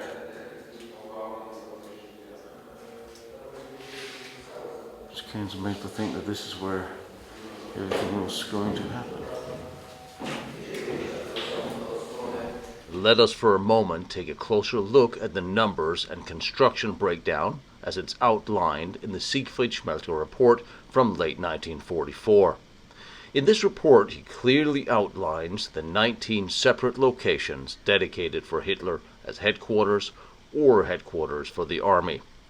In it, Riese, Sabon, and Berchtesgaden are separated as they are still under construction, citing the others as complete.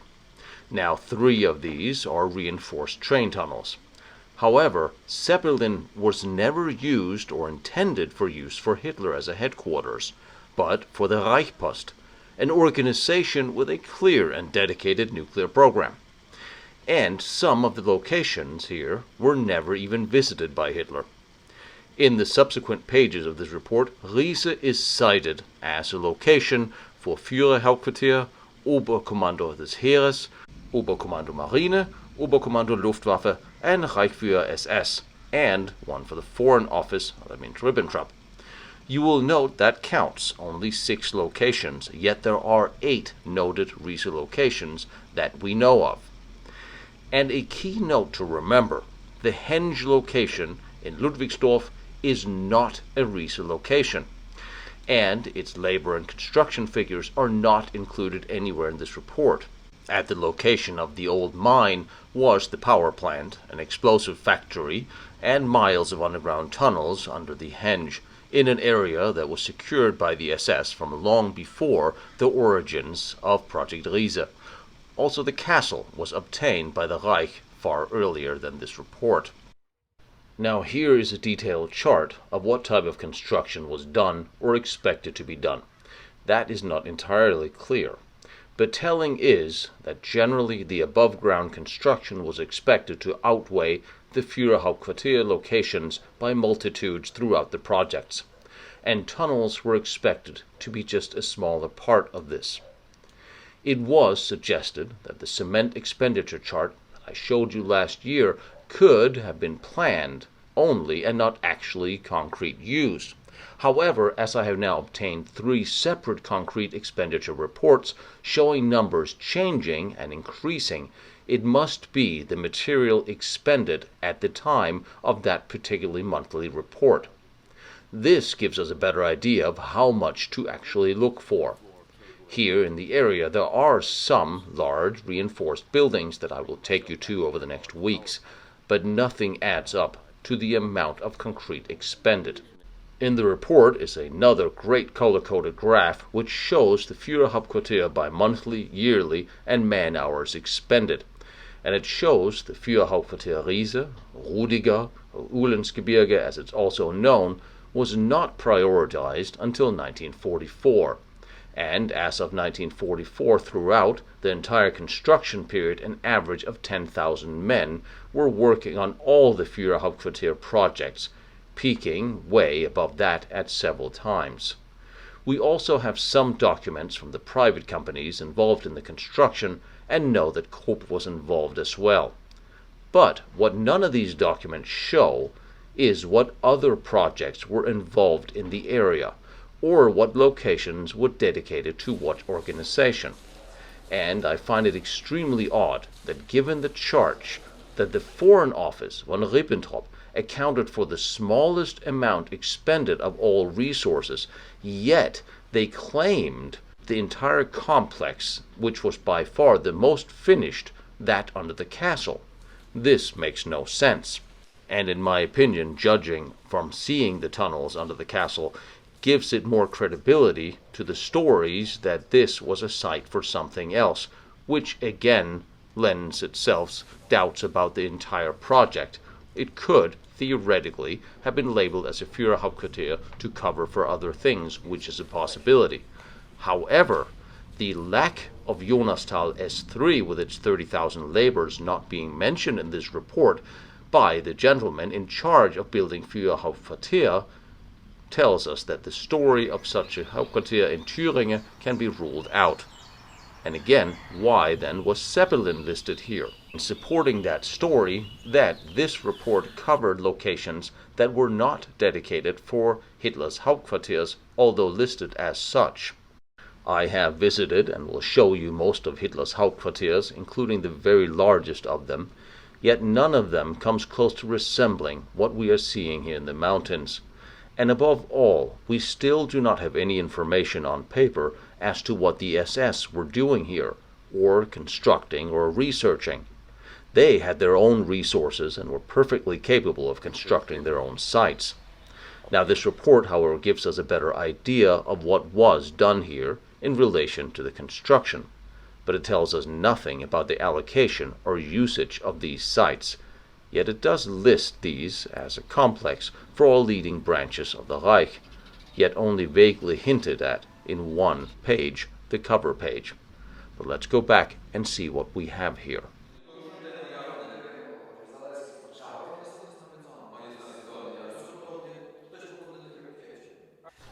And I really am very grateful to one of the managers of this particular tunnel system that he took his time to show us around and share his knowledge of the place. So those doors were gas-proof, yeah? They were panzer doors, and they were opening inside. So that if you want to get in the complex, you have to damage the doors who are opening to you, towards you. So it's more difficult. So this would eventually have been closed off. No, tam byłoby So zamurowane. they had to go through here. In the last years of the war, when they actually decided to stop building constructing the headquarters for the highest officials of the Third Reich, they decided to use those undergrounds to support the production of the nearby construction sites. I mean, construction producers. And one of those producers some of them were actually working on the parts for V1 and V2, and this is the way you can connect it. So there were some production sites very close to this area. Among them was the Krupp construction site in a nearby village, and this nearby place from Krupp was producing the single parts for V1 and V2 for Luftwaffe. Oh, so here's... Okay, I didn't expect more of this. So is this another access? Co tu miało być? Tu miała być ściana, bo przejście miało być poprowadzone dalszej części obiektu przez śluzę. A to jest nowa śluza, druga? Tak. So they wanted to build a wall here, that's true, and that's like a second airlock. Access control room, yeah. But it's kind of a smaller one. And this one is opening outside already because, I tu też na tej zasadzie wartownik byłoby zamontowane, czy drzwi dwuskrzydłowe otwierające się na przykład do cego, bo widać to po gniazdach tutaj. I still have the scaffolding wood. 20 po 7, to jest moja ulubiona. No to tak zostało to kiedyś do... Nie mają to nic wspólnego z Riese. Ja wiem, policzyłem w Panzeratlasie, mają chyba 35 rodzajów samych drzwi. Teraz sobie zbuduj takie biurko, masz produkt do budowania, w każdym inne drzwi, w każdym pomieszczeniu inny telefon. Aż do niego. Yeah, with all the wood in place and they were far from being ready to do anything here. Mówię, że ten remnant rzeczywiście byli daleko od zaczęcia robienia czegokolwiek. So all the door frames, are they from here or did they find them? Te ramy to są stąd, czy gdzieś przywieźliście? Nie, przywiezione. No, it's not from here.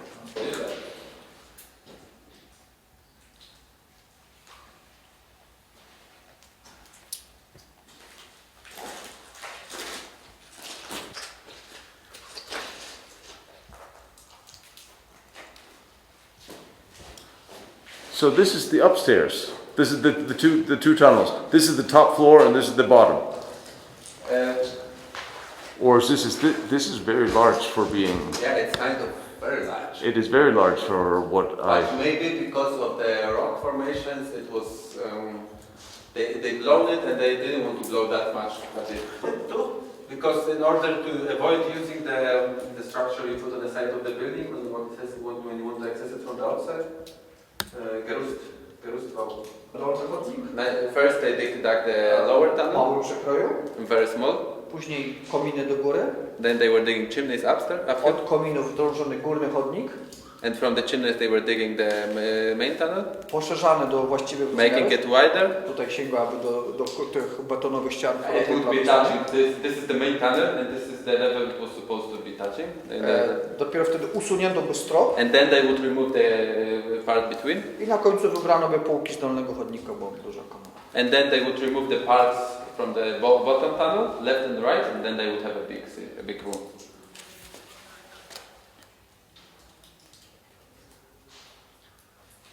But yeah, they were far from being ready to move any kind of production in here.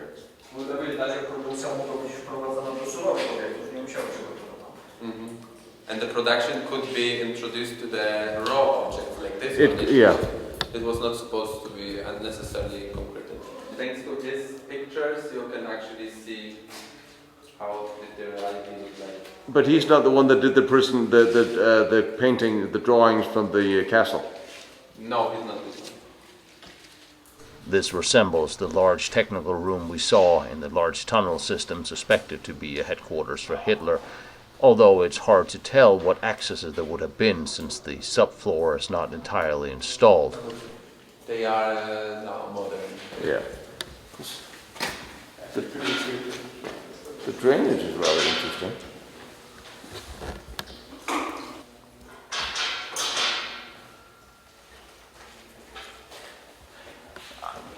These were supposed to have been technical tunnels. They weren't for drainage.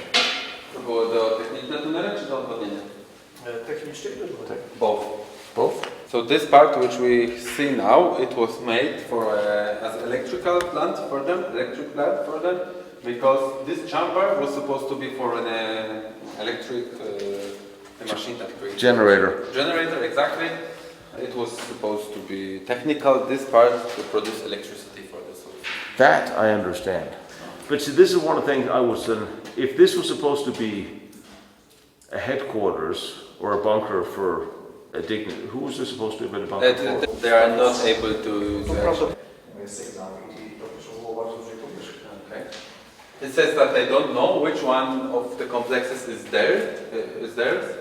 He assumes personally that they wanted to place this big, this Funkzentrale, radio collection center here. Yeah, because this is really serious for. Yeah, but it requires a lot of place and machinery to increase the signal strength. Yes. And that's what they wanted to achieve. Yeah, because this looks very technical. Okay, so coming back to the reason why those places were built, we are not able to say that this one was for Hitler, the other one was for somebody else. But from the other documents, we are able to actually find the information that another one, Osówka, the one which we haven't seen today, was made for Adolf Hitler himself.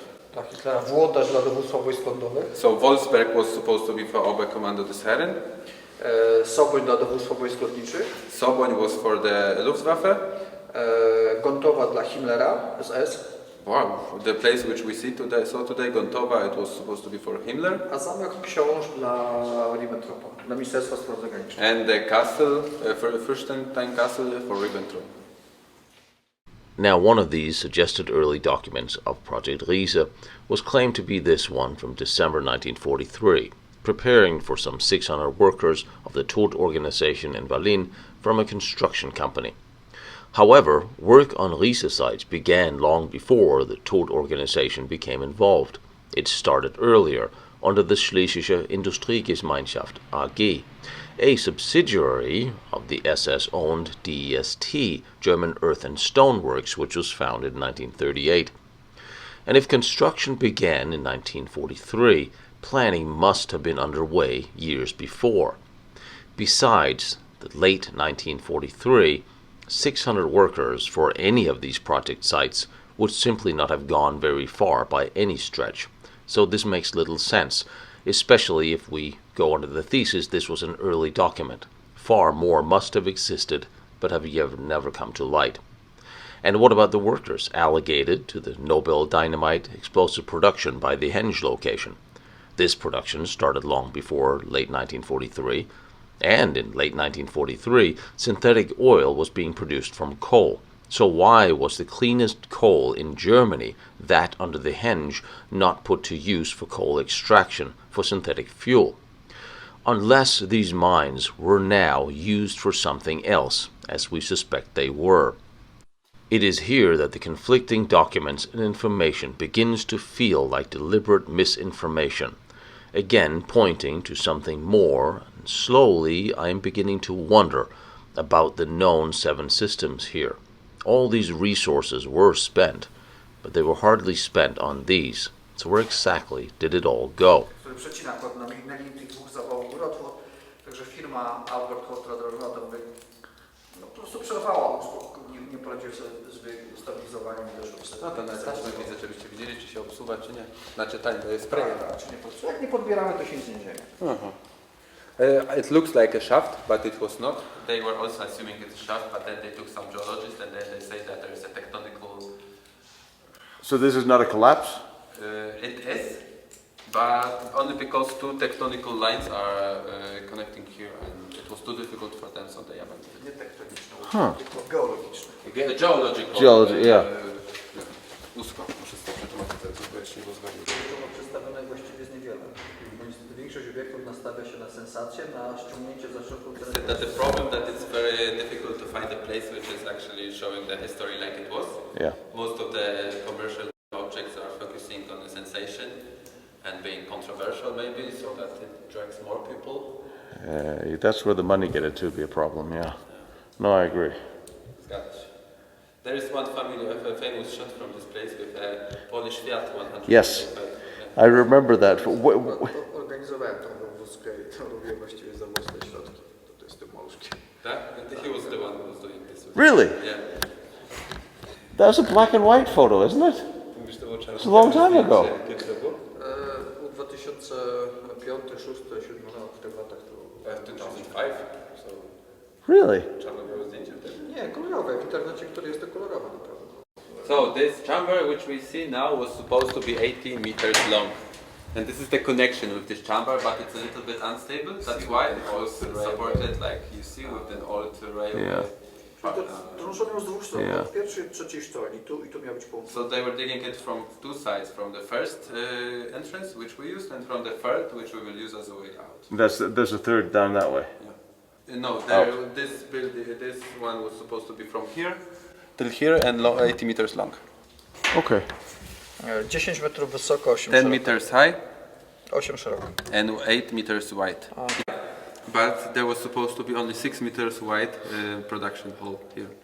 Oh. So there is 1 meter of a concrete on the left and 1 meter on the right, which gives us the idea about the amount. Det tror det er den hænger på. Så er der jo ikke noget.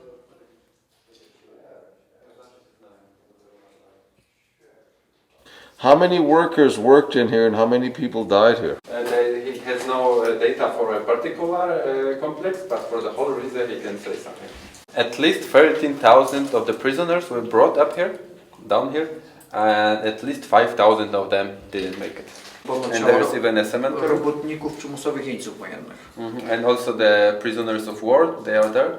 And the bodies of the people from Gross-Rosen were taken back to Gross-Rosen and then they were buried. And from January 45, bodies of the Jewish prisoners were buried in another village somewhere here. Okay. If there were a lot of them and how many and in which reason, then that's what.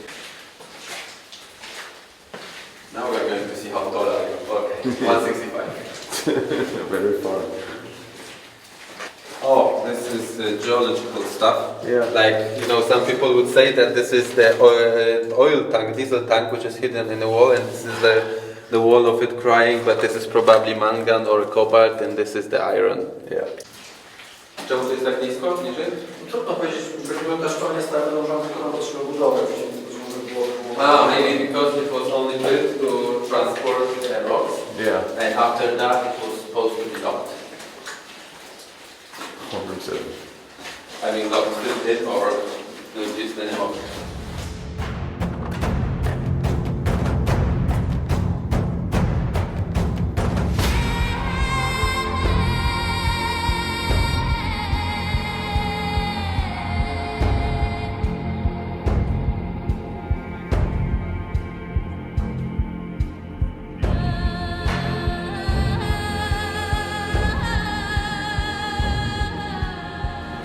This is where the cold air went.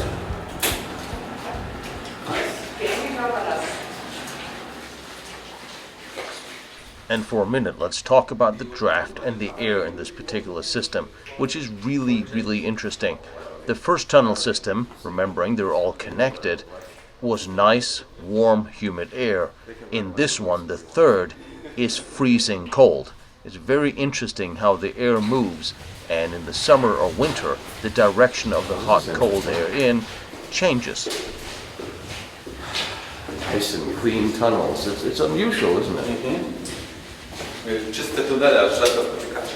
W sensie nie wypełnione jakimś morzem, skanem czy coś. Tu miała być wartownia? Tak. There was supposed to be the access control room. Yes. And there's the rest of the turn plate. Yes. But you can see, so this one was supposed to be used as an entrance because they have this access control room. The middle one, it's not there, so probably it was made only temporarily.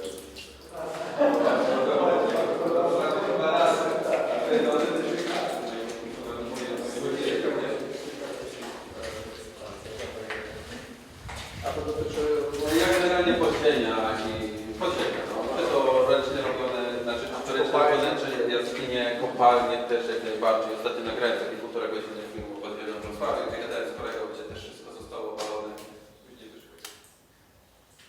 This seems like a good time to remind you all that we don't actually have any finished construction plans for any of these tunnels.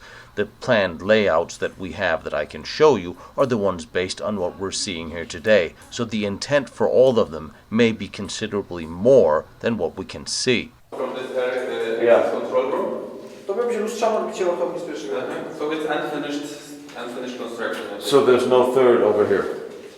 Nie ma tej kolejnej tego. Myślę, że nie, to albo miała być, albo w ogóle It's not there, but maybe they were wanted to build it, but they didn't start.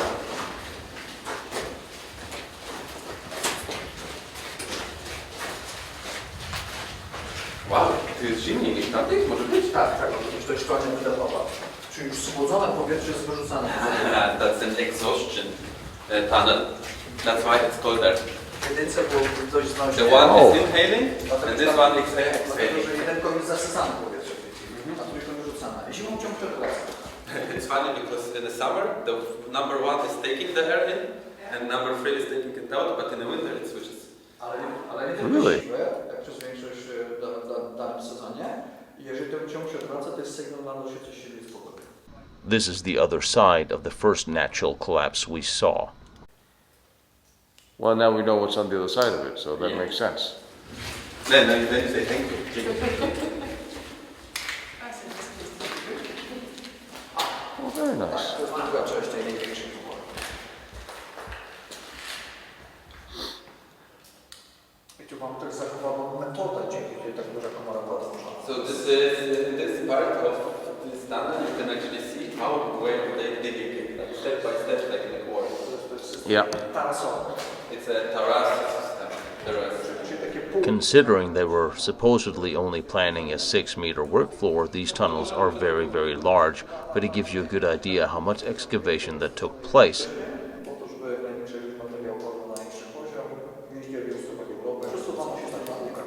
So they were making steps like that, then injecting the dynamite, and then they were exploding all of it at once, so that as much of the material falls to the lowest level possible, where the prisoners would actually collect it and then bring it out.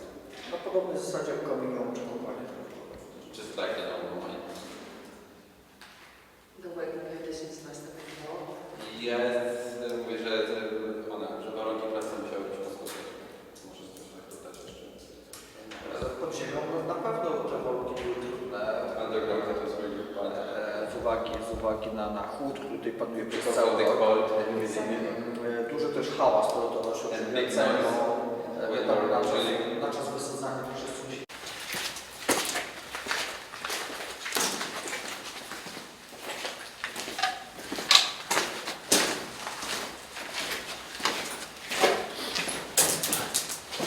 That really is, it's interesting because it really is a lot colder in here than in the other one.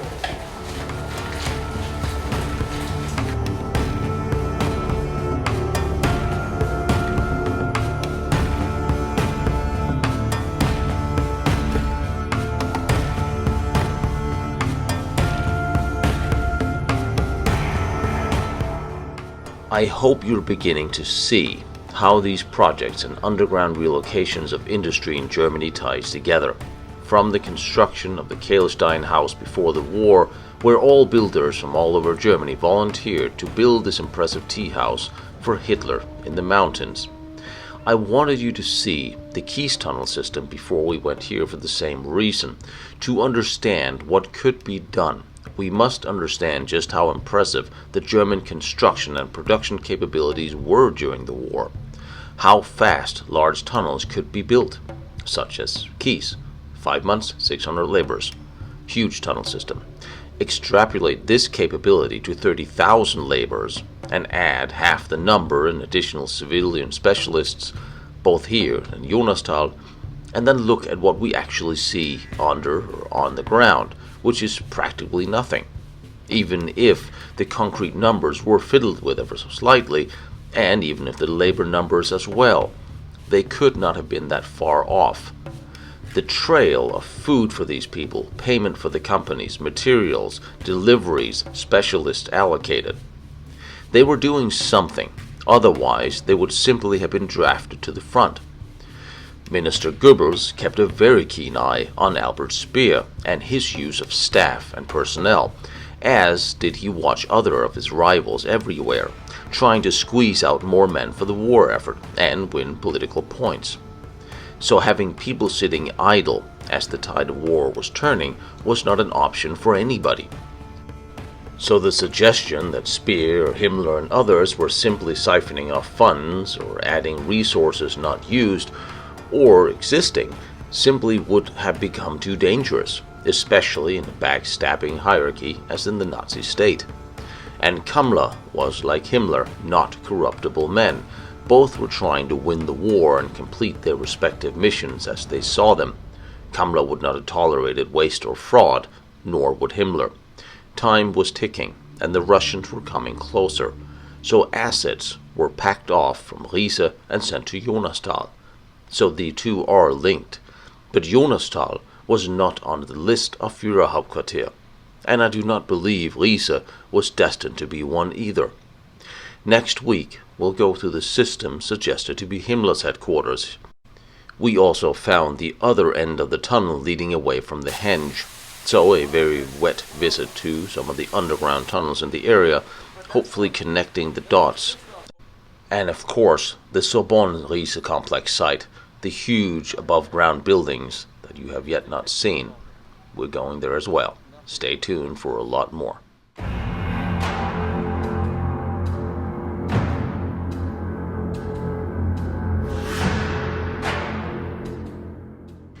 We are going up the Witch's Mountain, where one of the really interesting Project Riese sites is located, one that deserves a little more of a look, that of the Sabon. It was supposedly intended for the Luftwaffe, and the interesting here is the layout of the buildings, especially the layout of the tunnels beneath. And what makes that even more interesting is that it is located right up the mountain from where the ME262 factory and tunnel system, which I took you through last year, is located. Here above the valley we find remains of some very interesting buildings, and we are joined by Kaviak Jones again. It's great to put more eyes on the structures, trying to identify what they actually were. From below there was a narrow gauge rail that was built running up the mountain and circled it and the construction sites and buildings.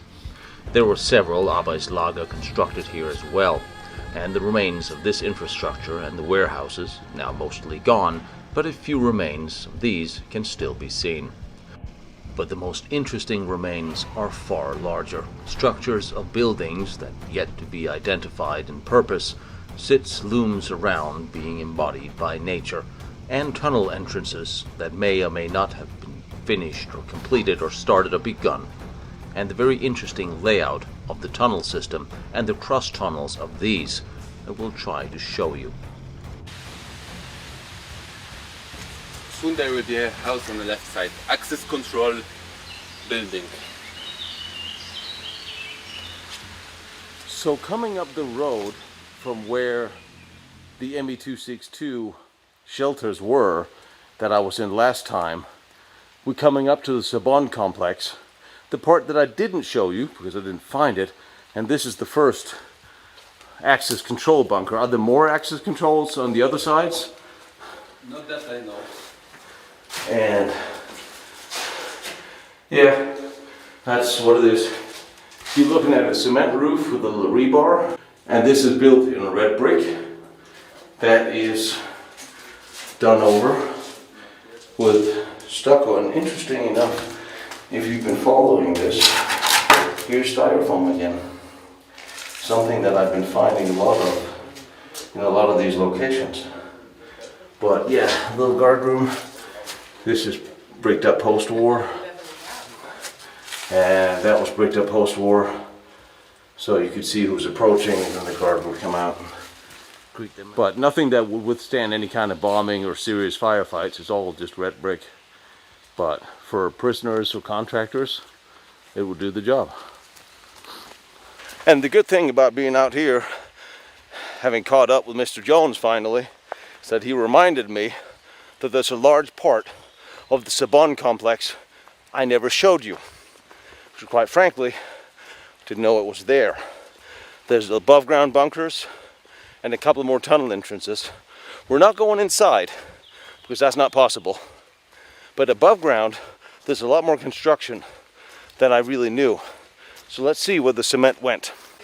Now here's the interesting thing about this waterways, because everything here is about following water backwards, as we've done up here at the Riese sites so many times before. Obviously water runs downhill, and it is said that under this lake is another entrance to the underground, the lower level of the Sabon complex, the one that's not on the maps. It has been rumored, it's said, nobody actually dove or excavated this to figure that out. But we got to realize the water, again, is coming and pooling somewhere, running downhill. And we all know the water assembles in tunnels. It's an indicator. But Mr. Jones, how do you feel about diving this one day? I would not dive it. If you wouldn't do it, then I definitely wouldn't do it, because you're crazier than I am. Yeah, you have to find somebody who's just as crazy as I am, but when it comes to diving. So we have to find someone who's crazier than we are.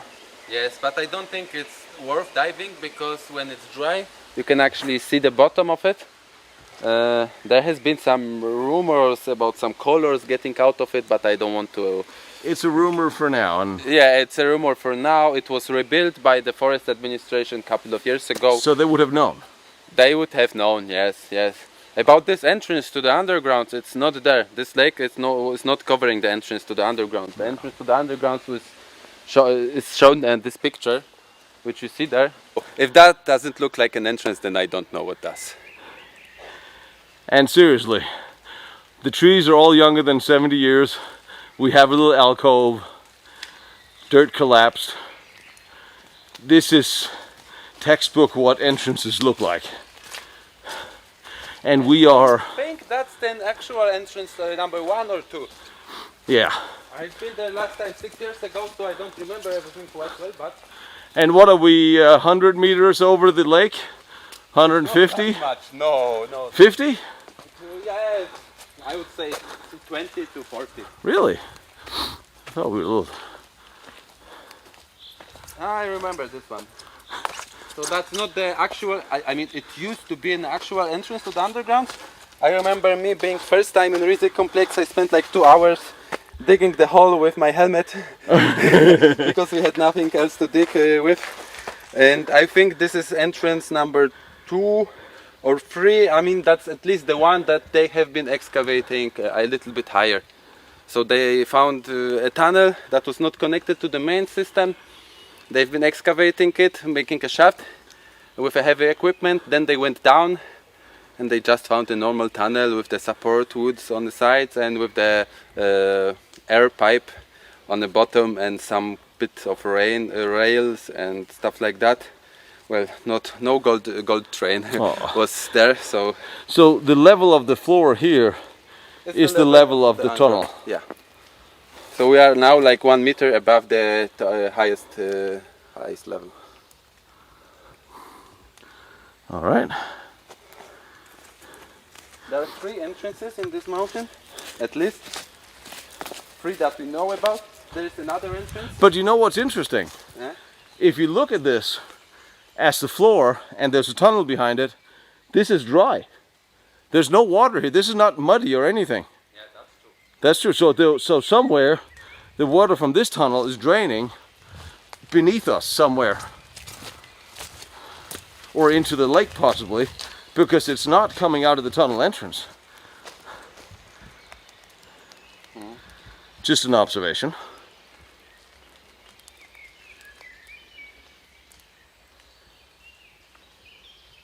The complex consists out of 3 tunnels into which we enter from 3 sides of the mountain. All the tunnels that have been dug, it's around 700 meters. Tunnel number 2 and 3 are connected, but they are not to get through, because if I remember it correctly, yes, this is the way you can enter, and then there is a collapse here, so you cannot get out. Woo!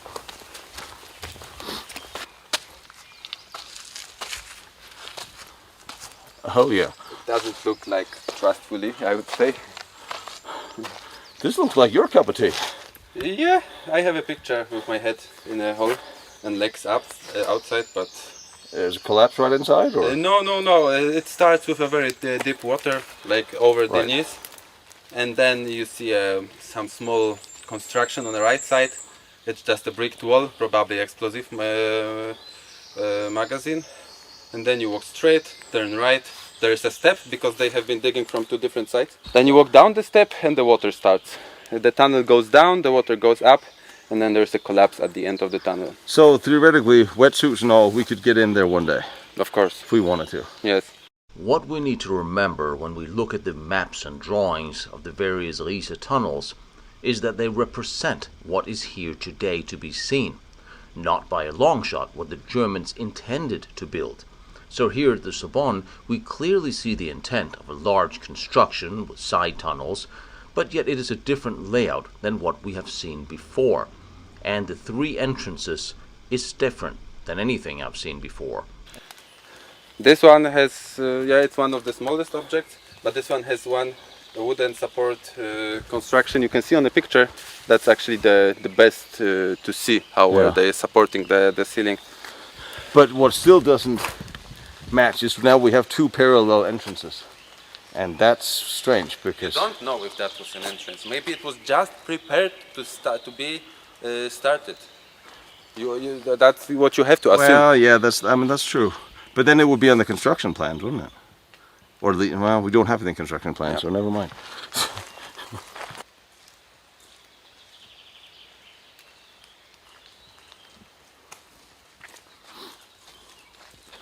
Could it be a foundation? If, then yes, because there you have only the ground floor. So maybe there they managed to finish only the foundation. There's a foundation of a building. That's not here yet. So despite all the infrastructure up here, they still hadn't. They were just beginning here. So there you have one hole. That's the second one. There is the third one, fourth and fifth. There's a hole.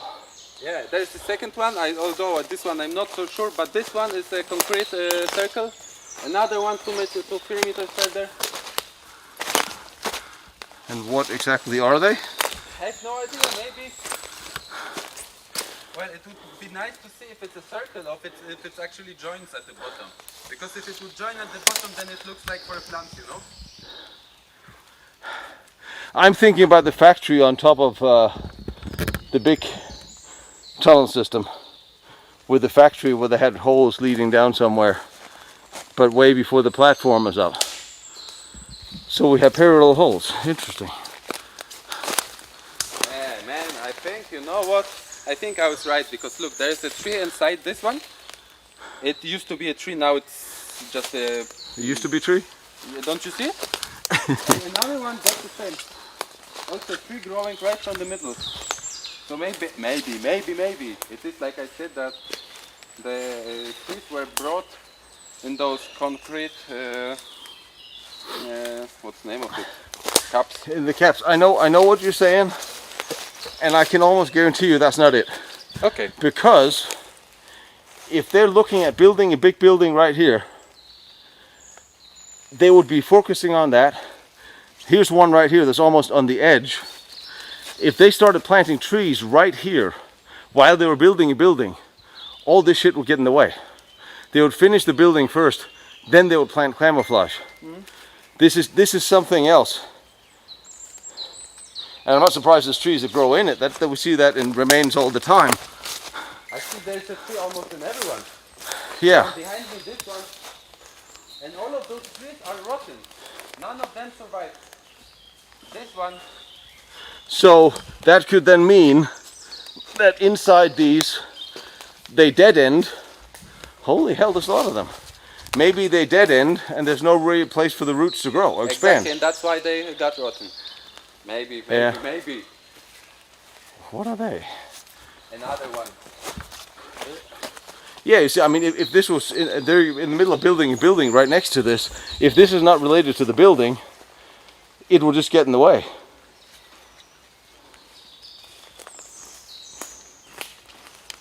I've never seen this in any of the construction sites. Any ideas? outside thinker.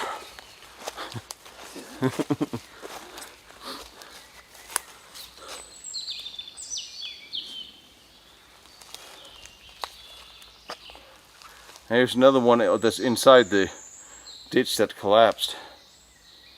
They were digging something serious here. Yeah. Is that one of the buildings over there? And that's not a friendly ground to dig. Look how many rocks you have. There's a mountain up there that looks artificial. A big fucking tree. But yeah.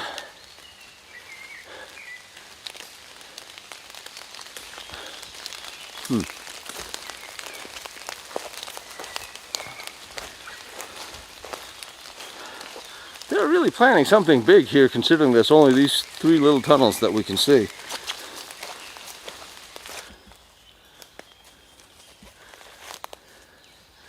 This is a hell of a pit for something.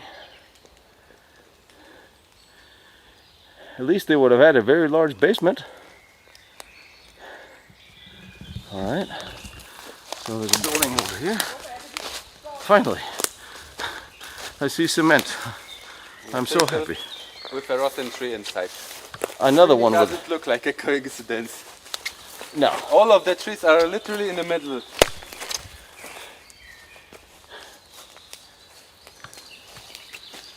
So maybe let's go to the plate first, see what they have to say.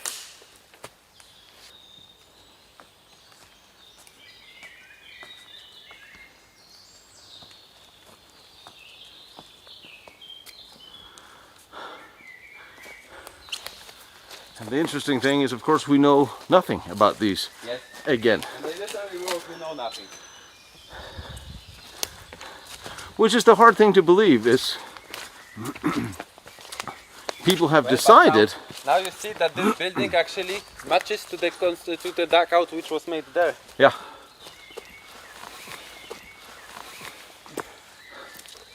And look, there's no like concrete concrete support for the ceiling, so the ceiling had to be light, like from the wood, which gave me maybe an idea that they were supposed to make something dangerous here, so when it explodes it doesn't blow the building, just the roof away. I only assume.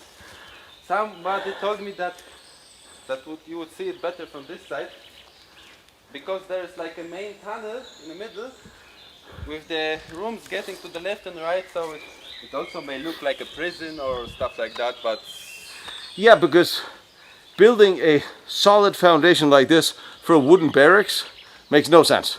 Yeah. For a wooden top on a building like this makes no sense. Yeah, the buildings are all lined up. And you will see something really interesting here. So, I'm sure it was not for the construction workers or construction slaves, I would say. Why I'm sure about it? Because the walls are actually being warmed. Look, isolated. Yeah. You see the isolation here? Yeah, besides this is a very serious building with big windows. So no, they were not for the construction workers. Wow. This whole room is isolated. None other ones are not. In this one you cannot even see the ground floor, but you can see the steps, which means like they didn't want to have a flat floor over here. You see the steps on the side? Yeah. What the hell is that?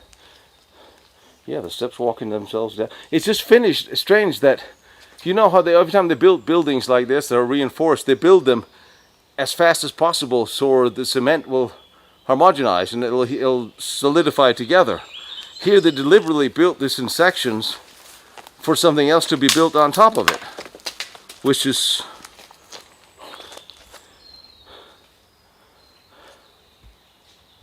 the buildings over there. But this explains why this is so deep, because this is a really deep building with some very serious rooms and doors, windows. I'm guessing the elevation here, there would have been a fake floor. Yes. So there's been a technical tunnel on the bottom, then a floor would have been put on top of this. Like in this room, but here I'm sure that this back wall is not even reaching to the level of this ground floor here. So did they want to have a steep room? Slope the room? Yeah, because this is deep, and this is almost deeper than this. All right.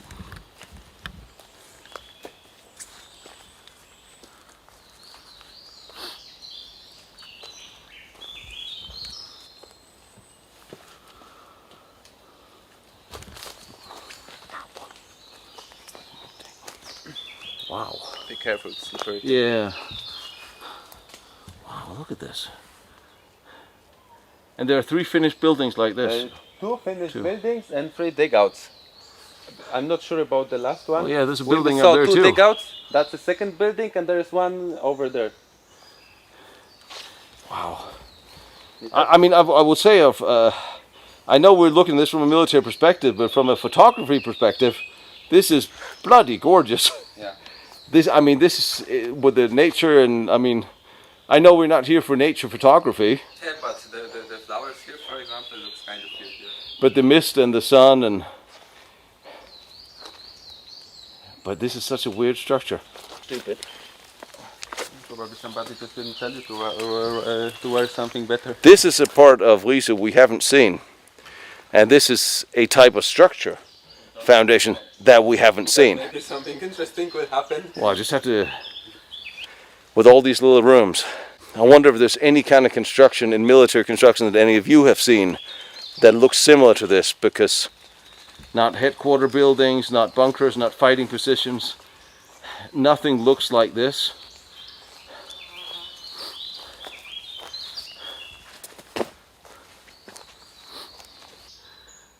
So here inside the building,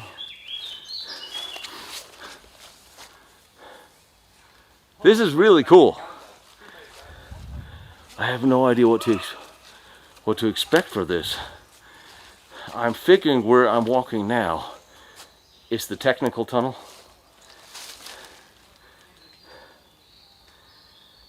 So there would be a floor, you see here, on this, what would be between here and there. Here would have been a floor, this would have been technical, and that opens up to the outside. So this would have been the entrance to the room with the floors on the dividers. So these are not individual rooms, these are holding up the floor that have yet to be installed. And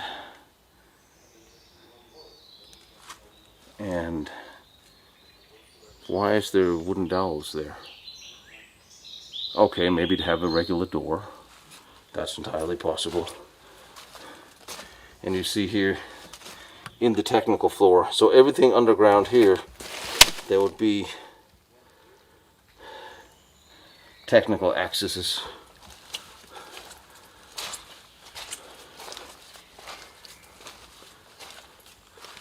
And these wooden beams jabbed in could hold doors, so they might actually have intended for regular doors. But you see, this is poured in sections or built in sections,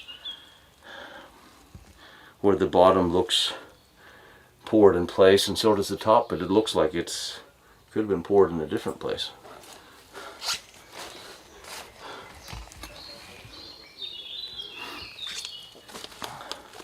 So probably a technical building.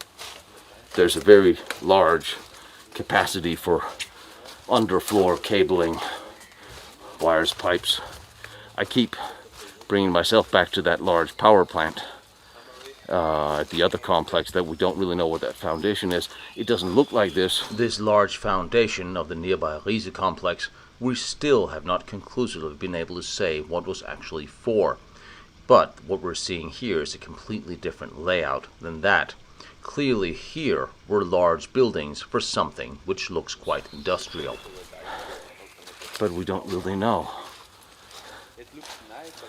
But you see, all of this would have been the floor level. See what I'm saying? There's a floor that would have been on top of all of this. So this is not a division of small rooms. This is just to hold the floor that would then come in. And then what?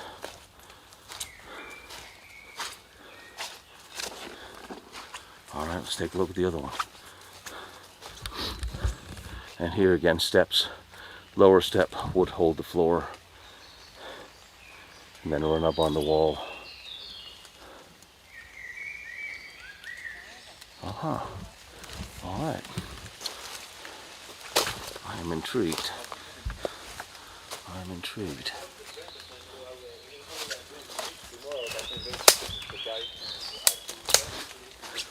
So here you see what the trenches would have been used for the other foundations that we saw before. They dig these. Here you still have the dirt is inside. And they build the walls, pull out the dirt, and then build the building inside. It's just strange that they haven't pulled out the dirt here. There are many more of them. More buildings or foundations? More buildings or dugouts. And there you have yet again a circle with a tree inside. Yeah, it can't be a coincidence now. No. Or somebody has been running around planting trees because they knew. Or it's just like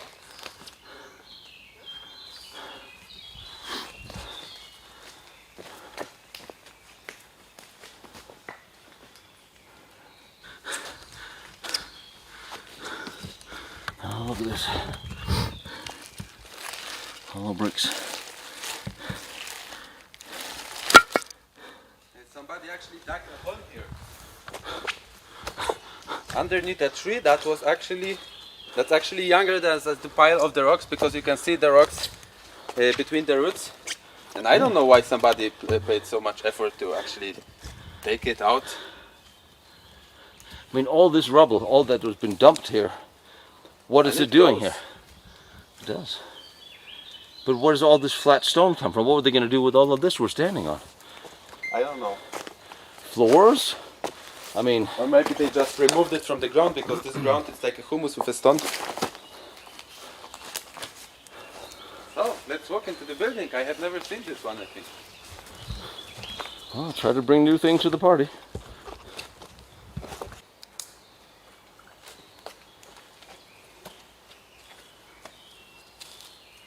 This is a very large opening if this was to be an office building. I don't think it would be. This looks like, it looks like the other one, doesn't it? Had the other one also this big entrance? No, I don't think they got that far on this place yet. But you see, here's the technical tunnel again, where the floor would be. And what I'm seeing, if they look the same, is that all these are not individual rooms. They would have a floor on top of them and be one big room.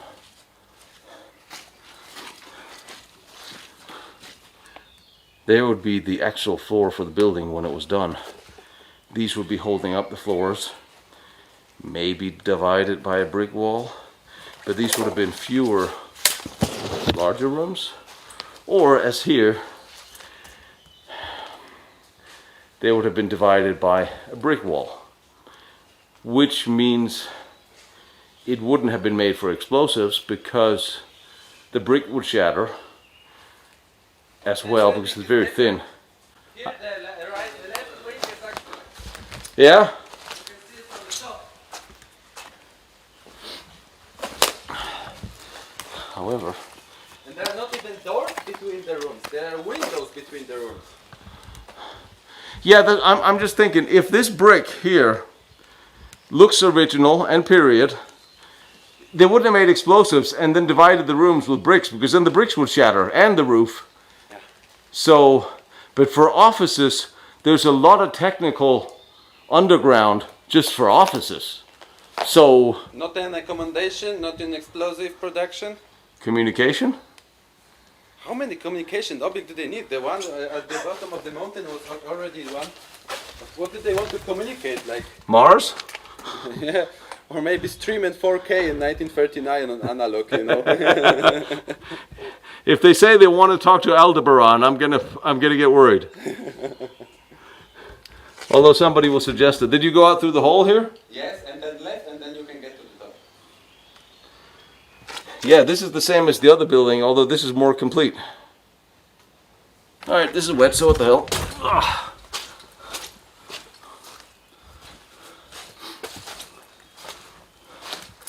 So, there literally is an entrance here, or exit, or hole out of the technical tunnel. And there's one at the other end as well, of the technical tunnel. So the technical tunnels would run alongside and out of the building, and in under each room, or whatever this was. And here you see, that's why there's a plateau effect. Because these are built on a plateau. So one end would be higher up than the other. We're coming down a mountainside here.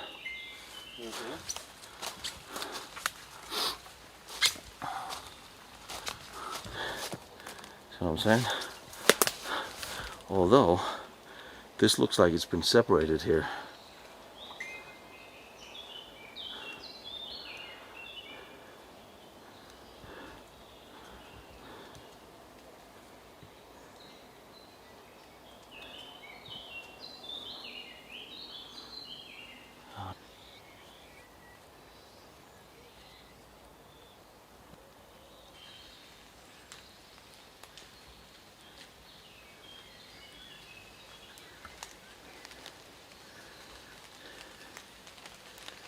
So my theory about it having a wooden roof, actually that was debunked. The technical tunnels runs unless this... You know, I also heard one theory. This theory was like they were supposed to build strong basements, and above it there was supposed to be only small wooden building. This could be the just the floor, and then there'll be a building on top of this. Yes, maybe. It's very low, so this could be a technical basement. Again, very serious technical basement. And then there'll still be a building on top of these.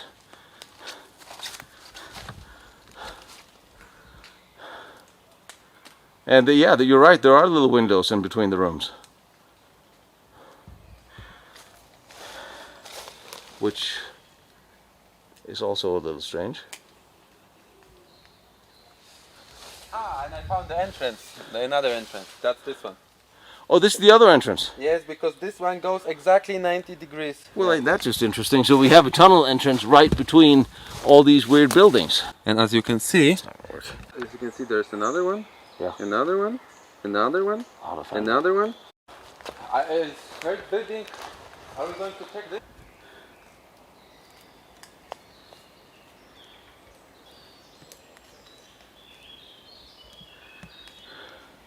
It's just amazing that you have all these enormous structures and all this planning, and nobody can figure out what they're for. Nobody can even reverse engineer the construction plans and say, yes, we have seen this before, it is XYZ.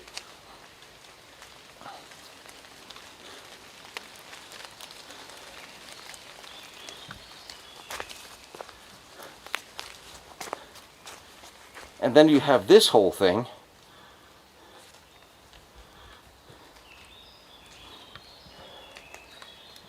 I mean, some engineer must know what this is. Somebody must have built something similar and say, yes, this was for whatever. Is that bricks or is that... It's still cement slabs, isn't it? It's not bricks, is it? On the wall. This is this insulation I showed you in the last building. Oh yeah, that's actually wood. Oh, that's the insulation? Yeah. So the insulation is already in place. Man, I told you that in the last building that it was warmed. I probably used the wrong word. You know, I'm an American. I only hear what I want to hear. Oh. Wow, this is just so...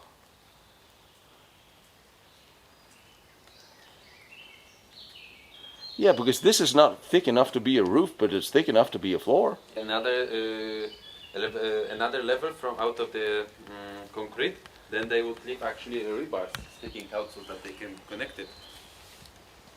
That is the other thing, yes they would. Because there's no attachments in this. There are only holes in the corners, like for the wood piles. Wooden piles. Yeah, this is just not a very thick floor.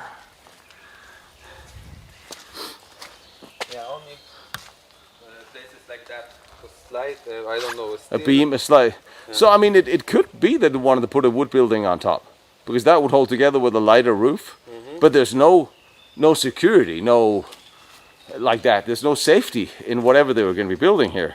And I don't see a lot of rebar sticking out of this. I mean, I'm sure it's in there, but I don't see a lot of it.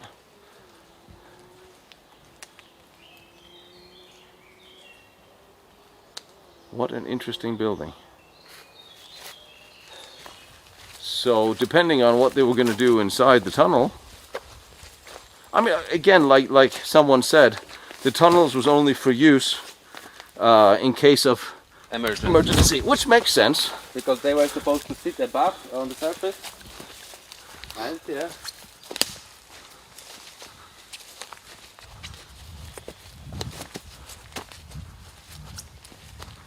Well, that looks different. I'm not so sure. I don't think this is a tunnel either. This looks more like a foundation for... Is this rock? That's a rock. So they carved the rock. They flattened this for a reason. This is cut. This is not a natural decay. It would fit. I'm not sure if the elevation would fit, because that would have to be in the same elevation as the last one. Yeah, I mean, they dug this out. Yeah. And hammered the rock square. I mean, this was made with the back wall and this, again, with some intention of something.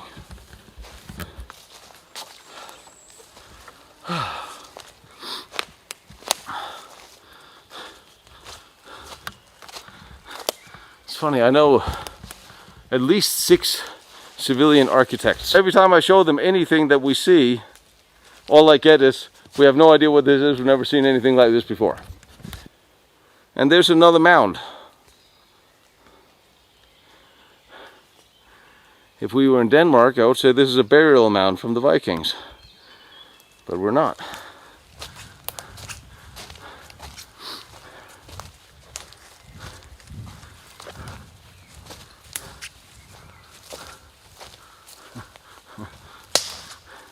There's a guy in there with a rifle. Remind him we're not deer. For the hunters. Yeah. So, if there's a cement, I always say under trees when they fall over, you find strange things. But I think this probably It was placed after. It was placed here because after. you would see the shape of it. Yeah. So there's, well, here's some of your Riese cement. So what we're seeing is basically there's more. What's that? What's the big complex with the factory thing? Osufka, yeah. Where you have the only top buildings that are actually built was Osufka, and here they laid the infrastructure for so much more, following literally the road around from where we were. And all centered around 3 small little teeny tunnels. I'm trying to channel my inner Heinrich Himmler, and I asked myself, what would Himmler have done with this? They were really digging out foundations here for something very big.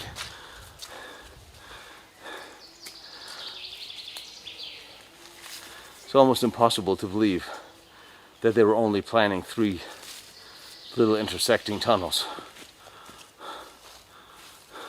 Okay, uphill. Of course. Yeah, of course. What else is there? Outstanding! Now I think I know where I am. You've been there before. I've been here before. And what I thought this was the water trap. But after what we've just saw, On the top of the mountain? I mean, they would have water for fires. They would have a water ditch. But after what I've just seen, I don't think that anymore. This is just... Look at the shape. You see it. So there's 3 wings to that thing. Yeah, like it. Yeah, there's the wing, a wing there, wing down there, and a wing this way. And this is deeper than any of the other buildings we just saw. Mm-hmm. Plus there's another level. Well, okay, they might not have excavated this yet. But again, this would have been much deeper than the technical build. To excavate it, you really needed to excavate it because it's already a bedrock. Yeah. So this would have been... And they must have known that before they began digging. Yeah, when you have a bedrock, then you just place the building 2 meters higher. In this case, somehow they couldn't do it, and they had to dig through the bedrock. And why would you want to? Why would you want to do that? Why wouldn't Let's you see what's underneath this tree, because it seems.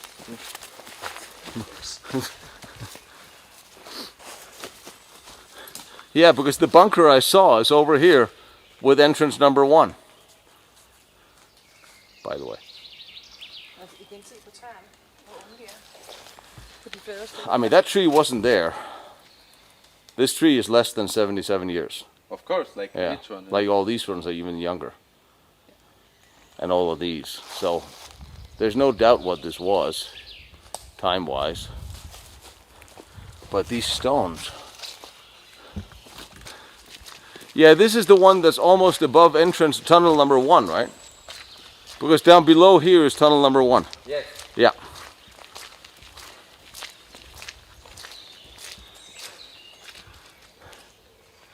But why would you dig so deep in stone? On top of a mountain. Why would you place a building on top of a mountain?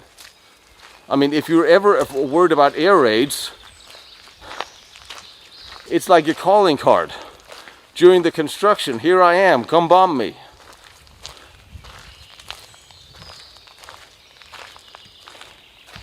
And this building, that wall has been destroyed more since I was here.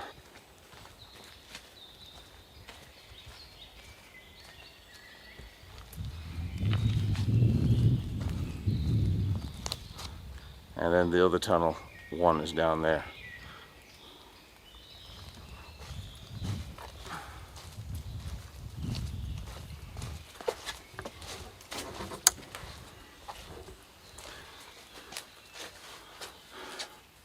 Yeah, this. That's even the bigger question: why to build a building on the top of the mountain? Why bring the garbage in this size to the top of the mountain just to put it here? Look. Yeah, I know. Tractor, right. Yeah, I know. It's just disgusting, but I mean, I guess it could be a place why workers have. You don't replace a tractor wheel up here. That's ridiculous. So yeah, they brought it here. Yeah, this looks like it did.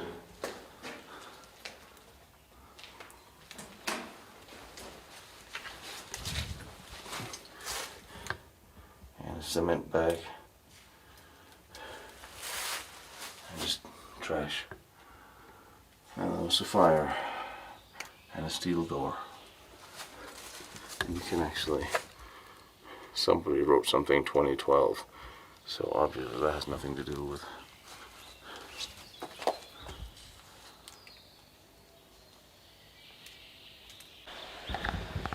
So the little bunker is up there, at 100 meters down here, is the first of 3 entrances.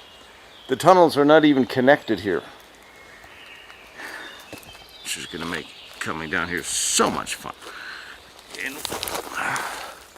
So here would have been a rail link, and the tunnel is leaking water and mosquitoes, but that's hardly news. So what do we got here? I see a narrow gauge rail, but we're back to, are you kidding me? This is a Project Riese tunnel entrance that I will now crawl into just because I finally found the bloody thing. Oh dear, there's a lot of mosquitoes here.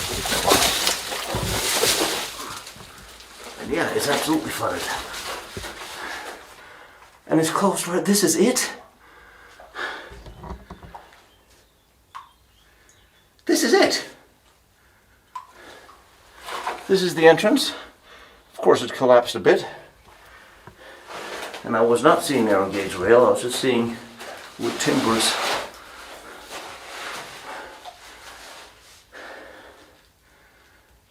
Back there, there's a wall.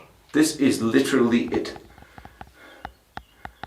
The water is beautifully clear, I will say that. Bits of rebar. Bottle.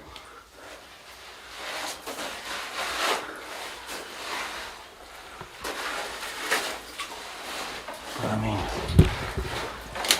are you seriously kidding? There's a brick wall right there, ending the entrance of the tunnel.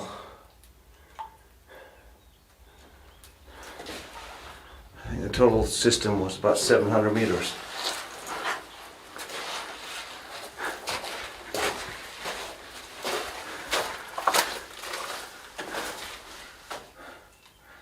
It's almost laughable to think this is a Riese tunnel. There's a couple more entrances, not much different. You can see how the construction was set up to run a narrow gauge railway in here. The support pillars, cross beams are missing. Further in they sealed it off from the top as well. And outside here, not far, was the work camp. So alright for a minute, so what we're coming up to now is the pumping station. It can be true that theoretically, supposedly this was the pumping station that was pumping water downhill and out of the objects. Uphill. Uphill. I mean, the water was pumped uphill from the pond that you saw at the beginning through an underground pipe hidden in a ditch.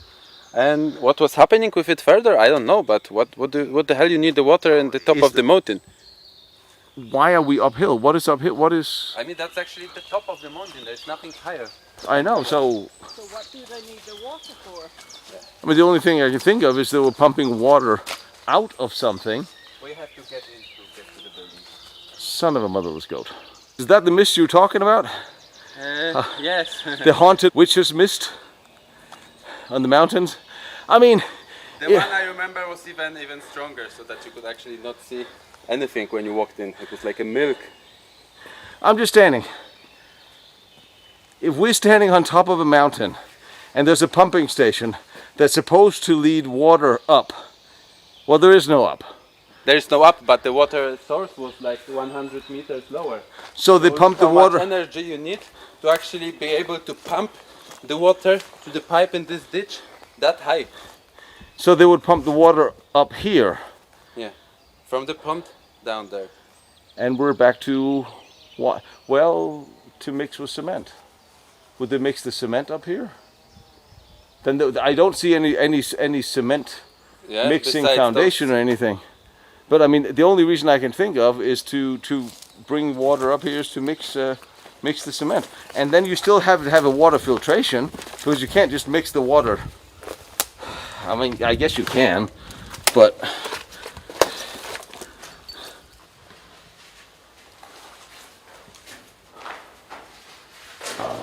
okay. So we have a lower level we can access. That's not a problem. And then we have whatever the hell this is. What the hell.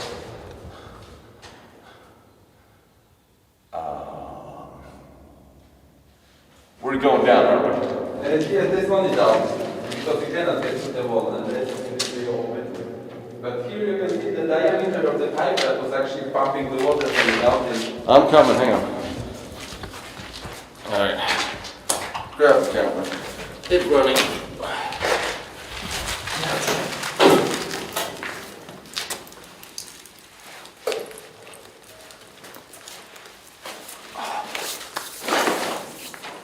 Oh, I thought you could actually get in there. I hope to. Oh.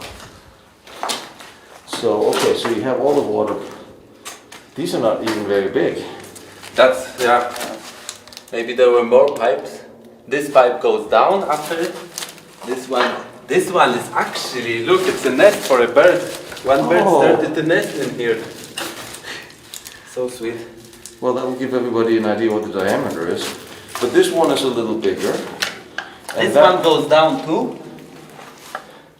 And this one, behind this steel one, it's actually a clay pipe. It looks like a clay. Hang on, a clay? Yeah. This is ceramic pipe. This one is steel, but the ceramic, yeah. But another step, it's already ceramic. So, it looks like. And they all line up. I mean, it's shiny, so. They all line up with these, mostly. Yeah, I don't know. There is only one pipe on this of this size. Nothing on the other side. That's true. And there is one pipe getting in, and here you can see the pipe. So it was like the There would be a fork. There would be a fork right there. Oh, and then yet again we have a frog. A frog. Oh, poor baby. You want to kiss her? How do you know it's a her? Okay, so if you want to pump water from below, having smaller pipes, of course, makes it easier. You need less pressure with a small pipe. Like if you have a big straw, you have to suck more than with a small straw, or vice versa. So the question is then, okay, so you get water out here, but you don't get a lot of water. Of course, there's volume, but you have this whole big infrastructure. If they just needed a little bit of water, they could have put up a compressor and a bunch of hoses, stuck them in the lake, and just pulled it up. Theoretically, I mean, they had the technology, same as we do today, if we want to drain a pond. So this was going to be a permanent fixture, part of whatever was going on here, to bring a relatively small amount of water up here, so there would always be. I mean, if you have all these buildings, you would think maybe everything from toiletries, water, shower, basic construction. They would Maybe need more. it was better for them to have a water uphill, so that they have a natural pressure. Yeah, it would trickle down for the buildings they were expecting to have.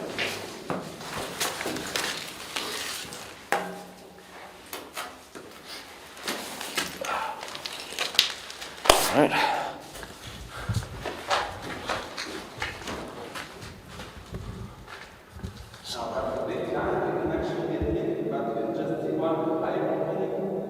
This is a tank, isn't it? They're pumping water into tanks. Yeah. Because you can see this is a waterproof layer. Yeah. Yes. So this would be like a water cistern. All right. That actually does make some sense.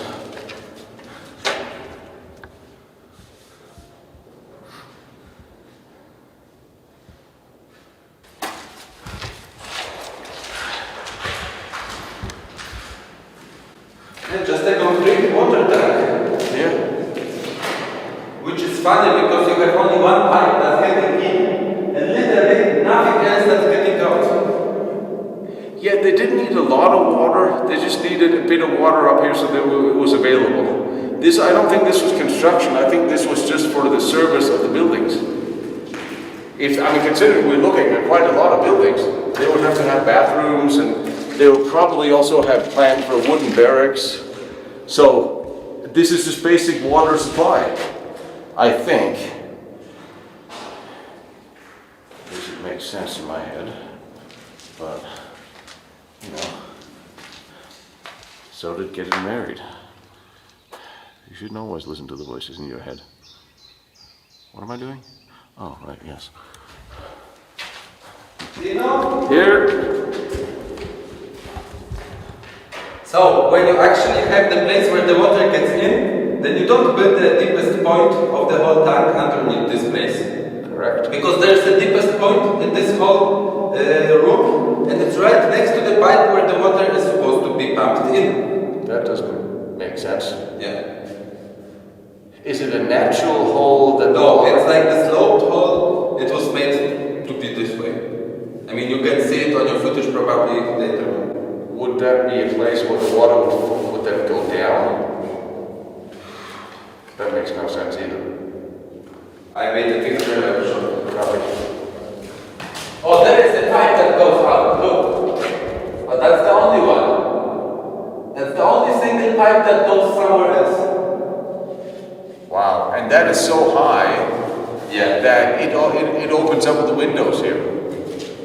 So that doesn't even make sense. Unless you have the out pipes down where we were next to the in pipes. They could be, it wouldn't make any difference. But then of course the pipes here would lead somewhere, which you can't see because they're underground. Way underground.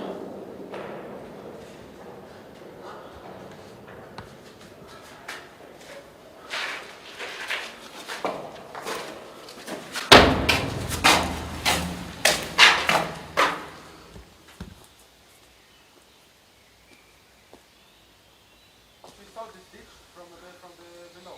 Okay. Yeah. And then you will keep the rope, wait for it. Interesting, because the pipes running into this building are below this.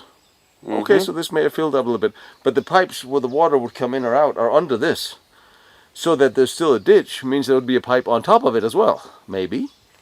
I don't... The pipes running into this building is underneath. It runs underneath this. So why is there still a ditch?